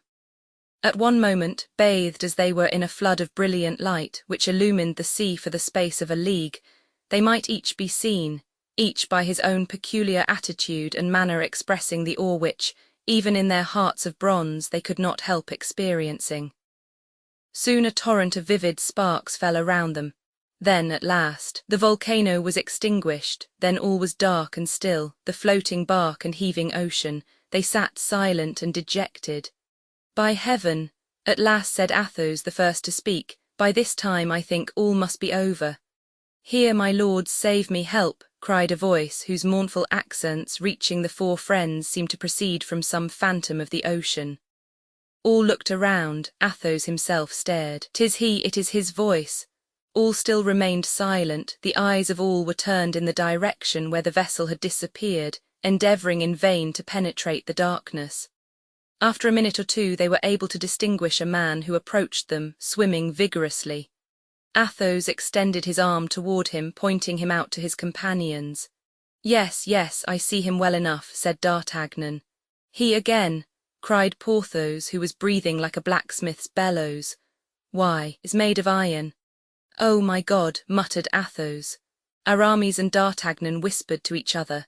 Mordaunt made several strokes more, and raising his arm in sign of distress above the waves, "Pity, pity on me, gentlemen, in heaven's name, my strength is failing me, I am dying." The voice that implored aid was so piteous that it awakened pity in the heart of Athos. "Poor fellow," he exclaimed. "Indeed," said D'Artagnan, "monsters have only to complain to gain your sympathy. I believe he's swimming toward us. Does he think we are going to take him in? Row, Porthos, row." And setting the example, he ploughed his oar into the sea. 2 strokes took the bark on 20 fathoms further. "Oh, you will not abandon me, you will not leave me to perish, you will not be pitiless," cried Mordaunt. "Ah, ah," said Porthos to Mordaunt, "I think we have you now, my hero, and there are no doors by which you can escape this time but those of hell." "Oh, Porthos," murmured the Comte de la Fere. "Oh, pray, for mercy's sake, don't fly from me, for pity's sake," cried the young man, whose agony-drawn breath at times, when his head went under water, under the wave, exhaled and made the icy waters bubble. D'Artagnan, however, who had consulted with Aramis, spoke to the poor wretch. "Go away," he said. "Your repentance is too recent to inspire confidence. See, the vessel in which you wish to fry us is still smoking, and the situation in which you are is a bed of roses compared to that in which you wish to place us, and in which you have placed Monsieur Groslow and his companions." "Sir," replied Mordaunt in a tone of deep despair, "my penitence is sincere. Gentlemen, I am young, scarcely 23 years old. I was drawn on by a very natural resentment to avenge my mother. You would have done what I did." Mordaunt wanted now only 2 or 3 fathoms to reach the boat, for the approach of death seemed to give him supernatural strength. "Alas," he said, "I am then to die. You are going to kill the son as you killed the mother. Surely, if I am culpable and if I ask for pardon, I ought to be forgiven." Then, as if his strength failed him, he seemed unable to sustain himself above the water, and a wave passed over his head, which drowned his voice. "Oh, this is torture to me," cried Athos. Mordaunt reappeared. "For my part," said D'Artagnan, "I say this must come to an end, murderer as you were of your uncle, executioner as you were of King Charles, incendiary. I recommend you to sink forthwith to the bottom of the sea, and if you come another fathom nearer, I'll stave your wicked head in with this oar." "D'Artagnan, D'Artagnan," cried Athos, "my son, I entreat you, the wretch is dying, and it is horrible to let a man die without extending a hand to save him. I cannot resist doing so, he must live." "Zounds," replied D'Artagnan, "why don't you give yourself up directly, feet and hands bound, to that wretch? Ah, Comte de la Fere, you wish to perish by his hands. I, your son, as you call me, I will not let you." It was the first time D'Artagnan had ever refused a request from Athos. Aramis calmly drew his sword, which he had carried between his teeth as he swam. "If he lays his hand on the boat's edge, I will cut it off, regicide that he is." "And I," said Porthos. "Wait, what are you going to do?" asked Aramis. "Throw myself in the water and strangle him." "Oh, gentlemen," cried Athos, "be men, be Christians, see, death is depicted on his face. Ah, do not bring on me the horrors of remorse. Grant me this poor wretch's life. I will bless you, I am dying," cried Mordaunt. "Come to me, come to me." D'Artagnan began to be touched. The boat at this moment turned around, and the dying man was by that turn brought nearer Athos. "Monsieur the Comte de la Fere," he cried, "I supplicate you. Pity me, I call on you, where are you? I see you no longer, I am dying, help me, help me." "Here I am, sir," said Athos, leaning and stretching out his arm to Mordaunt with that air of dignity and nobility of soul habitual to him. "Here I am, take my hand and jump into our boat." Mordaunt made a last effort, rose, seized the hand thus extended to him, and grasped it with the vehemence of despair. "That's right," said Athos, "put your other hand here." And he offered him his shoulder as another stay and support, so that his head almost touched that of Mordaunt, and these 2 mortal enemies were in as close an embrace as if they had been brothers. "Now, sir," said the Count, "you are safe, calm yourself." "Ah, my mother," cried Mordaunt, with eyes on fire, with a look of hate impossible to paint, "I can only offer thee one victim, but it shall at any rate be the one thou wouldst thyself have chosen." And whilst D'Artagnan uttered a cry, Porthos raised the oar, and Aramis sought a place to strike. A frightful shake given to the boat precipitated Athos into the sea, whilst Mordaunt, with a shout of triumph, grasped the neck of his victim, and in order to paralyze his movements, twined arms and legs around the musketeer. For an instant, without an exclamation, without a cry for help, Athos tried to sustain himself on the surface of the waters, but the weight dragged him down. He disappeared by degrees. Soon nothing was to be seen except his long, floating hair.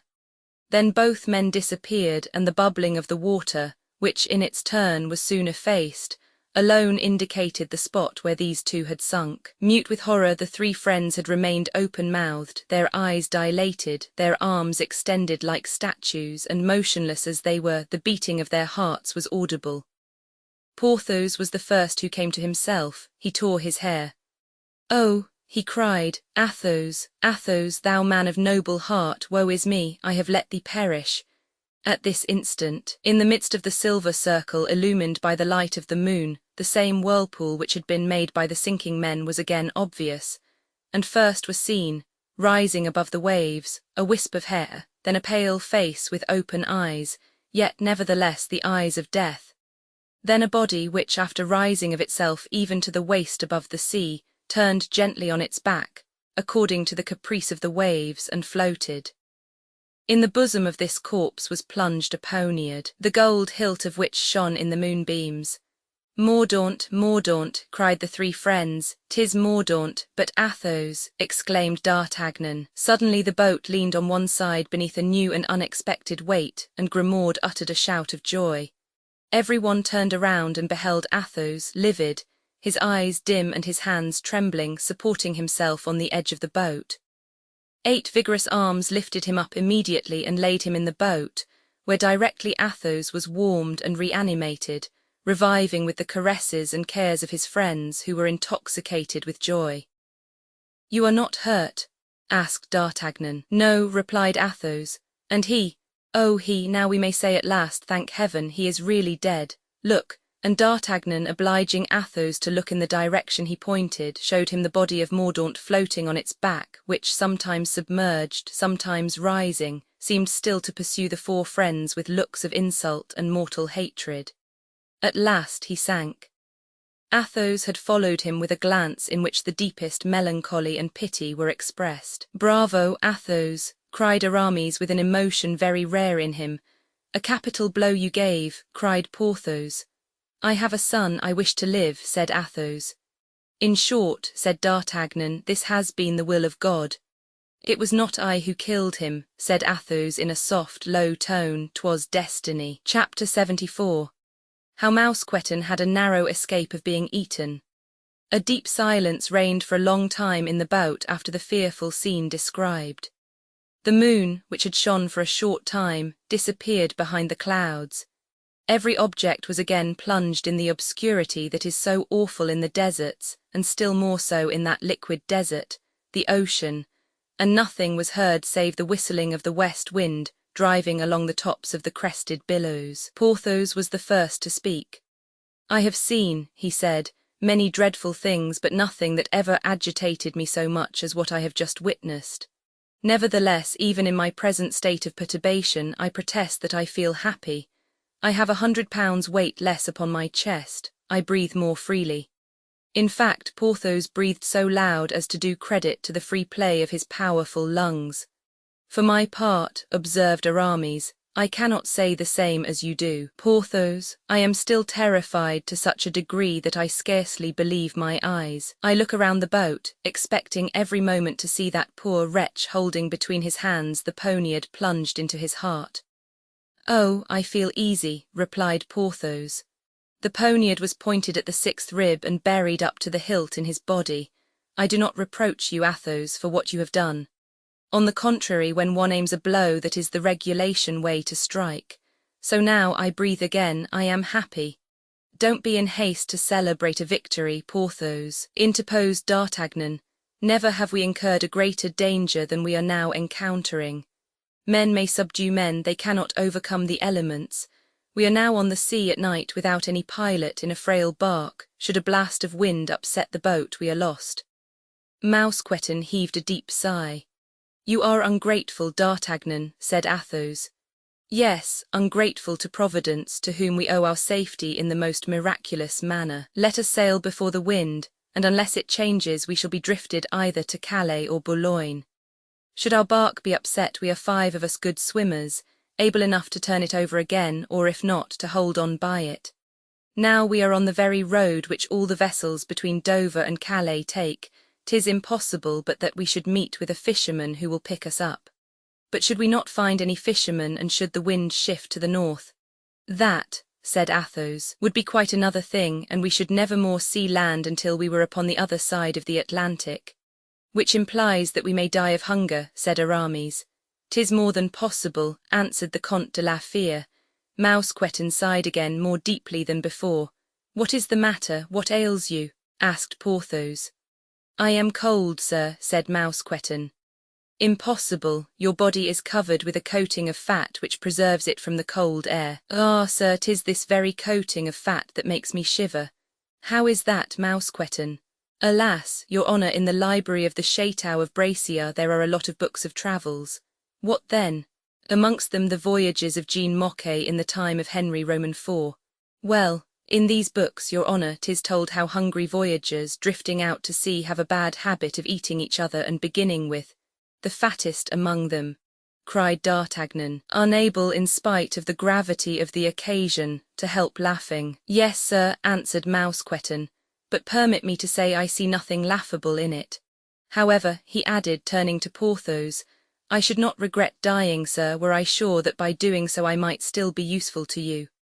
Mouston, replied Porthos, much affected, should we ever see my castle of Pierrefonds again, you shall have as your own, and for your descendants, the vineyard that surrounds the farm.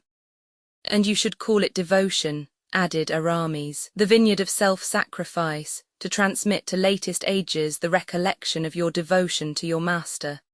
Chevalier, said D'Artagnan, laughing, you could eat a piece of Mouston, couldn't you, especially after 2 or 3 days of fasting? Oh no, replied Aramis, I should much prefer Blaisois, we haven't known him so long. One may readily conceive that during these jokes, which were intended chiefly to divert Athos from the scene which had just taken place, the servants, with the exception of Grimaud, were not silent. Suddenly Mousqueton uttered a cry of delight, taking from beneath one of the benches a bottle of wine, and on looking more closely in the same place he discovered a dozen similar bottles, bread, and a monster junk of salted beef. Oh, sir, he cried, passing the bottle to Porthos, we are saved, the bark is supplied with provisions. This intelligence restored every one save Athos to gaiety. Zounds, exclaimed Porthos, 'tis astonishing how empty violent agitation makes the stomach. And he drank off half a bottle at a draught and bit great mouthfuls of the bread and meat.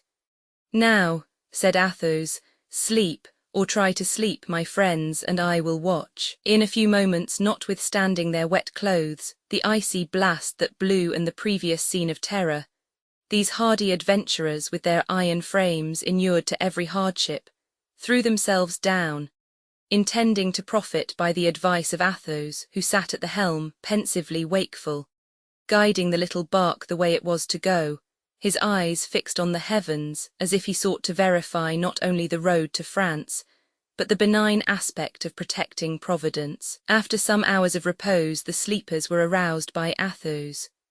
Dawn was shedding its pallid, placid glimmer on the purple ocean, when at the distance of a musket shot from them was seen a dark grey mass, above which gleamed a triangular sail. Then masters and servants joined in a fervent cry to the crew of that vessel to hear them and to save. A bark, all cried together. It was, in fact, a small craft from Dunkirk bound for Boulogne. A quarter of an hour afterward, the rowboat of this craft took them all aboard. Grimaud tendered 20 guineas to the captain, and at 9 o'clock in the morning, having a fair wind, our Frenchmen set foot on their native land. Egad, how strong one feels here, said Porthos, almost burying his large feet in the sands. Zounds, I could defy a nation. Be quiet, Porthos, said D'Artagnan, we are observed. We are admired, I faith, answered Porthos. These people who are looking at us are only merchants, said Athos, and are looking more at the cargo than at us. I shall not trust to that, said the lieutenant, and I shall make for the dunes asterisk as soon as possible. Asterisk sandy hills about Dunkirk, from which it derives its name. The party followed him and soon disappeared with him behind the hillocks of sand unobserved. Here, after a short conference, they proposed to separate. And why separate? Asked Athos. Because, answered the Gascon, we were sent, Porthos and I, by Cardinal Mazarin to fight for Cromwell. Instead of fighting for Cromwell, we have served Charles I. Not the same thing by any means. In returning with the Comte de la Fere and Monsieur de Herblay, our crime would be confirmed. We have circumvented Cromwell, Mordaunt, and the sea, but we shall find a certain difficulty in circumventing Mazarin. You forget, replied Athos, that we consider ourselves your prisoners, and not free from the engagement we entered into. Truly, Athos, interrupted D'Artagnan, I am vexed that such a man as you are should talk nonsense which schoolboys would be ashamed of. Chevalier, he continued, addressing Aramis, who, leaning proudly on his sword, seemed to agree with his companion, Chevalier, Porthos and I run no risk. Besides, should any ill luck happen to two of us, will it not be much better that the other two should be spared to assist those who may be apprehended? Besides, who knows whether, divided, we may not obtain a pardon, you from the Queen, we from Mazarin, which, were we all four together, would never be granted. Come, Athos and Aramis, go to the right, Porthos, come with me to the left. These gentlemen should file off into Normandy, whilst we by the nearest road reach Paris. He then gave his friends minute directions as to their route. Ah, my dear friend, exclaimed Athos, how I should admire the resources of your mind did I not stop to adore those of your heart. And he gave him his hand.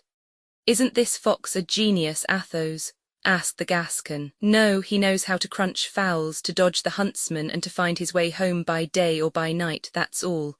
Well, is all said? All. Then let's count our money and divide it. Ah, hurrah, there's the sun, a merry morning to you, sunshine, 'tis a long time since I saw thee.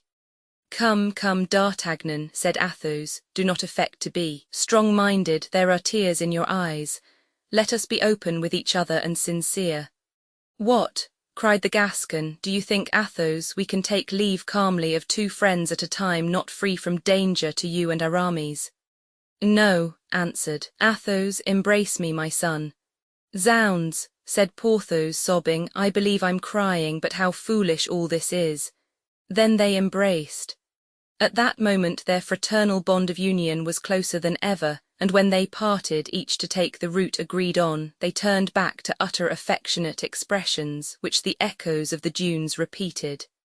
At last they lost sight of each other. Sacrebleu, D'Artagnan, said Porthos, I must out with it at once, for I can't keep to myself anything I have against you.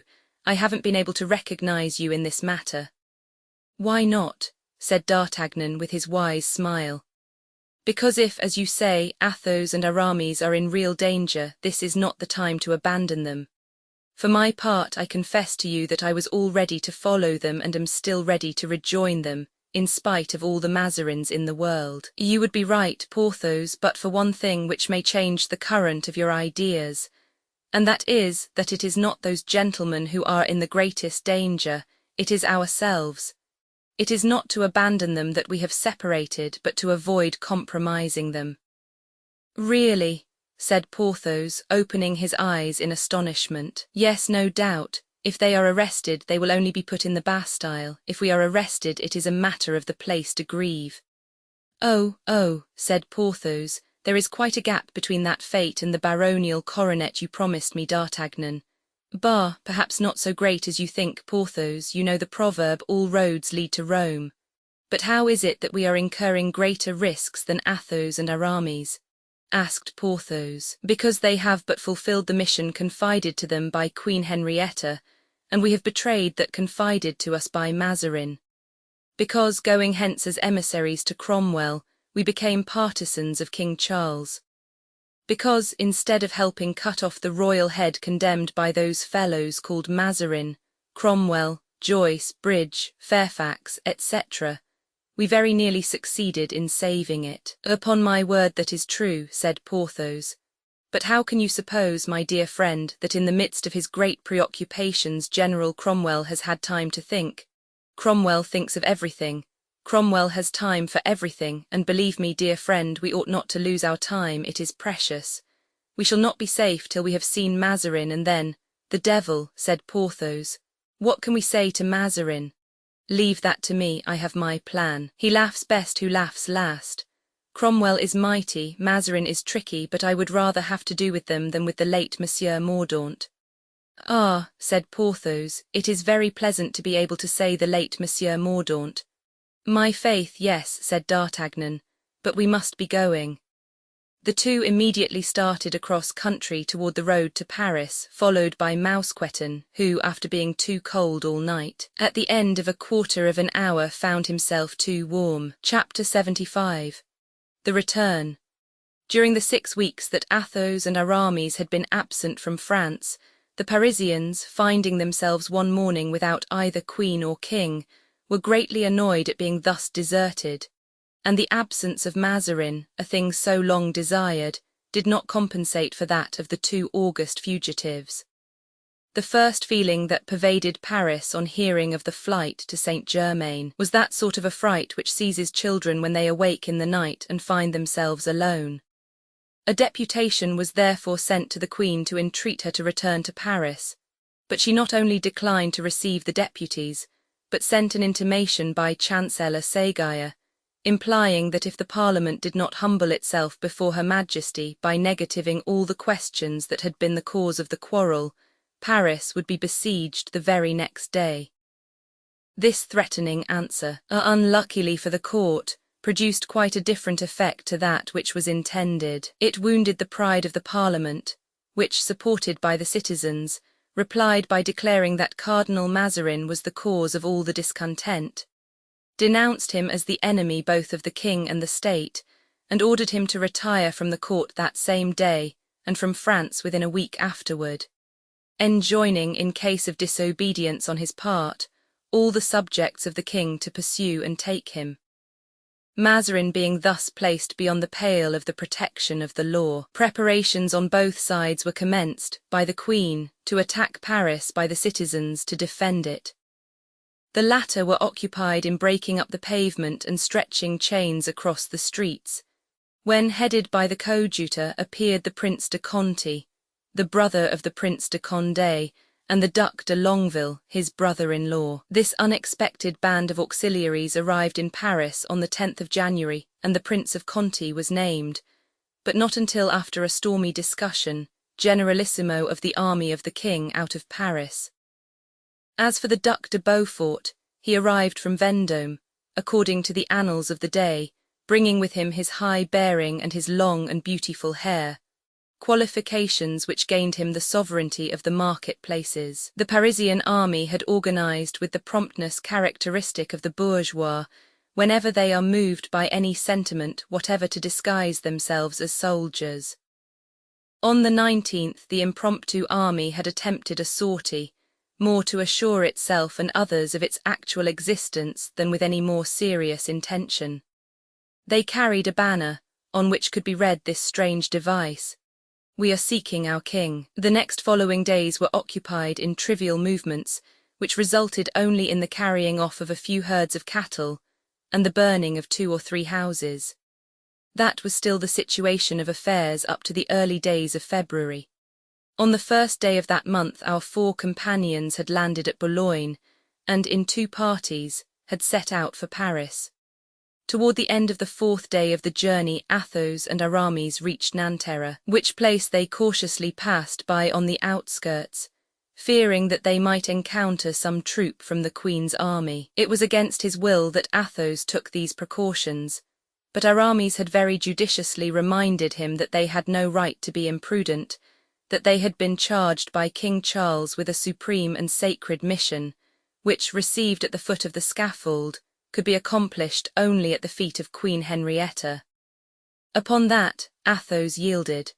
On reaching the capital, Athos and Aramis found it in arms. The sentinel at the gate refused even to let them pass, and called his sergeant. The sergeant, with the air of importance which such people assume when they are clad with military dignity, said, "Who are you, gentlemen?" "Two gentlemen." "And where do you come from?" "From London." "And what are you going to do in Paris?" "We are going with a mission to Her Majesty, the Queen of England." "Ah, everyone seems to be going to see the Queen of England. We have already at the station 3 gentlemen whose passports are under examination, who are on their way to Her Majesty." "Where are your passports?" "We have none. We left England, ignorant of the state of politics here, having left Paris before the departure of the king." "Ah," said the sergeant with a cunning smile, "you are Mazarinists who are sent as spies." "My dear friend," here Athos spoke, "rest assured, if we were Mazarinists we should come well prepared with every sort of passport. In your situation distrust those who are well provided with every formality." "Enter the guard-room," said the sergeant. "We will lay your case before the commandant of the post." The guard-room was filled with citizens and common people, some playing, some drinking, some talking. In a corner, almost hidden from view, were 3 gentlemen who had preceded Athos and Aramis, and an officer was examining their passports. The first impulse of these 3, and of those who last entered, was to cast an inquiring glance at each other. The first arrivals wore long cloaks, in whose drapery they were carefully enveloped. One of them, shorter than the rest, remained pertinaciously in the background.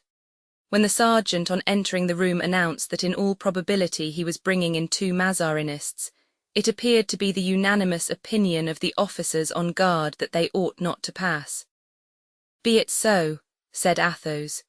"Yet it is probable, on the contrary, that we shall enter, because we seem to have to do with sensible people. There seems to be only one thing to do, which is to send our names to Her Majesty the Queen of England, and if she engages to answer for us, I presume we shall be allowed to enter." On hearing these words, the shortest of the other 3 men seemed more attentive than ever to what was going on, wrapping his cloak around him more carefully than before. "Merciful goodness," whispered Aramis to Athos, "did you see?" "What?" asked Athos. "The face of the shortest of those 3 gentlemen." "Je know. He looked to me, but 'tis impossible." At this instant the sergeant who had been for his orders returned, and pointing to the 3 gentlemen in cloaks, said, "The passports are in order, let these 3 gentlemen pass." The 3 gentlemen bowed and hastened to take advantage of this permission. Aramis looked after them, and as the last of them passed close to him, he pressed the hand of Athos. "What is the matter with you, my friend?" asked the latter. "I am dreaming, tell me, sir," he said to the sergeant. "Do you know those 3 gentlemen who are just gone out?" "Only by their passports. They are 3 Frondists who are gone to rejoin the Duc de Longueville." "'Tis strange," said Aramis almost involuntarily. "I fancied that I recognized Mazarin himself." The sergeant burst into a fit of laughter. He cried, "he venture himself amongst us to be hung, not so foolish as all that." "Ah," muttered Athos, "I may be mistaken, I haven't the unerring eye of D'Artagnan." "Who is speaking of Monsieur d'Artagnan?" asked an officer who appeared at that moment upon the threshold of the room.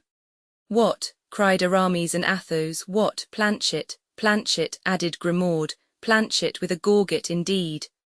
"Ah, gentlemen," cried Planchet, "so you are back again in Paris. Oh, how happy you make us. No doubt you come to join the princes." "As thou seest, Planchet," said Aramis, whilst Athos smiled on seeing what important rank was held in the city militia by the former comrade of Mousqueton, Bazin, and Grimaud.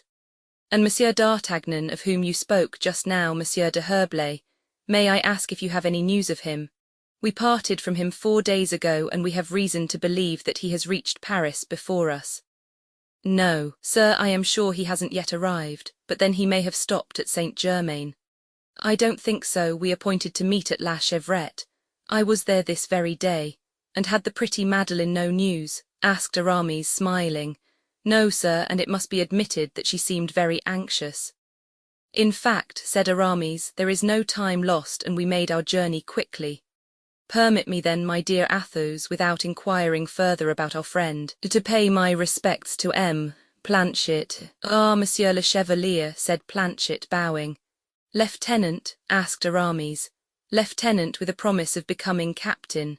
'Tis capital, and pray how did you acquire all these honours?" In the first place, gentlemen, you know that I was the means of Monsieur de Rochefort's escape. Well, I was very near being hung by Mazarin, and that made me more popular than ever. So, owing to your popularity. No, thanks to something better. You know, gentlemen, that I served the Piedmont regiment and had the honor of being a sergeant. Yes. Well, one day when no one could drill a mob of citizens who began to march, some with the right foot, others with the left, I succeeded, I did, in making them all begin with the same foot, and I was made lieutenant on the spot. So I presume, said Athos, that you have a large number of the nobles with you. Certainly. There are the Prince de Conti, the Duc de Longueville, the Duc de Beaufort, the Duc de Bouillon, the Maréchal de la Mothe, the Marquis de Sévigné, and I don't know who for my part. And the Vicomte Réal de Bragelonne? Inquired Athos in a tremulous voice. D'Artagnan told me that he had recommended him to your care in parting. Yes, Count, nor have I lost sight of him for a single instant since. Then, said Athos in a tone of delight, he is well. No accident has happened to him. None, sir, and he lives, still at the hotel of the great Charlemagne, and passes his time, sometimes with the Queen of England, sometimes with Madame de Chevreuse. He and the Count de Guiche are like each other's shadows. Thanks, Planchet, thanks, cried Athos, extending his hand to the lieutenant. Oh, sir, Planchet only touched the tips of the Count's fingers. Well, what are you doing, Count, to a former lackey? My friend, said Athos, he has given me news of Réal. And now, gentlemen, said Planchet, who had not heard what they were saying, what do you intend to do? Re-enter Paris, if you will let us, my good Planchet. Let you, sir, now as ever. I am nothing but your servant. Then turning to his men, allow these gentlemen to pass, he said, they are friends of the Duc de Beaufort. Long live the Duc de Beaufort, cried the sentinels. The sergeant drew near to Planchet. What, without passports? He murmured. Without passports, said Planchet. Take notice, Captain, he continued, giving Planchet his expected title. Take notice that one of the three men who just now went out from here told me privately to distrust these gentlemen. And I, said Planchet with dignity, I know them and I answer for them. As he said this, he pressed Grimaud's hand, who seemed honoured by the distinction. Farewell till we meet again, said Aramis as they took leave of Planchet. If anything happens to us, we shall blame you for it. Sir, said Planchet, I am in all things at your service. That fellow is no fool, said Aramis as he got on his horse. How should he be? Replied Athos, whilst mounting also, seeing he was used so long to brush your hats. Chapter 76. The Ambassadors. The two friends rode rapidly down the declivity of the Faubourg, but on arriving at the bottom were surprised to find that the streets of Paris had become rivers and the open places lakes. After the great rains which fell in January, the Seine had overflowed its banks and the river inundated half the capital. The two gentlemen were obliged, therefore, to get off their horses and take a boat, and in that strange manner they approached the Louvre. Night had closed in, and Paris, seen thus by the light of lanterns flickering on the pools of water, crowded with ferry boats of every kind, including those that glittered with the armed patrols, with the watchword passing from post to post. Paris presented such an aspect as to strongly seize the senses of Aramis, a man most susceptible to warlike impressions. They reached the Queen's apartments, but were compelled to stop in the antechamber, since Her Majesty was at that moment giving audience to gentlemen bringing her news from England.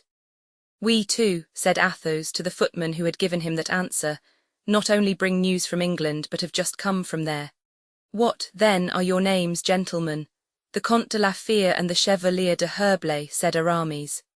Ah, in that case, gentlemen, said the footman, on hearing the names which the Queen had so often pronounced with hope. In that case it is another thing, and I think Her Majesty will pardon me for not keeping you here a moment. Please follow me. And he went on before, followed by Athos and Aramis. On arriving at the door of the room where the Queen was receiving, he made a sign for them to wait in opening the door. Madam, he said, I hope your Majesty will forgive me for disobeying your orders, when you learn that the gentlemen I have come to announce are the Comte de la Fere and the Chevalier de Herblay. On hearing those two names, the Queen uttered a cry of joy which the two gentlemen heard. Poor Queen, murmured Athos. "Oh, let them come in, cried the young princess, bounding to the door. The poor child was constant in her attendance on her mother and sought by her filial attentions to make her forget the absence of her 2 sons and her other daughter. "Come in, gentlemen," repeated the princess, opening the door herself. The queen was seated on a fauteuil, and before her were standing 2 or 3 gentlemen, and among them the Duc de Chatillon, the brother of the nobleman killed 8 or 9 years previously in a duel on account of Madame de Longueville, on the Place Royale. All these gentlemen had been noticed by Athos and Aramis in the guard-house, and when the 2 friends were announced they started and exchanged some words in a low tone. "Well, sirs," cried the queen, on perceiving the 2 friends, "you have come, faithful friends, but the royal couriers have been more expeditious than you, and here are Monsieur de Flamarens and Monsieur de Chatillon, who bring me from Her Majesty the Queen Anne of Austria the very latest intelligence." Aramis and Athos were astounded by the calmness, even the gaiety of the queen's manner. "Go on with your recital, sirs," said the queen, turning to the Duc de Chatillon. "You said that His Majesty, King Charles, my Auguste consort, had been condemned to death by a majority of his subjects." "Yes, madam," Chatillon stammered out. Athos and Aramis were more and more astonished. "That being conducted to the scaffold," resumed the queen, "O my lord, O my king, and that being led to the scaffold he had been saved by an indignant people."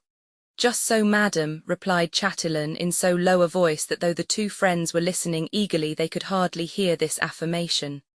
The queen clasped her hands in enthusiastic gratitude, whilst her daughter threw her arms around her mother's neck and kissed her, her own eyes streaming with tears.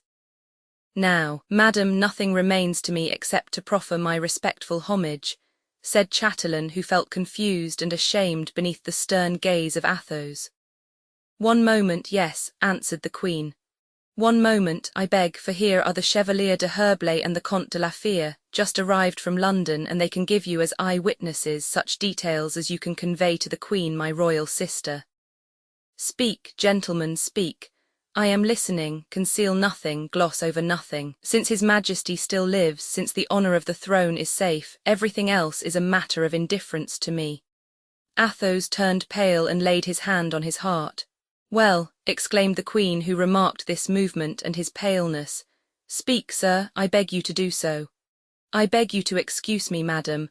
I wish to add nothing to the recital of these gentlemen until they perceive themselves that they have perhaps been mistaken." "Mistaken?" cried the queen, almost suffocated by emotion. "Mistaken? What has happened then?" "Sir," interposed Monsieur de Flamarens to Athos, "if we are mistaken the error has originated with the queen. I do not suppose you will have the presumption to set it to rights. That would be to accuse Her Majesty, Queen Anne, of falsehood." "With the queen, sir," replied Athos in his calm, vibrating voice. "Yes," murmured Flamarens, lowering his eyes. Athos sighed deeply. "Or rather, sir," said Aramis with his peculiar irritating politeness, "the error of the person who was with you when we met you in the guard-room. For if the Comte de la Fere and I are not mistaken, we saw you in the company of a 3rd gentleman." Chatillon and Flamarens started. "Explain yourself, Count," cried the queen, whose anxiety grew greater every moment. "On your brow I read despair, your lips falter ere you announce some terrible tidings, your hands tremble." "Oh, my God, what has happened?" "Lord," ejaculated the young princess, falling on her knees, "have mercy on us." "Sir," said Chatillon, "if you bring bad tidings it will be cruel in you to announce them to the queen."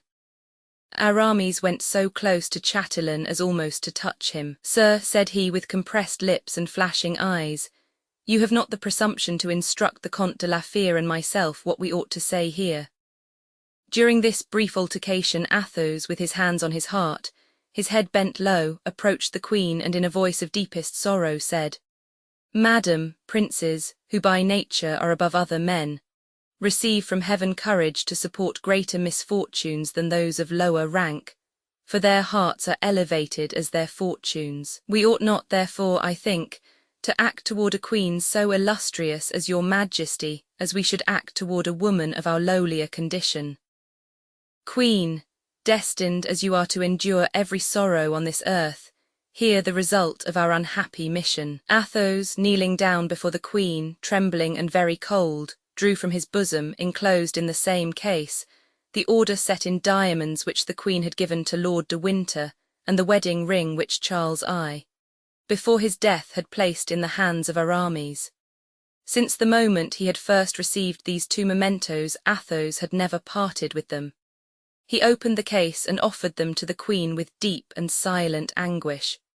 The queen stretched out her hand, seized the ring, pressed it convulsively to her lips, and without being able to breathe a sigh to give vent to a sob, she extended her arms, became deadly pale, and fell senseless in the arms of her attendants and her daughter. Athos kissed the hem of the robe of the widowed queen, and rising, with a dignity that made a deep impression on those around. "I, the Comte de la Fere, a gentleman who has never deceived any human being, swear before God and before this unhappy queen that all that was possible to save the King of England was done whilst we were on English ground. Now, Chevalier," he added, turning to Aramis, "let us go, our duty is fulfilled." "Not yet," said Aramis. "We have still a word to say to these gentlemen." And turning to Chatillon, "Sir, be so good as not to go away without giving me an opportunity to tell you something I cannot say before the queen." Chatillon bowed in token of assent, and they all went out, stopping at the window of a gallery on the ground floor. "Sir," said Aramis, "you allowed yourself just now to treat us in a most extraordinary manner. That would not be endurable in any case, and is still less so on the part of those who came to bring the queen the message of a liar." "Sir," cried de Chatillon, "what have you done with Monsieur de Brie? Has he by any possibility gone to change his face, which was too like that of Monsieur de Mazarin? There is an abundance of Italian masks at the Palais Royal, from Harlequin even to Pantaloon." "Chevalier, Chevalier," said Athos. "Leave me alone," said Aramis impatiently. "You know well that I don't like to leave things half-finished." "Conclude then, sir," answered de Chatillon, with as much hauteur as Aramis. "Gentlemen," resumed Aramis, "any one but the Comte de la Fere and myself would have had you arrested, for we have friends in Paris, but we are contented with another course. Come and converse with us for just 5 minutes, sword in hand, upon this deserted terrace." "One moment, gentlemen," cried Flamarens. "I know well that the proposition is tempting, but at present it is impossible to accept it." "And why not?" said Aramis, in his tone of raillery. "Is it Mazarin's proximity that makes you so prudent?" "Oh, you hear that, Flamarens," said Chatillon. "Not to reply would be a blot on my name and my honour. That is my opinion," said Aramis. "You will not reply, however, and these gentlemen, I am sure, will presently be of my opinion." Aramis shook his head with a motion of indescribable insolence. Chatillon saw the motion and put his hand to his sword. "Willingly," replied de Chatillon. "Duke," said Flamarens, "you forget that tomorrow you are to command an expedition of the greatest importance, projected by the prince, assented to by the queen. Until tomorrow evening you are not at your own disposal." "Let it be then the day after tomorrow," said Aramis. "Tomorrow rather," said de Chatillon, "if you will take the trouble of coming so far as the gates of Charenton." "How can you doubt it, sir? For the pleasure of a meeting with you I would go to the end of the world." "Very well, tomorrow, sir. I shall rely on it. Are you going to rejoin your cardinal? Swear first on your honour not to inform him of our return." "Conditions? Why not?" "Because it is for victors to make conditions, and you are not yet victors, gentlemen." "Then let us draw on the spot. It is all one to us who do not command tomorrow's expedition." Chatillon and Flamarens looked at each other. There was such irony in the words and in the bearing of Aramis that the duke had great difficulty in bridling his anger, but at a word from Flamarens he restrained himself and contented himself with saying, "You promise, sir, that's agreed, that I shall find you tomorrow at Charenton." "Oh, don't be afraid, sir," replied Aramis, and the two gentlemen shortly afterward left the Louvre. "For what reason is all this fume and fury?" asked Athos. "What have they done to you?" Did you not see what they did?" "No. They laughed when we swore that we had done our duty in England. Now, if they believed us, they laughed in order to insult us. If they did not believe it, they insulted us all the more. However, I'm glad not to fight them until tomorrow. I hope we shall have something better to do tonight than to draw the sword. What have we to do? Egad, to take Mazarin. Athos curled his lip with disdain. These undertakings do not suit me. As you know, Aramis. Why? Because it is taking people unawares. Really, Athos, you would make a singular general.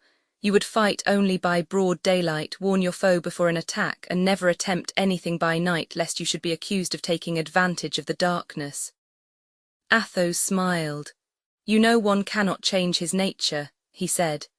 Besides, do you know what is our situation, and whether Mazarin's arrest wouldn't be rather an encumbrance than an advantage? Say at once you disapprove of my proposal. I think you ought to do nothing, since you exacted a promise from these gentlemen not to let Mazarin know that we were in France. I have entered into no engagement and consider myself quite free. Come, come. Where? Either to seek the Duc de Beaufort or the Duc de Bouillon and to tell them about this. Yes, but on one condition, that we begin by the coadjutor.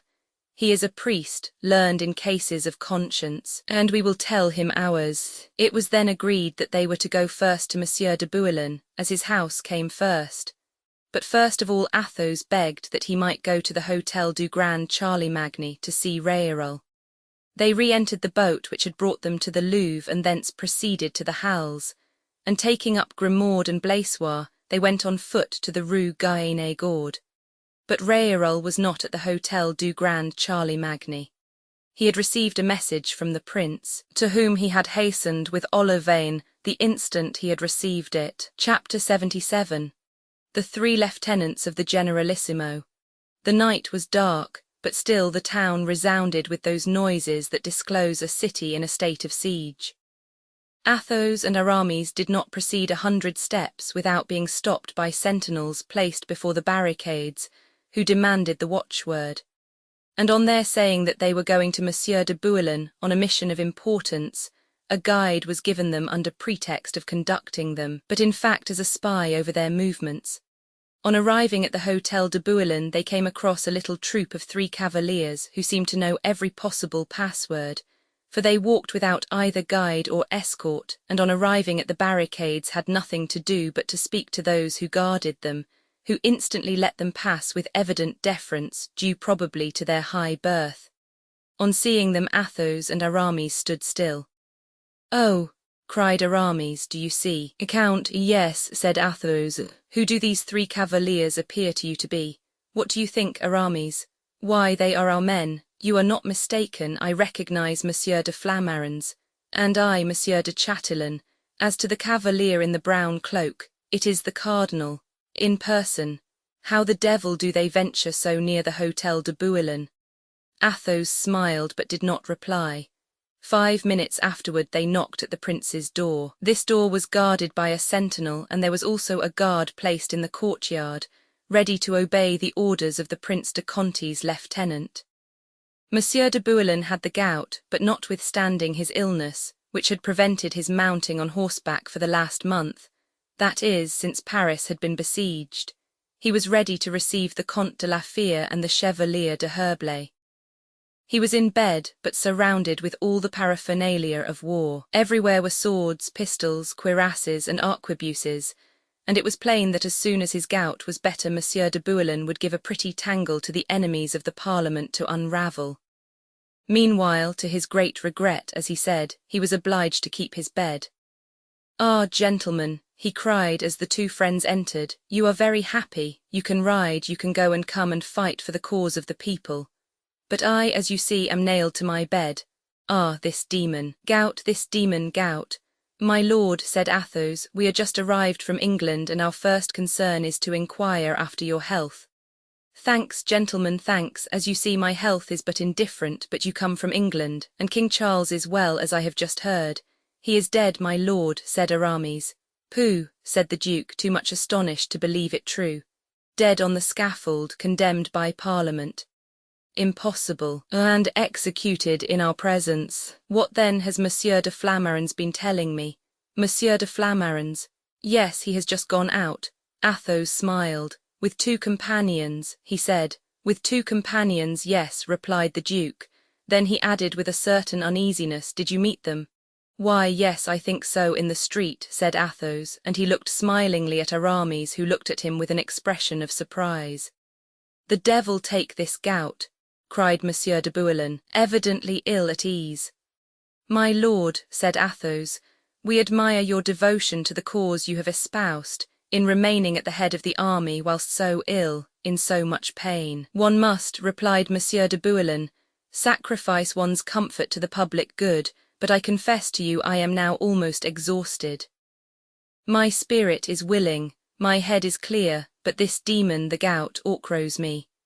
I confess, if the court would do justice to my claims and give the head of my house the title of prince, and if my brother de Turenne were reinstated in his command, I would return to my estates and leave the court and parliament to settle things between themselves as they might." "You are perfectly right, my lord. You think so. At this very moment the court is making overtures to me. Hitherto I have repulsed them, but since such men as you assure me that I am wrong in doing so, I've a good mind to follow your advice and to accept a proposition made to me by the Duc de Chatillon just now." "Accept it, my lord, accept it," said Aramis. "Faith, yes, I am even sorry that this evening I almost repulsed, but there will be a conference tomorrow and we shall see." The two friends saluted the duke.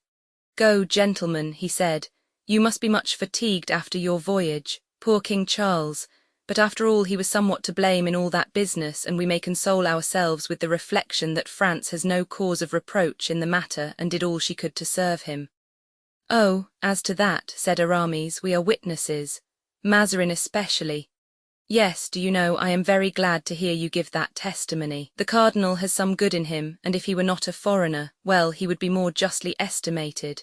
Oh, the devil take this gout." Athos and Aramis took their leave, but even in the ante-chamber they could still hear the duke's cries. He was evidently suffering the tortures of the damned. When they reached the street, Aramis said, "Well, Athos, what do you think?" "Of whom?" "Pardieu, of Monsieur de Bouillon. My friend, I think that he is much troubled with gout. You noticed that I didn't breathe a word as to the purpose of our visit. You did well, you would have caused him an access of his disease. Let us go to Monsieur de Beaufort." The two friends went to the Hôtel de Vendôme. It was 10 o'clock when they arrived. The Hôtel de Vendôme was not less guarded than the Hôtel de Bouillon and presented as warlike in appearance. There were sentinels, a guard in the court, stacks of arms and horses saddled. Two horsemen going out as Athos and Aramis entered were obliged to give place to them. Ah, gentlemen," said Aramis, "decidedly it is a night for meetings. We shall be very unfortunate if after meeting so often this evening we should not succeed in meeting tomorrow." "Oh, as to that, sir," replied Chatillon, for it was he who, with Flamarens, was leaving the Duc de Beaufort, "you may be assured, for if we meet by night without seeking each other, much more shall we meet by day when wishing it." "I hope that is true," said Aramis. "As for me, I am sure of it," said the duke. De Flamarens and de Chatillon continued on their way, and Athos and Aramis dismounted. Hardly had they given the bridles of their horses to their lackeys and rid themselves of their cloaks when a man approached them, and after looking at them for an instant by the doubtful light of the lantern hung in the centre of the courtyard, he uttered an exclamation of joy and ran to embrace them. "Comte de la Fere," the man cried out. "Chevalier de Herblay, how does it happen that you are in Paris?" "Rochefort," cried the two friends.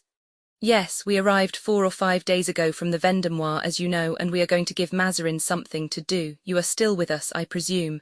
"More than ever, and the duke?" "Furious against the cardinal. You know his success, our dear duke. He is really king of Paris. He can't go out without being mobbed by his admirers."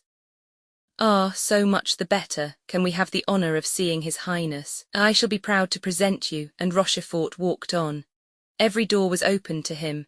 Monsieur de Beaufort was at supper, but he rose quickly on hearing the two friends announced. "Ah," he cried, "by Jove, you're welcome, sirs. You are coming to sup with me, are you not? Boysgolly, tell Noirmont that I have 2 guests. You know Noirmont, do you not? The successor of Father Marteau, who makes the excellent pies you know of. Boysgolly, let him send one of his best, but not such a one as he made for La Ramee. Thank God, we don't want either rope ladders or gag pears now." My lord, said Athos, do not let us disturb you. We came merely to inquire after your health and to take your orders. As to my health, since it has stood 5 years of prison with Monsieur de Chavigny to boot, 'tis excellent. As to my orders, since every one gives his own commands in our party, I shall end, if this goes on, by giving none at all. In short, my lord, said Athos, glancing at Aramis, your highness is discontented with your party. Discontented, sir? Say my highness is furious. To such a degree, I assure you, though I would not say so to others, that if the Queen, acknowledging the injuries she has done me, would recall my mother and give me the reversion of the Admiralty, which belonged to my father and was promised me at his death, well, it would not be long before I should be training dogs to say that there were greater traitors in France than the Cardinal Mazarin. At this, Athos and Aramis could not help exchanging not only a look but a smile, and had they not known it for a fact, this would have told them that de Chatillon and de Flamarens had been there.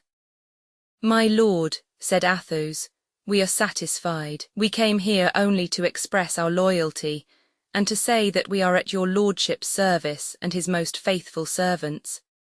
My most faithful friends, gentlemen, my most faithful friends, you have proved it, and if ever I am reconciled with the court I shall prove to you, I hope, that I remain your friend as well as that of, what the devil are their names, D'Artagnan and Porthos. D'Artagnan and Porthos. Ah, yes, you understand then, Comte de la Fere, you understand, Chevalier de Herblay, that I am altogether and always at your service. Athos and Aramis bowed and went out. My dear Athos, cried Aramis, I think you consented to accompany me only to give me a lesson. God forgive me. Wait a little, Aramis. It will be time for you to perceive my motive when we have paid our visit to the coadjutor.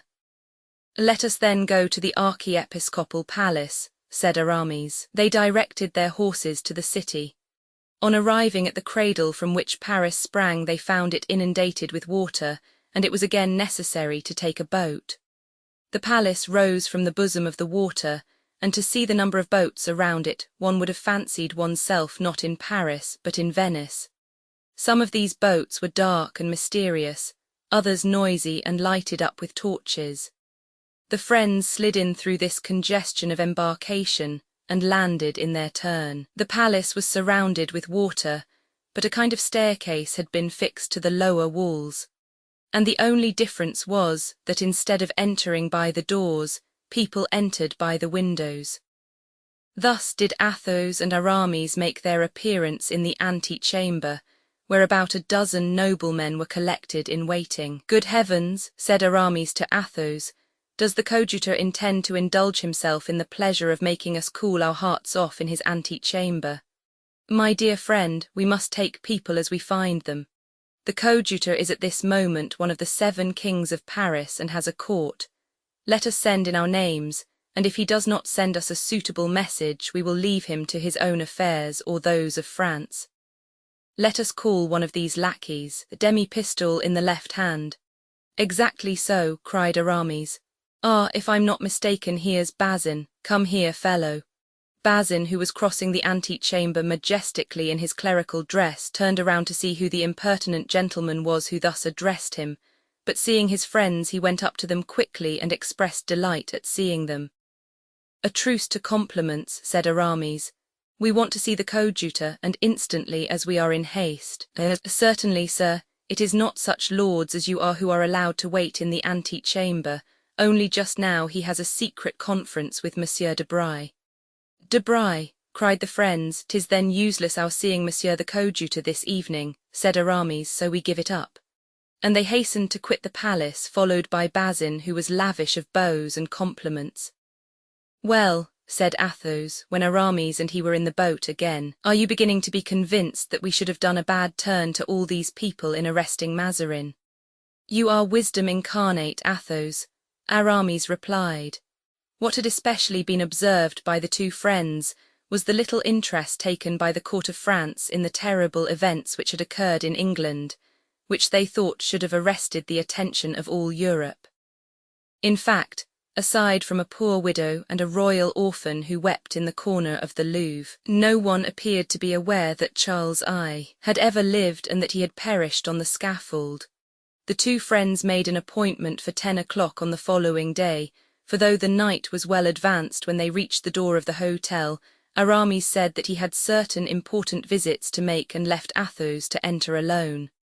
At 10 o'clock the next day they met again. Athos had been out since 6 o'clock. "Well, have you any news?" Athos asked. "Nothing. No one has seen D'Artagnan and Porthos has not appeared." "Have you anything?" "Nothing." "The devil," said Aramis. "In fact," said Athos, "this delay is not natural. They took the shortest route and should have arrived before we did. Add to that D'Artagnan's rapidity in action and that he is not the man to lose an hour, knowing that we were expecting him. He expected, you will remember, to be here on the 5th, and here we are at the 9th. This evening the margin of possible delay expires. What do you think should be done?" asked Athos. "If we have no news of them tonight, pardieu, we must go and look for them." "All right," said Athos.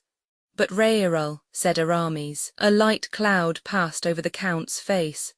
"Raoul gives me much uneasiness," he said. "He received yesterday a message from the Prince de Condé. He went to meet him at St. Cloud and has not returned. Have you seen Madame de Chevreuse? She was not at home, and you, Aramis, you were going, I think, to visit Madame de Longueville." "I did go there." "Well, she was no longer there, but she had left her new address." "Where was she?" "Guess. I give you 1,000 chances." "How should I know where the most beautiful and active of the Frondists was at midnight? For I presume it was when you left me that you went to visit her." "At the Hôtel de Ville, my dear fellow." "What, at the Hôtel de Ville? Has she then been appointed Provost of Merchants?" "No, but she has become Queen of Paris ad interim, and since she could not venture at once to establish herself in the Palais Royal or the Tuileries, she is installed at the Hôtel de Ville, where she is on the point of giving an heir or an heiress to that dear Duke. You didn't tell me of that, Aramis. Really, it was my forgetfulness then, pardon me. Now," asked Athos, "what are we to do with ourselves till evening? Here we are without occupation, it seems to me." "You forget, my friend, that we have work cut out for us in the direction of Charenton. I hope to see Monsieur de Chatillon, whom I've hated for a long time there." "Why have you hated him?" Because he is the brother of Coligny." "Ah, true, he who presumed to be a rival of yours, for which he was severely punished. That ought to satisfy you." "Yes, but it does not. I am rancorous, the only stigma that proves me to be a churchman. Do you understand? You understand that you are in no way obliged to go with me." "Come now," said Athos, "you are joking." "In that case, my dear friend, if you are resolved to accompany me, there is no time to lose. The drum beats. I observed cannon on the road. I saw the citizens in order of battle on the place of the Hôtel de Ville. Certainly the fight will be in the direction of Charenton, as the Duc de Chatillon said." "I supposed," said Athos, "that last night's conferences would modify those warlike arrangements." "No doubt, but they will fight none the less, if only to mask the conferences." "Poor creatures," said Athos, "who are going to be killed in order that Monsieur de Bouillon may have his estate at Sedan restored to him, that the reversion of the Admiralty may be given to the Duc de Beaufort, and that the coadjutor may be made a cardinal." "Come, come, dear Athos, confess that you would not be so philosophical if your Raoul were to be involved in this affair." "Perhaps you speak the truth, Aramis." "Well, let us go, then, where the fighting is, for that is the most likely place to meet with D'Artagnan, Porthos, and possibly even Raoul." "Stop, there are a fine body of citizens passing, quite attractive, by Jupiter, and their captain, see, he has the true military style." "What ho!" said Grimaud. "What?" asked Athos. "Planchet, sir." "Lieutenant yesterday," said Aramis. "Captain today, colonel doubtless tomorrow. In a fortnight the fellow will be Marshal of France." "Question him about the fight," said Athos. Planchet, prouder than ever of his new duties, deigned to explain to the two gentlemen that he was ordered to take up his position on the Place Royale with 200 men, forming the rear of the army of Paris, and to march on Charenton when necessary. "This day will be a warm one," said Planchet in a warlike tone.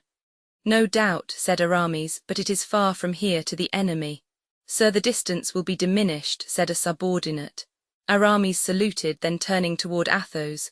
I don't care to camp on the Place Royale with all these people, he said. Shall we go forward? We shall see better what is going on. And then Monsieur de Chatillon will not come to the Place Royale to look for you. Come then, my friend, we will go forward. Haven't you something to say to Monsieur de Flamarens on your own account? My friend, said Athos, I have made a resolution never to draw my sword save when it is absolutely necessary. And how long ago was that, when I last drew my poniard? Ah, good, another souvenir of Monsieur Mordaunt. Well, my friend, nothing now is lacking except that you should feel remorse for having killed that fellow. Hush, said Athos, putting a finger on his lips, with the sad smile peculiar to him. Let us talk no more of Mordaunt, it will bring bad luck. And Athos set forward toward Charenton, followed closely by Aramis. Chapter 78. The Battle of Charenton. As Athos and Aramis proceeded and passed different companies on the road, they became aware that they were arriving near the field of battle. Ah, my friend, cried Athos suddenly, where have you brought us? I fancy I perceive around us faces of different officers in the royal army. Is not that the Duc de Chatillon himself coming toward us with his brigadiers? Good day, sirs, said the Duke, advancing. You are puzzled by what you see here, but one word will explain everything. There is now a truce and a conference. The Prince, Monsieur de Retz, the Duc de Beaufort, the Duc de Bouillon are talking over public affairs. Now one of two things must happen. Either matters will not be arranged, or they will be arranged, in which last case I shall be relieved of my command and we shall still meet again. Sir, said Aramis, you speak to the point. Allow me to ask you a question. Where are the plenipotentiaries? At Charenton, in the second house on the right on entering from the direction of Paris. And was this conference arranged beforehand? No, gentlemen, it seems to be the result of certain propositions which Mazarin made last night to the Parisians. Athos and Aramis exchanged smiles, for they well knew what those propositions were, to whom they had been made and who had made them. And that house in which the plenipotentiaries are, asked Athos, belongs to Monsieur de Chanleu, who commands your troops at Charenton. I say your troops, for I presume that you gentlemen are Frondeurs. Yes, almost, said Aramis. We are for the king and the princes, added Athos. We must understand each other, said the Duke. The king is with us and his generals are the Duke of Orleans and the Prince de Condé, although I must add 'tis almost impossible now to know to which party anyone belongs. Yes, answered Athos, but his right place is in our ranks with the Prince de Conti, de Beaufort, d'Elbeuf and de Bouillon. But sir, supposing that the conference is broken off, are you going to try to take Charenton? Such are my orders. Sir, since you command the cavalry, pardon me, I am commander-in-chief. So much the better, you must know all your officers, I mean those more distinguished. Why, yes, very nearly. Will you then kindly tell me if you have in your command the Chevalier d'Artagnan, lieutenant in the Musketeers? No, sir, he is not with us. He left Paris more than 6 weeks ago and is believed to have gone on a mission to England. I knew that, but I supposed he had returned. No, sir, no one has seen him. I can answer positively on that point, for the Musketeers belong to our forces and Monsieur de Cambon, the substitute for Monsieur d'Artagnan, still holds his place. The two friends looked at each other. You see, said Athos. It is strange, said Aramis. It is absolutely certain that some misfortune has happened to them on the way. If we have no news of them this evening, tomorrow we must start. Athos nodded affirmatively, then turning, and Monsieur de Bragelonne, a young man 15 years of age, attached to the Prince de Condé, has he the honour of being known to you? Diffident in allowing the sarcastic Aramis to perceive how strong were his paternal feelings. Yes, surely, he came with the prince. A charming young man. He is one of your friends then, Monsieur le Comte? Yes, sir, answered Athos, agitated, so much so that I wish to see him if possible. Quite possible, sir, do me the favour to accompany me and I will conduct you to headquarters. Halloo there, cried Aramis, turning around, what a noise behind us. A body of cavaliers is coming toward us, said Chatillon. I recognise the coadjutor by his Frondist hat, and I the Duc de Beaufort by his white plume of ostrich feathers. They are coming, full gallop. The prince is with them. Ah, he is leaving them. They are beating the rappel, cried Chatillon. We must discover what is going on.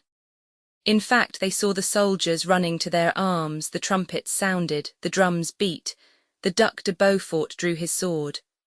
On his side the prince sounded a rappel, and all the officers of the royalist army, mingling momentarily with the Parisian troops, ran to him. Gentlemen, cried Chatillon, the truce is broken, that is evident, they are going to fight.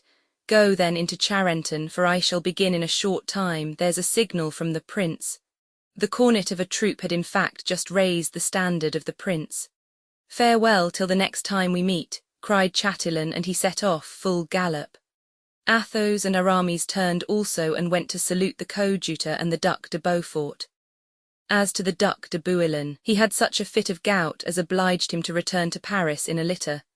But his place was well filled by the Duc d'Elbeuf and his 4 sons, ranged around him like a staff. Meantime, between Charenton and the royal army was left a space which looked ready to serve as a last resting place for the dead.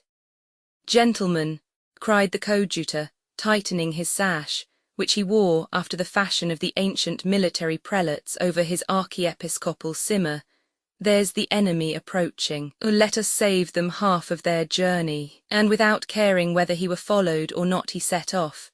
His regiment, which bore the name of the Regiment of Corinth from the name of his archbishopric, darted after him and began the fight. Monsieur de Beaufort sent his cavalry toward Étampes, and Monsieur de Chanleu, who defended the place, was ready to resist an assault, or if the enemy were repulsed, to attempt a sortie. The battle soon became general, and the coadjutor performed miracles of valour. His proper vocation had always been the sword, and he was delighted whenever he could draw it from the scabbard, no matter for whom or against whom. Chanleu, whose fire at one time repulsed the royal regiment, thought that the moment was come to pursue it, but it was reformed and led again to the charge by the Duc de Chatillon in person. This charge was so fierce, so skilfully conducted, that Chanleu was almost surrounded. He commanded a retreat which began step by step, foot by foot. Unhappily, in an instant he fell, mortally wounded. De Chatillon saw him fall and announced it in a loud voice to his men, which raised their spirits and completely disheartened their enemies, so that every man thought only of his own safety and tried to gain the trenches, where the coadjutor was trying to reform his disorganized regiment. Suddenly a squadron of cavalry galloped up to encounter the royal troops, who were entering pell-mell the entrenchments with the fugitives.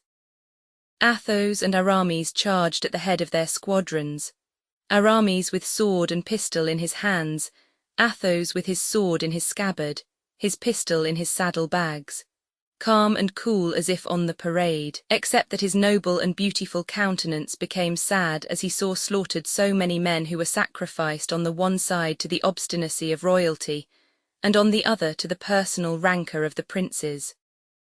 Aramis, on the contrary, struck right and left and was almost delirious with excitement. His bright eyes kindled, and his mouth, so finely formed, assumed a wicked smile. Every blow he aimed was sure, and his pistol finished the deed, annihilated the wounded wretch who tried to rise again. On the opposite side 2 cavaliers, one covered with a gilt cuirass, the other wearing simply a buff doublet, from which fell the sleeves of a vest of blue velvet, charged in front.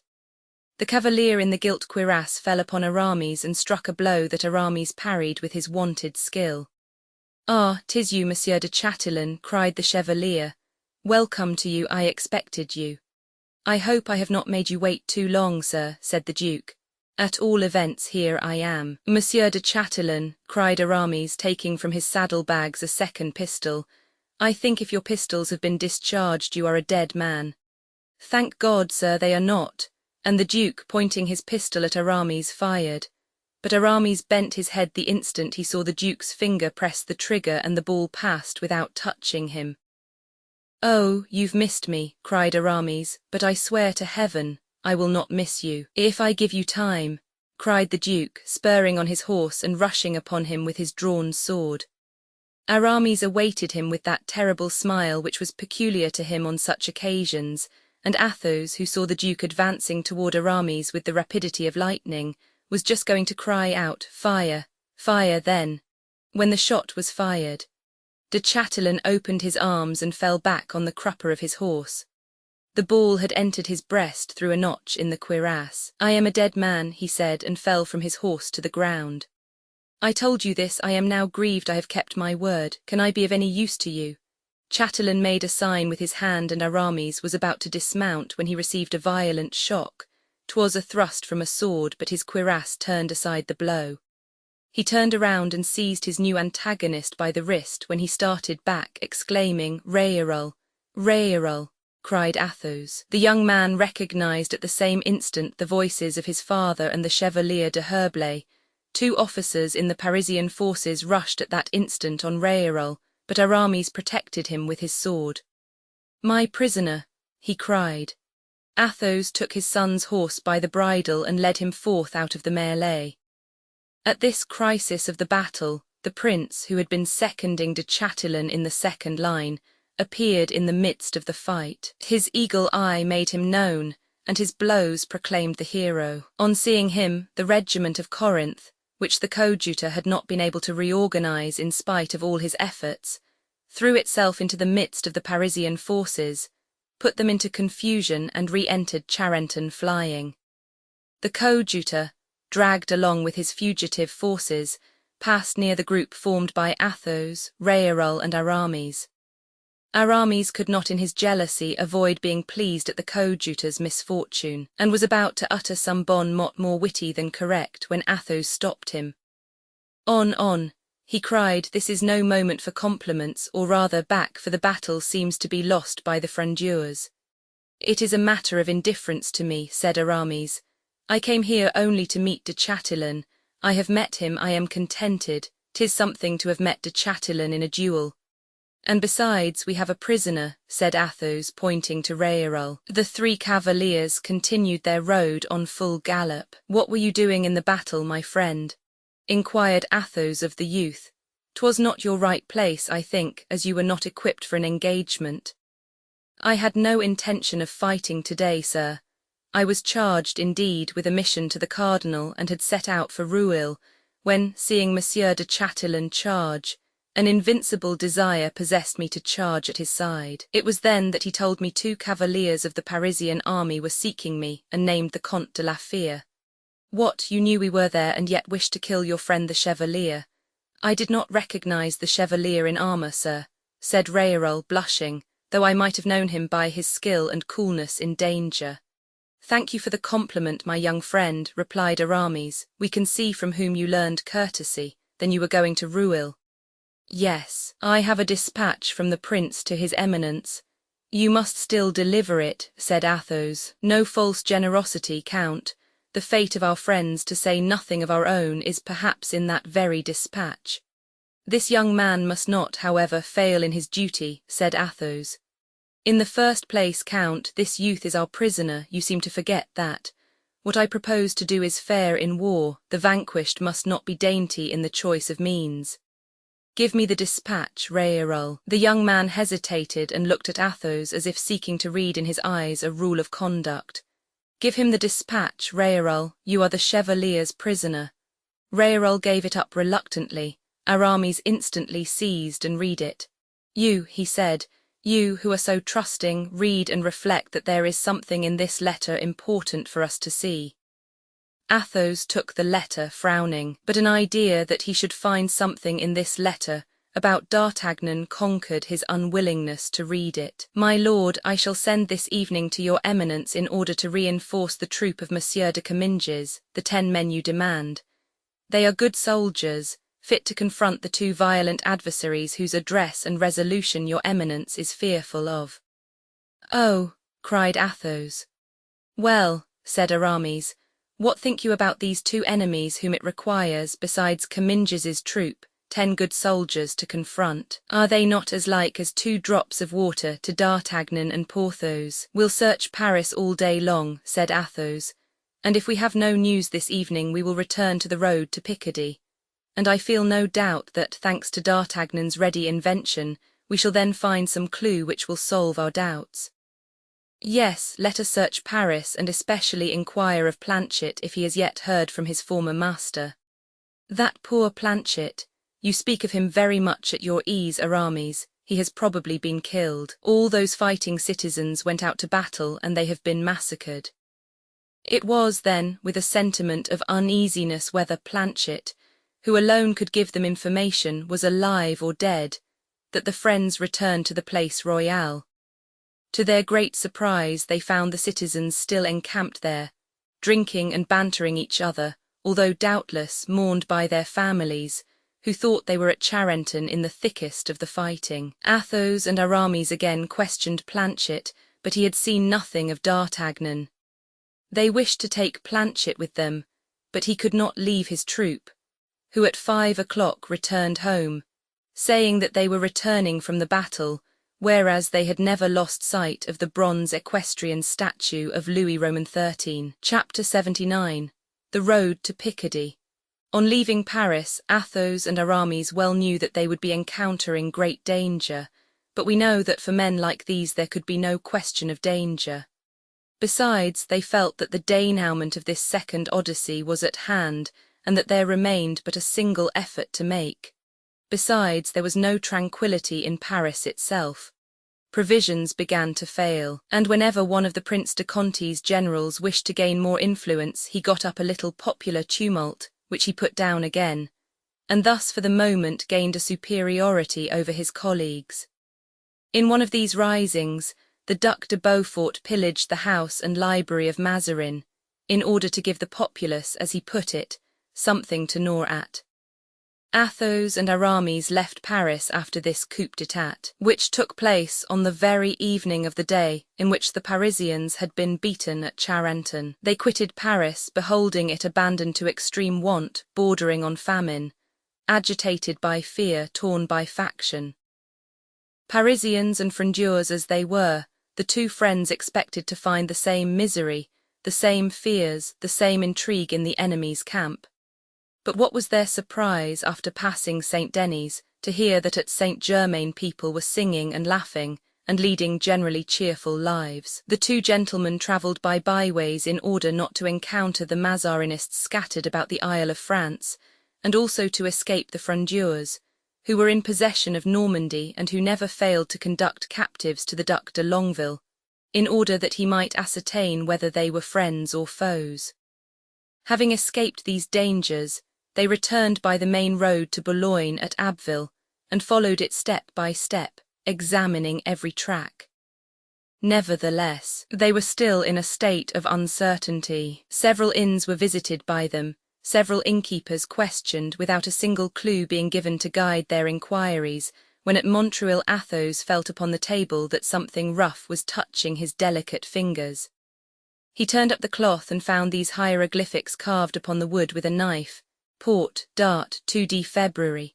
This is capital, said Athos to Aramis. We were to have slept here, but we cannot, we must push on. They rode forward and reached Abbeville. There the great number of inns puzzled them. They could not go to all. How could they guess in which those whom they were seeking had stayed? Trust me, said Aramis, do not expect to find anything in Abbeville. If we had only been looking for Porthos, Porthos would have stationed himself in one of the finest hotels and we could easily have traced him. But D'Artagnan is devoid of such weaknesses. Porthos would have found it very difficult even to make him see that he was dying of hunger. He has gone on his road as inexorable as fate, and we must seek him somewhere else.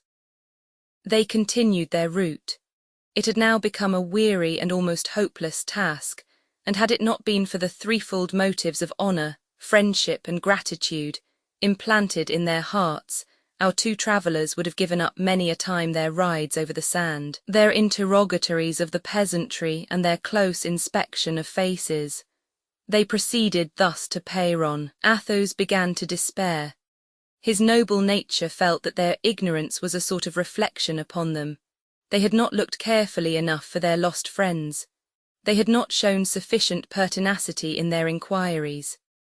They were willing and ready to retrace their steps, when in crossing the suburb which leads to the gates of the town, upon a white wall which was at the corner of a street turning around the rampart, Athos cast his eyes upon a drawing in black chalk which represented, with the awkwardness of a first attempt, two cavaliers riding furiously. One of them carried a roll of paper on which were written these words, "They are following us."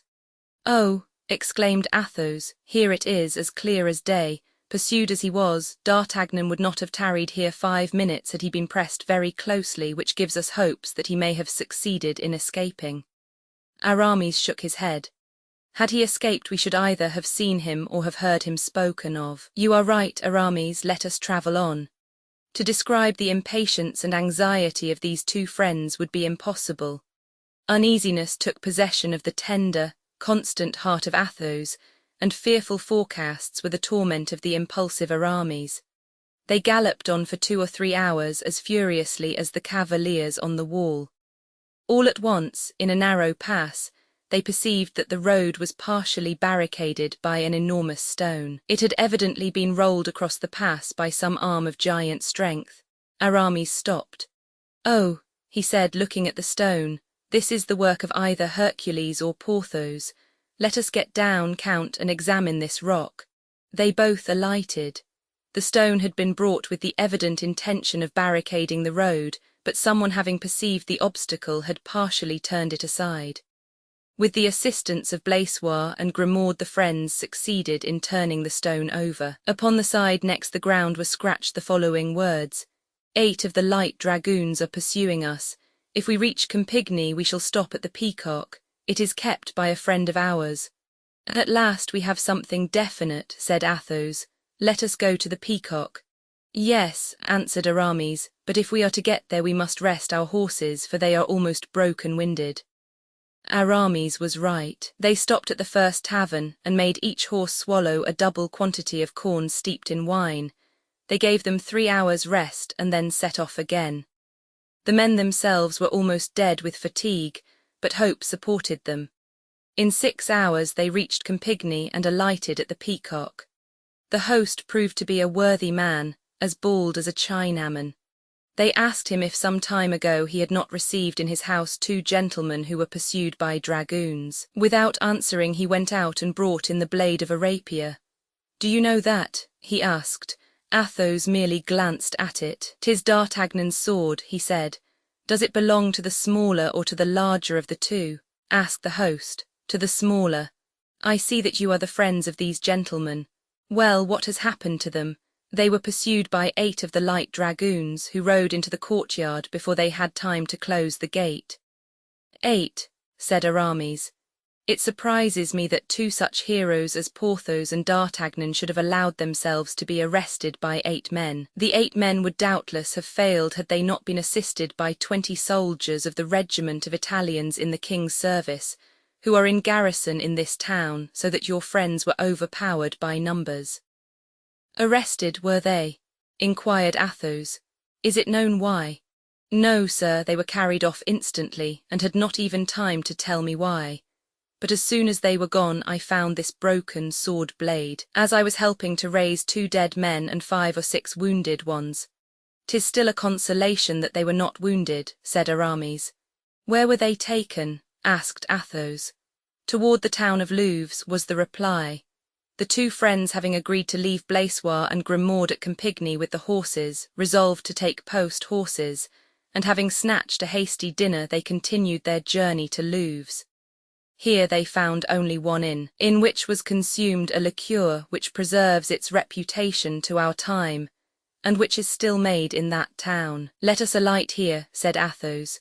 "D'Artagnan will not have let slip an opportunity of drinking a glass of this liqueur, and at the same time leaving some trace of himself." They went into the town and asked for 2 glasses of liqueur at the counter, as their friends must have done before them.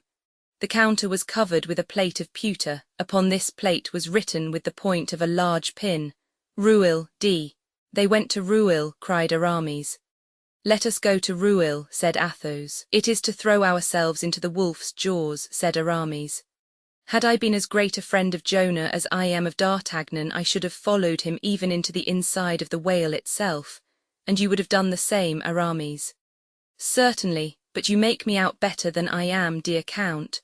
Had I been alone, I should scarcely have gone to Rueil without great caution. but where you go, I go." They then set off for Rueil. Here the deputies of the Parliament had just arrived, in order to enter upon those famous conferences which were to last 3 weeks, and produced eventually that shameful peace, at the conclusion of which the prince was arrested. Rueil was crowded with advocates, presidents, and councillors, who came from the Parisians, and on the side of the court with officers and guards. It was therefore easy in the midst of this confusion to remain as unobserved as anyone might wish. Besides, the conferences implied a truce, and to arrest 2 gentlemen, even frondeurs at this time, would have been an attack on the rights of the people. The 2 friends mingled with the crowd, and fancied that everyone was occupied with the same thought that tormented them. They expected to hear some mention made of D'Artagnan or of Porthos, but everyone was engrossed by articles and reforms. It was the advice of Athos to go straight to the minister. "My friend," said Aramis, "take care, our safety lies in our obscurity. If we were to make ourselves known, we should be sent to rejoin our friends in some deep ditch from which the devil himself could not take us out. Let us try not to find them out by accident, but from our notions." Arrested at Campigny, they have been carried to Rueil. At Rueil they have been questioned by the cardinal, who has either kept them near him or sent them to Saint-Germain. As to the Bastille, they are not there, though the Bastille is especially for the frondeurs. They are not dead, for the death of D'Artagnan would make a sensation. As for Porthos, I believe him to be eternal like God, although less patient. Do not let us despond, but wait at Rueil, for my conviction is that they are at Rueil. But what ails you? You are pale." "It is this," answered Athos with a trembling voice. "I remember that at the castle of Rueil, the Cardinal Richelieu had some horrible oubliettes constructed." "Oh, never fear," said Aramis. "Richelieu was a gentleman, our equal in birth, our superior in position. He could, like the king, touch the greatest of us on the head, and touching them make such heads shake on their shoulders. But Mazarin is a low-born rogue who can at the most take us by the collar like an archer. Be calm, for I am sure that D'Artagnan and Porthos are at Rueil, alive and well." "But," resumed Athos, "I recur to my first proposal. I know no better means than to act with candour. I shall seek not Mazarin but the queen, and say to her, 'Madam, restore to us your 2 servants and our 2 friends.'" Aramis shook his head. "'Tis a last resource, but let us not employ it till it is imperatively called for. Let us rather persevere in our researches." They continued their inquiries, and at last met with a light dragoon who had formed one of the guard which had escorted D'Artagnan to Rueil. Athos, however, perpetually recurred to his proposed interview with the queen. "In order to see the queen," said Aramis, "we must first see the cardinal, and when we have seen the cardinal, remember what I tell you, Athos, we shall be reunited to our friends, but not in the way you wish. Now that way of joining them is not very attractive to me, I confess.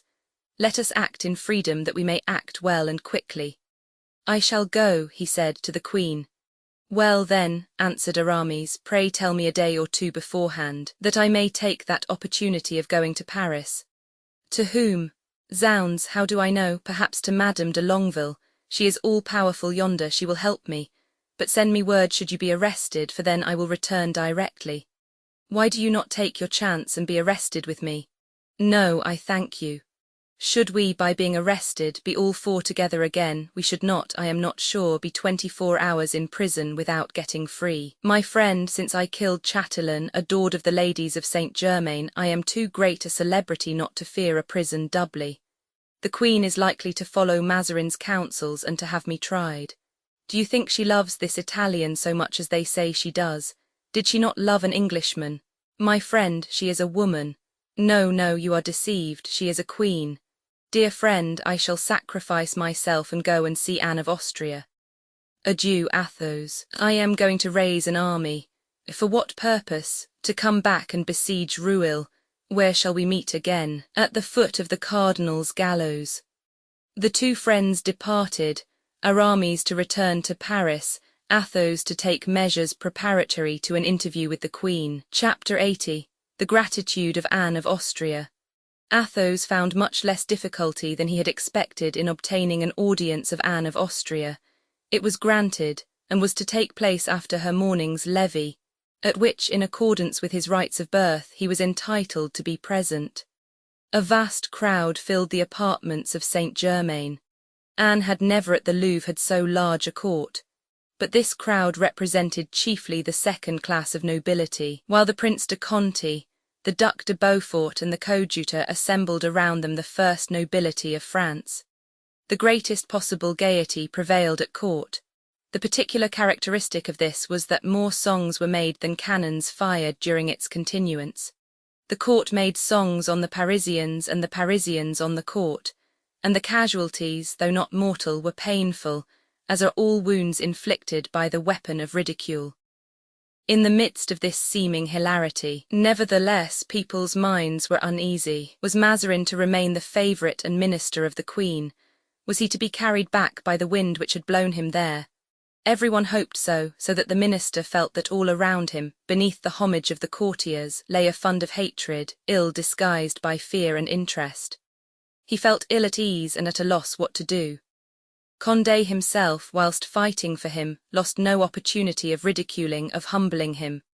The Queen, on whom he threw himself as sole support, seemed to him now not much to be relied upon. When the hour appointed for the audience arrived, Athos was obliged to stay until the Queen, who was waited upon by a new deputation from Paris, had consulted with her minister as to the propriety and manner of receiving them. All were fully engrossed with the affairs of the day. Athos could not therefore have chosen a more inauspicious moment to speak of his friends, poor atoms, lost in that raging whirlwind. But Athos was a man of inflexible determination. He firmly adhered to a purpose once formed, when it seemed to him to spring from conscience and to be prompted by a sense of duty. He insisted on being introduced, saying that although he was not a deputy from Monsieur de Conti, or Monsieur de Beaufort, or Monsieur de Bouillon, or Monsieur d'Elbeuf, or the coadjutor, or Madame de Longueville, or Broussel, or the Parliament, and although he had come on his own private account, he nevertheless had things to say to Her Majesty of the utmost importance. The conference being finished, the Queen summoned him to her cabinet.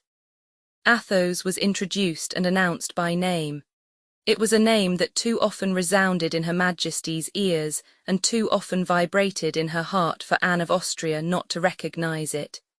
Yet she remained impassive, looking at him with that fixed stare which is tolerated only in women who are queens, either by the power of beauty or by the right of birth. "It is then a service which you propose to render us, Count?"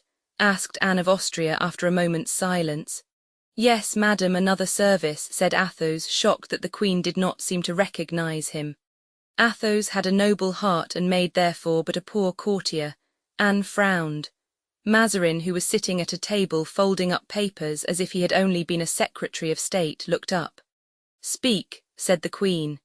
Mazarin turned again to his papers. "Madam," resumed Athos, "two of my friends, named D'Artagnan and Monsieur du Vallon, sent to England by the Cardinal, suddenly disappeared when they set foot on the shores of France. No one knows what has become of them." "Well," said the Queen, "I address myself, therefore, first to the benevolence of your Majesty, that I may know what has become of my friends, reserving to myself, if necessary, the right of appealing hereafter to your justice." "Sir," replied Anne, with a degree of haughtiness which to certain persons became impertinence, "this is the reason that you trouble me in the midst of so many absorbing concerns. An affair for the police. Well, sir, you ought to know that we no longer have a police, since we are no longer at Paris. I think your Majesty will have no need to apply to the police to know where my friends are, but that if you will deign to interrogate the Cardinal, he can reply without any further inquiry than into his own recollections." "But God forgive me," cried Anne with that disdainful curl of the lips peculiar to her, "I believe that you are yourself interrogating." "Yes, madam, here I have a right to do so, for it concerns Monsieur D'Artagnan, he repeated in such a manner as to bow the regal brow with recollections of the weak and erring woman. The Cardinal saw that it was now high time to come to the assistance of Anne. "Sir," he said, "I can tell you what is at present unknown to Her Majesty. These individuals are under arrest, they disobeyed orders. "I beg of your majesty, then," said Athos calmly and not replying to Mazarin, "to quash these arrests of Messieurs d'Artagnan and du Vallon." "What you ask is merely an affair of discipline and does not concern me," said the queen. "Monsieur d'Artagnan never made such an answer as that when the service of your majesty was concerned," said Athos, bowing with great dignity. He was going toward the door when Mazarin stopped him. "You too have been in England, sir," he said, making a sign to the queen, who was evidently going to issue a severe order. "I was a witness of the last hours of Charles I. Poor king, culpable at the most of weakness, how cruelly punished by his subjects. Thrones are at this time shaken, and it is to little purpose for devoted hearts to serve the interests of princes. This is the second time that Monsieur d'Artagnan has been in England. He went the first time to save the honour of a great queen, the second to avert the death of a great king." "Sir," said Anne to Mazarin with an accent from which daily habits of dissimulation could not entirely chase the real expression, "see if we can do something for these gentlemen."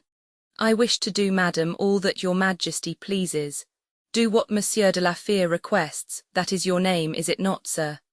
"I have another name, madam. I am called Athos." "Madam," said Mazarin with a smile, "you may rest easy, your wishes shall be fulfilled." "You hear, sir," said the queen. "Yes, madam, I expected nothing less from the justice of your majesty. May I not go and see my friends?" "Yes, sir, you shall see them. But à propos, you belong to the Fronde, do you not?" "Madam, I serve the king." "Yes, in your own way." "My way is the way of all gentlemen, and I know only one way," answered Athos haughtily. "Go, sir, then," said the queen. "You have obtained what you wish, and we know all we desire to know." Scarcely, however, had the tapestry closed behind Athos when she said to Mazarin, "Cardinal, desire them to arrest that insolent fellow before he leaves the court." "Your majesty," answered Mazarin, "desires me to do only what I was going to ask you to let me do. These bravos who resuscitate in our epoch the traditions of another reign are troublesome. Since there are two of them already there, let us add a third." Athos was not altogether the queen's dupe, but he was not a man to run away on suspicion, above all when distinctly told that he should see his friends again. He waited then in the ante-chamber with impatience till he should be conducted to them. He walked to the window and looked into the court. He saw the deputation from the Parisians enter it. They were coming to assign the definitive place for the conference and to make their bow to the queen. A very imposing escort awaited them without the gates. Athos was looking on attentively when someone touched him softly on the shoulder. "Ah, Monsieur de Comminges," he said. "Yes, Count, and charged with a commission for which I beg of you to accept my excuses." "What is it? Be so good as to give me up your sword, Count." Athos smiled and opened the window. "Aramis," he cried. A gentleman turned around. Athos fancied he had seen him among the crowd. It was Aramis. He bowed with great friendship to the Count. "Aramis," cried Athos, "I am arrested." "Good," replied Aramis calmly. "Sir," said Athos, turning to Comminges and giving him politely his sword by the hilt, "here is my sword, have the kindness to keep it safely for me until I quit my prison. I prize it, it was given to my ancestor by King Francis I. In his time they armed gentlemen, not disarmed them. Now, whither do you conduct me?" "Into my room first," replied Comminges. "The queen will ultimately decide your place of domicile." Athos followed Comminges without saying a single word. Chapter 81. Cardinal Mazarin as king. The arrest produced no sensation, indeed was almost unknown, and scarcely interrupted the course of events. To the deputation it was formally announced that the queen would receive it. Accordingly it was admitted to the presence of Anne, who, silent and lofty as ever, listened to the speeches and complaints of the deputies. But when they had finished their harangues not one of them could say, so calm remained her face, whether or no she had heard them. On the other hand, Mazarin, present at that audience, heard very well what those deputies demanded. It was purely and simply his removal in terms clear and precise. The discourse being finished, the queen remained silent. "Gentlemen," said Mazarin, "I join with you in supplicating the queen to put an end to the miseries of her subjects. I have done all in my power to ameliorate them, and yet the belief of the public, you say, is that they proceed from me, an unhappy foreigner who has been unable to please the French. Alas, I have never been understood, and no wonder. I succeeded a man of the most sublime genius that ever upheld the sceptre of France. The memory of Richelieu annihilates me. In vain, were I an ambitious man, should I struggle against such remembrances as he has left. But that I am not ambitious I am going to prove to you. I own myself conquered. I shall obey the wishes of the people. If Paris has injuries to complain of, who has not some wrongs to be redressed? Paris has been sufficiently punished. Enough blood has flowed, enough misery has humbled a town deprived of its king and of justice. 'Tis not for me, a private individual, to disunite a queen from her kingdom. Since you demand my resignation, I retire. Then, said Aramis, in his neighbour's ear, the conferences are over. There is nothing to do but to send Monsieur Mazarin to the most distant frontier, and to take care that he does not return even by that, nor any other entrance into France. One instant, sir, said the man in a gown whom he addressed. A plague on't, how fast you go, one may soon see that you're a soldier. There's the article of remunerations and indemnifications to be discussed and set to rights. Chancellor, said the Queen, turning to Ségaya, our old acquaintance, you will open the conferences. They can take place at Rueil. The Cardinal has said several things which have agitated me, therefore I will not speak more fully now. As to his going or staying, I feel too much gratitude to the Cardinal not to leave him free in all his actions. He shall do what he wishes to do. A transient pallor overspread the speaking countenance of the Prime Minister. He looked at the Queen with anxiety. Her face was so passionless that he, as everyone else present, was incapable of reading her thoughts. But, added the Queen, in awaiting the Cardinal's decision, let there be, if you please, a reference to the King only. The deputies bowed and left the room. What, exclaimed the Queen when the last of them had quitted the apartment, you would yield to these limbs of the law, these advocates? To promote your Majesty's welfare, madam, replied Mazarin, fixing his penetrating eyes on the Queen. There is no sacrifice that I would not make. Anne dropped her head and fell into one of those reveries so habitual with her. A recollection of Athos came into her mind. His fearless deportment, his words, so firm yet dignified, the shades which by one word he had evoked, recalled to her the past in all its intoxication of poetry and romance, youth, beauty, the eclat of love at 20 years of age, the bloody death of Buckingham, the only man whom she had ever really loved, and the heroism of those obscure champions who had saved her from the double hatred of Richelieu and the king. Mazarin looked at her, and whilst she deemed herself alone and freed from the world of enemies who sought to spy into her secret thoughts, he read her thoughts in her countenance, as one sees in a transparent lake clouds pass, reflections like thoughts of the heavens. Must we then, asked Anne of Austria, yield to the storm, buy peace, and patiently and piously await better times? Mazarin smiled sarcastically at this speech, which showed that she had taken the minister's proposal seriously. Anne's head was bent down. She had not seen the Italian's smile, but finding that her question elicited no reply, she looked up. Well, you do not answer, Cardinal. What do you think about it? I am thinking, madam, of the allusion made by that insolent gentleman, whom you have caused to be arrested, to the Duke of Buckingham, to him whom you allowed to be assassinated, to the Duchess de Chevreuse, whom you suffered to be exiled, to the Duc de Beaufort, whom you imprisoned. But if he made allusion to me, it was because he is ignorant of the relation in which I stand to you. Anne drew up, as she always did when anything touched her pride. She blushed, and that she might not answer, clasped her beautiful hands till her sharp nails almost pierced them. That man has sagacity, honour, and wit, not to mention likewise that he is a man of undoubted resolution. You know something about him, do you not, madam? I shall tell him, therefore, and in doing so I shall confer a personal favour on him, how he is mistaken in regard to me. What is proposed to me would be, in fact, almost an abdication, and an abdication requires reflection. An abdication, repeated Anne. I thought, sir, that it was kings alone who abdicated. Well, replied Mazarin, And am I not almost a king, king indeed of France, thrown over the foot of the royal bed? My simmer, madam, looks not unlike the mantle worn by kings. This was one of the humiliations which Mazarin made Anne undergo more frequently than any other, and one that bowed her head with shame. Queen Elizabeth and Catherine Roman II of Russia are the only two monarchs of their set on record who were at once sovereigns and lovers. Anne of Austria looked with a sort of terror at the threatening aspect of the cardinal. His physiognomy in such moments was not destitute of a certain grandeur. "Sir," she replied, "did I not say, and did you not hear me say to those people, that you should do as you pleased?"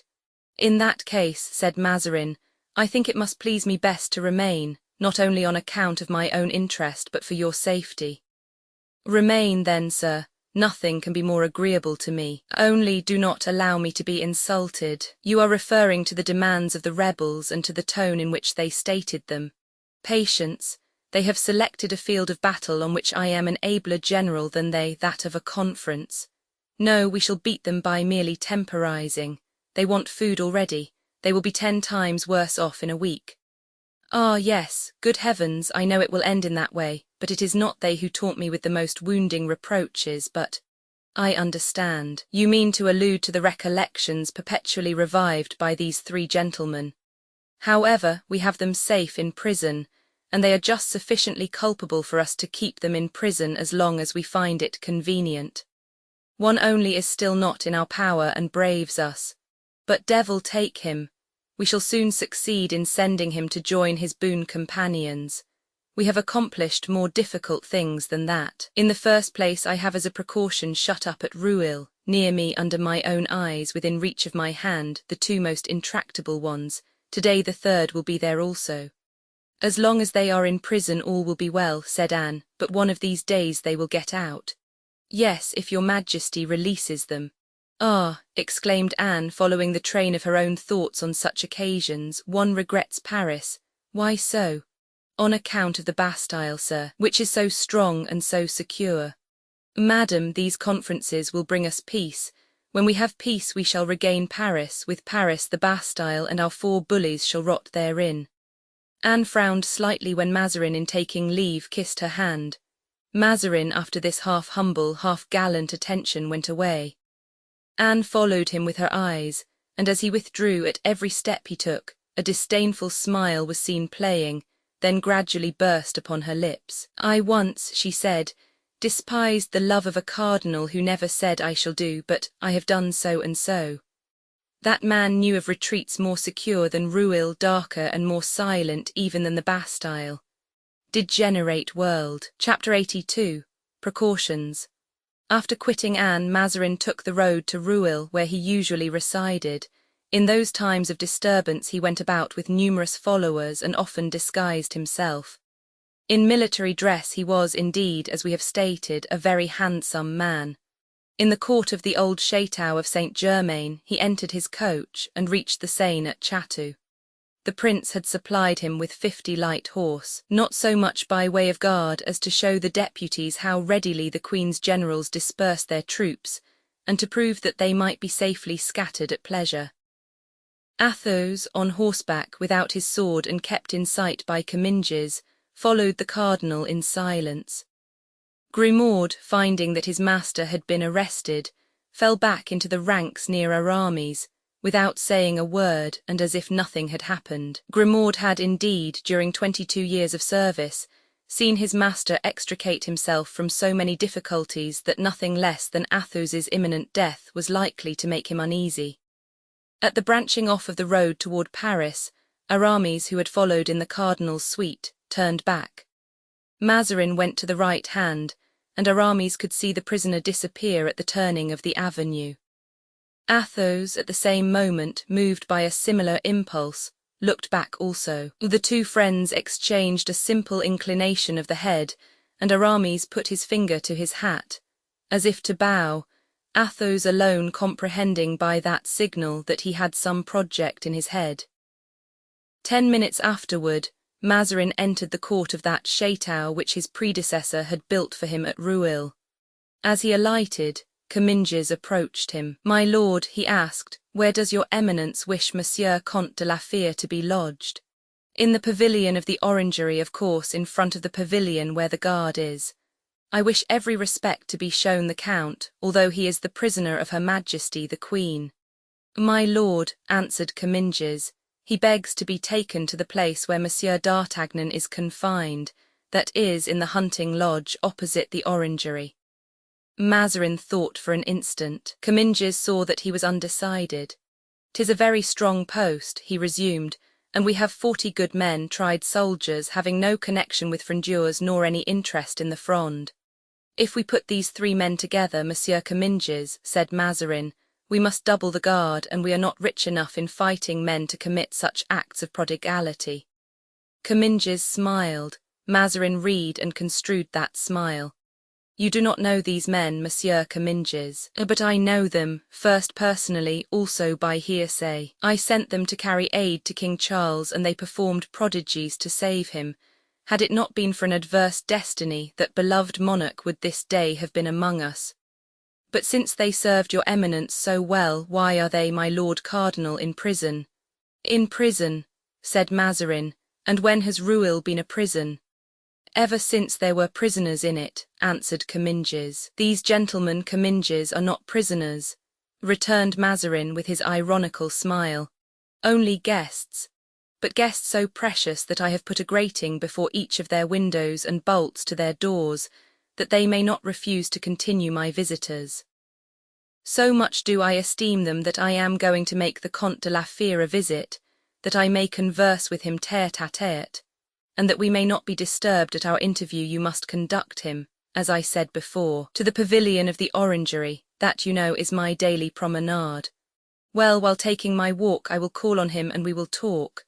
Although he professes to be my enemy, I have sympathy for him, and if he is reasonable, perhaps we shall arrange matters." Comminges bowed and returned to Athos, who was awaiting with apparent calmness but with real anxiety the result of the interview. "Well," he said to the lieutenant. "Sir," replied Comminges, "it seems that it is impossible." "Monsieur de Comminges," said Athos, "I have been a soldier all my life, and I know the force of orders. But outside your orders there is a service you can render me."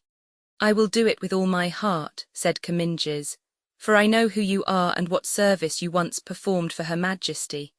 I know, too, how dear to you is the young man who came so valiantly to my aid when that old rogue of a Broussel was arrested. I am entirely at your service, except only for my orders." "Thank you, sir. What I am about to ask will not compromise you in any degree." "If it should even compromise me a little," said Monsieur de Comminges with a smile, "still make your demand. I don't like Mazarin any better than you do. I serve the Queen, and that draws me naturally into the service of the cardinal, but I serve the one with joy and the other against my will." "Speak, then, I beg of you. I wait and listen." "Since there is no harm," said Athos, "in my knowing that d'Artagnan is here, I presume there will be none in his knowing that I am here." "I have received no orders on that point." "Well, then, do me the kindness to give him my regards and tell him that I am his neighbour. Tell him also what you have just told me, that Mazarin has placed me in the pavilion of the orangery in order to make me a visit, and assure him that I shall take advantage of this honour he proposes to accord to me to obtain from him some amelioration of our captivity." "Which cannot last," interrupted Comminges. "The cardinal said so. There is no prison here, but there are oubliettes," replied Athos, smiling. "Oh, that's a different thing. Yes, I know there are traditions of that sort," said Comminges. "It was in the time of the other cardinal, who was a great nobleman, but our Mazarin impossible. An Italian adventurer would not dare to go such lengths with such men as ourselves. Oubliettes are employed as a means of kingly vengeance, and a low-born fellow such as he is would not have recourse to them. Your arrest is known, that of your friends will soon be known, and all the nobility of France would demand an explanation of your disappearance. No, no, be easy on that score. I will, however, inform Monsieur d'Artagnan of your arrival here." Comminges then led the Count to a room on the ground floor of a pavilion at the end of the orangery. They passed through a courtyard as they went, full of soldiers and courtiers. In the centre of this court, in the form of a horseshoe, were the buildings occupied by Mazarin, and at each wing the pavilion or smaller building, where D'Artagnan was confined, and that level with the orangery where Athos was to be. From the ends of these two wings extended the park.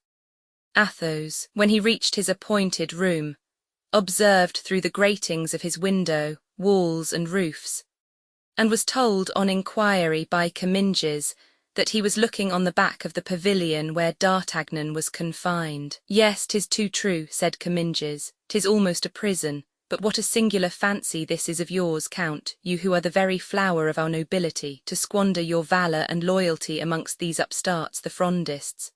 Really, Count, if ever I thought that I had a friend in the ranks of the royal army, it was you. A Frondeur, you the Comte de la Fere on the side of Broussel, Blancmesnil and Vial. For shame, you a Frondeur." "On my word of honour," said Athos, "one must be either a Mazarinist or a Frondeur. For a long time I had these words whispered in my ears, and I chose the latter. At any rate, it is a French word.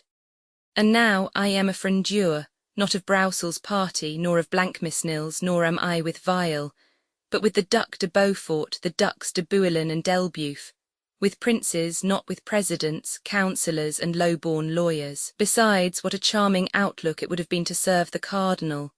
Look at that wall, without a single window, which tells you fine things about Mazarin's gratitude." "Yes," replied de Comminges, "more especially if it could reveal how Monsieur D'Artagnan for this last week has been anathematizing him." "Poor D'Artagnan," said Athos, with the charming melancholy that was one of the traits of his character. "So brave, so good, so terrible to the enemies of those he loves. You have two unruly prisoners there, sir." "Unruly," Comminges smiled. "You wish to terrify me, I suppose. When he came here, Monsieur D'Artagnan provoked and braved the soldiers and inferior officers in order, I suppose, to have his sword back. That mood lasted some time, but now he's as gentle as a lamb and sings Gascon songs which make one die of laughing." "And Du Vallon?" asked Athos. "Ah, he's quite another sort of person, a formidable gentleman indeed. The first day he broke all the doors in with a single push of his shoulder, and I expected to see him leave Rueil in the same way as Samson left Gaza. But his temper cooled down like his friend's. He not only gets used to his captivity, but jokes about it." "So much the better," said Athos. "Do you think anything else was to be expected of them?" asked Comminges, who, putting together what Mazarin had said of his prisoners and what the Comte de la Fere had said, began to feel a degree of uneasiness. Athos, on the other hand, reflected that this recent gentleness of his friends most certainly arose from some plan formed by D'Artagnan. Unwilling to injure them by praising them too highly, he replied, They are two hotheads, the one a Gascon, the other from Picardy. Both are easily excited, but they quiet down immediately. You have had a proof of that in what you have just related to me." This, too, was the opinion of Comminges, who withdrew somewhat reassured. Athos remained alone in the vast chamber, where, according to the cardinal's directions, he was treated with all the courtesy due to a nobleman. He awaited Mazarin's promised visit to get some light on his present situation. Chapter 83. Strength and Sagacity. Now let us pass the orangery to the hunting lodge. At the extremity of the courtyard, where, close to a portico formed of Ionic columns, were the dog kennels, rose an oblong building, the pavilion of the orangery, a half-circle, enclosing the court of honour. It was in this pavilion on the ground floor that D'Artagnan and Porthos were confined, suffering interminable hours of imprisonment in a manner suitable to each different temperament. D'Artagnan was pacing to and fro like a caged tiger, with dilated eyes, growling as he paced along by the bars of a window looking upon the yard of servants' offices. Porthos was ruminating over an excellent dinner he had just demolished. The one seemed to be deprived of reason, yet he was meditating. The other seemed to meditate, yet he was more than half asleep. But his sleep was a nightmare, which might be guessed by the incoherent manner in which he sometimes snored and sometimes snorted. "Look," said D'Artagnan, "day is declining, it must be nearly 4 o'clock. We have been in this place nearly 83 hours. "Hem," muttered Porthos with a kind of pretence of answering. Did you hear, eternal sleeper? Cried D'Artagnan, irritated that anyone could doze during the day when he had the greatest difficulty in sleeping during the night. What? Said Porthos. I say we have been here 83 hours. 'Tis your fault, answered Porthos. How my fault? Yes, I offered you escape, by pulling out a bar and pushing down a door. Certainly, Porthos, men like us can't go out from here purely and simply. Faith, said Porthos, as for me I could go out with that purity and that simplicity which it seems to me you despise too much. D'Artagnan shrugged his shoulders. And besides, he said, going out of this chamber isn't all. Dear friend, said Porthos, you appear to be in a somewhat better humour today than you were yesterday. Explain to me why going out of this chamber isn't everything. Because, having neither arms nor password, we shouldn't take 50 steps in the court without knocking against a sentinel. Very well, said Porthos, we will kill the sentinel and we shall have his arms. Yes, but before we can kill him, and he will be hard to kill, that Swiss, he will shriek out and the whole picket will come, and we shall be taken like foxes, we who are lions, and thrown into some dungeon, where we shall not even have the consolation of seeing this frightful grey sky of Rueil, which no more resembles the sky of Tarbes than the moon is like the sun. Lack a day, if we only had someone to instruct us about the physical and moral topography of this castle. Ah, when one thinks that for 20 years, during which time I did not know what to do with myself, it never occurred to me to come to study Rueil. What difference does that make? Said Porthos. We shall go out all the same. Do you know, my dear fellow, why master pastry-cooks never work with their hands? No, said Porthos, but I should be glad to be informed. It is because in the presence of their pupils they fear that some of their tarts or creams may turn out badly cooked. What then? Why, then they would be laughed at, and a master pastry-cook must never be laughed at. And what have master pastry-cooks to do with us? We ought in our adventures never to be defeated or give anyone a chance to laugh at us. In England lately we failed, we were beaten, and that is a blemish on our reputation. By whom then were we beaten? Asked Porthos. By Mordaunt. Yes, but we have drowned Monsieur Mordaunt. That is true, and that will redeem us a little in the eyes of posterity if posterity ever looks at us. But listen, Porthos, though Monsieur Mordaunt was a man not to be despised, Mazarin is not less strong than he, and we shall not easily succeed in drowning him. We must therefore watch and play a close game, for he added with a sigh, we too are equal perhaps to 8 others, but we are not equal to the 4 that you know of. That is true, said Porthos, echoing D'Artagnan's sigh. Well, Porthos, follow my examples. Walk back and forth till some news of our friends reaches us or till we are visited by a good idea. But don't sleep as you do all the time. Nothing dulls the intellect like sleep. As to what may lie before us, it is perhaps less serious than we at first thought. I don't believe that Monsieur de Mazarin thinks of cutting off our heads, for heads are not taken off without previous trial. A trial would make a noise, and a noise would get the attention of our friends, who would check the operations of Monsieur de Mazarin. How well you reason, said Porthos admiringly. Well, yes, pretty well, replied D'Artagnan. And besides, you see, if they put us on trial, if they cut off our heads, they must meanwhile either keep us here or transfer us elsewhere. Yes, that is inevitable, said Porthos. Well, it is impossible but that Master Aramis, that keen-scented bloodhound, and Athos, that wise and prudent nobleman, will discover our retreat. Then, believe me, it will be time to act. Yes, we will wait. We can wait the more contentedly that it is not absolutely bad here, but for one thing at least. What is that? Did you observe, D'Artagnan, that 3 days running they have brought us braised mutton? No, but if it occurs a 4th time I shall complain of it, so never mind. And then I feel the loss of my house. 'Tis a long time since I visited my castles. Forget them for a time. We shall return to them unless Mazarin razes them to the ground. Do you think that likely? No, the other cardinal would have done so, but this one is too mean a fellow to risk it. You reconcile me, D'Artagnan. Well then, assume a cheerful manner as I do. We must joke with the guards, we must gain the goodwill of the soldiers, since we can't corrupt them. Try, Porthos, to please them more than you are wont to do when they are under our windows. Thus far you have done nothing but show them your fist. and the more respectable your fist is, Porthos, the less attractive it is. Ah, I would give much to have 500 louis only. So would I, said Porthos, unwilling to be behind D'Artagnan in generosity. I would give as much as 100 pistoles. The two prisoners were at this point of their conversation when Comminges entered, preceded by a sergeant and two men who brought supper in a basket with two handles, filled with basins and plates. What? Exclaimed Porthos, mutton again. My dear Monsieur de Comminges, said D'Artagnan, you will find that my friend Monsieur du Vallon will go to the most fatal lengths if Cardinal Mazarin continues to provide us with this sort of meat. Mutton every day. I declare, said Porthos, I shall eat nothing if they do not take it away. Remove the mutton, cried Comminges. I wish Monsieur du Vallon to sup well, more especially as I have news to give him that will improve his appetite. Is Mazarin dead? Asked Porthos. No, I am sorry to tell you he is perfectly well. So much the worse, said Porthos.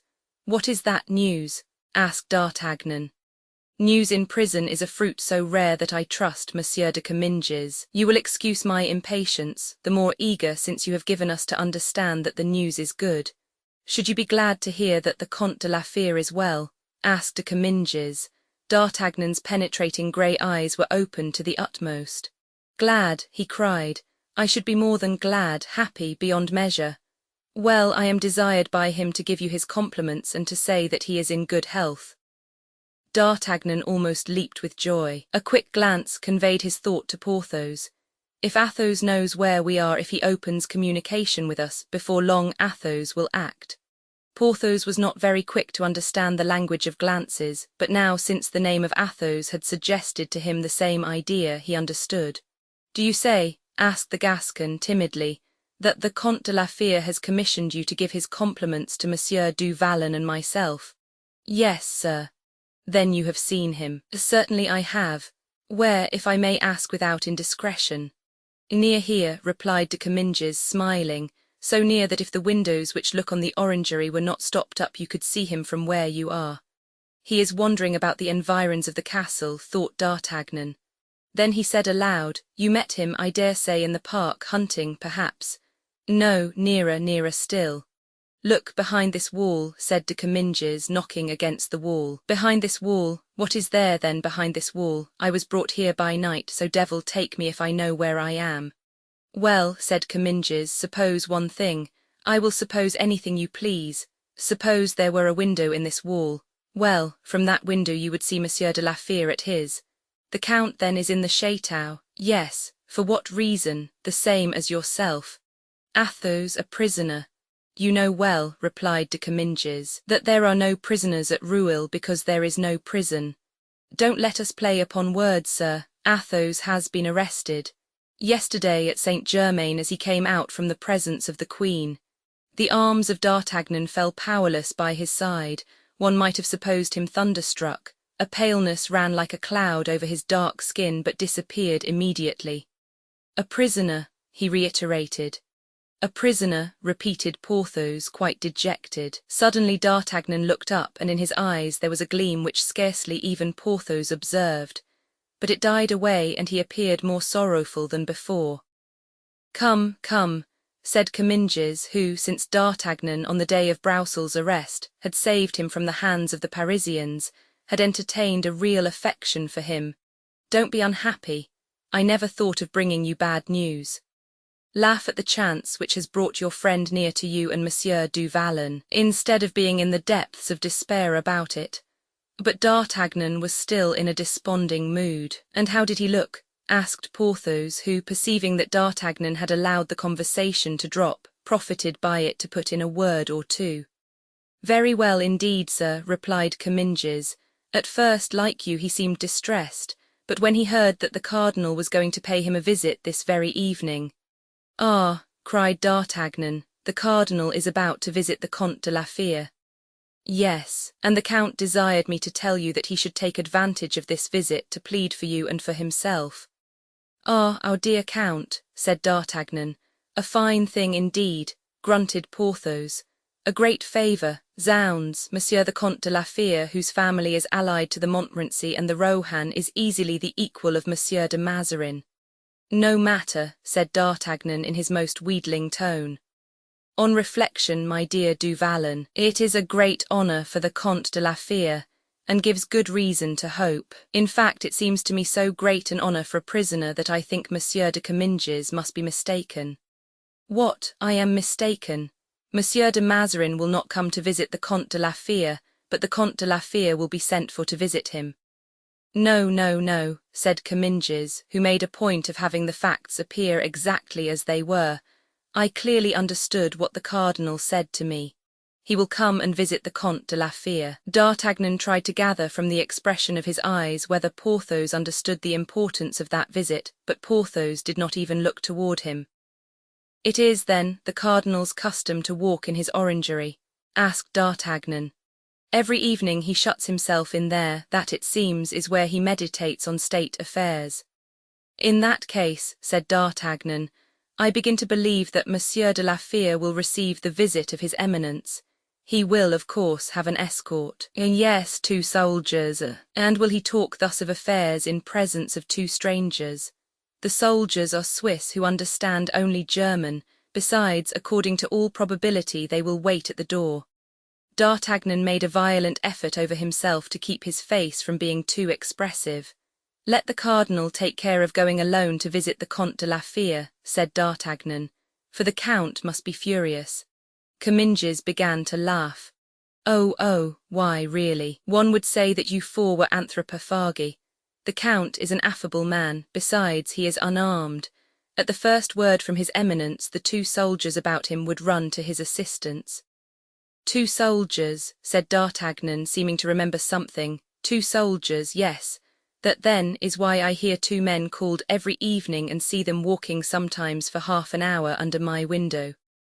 That is it. They are waiting for the cardinal, or rather for Bernouin, who comes to call them when the cardinal goes out. Fine-looking men, upon my word, said D'Artagnan. They belong to the regiment that was at Lens, which the prince assigned to the cardinal. Ah, monsieur, said D'Artagnan, as if to sum up in a word all that conversation, if only his Eminence would relent and grant to Monsieur de la Fere our liberty. I wish it with all my heart, said Comminges. Then, if he should forget that visit, you would find no inconvenience in reminding him of it. Not at all. Ah, that gives me more confidence. This skilful turn of the conversation would have seemed a sublime manoeuvre to anyone who could have read the Gascon's soul. Now, said D'Artagnan, I've one last favour to ask of you, Monsieur de Comminges. At your service, sir. You will see the Count again, tomorrow morning. Will you remember us to him and ask him to solicit for me the same favour that he will have obtained? You want the cardinal to come here. No, I know my place and am not so presumptuous. Let his Eminence do me the honour to give me a hearing, that is all I want. Oh, muttered Porthos, shaking his head, never should I have thought this of him, how misfortune humbles a man. I promise you it shall be done, answered de Comminges. Tell the Count that I am well, that you found me sad but resigned. I am pleased, sir, to hear that. And the same also for Monsieur du Vallon. Not for me, cried Porthos. I am not by any means resigned. But you will be resigned, my friend. Never, he will become so, monsieur. I know him better than he knows himself. Be silent, dear du Vallon, and resign yourself. Adieu, gentlemen, said de Comminges. Sleep well, we will try. De Comminges went away, D'Artagnan remaining apparently in the same attitude of humble resignation, but scarcely had he departed when he turned and clasped Porthos in his arms with an expression not to be doubted. Oh, cried Porthos, what's the matter now? Have you gone mad? My dear friend, what is the matter? Returned D'Artagnan. We are saved. I don't see that at all, answered Porthos. I think we are all taken prisoners except Aramis, and that our chances of getting out are lessened since one more of us is caught in Mazarin's mousetrap. Which is far too strong for 2 of us, but not strong enough for 3 of us, returned D'Artagnan. I don't understand, said Porthos. Never mind. Let's sit down to table, and take something to strengthen us for the night. What are we to do then tonight? To travel, perhaps. But, sit down, dear friend, to table. When one is eating, ideas flow easily. After supper, when they are perfected, I will communicate my plans to you. So Porthos sat down to table without another word and ate with an appetite that did honour to the confidence that was ever inspired in him by D'Artagnan's inventive imagination. Chapter 84. Strength and sagacity continued. Supper was eaten in silence but not in sadness, for from time to time one of those sweet smiles which were habitual to him in moments of good humour illumined the face of D'Artagnan. Not a scintilla of these was lost on Porthos, and at every one he uttered an exclamation which betrayed to his friend that he had not lost sight of the idea which possessed his brain. At dessert, D'Artagnan reposed in his chair, crossed one leg over the other and lounged about like a man perfectly at his ease. Porthos rested his chin on his hands, placed his elbows on the table and looked at D'Artagnan with an expression of confidence which imparted to that colossus an admirable appearance of good fellowship. "Well," said D'Artagnan at last. "Well," repeated Porthos, "you were saying, my dear friend—" "No, I said nothing." "Yes, you were saying you wished to leave this place." "Ah, indeed. The will was never wanting. To get away you would not mind," you added, knocking down a door or a wall. "'Tis true, I said so, and I say it again. And I answered you, Porthos, that it was not a good plan, that we couldn't go 100 steps without being recaptured because we were without clothes to disguise ourselves and arms to defend ourselves. That is true, we should need clothes and arms." "Well," said D'Artagnan, rising, "we have them, friend Porthos, and even something better." "Bah," said Porthos, looking around. "Useless to look, everything will come to us when wanted. At about what time did we see the 2 Swiss guards walking yesterday?" "An hour after sunset. If they go out today as they did yesterday, we shall have the honour then of seeing them in half an hour, in a quarter of an hour at most. Your arm is still strong enough, is it not, Porthos?" Porthos unbuttoned his sleeve, raised his shirt and looked complacently on his strong arm, as large as the leg of any ordinary man. "Yes, indeed," said he, "I believe so. So that you could without trouble convert these tongs into a hoop and yonder shovel into a corkscrew. Certainly. And the giant took up these 2 articles and without any apparent effort produced in them the metamorphoses suggested by his companion. "There," he cried. "Capital," exclaimed the Gascon.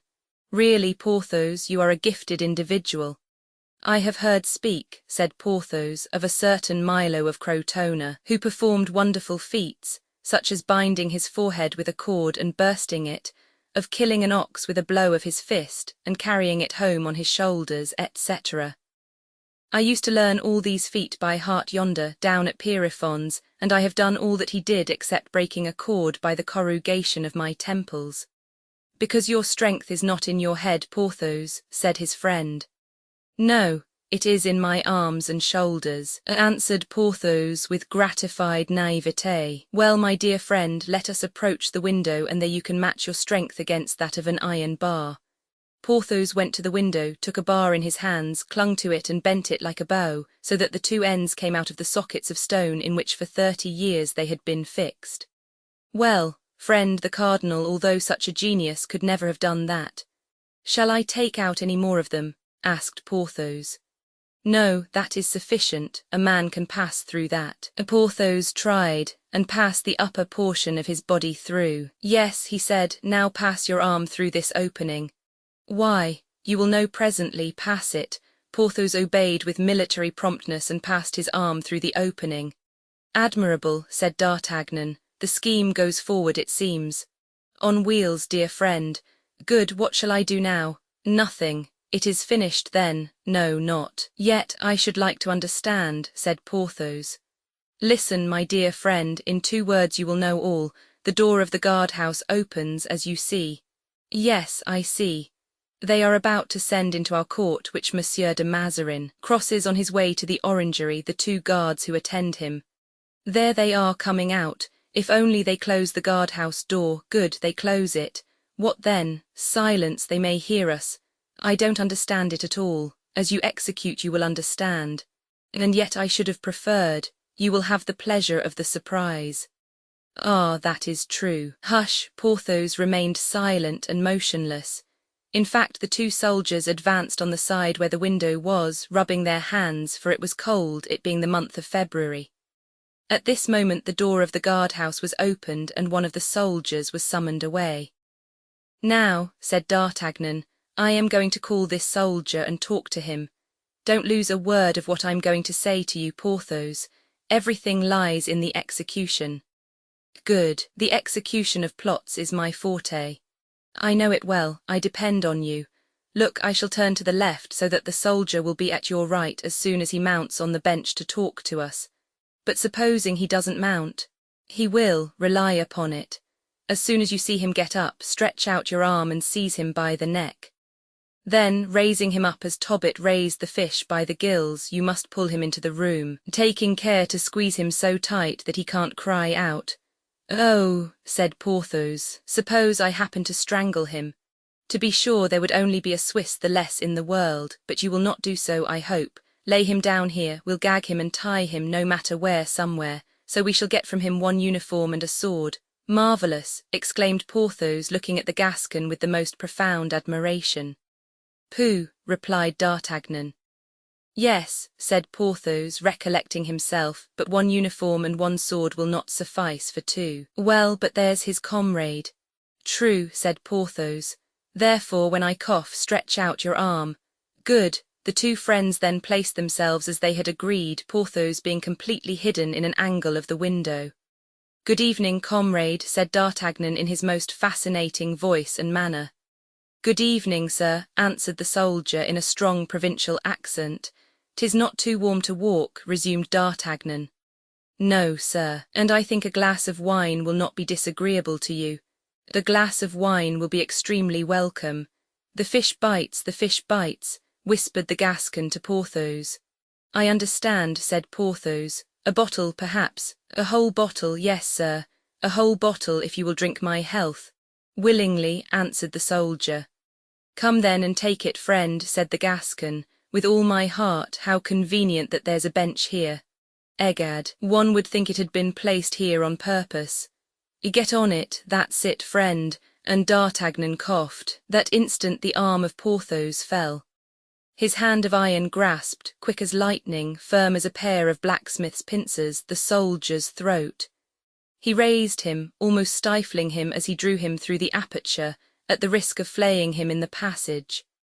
He then laid him down on the floor, where D'Artagnan, after giving him just time enough to draw his breath, gagged him with his long scarf, and the moment he had done so began to undress him with the promptitude and dexterity of a man who had learned his business on the field of battle. Then the soldier, gagged and bound, was placed upon the hearth, the fire of which had been previously extinguished by the two friends. "Here's a sword and a dress," said Porthos. "I take them," said D'Artagnan, "for myself. If you want another uniform and sword you must play the same trick over again. Stop, I see the other soldier issue from the guardroom and come toward us." "I think," replied Porthos, "it would be imprudent to attempt the same maneuver again. It is said that no man can succeed twice in the same way, and a failure would be ruinous. No, I will go down, seize the man unawares, and bring him to you ready gagged." "That is better," said the Gascon. "Be ready," said Porthos as he slipped through the opening. He did as he said. Porthos seized his opportunity, caught the next soldier by his neck, gagged him and pushed him like a mummy through the bars into the room, and entered after him. Then they undressed him as they had done the first, laid him on their bed and bound him with the straps which composed the bed, the bedstead being of oak. This operation proved as great a success as the first. "There," said D'Artagnan, "this is capital. Now let me try on the dress of yonder chap. Porthos, I doubt if you can wear it, but should it be too tight, never mind. You can wear the breastplate and the hat with the red feathers." It happened, however, that the second soldier was a Swiss of gigantic proportions, so, save that some few of the seams split, his uniform fitted Porthos perfectly. They then dressed themselves. "'Tis done," they both exclaimed at once. "As to you, comrades," they said to the men, "nothing will happen to you if you are discreet, but if you stir you are dead men." The soldiers were complacent. They had found the grasp of Porthos pretty powerful, and that it was no joke to fight against it. "Now," said D'Artagnan, "you wouldn't be sorry to understand the plot, would you, Porthos?" "Well, no, not very." "Well, then, we shall go down into the court." "Yes, We shall take the place of those two fellows.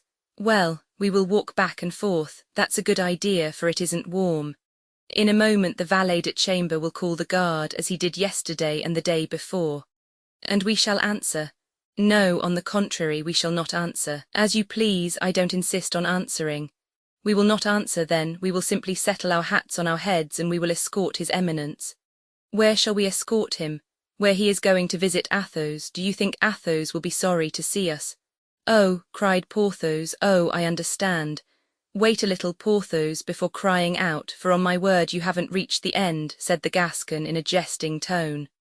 What is to happen? Said Porthos. Follow me, replied D'Artagnan. The man who lives to see shall see, and slipping through the aperture, he alighted in the court.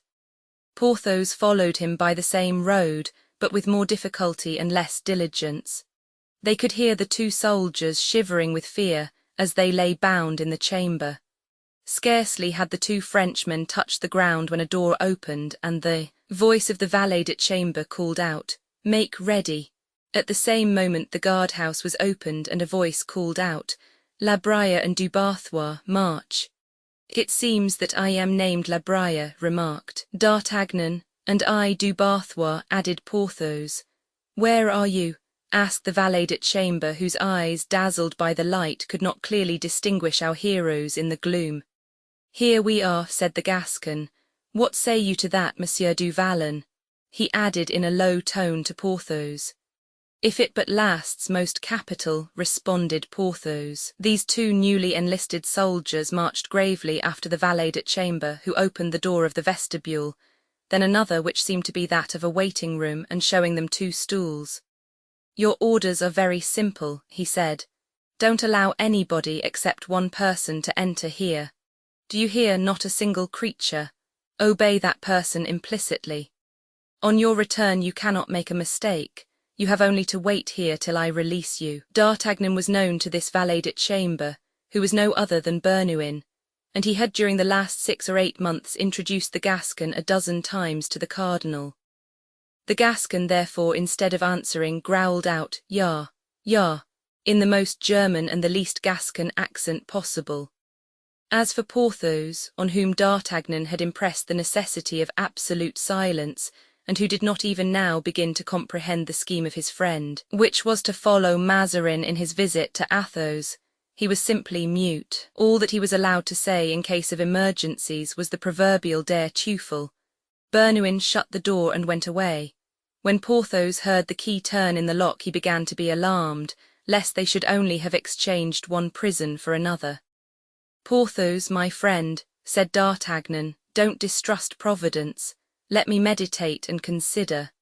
"Meditate and consider as much as you like," replied Porthos, who was now quite out of humour at seeing things take this turn.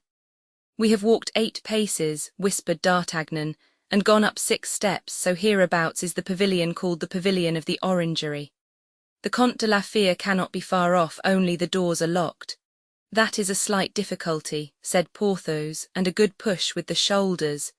For God's sake, Porthos, my friend, reserve your feats of strength, or they will not have, when needed, the honour they deserve. Have you not heard that someone is coming here?"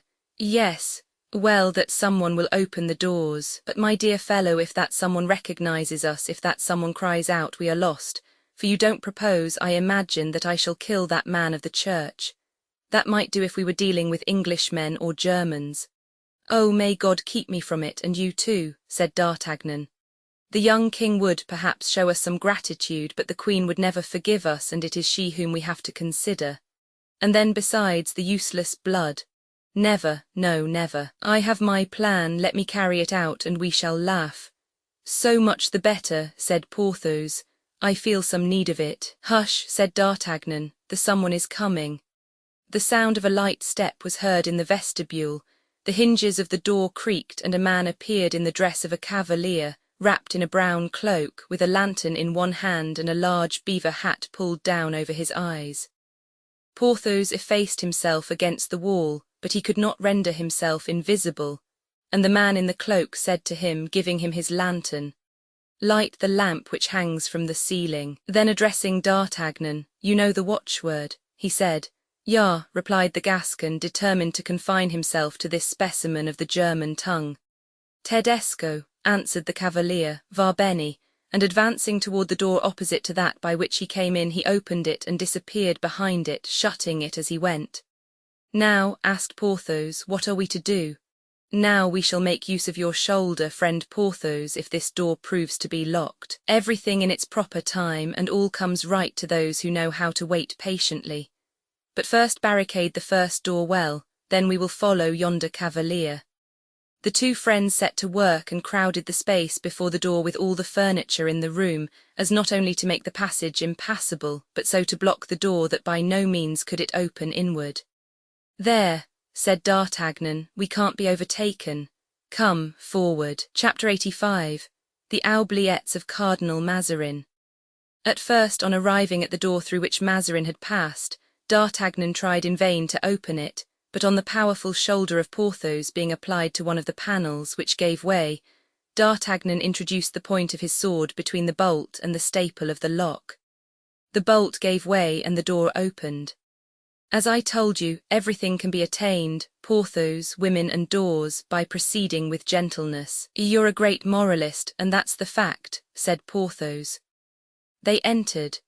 Behind a glass window, by the light of the cardinal's lantern, which had been placed on the floor in the midst of the gallery, they saw the orange and pomegranate trees of the castle of Rueil, in long lines, forming one great alley and two smaller side alleys. No cardinal, said D'Artagnan, but only his lantern, where the devil then is he. Exploring, however, one of the side wings of the gallery after making a sign to Porthos to explore the other, he saw all at once at his left a tub containing an orange tree which had been pushed out of its place, and in its place an open aperture. 10 men would have found difficulty in moving that tub, but by some mechanical contrivance it had turned with the flagstone on which it rested. D'Artagnan, as we have said, perceived a hole in that place, and in this hole the steps of a winding staircase. He called Porthos to look at it.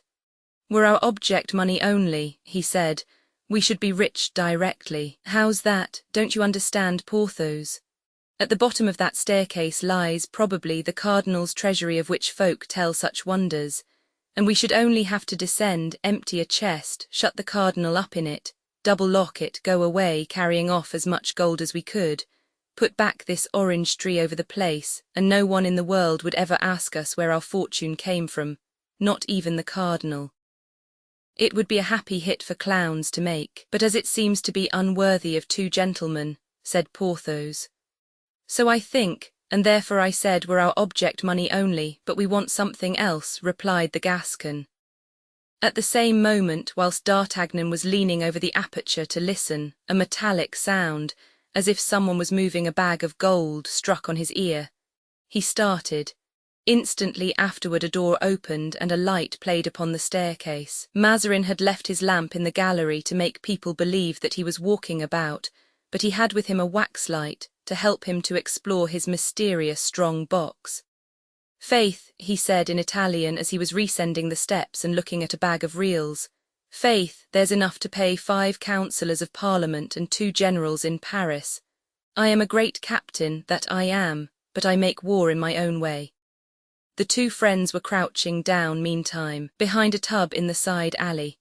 Mazarin came within 3 steps of D'Artagnan and pushed a spring in the wall. The slab turned and the orange tree resumed its place. Then the cardinal put out the waxlight, slipped it into his pocket, and taking up the lantern, "Now," he said, "for Monsieur de la Fere." "Very good," thought D'Artagnan, "'tis our road likewise, we will go together." All 3 set off on their walk, Mazarin taking the middle alley and the friends the side ones. The cardinal reached a second door without perceiving he was being followed. The sand with which the alleys were covered deadened the sound of footsteps. He then turned to the left down a corridor which had escaped the attention of the 2 friends, but as he opened the door he paused as if in thought. "Ah, diavolo!" he exclaimed. "I forgot the recommendation of de Comminges, who advised me to take a guard and place it at this door, in order not to put myself at the mercy of that 4-headed combination of devils." And with a movement of impatience he turned to retrace his steps. "Do not give yourself the trouble, my lord," said D'Artagnan, with his right foot forward, his beaver in his hand, a smile on his face. "We have followed your eminence step by step, and here we are." "Yes, here we are," said Porthos, and he made the same friendly salute as D'Artagnan. Mazarin gazed at each of them with an affrighted stare, recognized them, and let drop his lantern, uttering a cry of terror. D'Artagnan picked it up. By good luck it had not been extinguished. "Oh, what imprudence, my lord," said D'Artagnan. "'Tis not good to be about just here without a light. Your eminence might knock against something or fall into a hole." "Monsieur d'Artagnan," muttered Mazarin, unable to recover from his astonishment. "Yes, my lord, it is I. I have the honour to present to you Monsieur du Vallon, that excellent friend of mine, in whom your eminence had the kindness to interest yourself formerly." And D'Artagnan held the lamp before the merry face of Porthos, who now began to comprehend the affair and be very proud of the whole undertaking. "You were going to visit Monsieur de la Fère," said D'Artagnan. "Don't let us disarrange your eminence. Be so good as to show us the way, and we will follow you." Mazarin was by degrees recovering his senses. "Have you been long in the orangery?" he asked in a trembling voice, remembering the visits he had been paying to his treasury. Porthos opened his mouth to reply. D'Artagnan made him a sign, and his mouth, remaining silent, gradually closed. "This moment come, my lord," said D'Artagnan. Mazarin breathed again. His fears were now no longer for his hoard but for himself. A sort of smile played on his lips. "Come," he said, "you have me in a snare, gentlemen. I confess myself conquered. You wish to ask for liberty, and I give it you." "Oh, my lord," answered D'Artagnan, "you are too good. As to our liberty, we have that. We want to ask something else of you." "You have your liberty," repeated Mazarin in terror. "Certainly, and on the other hand, my lord, you have lost it, and now, in accordance with the law of war, sir, you must buy it back again." Mazarin felt a shiver run through him, a chill even to his heart's core. His piercing look was fixed in vain on the satirical face of the Gascon and the unchanging countenance of Porthos. Both were in shadow, and the Sibyl of Cumae herself could not have read them. "To purchase back my liberty," said the cardinal. "Yes, my lord. And how much will that cost me, Monsieur d'Artagnan?" "Zounds, my lord, I don't know yet. We must ask the Comte de la Fère the question. Will your eminence deign to open the door which leads to the Count's room, and in 10 minutes all will be settled?" Mazarin started. "My lord," said D'Artagnan, "your eminence sees that we wish to act with all formality and due respect. But I must warn you that we have no time to lose. Open the door then, my lord, and be so good as to remember, once for all, that on the slightest attempt to escape or the faintest cry for help, our position being very critical indeed, you must not be angry with us if we go to extremities." "Be assured," answered Mazarin, "that I shall attempt nothing. I give you my word of honour." D'Artagnan made a sign to Porthos to redouble his watchfulness. Then turning to Mazarin, "Now, my lord, let us enter, if you please." Chapter 86.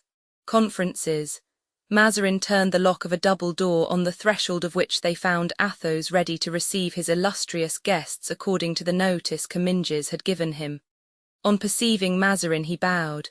"Your eminence," he said, "might have dispensed with your attendance. The honour bestowed on me is too great for me to be unmindful of it." "And so, my dear Count," said D'Artagnan, "His Eminence didn't actually insist on our attending him. It is Du Vallon and I who have insisted, and even in a manner somewhat impolite, perhaps, so great was our longing to see you." At that voice, that mocking tone, and that familiar gesture, accenting voice and tone, Athos made a bound of surprise. "D'Artagnan, Porthos," he exclaimed, "my very self, dear friend." "Me also," repeated Porthos. "What means this?" asked the Count. "It means," replied Mazarin, trying to smile and biting his lips in the attempt, "that our parts are changed, and that instead of these gentlemen being my prisoners, I am theirs. But, gentlemen, I warn you, unless you kill me, your victory will be of very short duration. People will come to the rescue." "Ah, my lord," cried the Gascon, "don't threaten, 'tis a bad example. We are so good and gentle to your eminence. Come, let us put aside all rancour and talk pleasantly." "There's nothing I wish more," replied Mazarin. "But don't think yourselves in a better position than you are. In ensnaring me you have fallen into the trap yourselves. How are you to get away from here? Remember the soldiers and sentinels who guard these doors. Now I am going to show you how sincere I am. Good, thought D'Artagnan. We must look about us, he's going to play us a trick. I offered you your liberty, continued the minister. Will you take it? Before an hour has passed you will be discovered, arrested, obliged to kill me, which would be a crime unworthy of loyal gentlemen like you. He is right, thought Athos, and like every other reflection passing in a mind that entertained none but noble thoughts, this feeling was expressed in his eyes. And therefore, said D'Artagnan, to clip the hope which Athos's tacit adhesion had imparted to Mazarin, we shall not proceed to that violence save in the last extremity. If on the contrary, resumed Mazarin, you accept your liberty, why you, my lord, might take it away from us in less than 5 minutes afterward, and from my knowledge of you I believe you will so take it away from us. No, on the faith of a cardinal, you do not believe me. My lord, I never believe cardinals who are not priests. Well, on the faith of a minister. You are no longer a minister. My lord, you are a prisoner. Then on the honour of a Mazarin, as I am and ever shall be, I hope, said the cardinal. Hem, replied D'Artagnan. I have heard speak of a Mazarin who had not much religion when his oaths were in question. I fear he may have been an ancestor of your eminence. Monsieur D'Artagnan, you are a great wit, and I am really sorry to be on bad terms with you. My lord, let us come to terms, I ask nothing better. Very well, said Mazarin, if I place you in security, in a manner evident, palpable. Ah, that is another thing, said Porthos.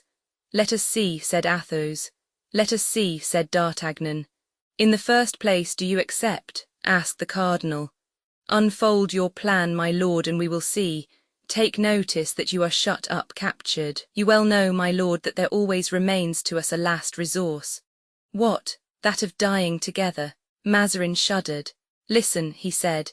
At the end of yonder corridor is a door of which I have the key. It leads into the park. Go and take this key with you. You are active, vigorous, and you have arms.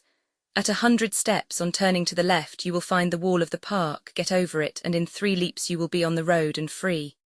Ah, by Jove, my lord, said D'Artagnan, you have well said, but these are only words. Where is the key you speak of? Here it is. Ah, my lord, you will conduct us yourself then to that door. Very willingly, if it be necessary to reassure you, answered the minister, and Mazarin, who was delighted to get off so cheaply, led the way in high spirits to the corridor and opened the door. It led into the park, as the 3 fugitives perceived by the night breeze which rushed into the corridor and blew the wind into their faces. The devil! Exclaimed the Gascon, 'tis a dreadful night, my lord. We don't know the locality and shall never find the wall. Since your eminence has come so far, come a few steps further. Conduct us, my lord, to the wall. Be it so, replied the cardinal, and walking in a straight line he went to the wall, at the foot of which they all 4 arrived at the same instant. Are you satisfied, gentlemen? Asked Mazarin. I think so indeed. We should be hard to please if we were not. Deuce take it. 3 poor gentlemen escorted by a prince of the church. Ah, apropos, my lord, you remarked that we were all active, vigorous, and armed. Yes, you are mistaken. Monsieur du Vallon and I are the only 2 who are armed. The Count is not. And should we meet with one of your patrol, we must defend ourselves. It is true. Where can we find another sword? Asked Porthos. My lord, said D'Artagnan, will lend his, which is of no use to him, to the Comte de la Fere. Willingly, said the cardinal. I will even ask the Count to keep it for my sake. I promise you, my lord, never to part with it, replied Athos. Well, well, cried D'Artagnan, this reconciliation is truly touching. Have you not tears in your eyes, Porthos? Yes, said Porthos, but I do not know if it is feeling or the wind that makes me weep. I think it is the wind. Now climb up, Athos, quickly, said D'Artagnan. Athos, assisted by Porthos, who lifted him up like a feather, arrived at the top.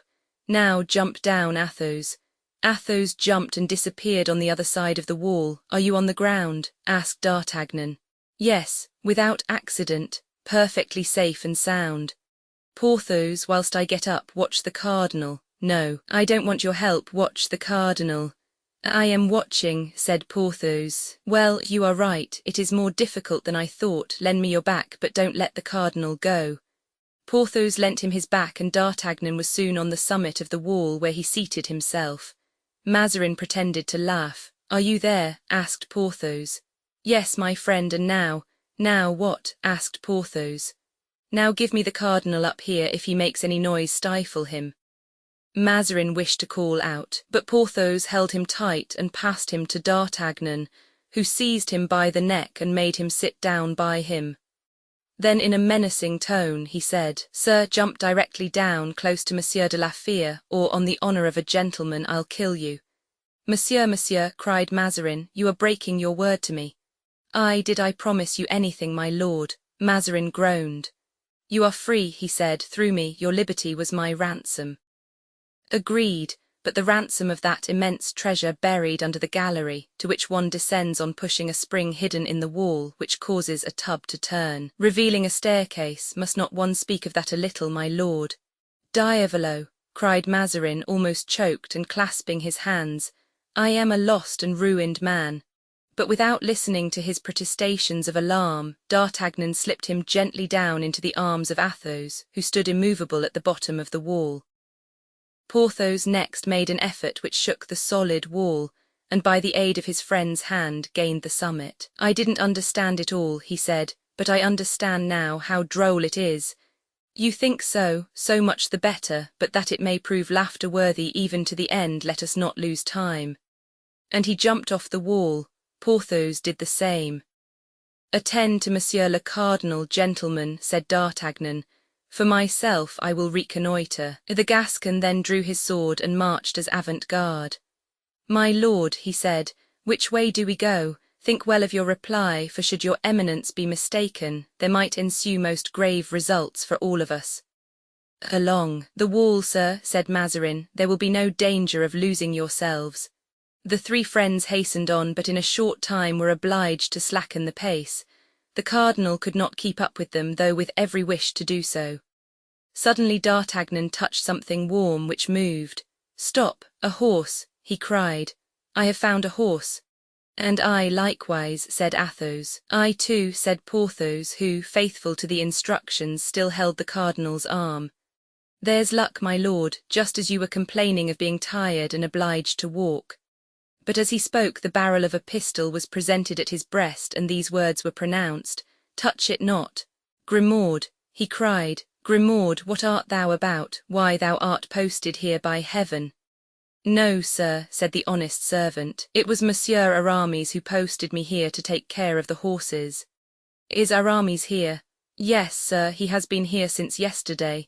"What are you doing?" "On the watch." "What, Aramis here?" cried Athos. "At the lesser gate of the castle, he's posted there." "Are you a large party?" 60. "Let him know." "This moment, sir." And believing that no one could execute the commission better than himself, Grimaud set off at full speed, whilst, enchanted at being all together again, the friends awaited his return. There was no one in the whole group in a bad humour, except Cardinal Mazarin. Chapter 87. Thinking that Porthos will be at last a baron and D'Artagnan a captain. At the expiration of 10 minutes Aramis arrived, accompanied by Grimaud and 8 or 10 followers. He was excessively delighted and threw himself into his friend's arms.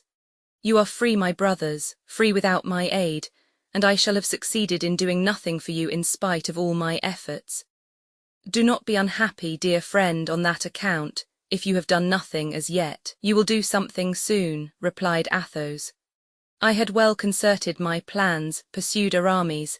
"The coadjutor gave me 60 men, 20 guard the walls of the park, 20 the road from Rueil to Saint-Germain, 20 are dispersed in the woods. Thus I was able, thanks to the strategic disposition of my forces, to intercept 2 couriers from Mazarin to the queen." Mazarin listened intently. "But," said D'Artagnan, "I trust that you honourably sent them back to Monsieur le Cardinal." "Ah, yes," said Aramis, "toward him I should be very likely to practice such delicacy of sentiment. In one of the dispatches the cardinal declares to the queen that the treasury is empty and that her majesty has no more money. In the other he announces that he is about to transport his prisoners to Melun, since Rueil seemed to him not sufficiently secure. You can understand, dear friend, with what hope I was inspired by that last letter. I placed myself in ambuscade with my 60 men, I encircled the castle, the riding horses I entrusted to Grimaud, and I awaited your coming out, which I did not expect till tomorrow, and I didn't hope to free you without a skirmish. You are free tonight without fighting, so much the better. How did you manage to escape that scoundrel Mazarin? You must have much reason to complain of him. Not very much, said D'Artagnan. Really, I might even say that we have some reason to praise him. Impossible. Yes, really, it is owing to him that we are free. Owing to him. Yes, he had us conducted into the orangery by Monsieur Bernouin, his valet de chambre, and from there we followed him to visit the Comte de la Fere. Then he offered us our liberty, and we accepted it. He even went so far as to show us the way out. He led us to the park wall, which we climbed over without accident, and then we fell in with Grimaud. Well, exclaimed Aramis, this will reconcile me to him, but I wish he were here that I might tell him that I did not believe him capable of so noble an act. My lord, said D'Artagnan, no longer able to contain himself, allow me to introduce to you the Chevalier de Herblay, who wishes, as you may have heard, to offer his congratulations to your eminence. And he retired, discovering Mazarin, who was in great confusion, to the astonished gaze of Aramis. Ho, ho, exclaimed the latter, the cardinal, a glorious prize. Halloo, halloo, friends, to horse, to horse. Several horsemen ran quickly to him. Zounds, cried Aramis, I may have done some good, so my lord deigned to receive my most respectful homage. I will lay a wager that 'twas that Saint Christopher Porthos who performed this feat. Apropos, I forgot. And he gave some orders in a low voice to one of the horsemen. I think it will be wise to set off, said D'Artagnan. Yes, but I am expecting someone, a friend of Athos. A friend, exclaimed the Count. And here he comes, by Jupiter, galloping through the bushes. The Count, cried a young voice that made Athos start. Réarol, he ejaculated. For one moment the young man forgot his habitual respect. He threw himself on his father's neck. Look, my lord cardinal, said Aramis, would it not have been a pity to have separated men who love each other as we love? Gentlemen, he continued, addressing the cavaliers, who became more and more numerous every instant. Gentlemen, encircle his eminence, that you may show him the greater honour. He will, indeed, give us the favour of his company. You will, I hope, be grateful for it. Porthos, do not lose sight of his eminence. Aramis then joined Athos and D'Artagnan, who were consulting together. Come, said D'Artagnan after a conference of 5 minutes' duration, let us begin our journey. Where are we to go? Asked Porthos. To your house, dear Porthos, at Pierrefonds. Your fine chateau is worthy of affording its princely hospitality to his eminence.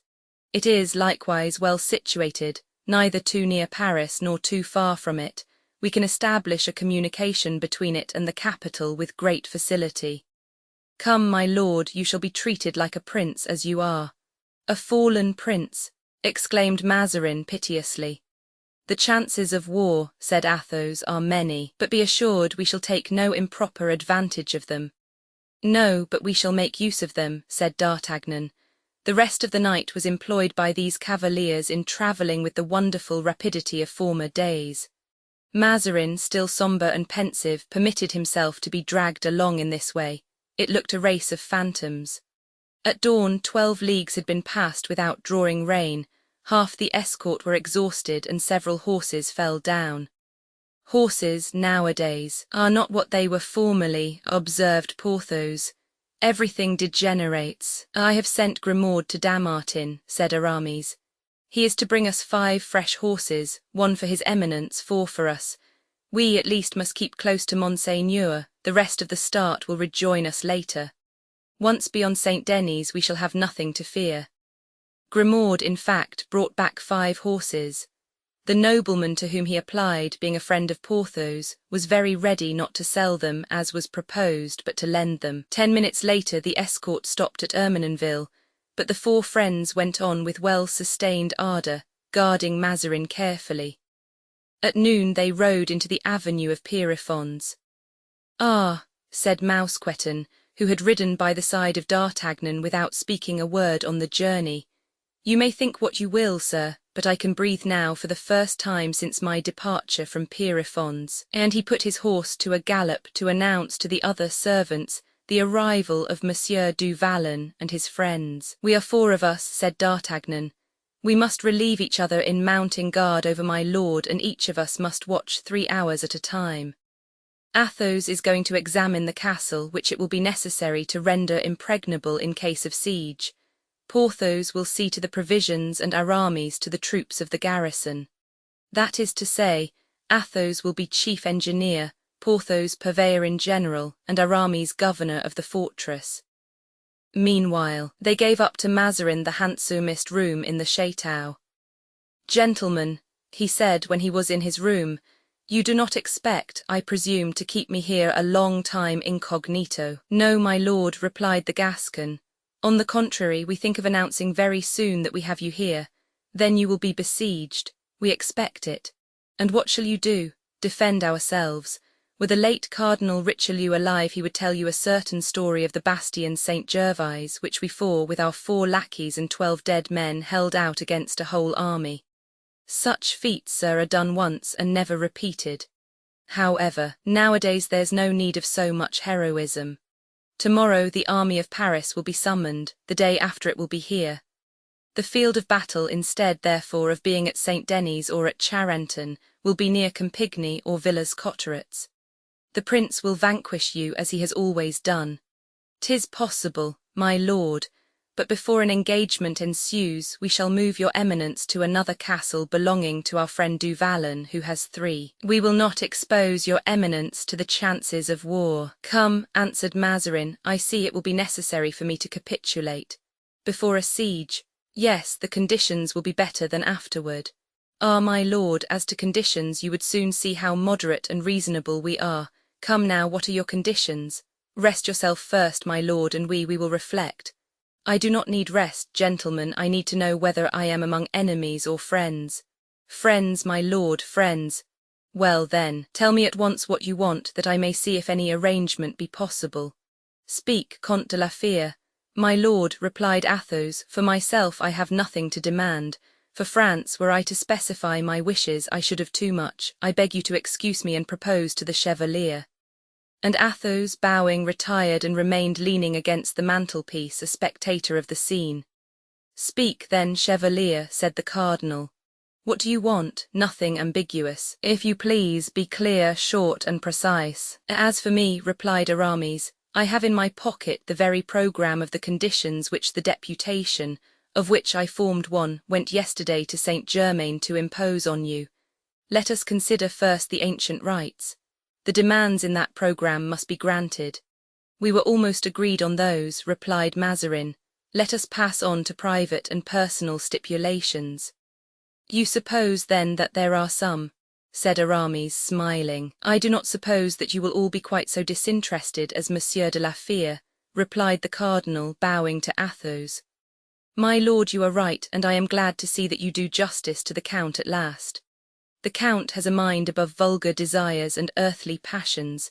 He is a proud soul, he is a man by himself. You are right, he is worth us all, and we avow it to you. Aramis, said Athos, are you jesting?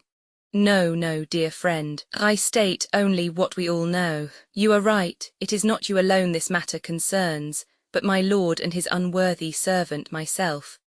Well then, what do you require besides the general conditions before recited? I require, my lord, that Normandy should be given to Madame de Longueville, with 500,000 francs and full absolution. I require that His Majesty should deign to be godfather to the child she has just born, and that my lord, after having been present at the christening, should go to proffer his homage to our Holy Father the Pope. That is, you wish me to lay aside my ministerial functions, to quit France and be an exile. I wish His Eminence to become Pope on the first opportunity, allowing me then the right of demanding full indulgences for myself and my friends. Mazarin made a grimace which was quite indescribable, and then turned to D'Artagnan. And you, sir? He said. I, my lord, answered the Gascon, I differ from Monsieur de Herblay entirely as to the last point, though I agree with him on the first. Far from wishing my lord to quit Paris, I hope he will stay there and continue to be Prime Minister, as he is a great statesman. I shall try also to help him to down the Fronde, but on one condition, that he sometimes remembers the king's faithful servants and gives the first vacant company of musketeers to a man that I could name. And you, Monsieur du Vallon? Yes, you, sir, speak, if you please, said Mazarin. As for me, answered Porthos, I wish my Lord Cardinal, in order to do honour to my house which gives him an asylum, would in remembrance of this adventure erect my estate into a barony, with a promise to confer that order on one of my particular friends, whenever his Majesty next creates peers. You know, sir, that before receiving the order one must submit proofs. My friends will submit them. Besides, should it be necessary, Monseigneur will show him how that formality may be avoided. Mazarin bit his lips. The blow was direct, and he replied rather dryly, All this appears to me to be ill-conceived, disjointed, gentlemen, for if I satisfy some I shall displease others. If I stay in Paris I cannot go to Rome. If I became Pope I could not continue to be Prime Minister, and it is only by continuing Prime Minister that I can make Monsieur d'Artagnan a captain, and Monsieur du Vallon a baron. True, said Aramis, so as I am in a minority I withdraw my proposition so far as it relates to the voyage to Rome and Monseigneur's resignation. I am to remain minister then, said Mazarin. You remain minister, that is understood, said d'Artagnan. France needs you. And I desist from my pretensions, said Aramis. His Eminence will continue to be Prime Minister and Her Majesty's favourite, if he will grant to me and my friends what we demand for France and for ourselves. Occupy yourselves with your own affairs, gentlemen, and let France settle matters as she will with me, resumed Mazarin. Ho, ho, replied Aramis. The Frondeurs will have a treaty and your Eminence must sign it before us, promising at the same time to obtain the Queen's consent to it. I can answer only for myself, said Mazarin. I cannot answer for the Queen. Suppose Her Majesty refuses. Oh, said d'Artagnan, Monseigneur knows very well that Her Majesty refuses him nothing. Here, Monseigneur, said Aramis, is the treaty proposed by the deputation of Frondeurs. Will your Eminence please read and examine? I am acquainted with it. Sign it then. Reflect, gentlemen, that a signature given under circumstances like the present might be regarded as extorted by violence. Monseigneur will be at hand to testify that it was freely given. Suppose I refuse. Then, said d'Artagnan, your Eminence must expect the consequences of a refusal. Would you dare to touch a cardinal? You have dared, my lord, to imprison Her Majesty's musketeers. The Queen will revenge me, gentlemen. I do not think so, although inclination might lead her to do so, but we shall take your Eminence to Paris, and the Parisians will defend us. How uneasy they must be at this moment at Rueil and Saint-Germain, said Aramis. How they must be asking, where is the cardinal? What has become of the minister? Where has the favourite gone? How they must be looking for Monseigneur in all corners. What comments must be made? And if the Fronde knows that Monseigneur has disappeared, how the Fronde must triumph. It is frightful, murmured Mazarin.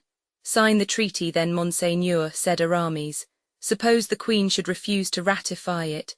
Ah, nonsense, cried d'Artagnan, I can manage so that Her Majesty will receive me well. I know an excellent method. What? I shall take Her Majesty the letter in which you tell her that the finances are exhausted. And then, asked Mazarin, turning pale, when I see Her Majesty embarrassed, I shall conduct her to Rueil, make her enter the orangery and show her a certain spring which turns a box. Enough, sir, muttered the cardinal, you have said enough. Where is the treaty? Here it is, replied Aramis. Sign, my lord, and he gave him a pen. Mazarin arose, walked some moments, thoughtful but not dejected. And when I have signed, he said, what is to be my guarantee? My word of honour, sir, said Athos. Mazarin started, turned toward the Comte de la Fere, and looking for an instant at that grand and honest countenance, took the pen. It is sufficient, Count, he said, and signed the treaty. And now, Monsieur d'Artagnan, he said, prepare to set off for Saint-Germain and take a letter from me to the Queen. Chapter 88. shows how with threat and pen more is effected than by the sword. D'Artagnan knew his part well. He was aware that opportunity has a forelock only for him who will take it, and he was not a man to let it go by him without seizing it. He soon arranged a prompt and certain manner of travelling, by sending relays of horses to Chantilly, so that he might be in Paris in 5 or 6 hours. But before setting out, he reflected that for a lad of intelligence and experience he was in a singular predicament, since he was proceeding toward uncertainty and leaving certainty behind him. In fact, he said as he was about to mount and start on his dangerous mission, Athos, for generosity, is a hero of romance. Porthos has an excellent disposition but is easily influenced. Aramis has a hieroglyphic countenance, always illegible. What will come out of those 3 elements when I am no longer present to combine them? The deliverance of the cardinal, perhaps. Now the deliverance of the cardinal would be the ruin of our hopes, and our hopes are thus far the only recompense we have for labours in comparison with which those of Hercules were pygmean. He went to find Aramis. You, my dear Chevalier de Herblay, he said, are the Fronde incarnate. Mistrust Athos, therefore, who will not prosecute the affairs of anyone, even his own. Mistrust Porthos especially, who, to please the Count whom he regards as God on earth, will assist him in contriving Mazarin's escape if Mazarin has the wit to weep or play the chivalric. Aramis smiled. His smile was at once cunning and resolute. Fear nothing, he said. I have my conditions to impose. My private ambition tends only to the profit of him who has justice on his side. Good, thought D'Artagnan. In this direction I am satisfied. He pressed Aramis's hand and went in search of Porthos. Friend, he said, you have worked so hard with me toward building up our fortune, that at the moment when we are about to reap the fruits of our labours, it would be a ridiculous piece of silliness in you to allow yourself to be controlled by Aramis, whose cunning you know. A cunning which, we may say between ourselves, is not always without egotism. Or by Athos, a noble and disinterested man, but blasé, who, desiring nothing further for himself, doesn't sympathize with the desires of others. What should you say if either of these 2 friends proposed to you to let Mazarin go? Why, I should say that we had too much trouble in taking him to let him off so easily. Bravo, Porthos, and you would be right, my friend, for in losing him you would lose your barony which you have in your grasp, to say nothing of the fact that were he once out of this, Mazarin would have you hanged. Do you think so? I am sure of it. Then I would kill him rather than let him go, and you would act rightly. There is no question, you understand, provided we secure our own interests, of securing those of the Frondeurs, who besides don't understand political matters as we old soldiers do. Never fear, dear friend, said Porthos. I shall see you through the window as you mount your horse. I shall follow you with my eyes as long as you are in sight. Then I shall place myself at the cardinal's door, a door with glass windows. I shall see everything, and at the least suspicious sign I shall begin to exterminate. Bravo, thought D'Artagnan. On this side I think the cardinal will be well guarded. He pressed the hand of the Lord of Pierrefonds and went in search of Athos. My dear Athos, he said, I am going away. I have only one thing to say to you. You know Anne of Austria. The captivity of Mazarin alone guarantees my life. If you let him go, I am a dead man. I needed nothing less than that consideration, my dear D'Artagnan, to persuade myself to adopt the role of jailer. I give you my word that you will find the cardinal where you leave him. This reassures me more than all the royal signatures, thought D'Artagnan. Now that I have the word of Athos, I can set out. D'Artagnan started alone on his journey, without other escort than his sword, and with a simple passport from Mazarin to secure his admission to the Queen's presence. 6 hours after he left Pierrefonds he was at Saint-Germain. The disappearance of Mazarin was not as yet generally known. Anne of Austria was informed of it and concealed her uneasiness from everyone. In the chamber of D'Artagnan and Porthos the 2 soldiers had been found bound and gagged. On recovering the use of their limbs and tongues they could, of course, tell nothing but what they knew, that they had been seized, stripped and bound.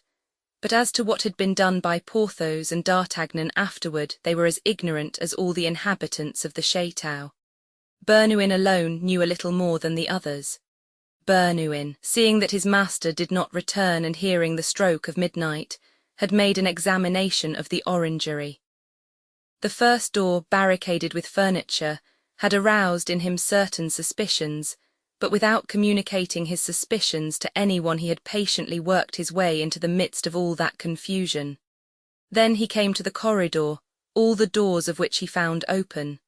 So, too, was the door of Athos's chamber and that of the park. From the latter point it was easy to follow tracks on the snow. He saw that these tracks tended toward the wall. On the other side he found similar tracks, then footprints of horses, and then signs of a troop of cavalry which had moved away in the direction of Enghien. He could no longer cherish any doubt that the cardinal had been carried off by the 3 prisoners, since the prisoners had disappeared at the same time, and he had hastened to Saint-Germain to warn the queen of that disappearance. Anne had enforced the utmost secrecy, and had disclosed the event to no one, except the Prince de Condé, who had sent 500 or 600 horsemen into the environs of Saint-Germain, with orders to bring in any suspicious person who was going away from Rueil, in whatsoever direction it might be. Now, since D'Artagnan did not constitute a body of horsemen, since he was alone, since he was not going away from Rueil and was going to Saint-Germain, no one paid any attention to him, and his journey was not obstructed in any way. On entering the courtyard of the old chateau, the first person seen by our ambassador was Maître Bernouin in person, who, standing on the threshold, awaited news of his vanished master. At the sight of D'Artagnan, who entered the courtyard on horseback, Bernouin rubbed his eyes and thought he must be mistaken. But D'Artagnan made a friendly sign to him with his head, dismounted, and throwing his bridle to a lackey who was passing, he approached the valet-de-chamber with a smile on his lips. "Monsieur D'Artagnan," cried the latter like a man who has the nightmare and talks in his sleep. "Monsieur D'Artagnan." "Himself, Monsieur Bernouin. And why have you come here? To bring news of Monsieur de Mazarin, the freshest news there is. What has become of him, then? He is as well as you and I. Nothing bad has happened to him, then?" "Absolutely nothing. He felt the need of making a trip in the Isle de France, and begged us, the Comte de la Fère and Monsieur du Vallon, to accompany him. We were 2 devoted servants to refuse him a request of that sort. We set out last evening, and here we are." "Here you are." His Eminence had something to communicate to Her Majesty, something secret and private, a mission that could be confided only to a sure man, and so has sent me to Saint-Germain. And therefore, my dear Monsieur Bernouin, if you wish to do what will be pleasing to your master, announce to Her Majesty that I have come, and tell her with what purpose, whether he spoke seriously or in jest, since it was evident that under existing circumstances D'Artagnan was the only man who could relieve the queen's uneasiness. Bernouin went without hesitation to announce to her this strange embassy, and as he had foreseen, the queen gave orders to introduce Monsieur D'Artagnan at once. D'Artagnan approached the sovereign with every mark of profound respect, and having fallen on his knees presented to her the cardinal's letter. It was, however, merely a letter of introduction. The queen read it, recognized the writing, and, since there were no details in it of what had occurred, asked for particulars. D'Artagnan related everything with that simple and ingenuous air which he knew how to assume on occasions. The queen, as he went on, looked at him with increasing astonishment. She could not comprehend how a man could conceive such an enterprise, and still less how he could have the audacity to disclose it to her, whose interest and almost duty it was to punish him. "How, sir," she cried as D'Artagnan finished, "you dare to tell me the details of your crime, to give me an account of your treason? Pardon, madam, but I think that either I have expressed myself badly or your Majesty has imperfectly understood me. There is here no question of crime or treason. Monsieur de Mazarin held us in prison, Monsieur du Vallon and myself, because we could not believe that he had sent us to England to quietly look on while they cut off the head of Charles I, brother-in-law of the late king, your husband, the consort of Madame Henrietta, your sister and your guest, and because we did all that we could do to save the life of the royal martyr. We were then convinced, my friend and I, that there was some error of which we were the victims, and that an explanation was called for between His Eminence and ourselves. Now that an explanation may bear fruit, it is necessary that it should be quietly conducted, far from noise and interruption. We have therefore taken away Monsieur le Cardinal to my friend's chateau, and there we have come to an understanding. Well, madam, it proved to be as we had supposed. There was a mistake. Monsieur de Mazarin had thought that we had rendered service to General Cromwell instead of King Charles, which would have been a disgrace, rebounding from us to him, and from him to your Majesty, a dishonour which would have tainted the royalty of your illustrious son. We were able to prove the contrary, and that proof we are ready to give to your Majesty, calling in support of it the Auguste widow weeping in the Louvre, where your royal munificence has provided for her a home. That proof satisfied him so completely that, as a sign of satisfaction, he has sent me, as your Majesty may see, to consider with you what reparation should be made to gentlemen unjustly treated and wrongfully persecuted. I listen to you, and I wonder at you, sir, said the Queen. In fact, I have rarely seen such excess of impudence. Your Majesty on your side, said D'Artagnan, is as much mistaken as to our intentions as the Cardinal Mazarin has always been. You are in error, sir, answered the Queen. I am so little mistaken that in 10 minutes you shall be arrested, and in an hour I shall set off at the head of my army to release my minister.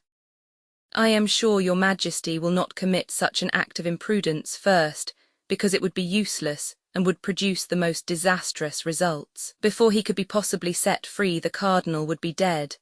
And indeed, so convinced is he of this that he entreated me, should I find your Majesty disposed to act in this way, to do all I could to induce you to change your resolution.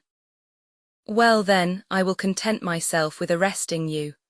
Madam, the possibility of my arrest has been foreseen, and should I not have returned by tomorrow, at a certain hour the next day, the Cardinal will be brought to Paris and delivered to the Parliament. It is evident, sir, that your position has kept you out of relation to men and affairs.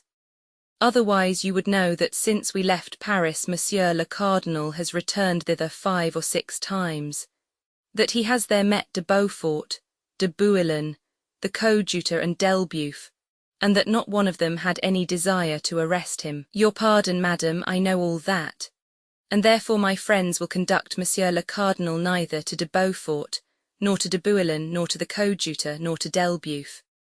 These gentlemen wage war on private account, and in buying them up by granting them what they wished, Monsieur le Cardinal has made a good bargain. He will be delivered to the Parliament, members of which can, of course, be bought, but even Monsieur de Mazarin is not rich enough to buy the whole body. I think, returned Anne of Austria, fixing upon him a glance which in any woman's face would have expressed disdain, but in a queen's spread terror to those she looked upon. Nay, I perceive you dare to threaten the mother of your sovereign. Madam, replied D'Artagnan, I threaten simply and solely because I am obliged to do so. Believe me, madam, as true a thing as it is that a heart beats in this bosom, a heart devoted to you, believe that you have been the idol of our lives, that we have, as you well know, good heaven, risked our lives 20 times for your Majesty.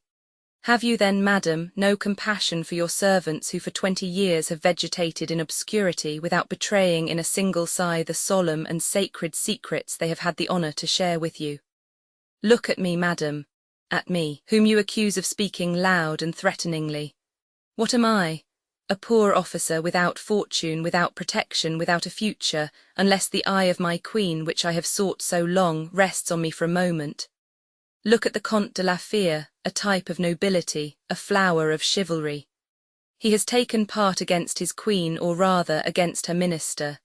He has not been unreasonably exacting, it seems to me. Look at Monsieur du Vallon, that faithful soul, that arm of steel, who for 20 years has awaited the word from your lips which will make him in rank what he is in sentiment and in courage. Consider, in short, your people who love you and who yet are famished, who have no other wish than to bless you, and who, nevertheless— No, I am wrong, your subjects, madam, will never curse you. Say one word to them and all will be ended. Peace succeed war, joy tears, and happiness to misfortune. Anne of Austria looked with wonderment on the warlike countenance of D'Artagnan, which betrayed a singular expression of deep feeling. "Why did you not say all this before you took action, sir?" she said. "Because, madam, it was necessary to prove to your majesty one thing of which you doubted, that is, that we still possess amongst us some valour and are worthy of some consideration at your hands. And that valour would shrink from no undertaking, according to what I see. It has hesitated at nothing in the past. Why then should it be less daring in the future? Then, in case of my refusal, this valour, should a struggle occur, will even go the length of carrying me off in the midst of my court, to deliver me into the hands of the Fronde, as you propose to deliver my minister."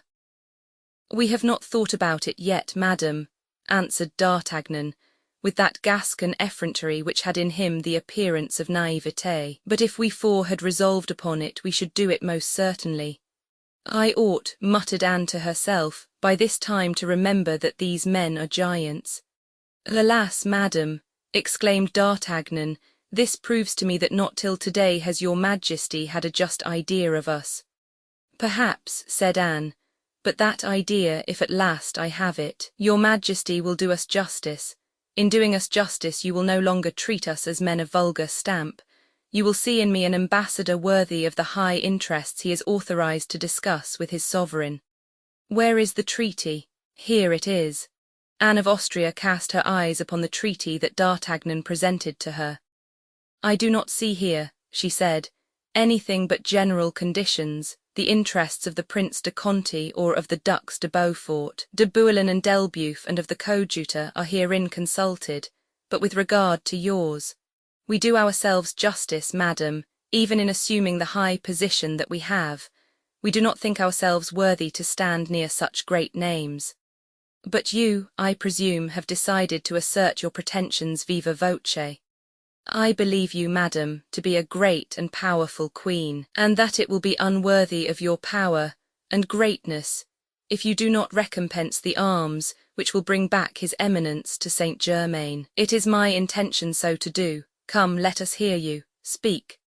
"He who has negotiated these matters, forgive me if I begin by speaking of myself, but I must claim that importance which has been given to me, not assumed by me.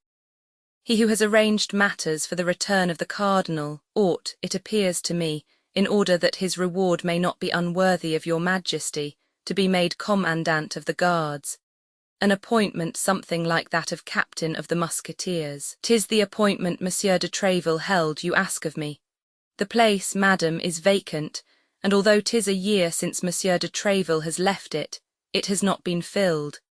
But it is one of the principal military appointments in the king's household. Monsieur de Tréville was but a younger son of a simple Gascon family, like me, madam. He occupied that post for 20 years. "You have an answer ready for everything," replied the queen, and she took from her bureau a document which she filled up and signed. "Undoubtedly, madam," said D'Artagnan, taking the document and bowing, "this is a noble reward, but everything in the world is unstable, and the man who happened to fall into disgrace with your majesty might lose this office tomorrow." "What more do you want?" asked the queen, colouring, as she found that she had to deal with a mind as subtle as her own. 100,000 francs for this poor captain of musketeers, to be paid whenever his services shall no longer be acceptable to your majesty." Anne hesitated. "To think of the Parisians," soliloquized D'Artagnan, "offering only the other day, by an edict of the Parliament, 600,000 francs to any man soever who would deliver up the cardinal to them, dead or alive. If alive, in order to hang him; if dead, to deny him the rights of Christian burial." "Come," said Anne, "'tis reasonable, since you only ask from a queen the sixth of what the Parliament has proposed." And she signed an order for 100,000 francs. "Now, then," she said, "what next? Madam, my friend Du Vallon is rich, and has therefore nothing in the way of fortune to desire, but I think I remember that there was a question between him and Monsieur Mazarin as to making his estate a barony. Nay, it must have been a promise." "A country clown," said Anne of Austria, "people will laugh." "Let them," answered D'Artagnan. "But I am sure of one thing, that those who laugh at him in his presence will never laugh a second time. Here goes the barony. said the queen. She signed a patent. Now there remains the chevalier or the Abbé de Herblay, as your majesty pleases. Does he wish to be a bishop? No, madam, something easier to grant. What? It is that the king should deign to stand godfather to the son of Madame de Longueville. The queen smiled. Monsieur de Longueville is of royal blood, madam, said D'Artagnan. Yes, said the queen, but his son. His son, madam, must be, since the husband of the son's mother is. And your friend has nothing more to ask for Madame de Longueville? No, madam, for I presume that the king, standing godfather to him, could do no less than present him with 500,000 francs, giving his father also the government of Normandy. As to the government of Normandy, replied the queen, I think I can promise. But with regard to the present, the cardinal is always telling me there is no more money in the royal coffers. We shall search for some, madam, and I think we can find a little, and if your majesty approves we will seek for some together. What next? What next, madam? Yes, that is all. Haven't you then a fourth companion? Yes, madam, the Comte de la Fere. What does he ask? Nothing. There is in the world then one man who, having the power to ask, asks nothing. There is the Comte de la Fere, madam. The Comte de la Fere is not a man. What is he then? The Comte de la Fere is a demigod.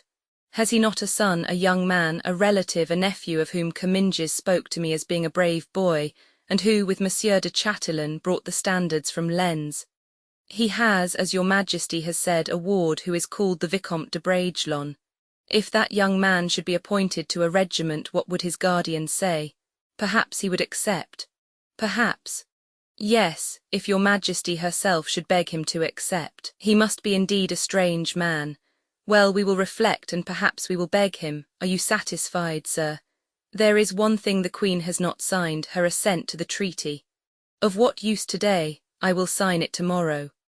I can assure her majesty that if she does not sign today she will not have time to sign tomorrow. Consent, then, I beg you, madam, to write at the bottom of this schedule, which has been drawn up by Mazarin. As you see, I consent to ratify the treaty proposed by the Parisians. Anne was caught, she could not draw back, she signed, but scarcely had she done so when pride burst forth and she began to weep. D'Artagnan started on seeing these tears. Since that period of history queens have shed tears like other women. The Gascon shook his head, these tears from royalty melted his heart.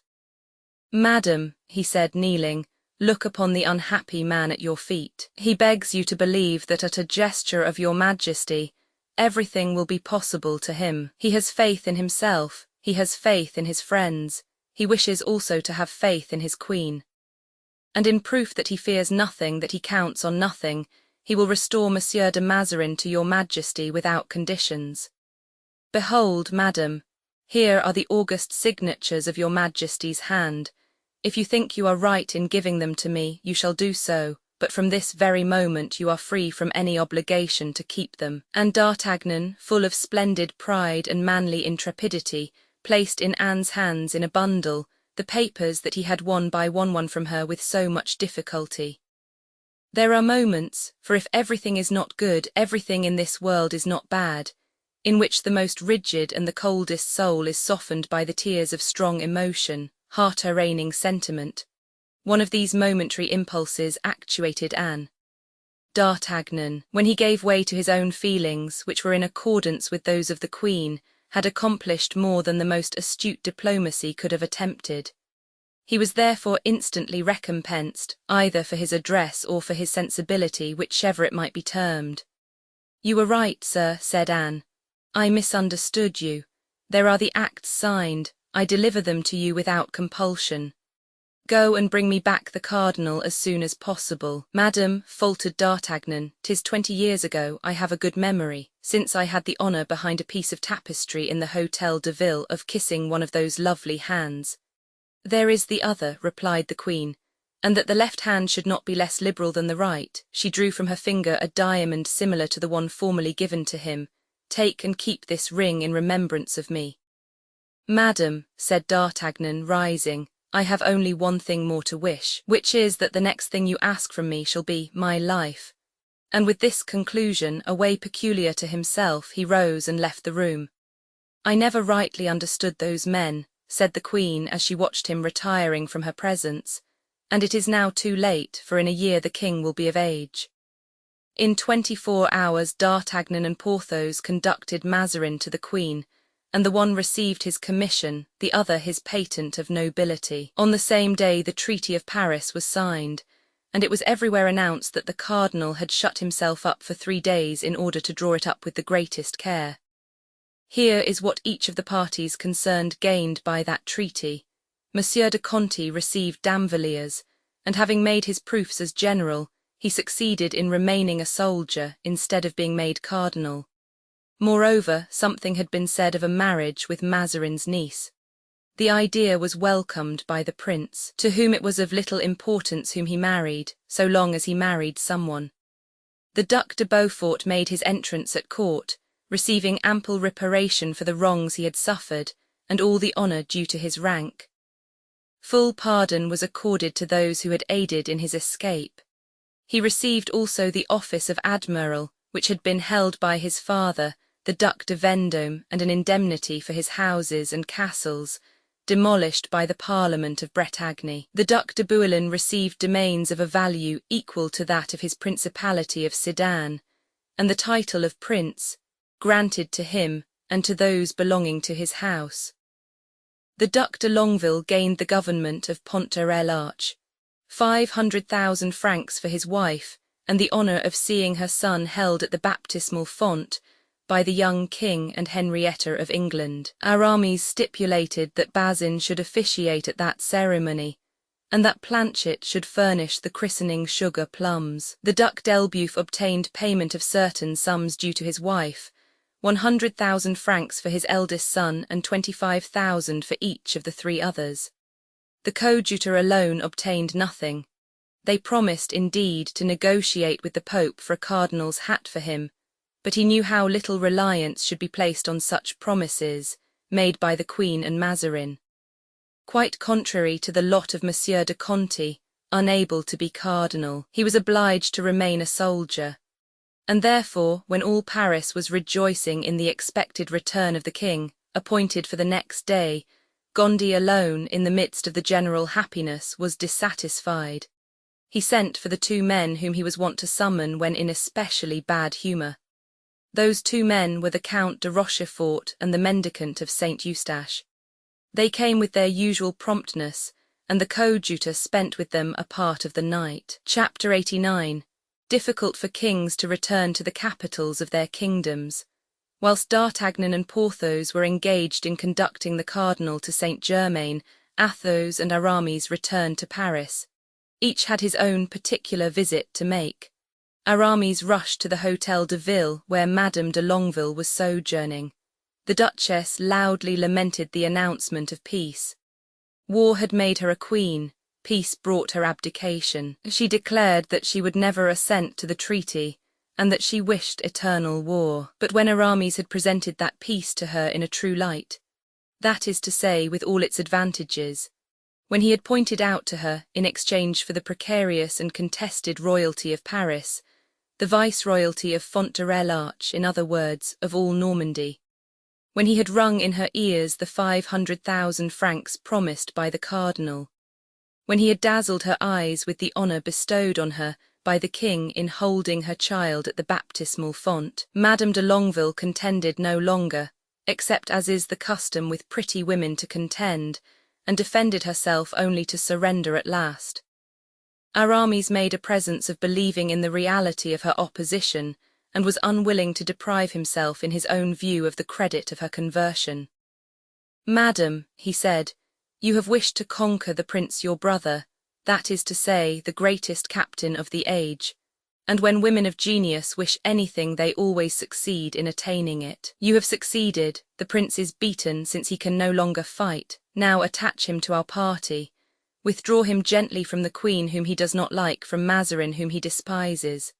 The Fronde is a comedy of which the first act only is played. Let us wait for a dénouement, for the day when the prince, thanks to you, shall have turned against the court." Madame de Longueville was persuaded. This Frondist duchess trusted so confidently to the power of her fine eyes, that she could not doubt their influence even over Monsieur de Condé, and the chronicles of the time aver that her confidence was justified. Athos, on quitting Aramis, went to Madame de Chevreuse. Here was another Frondeuse to persuade, and she was even less open to conviction than her younger rival. There had been no stipulation in her favour. Monsieur de Chevreuse had not been appointed governor of a province, and if the queen should consent to be godmother, it could be only of her grandson or granddaughter. At the first announcement of peace, Madame de Chevreuse frowned, and in spite of all the logic of Athos to show her that a prolonged war would have been impracticable, contended in favour of hostilities. "My fair friend," said Athos, "allow me to tell you that everybody is tired of war. You will get yourself exiled, as you did in the time of Louis Roman XIII. Believe me, we have passed the time of success in intrigue, and your fine eyes are not destined to be eclipsed by regretting Paris. There will always be two queens as long as you are there." "Oh," cried the Duchess, "I cannot make war alone, but I can avenge myself on that ungrateful queen and most ambitious favourite. On the honour of a duchess, I will avenge myself." "Madam," replied Athos, "do not injure the Vicomte de Bragelonne, do not ruin his prospects. Alas, excuse my weakness. There are moments when a man grows young again in his children." The Duchess smiled, half tenderly, half ironically. "Count," she said, "you are, I fear, gained over to the court. I suppose you have a blue ribbon in your pocket." "Yes, madam, I have that of the Garter which King Charles I gave me some days before he died."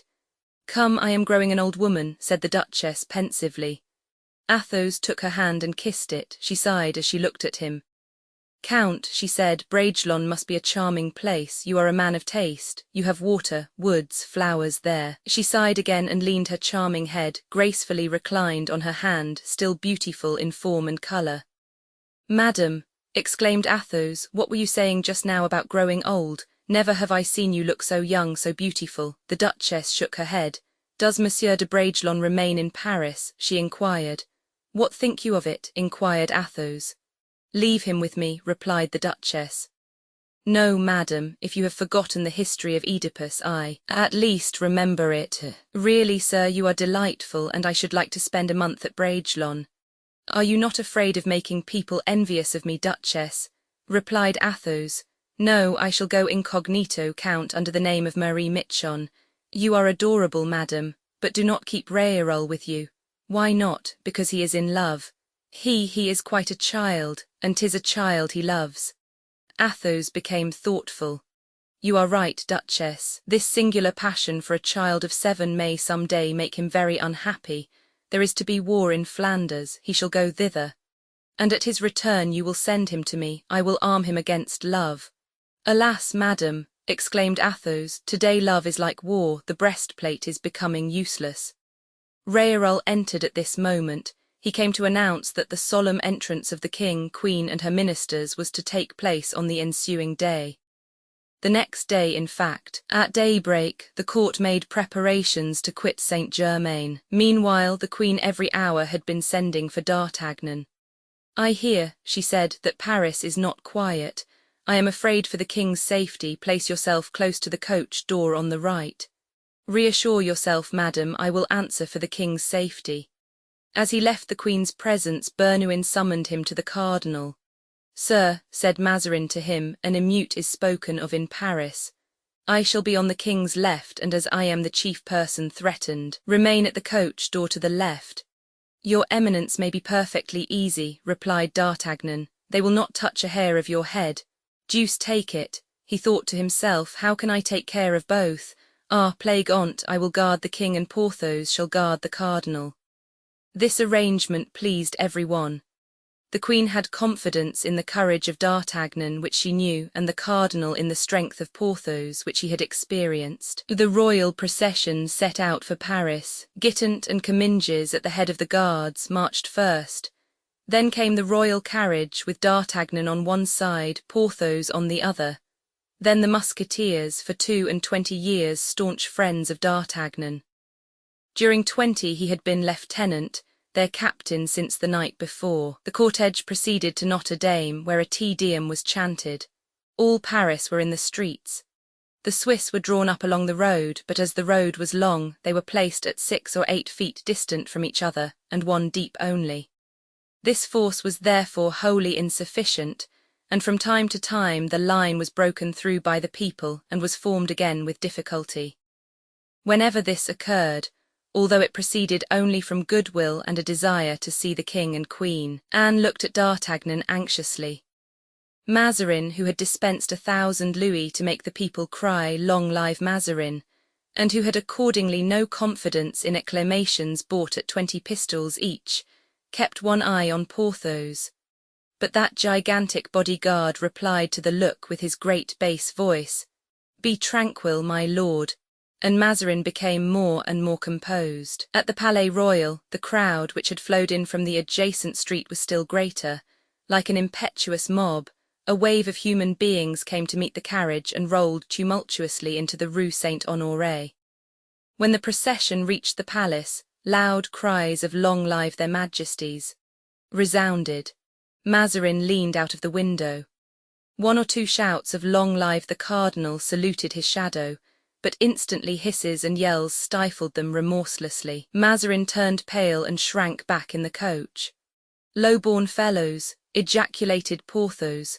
D'Artagnan said nothing but twirled his moustache with a peculiar gesture which showed that his fine Gascon humour was awake. Anne of Austria bent down and whispered in the young king's ear, "Say something gracious to Monsieur d'Artagnan, my son." The young king leaned toward the door. "I have not said good morning to you, Monsieur d'Artagnan," he said. "Nevertheless, I have remarked you. It was you who were behind my bed curtains that night the Parisians wished to see me asleep. And if the king permits me," returned the Gascon, "I shall be near him always when there is danger to be encountered." "Sir," said Mazarin to Porthos, "what would you do if the crowd fell upon us?" "Kill as many as I could, my lord." "Hem, brave as you are and strong as you are, you could not kill them all." "'Tis true," answered Porthos, rising on his saddle, in order that he might appraise the immense crowd. "There are a lot of them." "I think I should like the other fellow better than this one," said Mazarin to himself, and he threw himself back in his carriage. The queen and her minister, more especially the latter, had reason to feel anxious. The crowd, whilst preserving an appearance of respect and even of affection for the king and queen regent, began to be tumultuous. Reports were whispered about, like certain sounds which announce, as they whistle from wave to wave, the coming storm, and when they pass athwart a multitude presage an immute. D'Artagnan turned toward the musketeers and made a sign imperceptible to the crowd, but very easily understood by that chosen regiment, the flower of the army. The ranks closed firmly in, and a kind of majestic tremor ran from man to man. At the Barrière des Sergeants the procession was obliged to stop. Comminges left the head of the escort and went to the queen's carriage. Anne questioned D'Artagnan by a look. He answered in the same language. "Proceed," she said. Comminges returned to his post. An effort was made and the living barrier was violently broken through. Some complaints arose from the crowd and were addressed this time to the king as well as the minister. "Onward," cried D'Artagnan in a loud voice. "Onward," cried Porthos. But as if the multitude had waited only for this demonstration to burst out, all the sentiments of hostility that possessed it exploded simultaneously. Cries of "Down with Mazarin," "Death to the cardinal," resounded on all sides. At the same time, through the streets of Grenelle, Saint-Honoré, and Du Coq, a double stream of people broke the feeble hedge of Swiss guards, and came like a whirlwind even to the very legs of Porthos's horse, and that of D'Artagnan. This new eruption was more dangerous than the others, being composed of armed men. It was plain that it was not the chance combination of those who had collected a number of the malcontents at the same spot, but a concerted, organized attack. Each of these mobs was led by a chief, one of whom appeared to belong not to the people but to the honourable corporation of mendicants, and the other, notwithstanding his affected imitation of the people, might easily be discerned to be a gentleman. Both were evidently stimulated by the same impulse.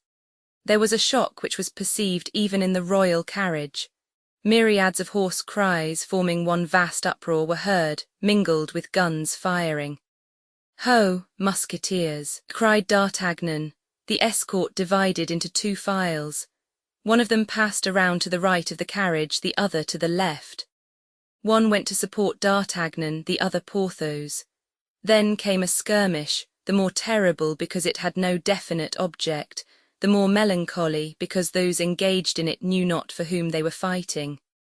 Like all popular movements, the shock given by the rush of this mob was formidable. The musketeers, few in number, not being able in the midst of this crowd to make their horses wheel around, began to give way.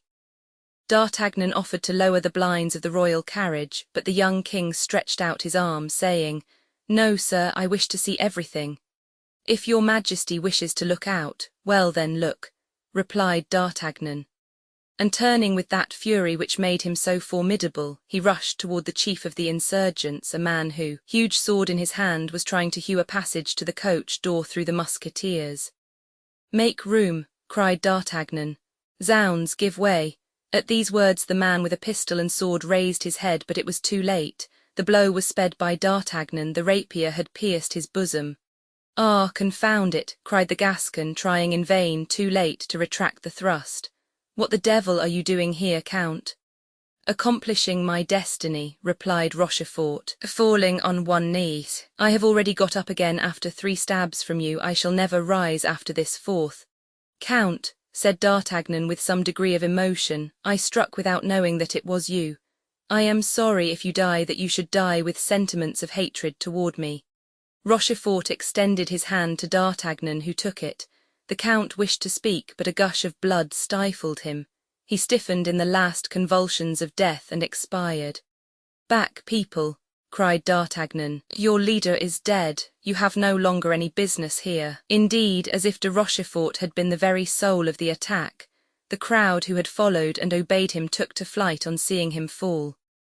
D'Artagnan charged with a party of musketeers up the Rue du Coq, and the portion of the mob he assailed disappeared like smoke, dispersing near the place Saint-Germain-l'Auxerrois and taking the direction of the quays.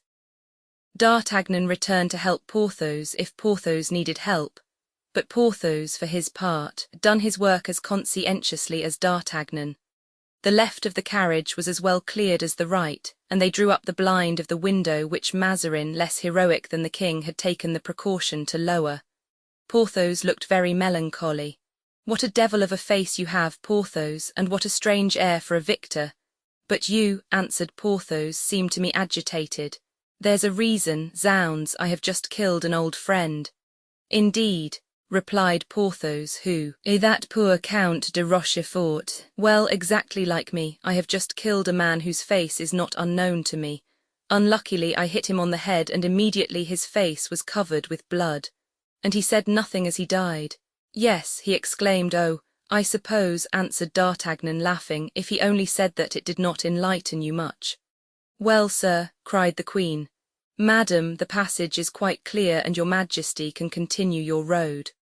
In fact, the procession arrived, in safety at Notre Dame, at the front gate of which all the clergy, with the coadjutor at their head, awaited the king, the queen, and the minister, for whose happy return they chanted a Te Deum. As the service was drawing to a close, a boy entered the church in great excitement, ran to the sacristy, dressed himself quickly in the choir robes, and cleaving, thanks to that uniform, the crowd that filled the temple, approached Bazin, who, clad in his blue robe, was standing gravely in his place at the entrance to the choir. Bazin felt someone pulling his sleeve. He lowered to earth his eyes, beatifically raised to heaven, and recognized Friquet. "Well, you rascal, what is it? How do you dare to disturb me in the exercise of my functions?" asked the beadle. "Monsieur Bazin," said Friquet, "Monsieur Maillard, you know who he is, he gives holy water at Saint Eustache." "Well, go on." "Well, he received in the scrimmage a sword stroke on the head. That great giant who was there gave it to him." "In that case," said Bazin, "he must be pretty sick. So sick that he is dying, and he wants to confess to the coadjutor, who, they say, has power to remit great sins. And does he imagine that the coadjutor will put himself out for him? To be sure, the coadjutor has promised." "Who told you that?" "Monsieur Maillard himself." "You have seen him, then?" "Certainly, I was there when he fell." "What were you doing there?" "I was shouting, 'Down with Mazarin! Death to the cardinal, the Italian to the gallows!' Isn't that what you would have me shout?"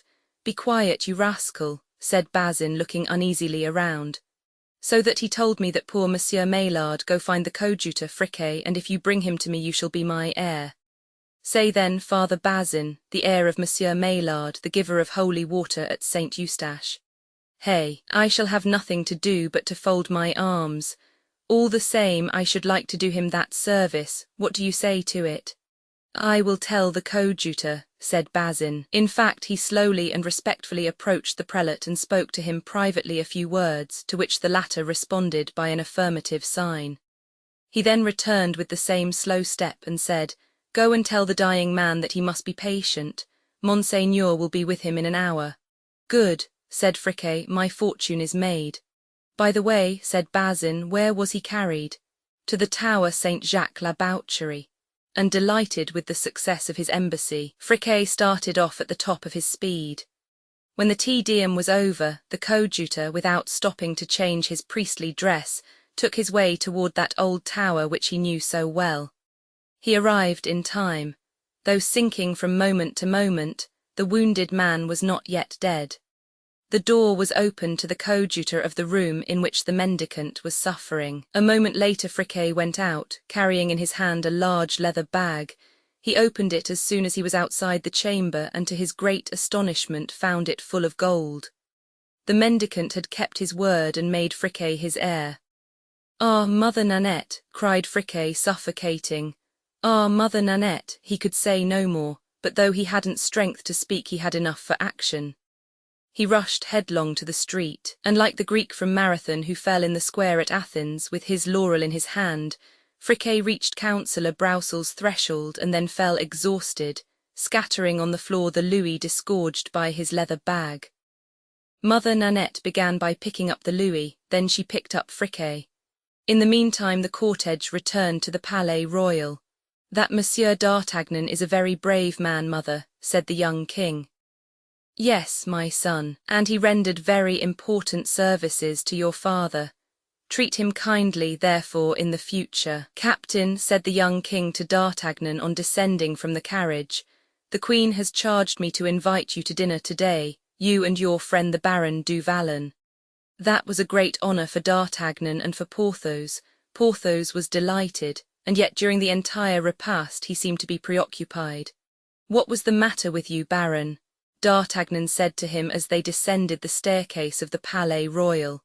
You seemed at dinner to be anxious about something. I was trying, said Porthos, to recall where I had seen that mendicant whom I must have killed. And you couldn't remember? No. Well, search, my friend, search, and when you have found you will tell me, will you not? Pardieu, said Porthos. Chapter 90. Conclusion. On going home, the two friends found a letter from Athos, who desired them to meet him at the Grand Charlemagne on the following day. The friends went to bed early, but neither of them slept. When we arrive at the summit of our wishes, success has usually the power to drive away sleep on the first night after the fulfillment of long-cherished hopes. The next day at the appointed hour they went to see Athos and found him and Aramis in travelling costume. What, cried Porthos, are we all going away then? I also have made my preparations this morning. Oh heavens, yes, said Aramis. There's nothing to do in Paris now there's no Fronde. The Duchesse de Longueville has invited me to pass a few days in Normandy and has deputed me, while her son is being baptized, to go and prepare her residence at Rouen. After which, if nothing new occurs, I shall go and bury myself in my convent at Noisy-le-Sec. And I, said Athos, am returning to Bragelonne. You know, dear d'Artagnan, I am nothing more than a good honest country gentleman. Raoul has no fortune other than I possess, poor child, and I must take care of it for him, since I only lend him my name. And Raoul, what shall you do with him? I leave him with you, my friend. War has broken out in Flanders. You shall take him with you there. I am afraid that remaining at Blois would be dangerous to his youthful mind. Take him and teach him to be as brave and loyal as you are yourself. Then, replied d'Artagnan, though I shall not have you, Athos, at all events I shall have that dear fair-haired head by me. And though he's but a boy, yet, since your soul lives again in him, dear Athos, I shall always fancy that you are near me, sustaining and encouraging me. The four friends embraced with tears in their eyes. Then they departed without knowing whether they would ever see each other again. D'Artagnan returned to the Rue Tiquetonne with Porthos, still possessed by the wish to find out who the man was that he had killed. On arriving at the Hôtel de la Chevrette, they found the Baron's equipage all ready and Mousqueton on his saddle. "Come, D'Artagnan," said Porthos, "bid adieu to your sword and go with me to Pierrefonds, to Bracieux, or to Du Vallon. We will grow old together and talk of our companions." "No," replied D'Artagnan, "deuce take it. The campaign is going to begin, I wish to be there, I expect to get something by it." "What do you expect to get?" "Why, I expect to be made Marechal of France." "Ha, ha," cried Porthos, who was not completely taken in by D'Artagnan's gasconades. "Come, my brother, go with me," added D'Artagnan, "and I will see that you are made a duke." "No," answered Porthos, "Mouston has no desire to fight. Besides, they have erected a triumphal arch for me to enter my barony, which will kill my neighbours with envy." "To that I can say nothing," returned D'Artagnan, who knew the vanity of the new baron. "Then here's to our next merry meeting." "Adieu, dear captain," said Porthos, "I shall always be happy to welcome you to my barony." "Yes, yes, when the campaign is over," replied the Gascon. "His honour's equipage is waiting," said Mousqueton. The two friends, after a cordial pressure of the hands, separated. D'Artagnan was standing at the door looking after Porthos with a mournful gaze, when the Baron, after walking scarcely more than 20 paces, returned, stood still, struck his forehead with his finger, and exclaimed, "I recollect." "What?" inquired D'Artagnan. "Who the beggar was that I killed." "Ah, indeed, and who was he?" "'Twas that low fellow Bonacieux," and Porthos, enchanted at having relieved his mind, rejoined Mousqueton, and they disappeared around an angle of the street. D'Artagnan stood for an instant, mute, pensive, and motionless. Then, as he went in, he saw the fair Madeleine, his hostess, standing on the threshold. "Madeleine," said the Gascon, "give me your apartment on the first floor. Now that I am a captain in the Royal Musketeers, I must make an appearance. Nevertheless, reserve my old room on the 5th story for me. One never knows what may happen. Updated editions will replace the previous one. The old editions will be renamed. Creating the works from print editions not protected by U.S.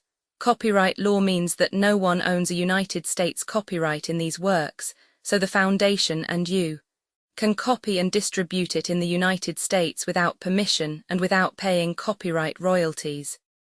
Special rules, set forth in the general terms of use part of this license, apply to copying and distributing project, and may not be used if you charge for an e-book, except by following the terms of the trademark license, including paying royalties for use copies of this e-book. Complying with the trademark license is very easy. You may use this e-book for nearly any purpose, such as creation of derivative works, reports, performances, and research. Project Gutenberg e-books may be modified and printed and given away.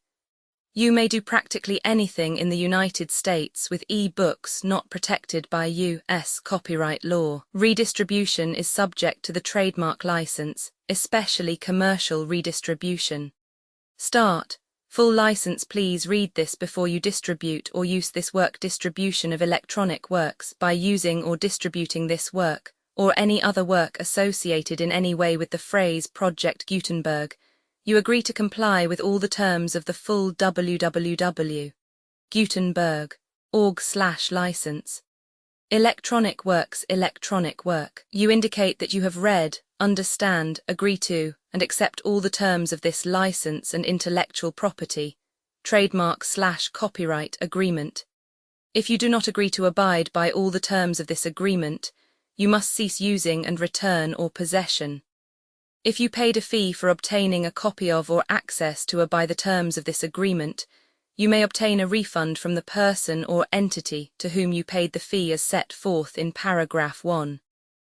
E. 8. Used on or associated in any way with an electronic work by people who agree to be bound by the terms of this agreement.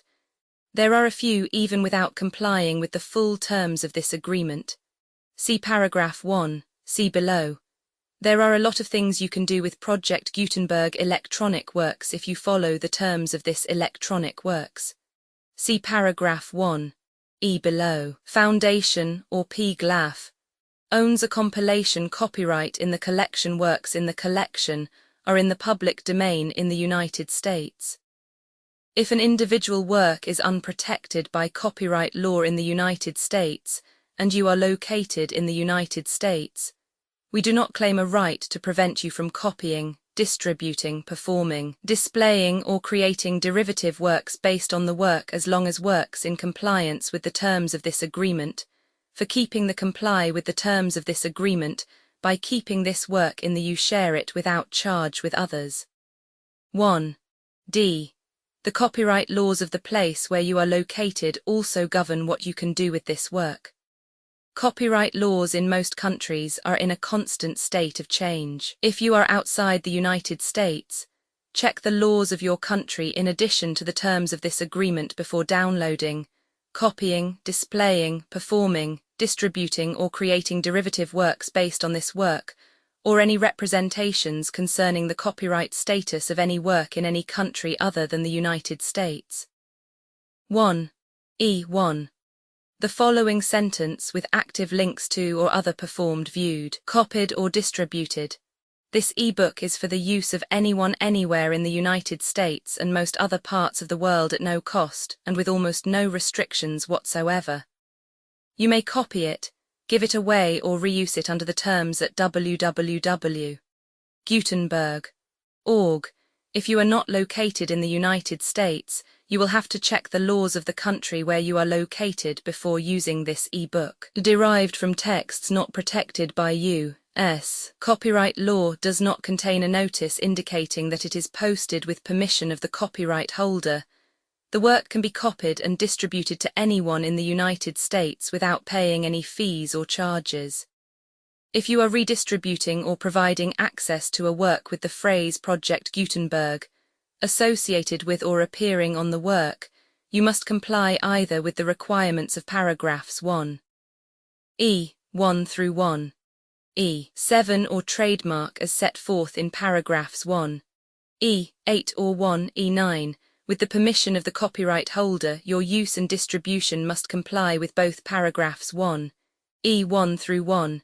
E. 7 and any additional terms imposed by the copyright holder.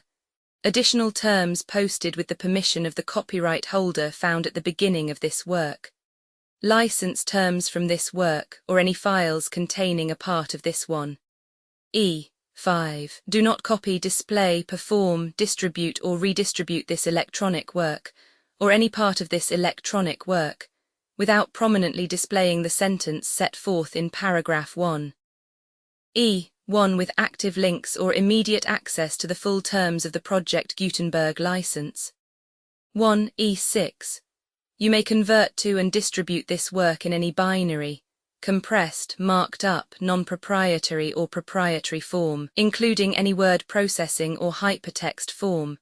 However, if you provide access other than plain vanilla ASCII or other format used in the official www.gutenberg.org, you must at no additional cost, fee, or expense to the user provide a copy, a means of exporting a copy, or a means of obtaining a copy upon request of the work in its original plain vanilla ASCII or other form. Any alternate format must include the 1. E7. Do not charge a fee for access to viewing, displaying unless you comply with paragraph 1. E8 or 1. E9. 1. E8. You may charge a reasonable fee for copies of or providing, provided that you pay a royalty fee of 20% of the gross profits you derive from you, already used to calculate your applicable taxes. The fee is owed agreed to donate royalties under this paragraph to the Project Gutenberg Literary Archive Foundation. Royalty payments must be paid within 60 days following each date on which you prepare, or are legally required to prepare, your periodic tax returns. Royalty payments should be clearly marked as such and sent to the Project Gutenberg Literary Archive Foundation at the address specified in Literary Archive Foundation. You provide a full refund of any money paid by a user who notifies you in writing or by email within 30 days of receipt that he license. You must require such a user to return or destroy all copies of the works possessed in a physical medium and discontinue works. You provide, in accordance with paragraph 1(f)(3), a full refund of any money paid for a work or a replacement copy, if a defect in the electronic work is discovered and reported to you within 90 days of receipt of the work. You comply with all other terms of this agreement for free. 1(e)(9). If you wish to charge a fee or distribute a Project Gutenberg trademark electronic work or group of works on different terms than are set forth in this agreement, you must obtain permission in writing forth in section 3 below. 1(f). Effort to identify, do copyright research on, transcribe and proofread works not protected by U.S. copyright law in creating the project electronic works, and the medium on which they may be stored, may contain defects, such as but not limited to incomplete, inaccurate or corrupt data, transcription errors, a copyright or other intellectual property infringement, a defective or damaged disk or other medium, a computer virus or computer codes that damage or cannot be read by your equipment. 1(f)(2). Limited warranty. Disclaimer of damages except for the right of replacement or refund, described in paragraph 1(f)(3). The Project Gutenberg Literary Archive Foundation, the owner of the Project Gutenberg trademark, and any other party distributing a Project Gutenberg trademark electronic work under this agreement, disclaim all liability to you for damages, costs and expenses, including legal fees. You agree that you have no remedies for negligence, strict liability, breach of warranty or breach of contract, except those provided in paragraph 1(f)(3). You agree that the foundation, the trademark owner, and any distributor under this agreement will not be liable to you for actual, direct, indirect, consequential, punitive, or incidental damages, even if you give notice of the possibility of such damage. 1(f)(3). Limited right of replacement or refund. If you discover a defect in this electronic work within 90 days of receiving it, you can receive a refund of the money, if any, you paid for it by sending a written explanation to the person you received the work from. If you received the work on a physical medium, you must return the medium with your written explanation. The person or entity that provided you with the defective work may elect to provide a replacement copy in lieu of a refund. If you received the work electronically, the person or entity providing it to you may choose to give you a second opportunity to receive the work electronically, in lieu of a refund. If the second copy is also defective, you may demand a refund in writing without further opportunities to fix the problem. 1(f)(4). Except for the limited right of replacement or refund set forth in paragraph 1(f)(3), this work is provided to you as is, with no other warranties of any kind, express or implied, including but not limited to warranties of merchantability or fitness for any purpose. 1(f)(5). Some states do not allow disclaimers of certain implied warranties or the exclusion or limitation of certain types of damages. If any disclaimer or limitation set forth in this agreement violates the law of the state applicable to this agreement, the agreement shall be interpreted to make the maximum disclaimer or limitation permitted by the applicable state law.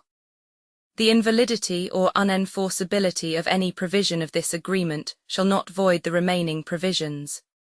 1(f)(6). Indemnity. You agree to indemnify and hold the foundation, the trademark owner, any agent or employee of the foundation, anyone in accordance with this agreement, and any volunteers associated with the electronic works, harmless from all liability, costs and expenses, including legal fees, that arise directly or indirectly from any of the following which you do or cause to occur. A. Distribution of this defect you cause. Electronic works in formats readable by the widest variety of computers, including obsolete, old, middle-aged and new computers. It exists because of the efforts of hundreds of volunteers and donations from people in all walks of life. Volunteers and financial support to provide volunteers with the remain freely available for generations to come. In 2001, the Project Gutenberg Literary Archive Foundation was created to provide a secure archive foundation, and how your efforts and donations can help.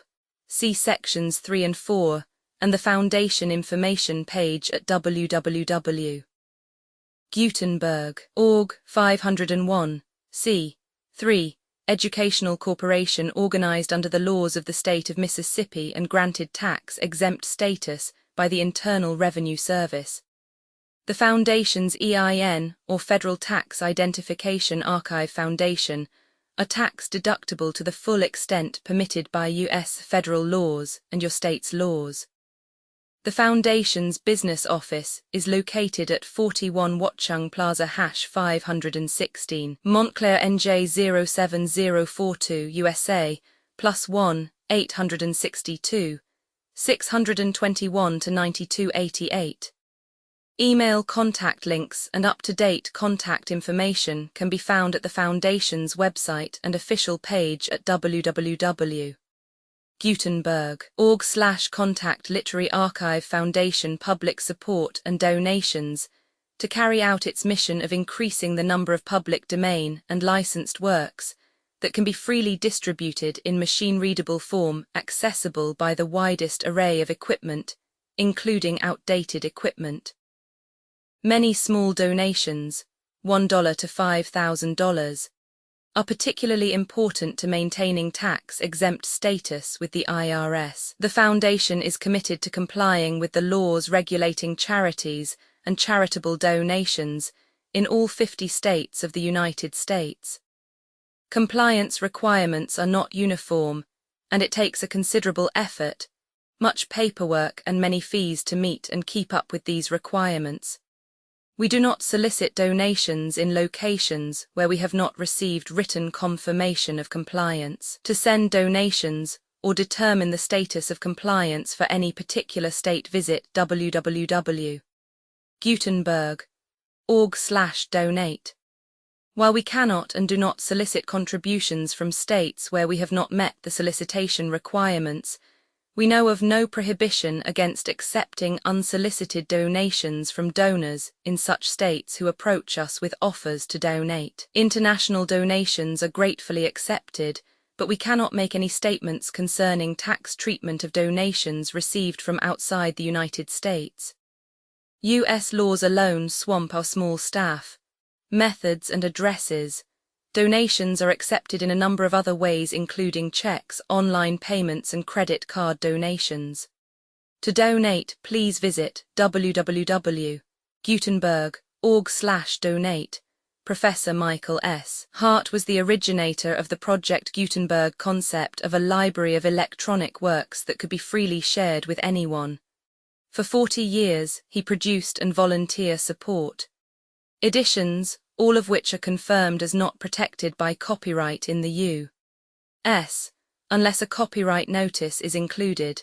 Thus, we do not necessarily keep e-books in compliance with any particular paper edition. Most people start at our website, which has the main PG search facility, www.gutenberg.org, Archive Foundation, how to help produce our new e-books, and how to subscribe to our email newsletter to hear about new e-books.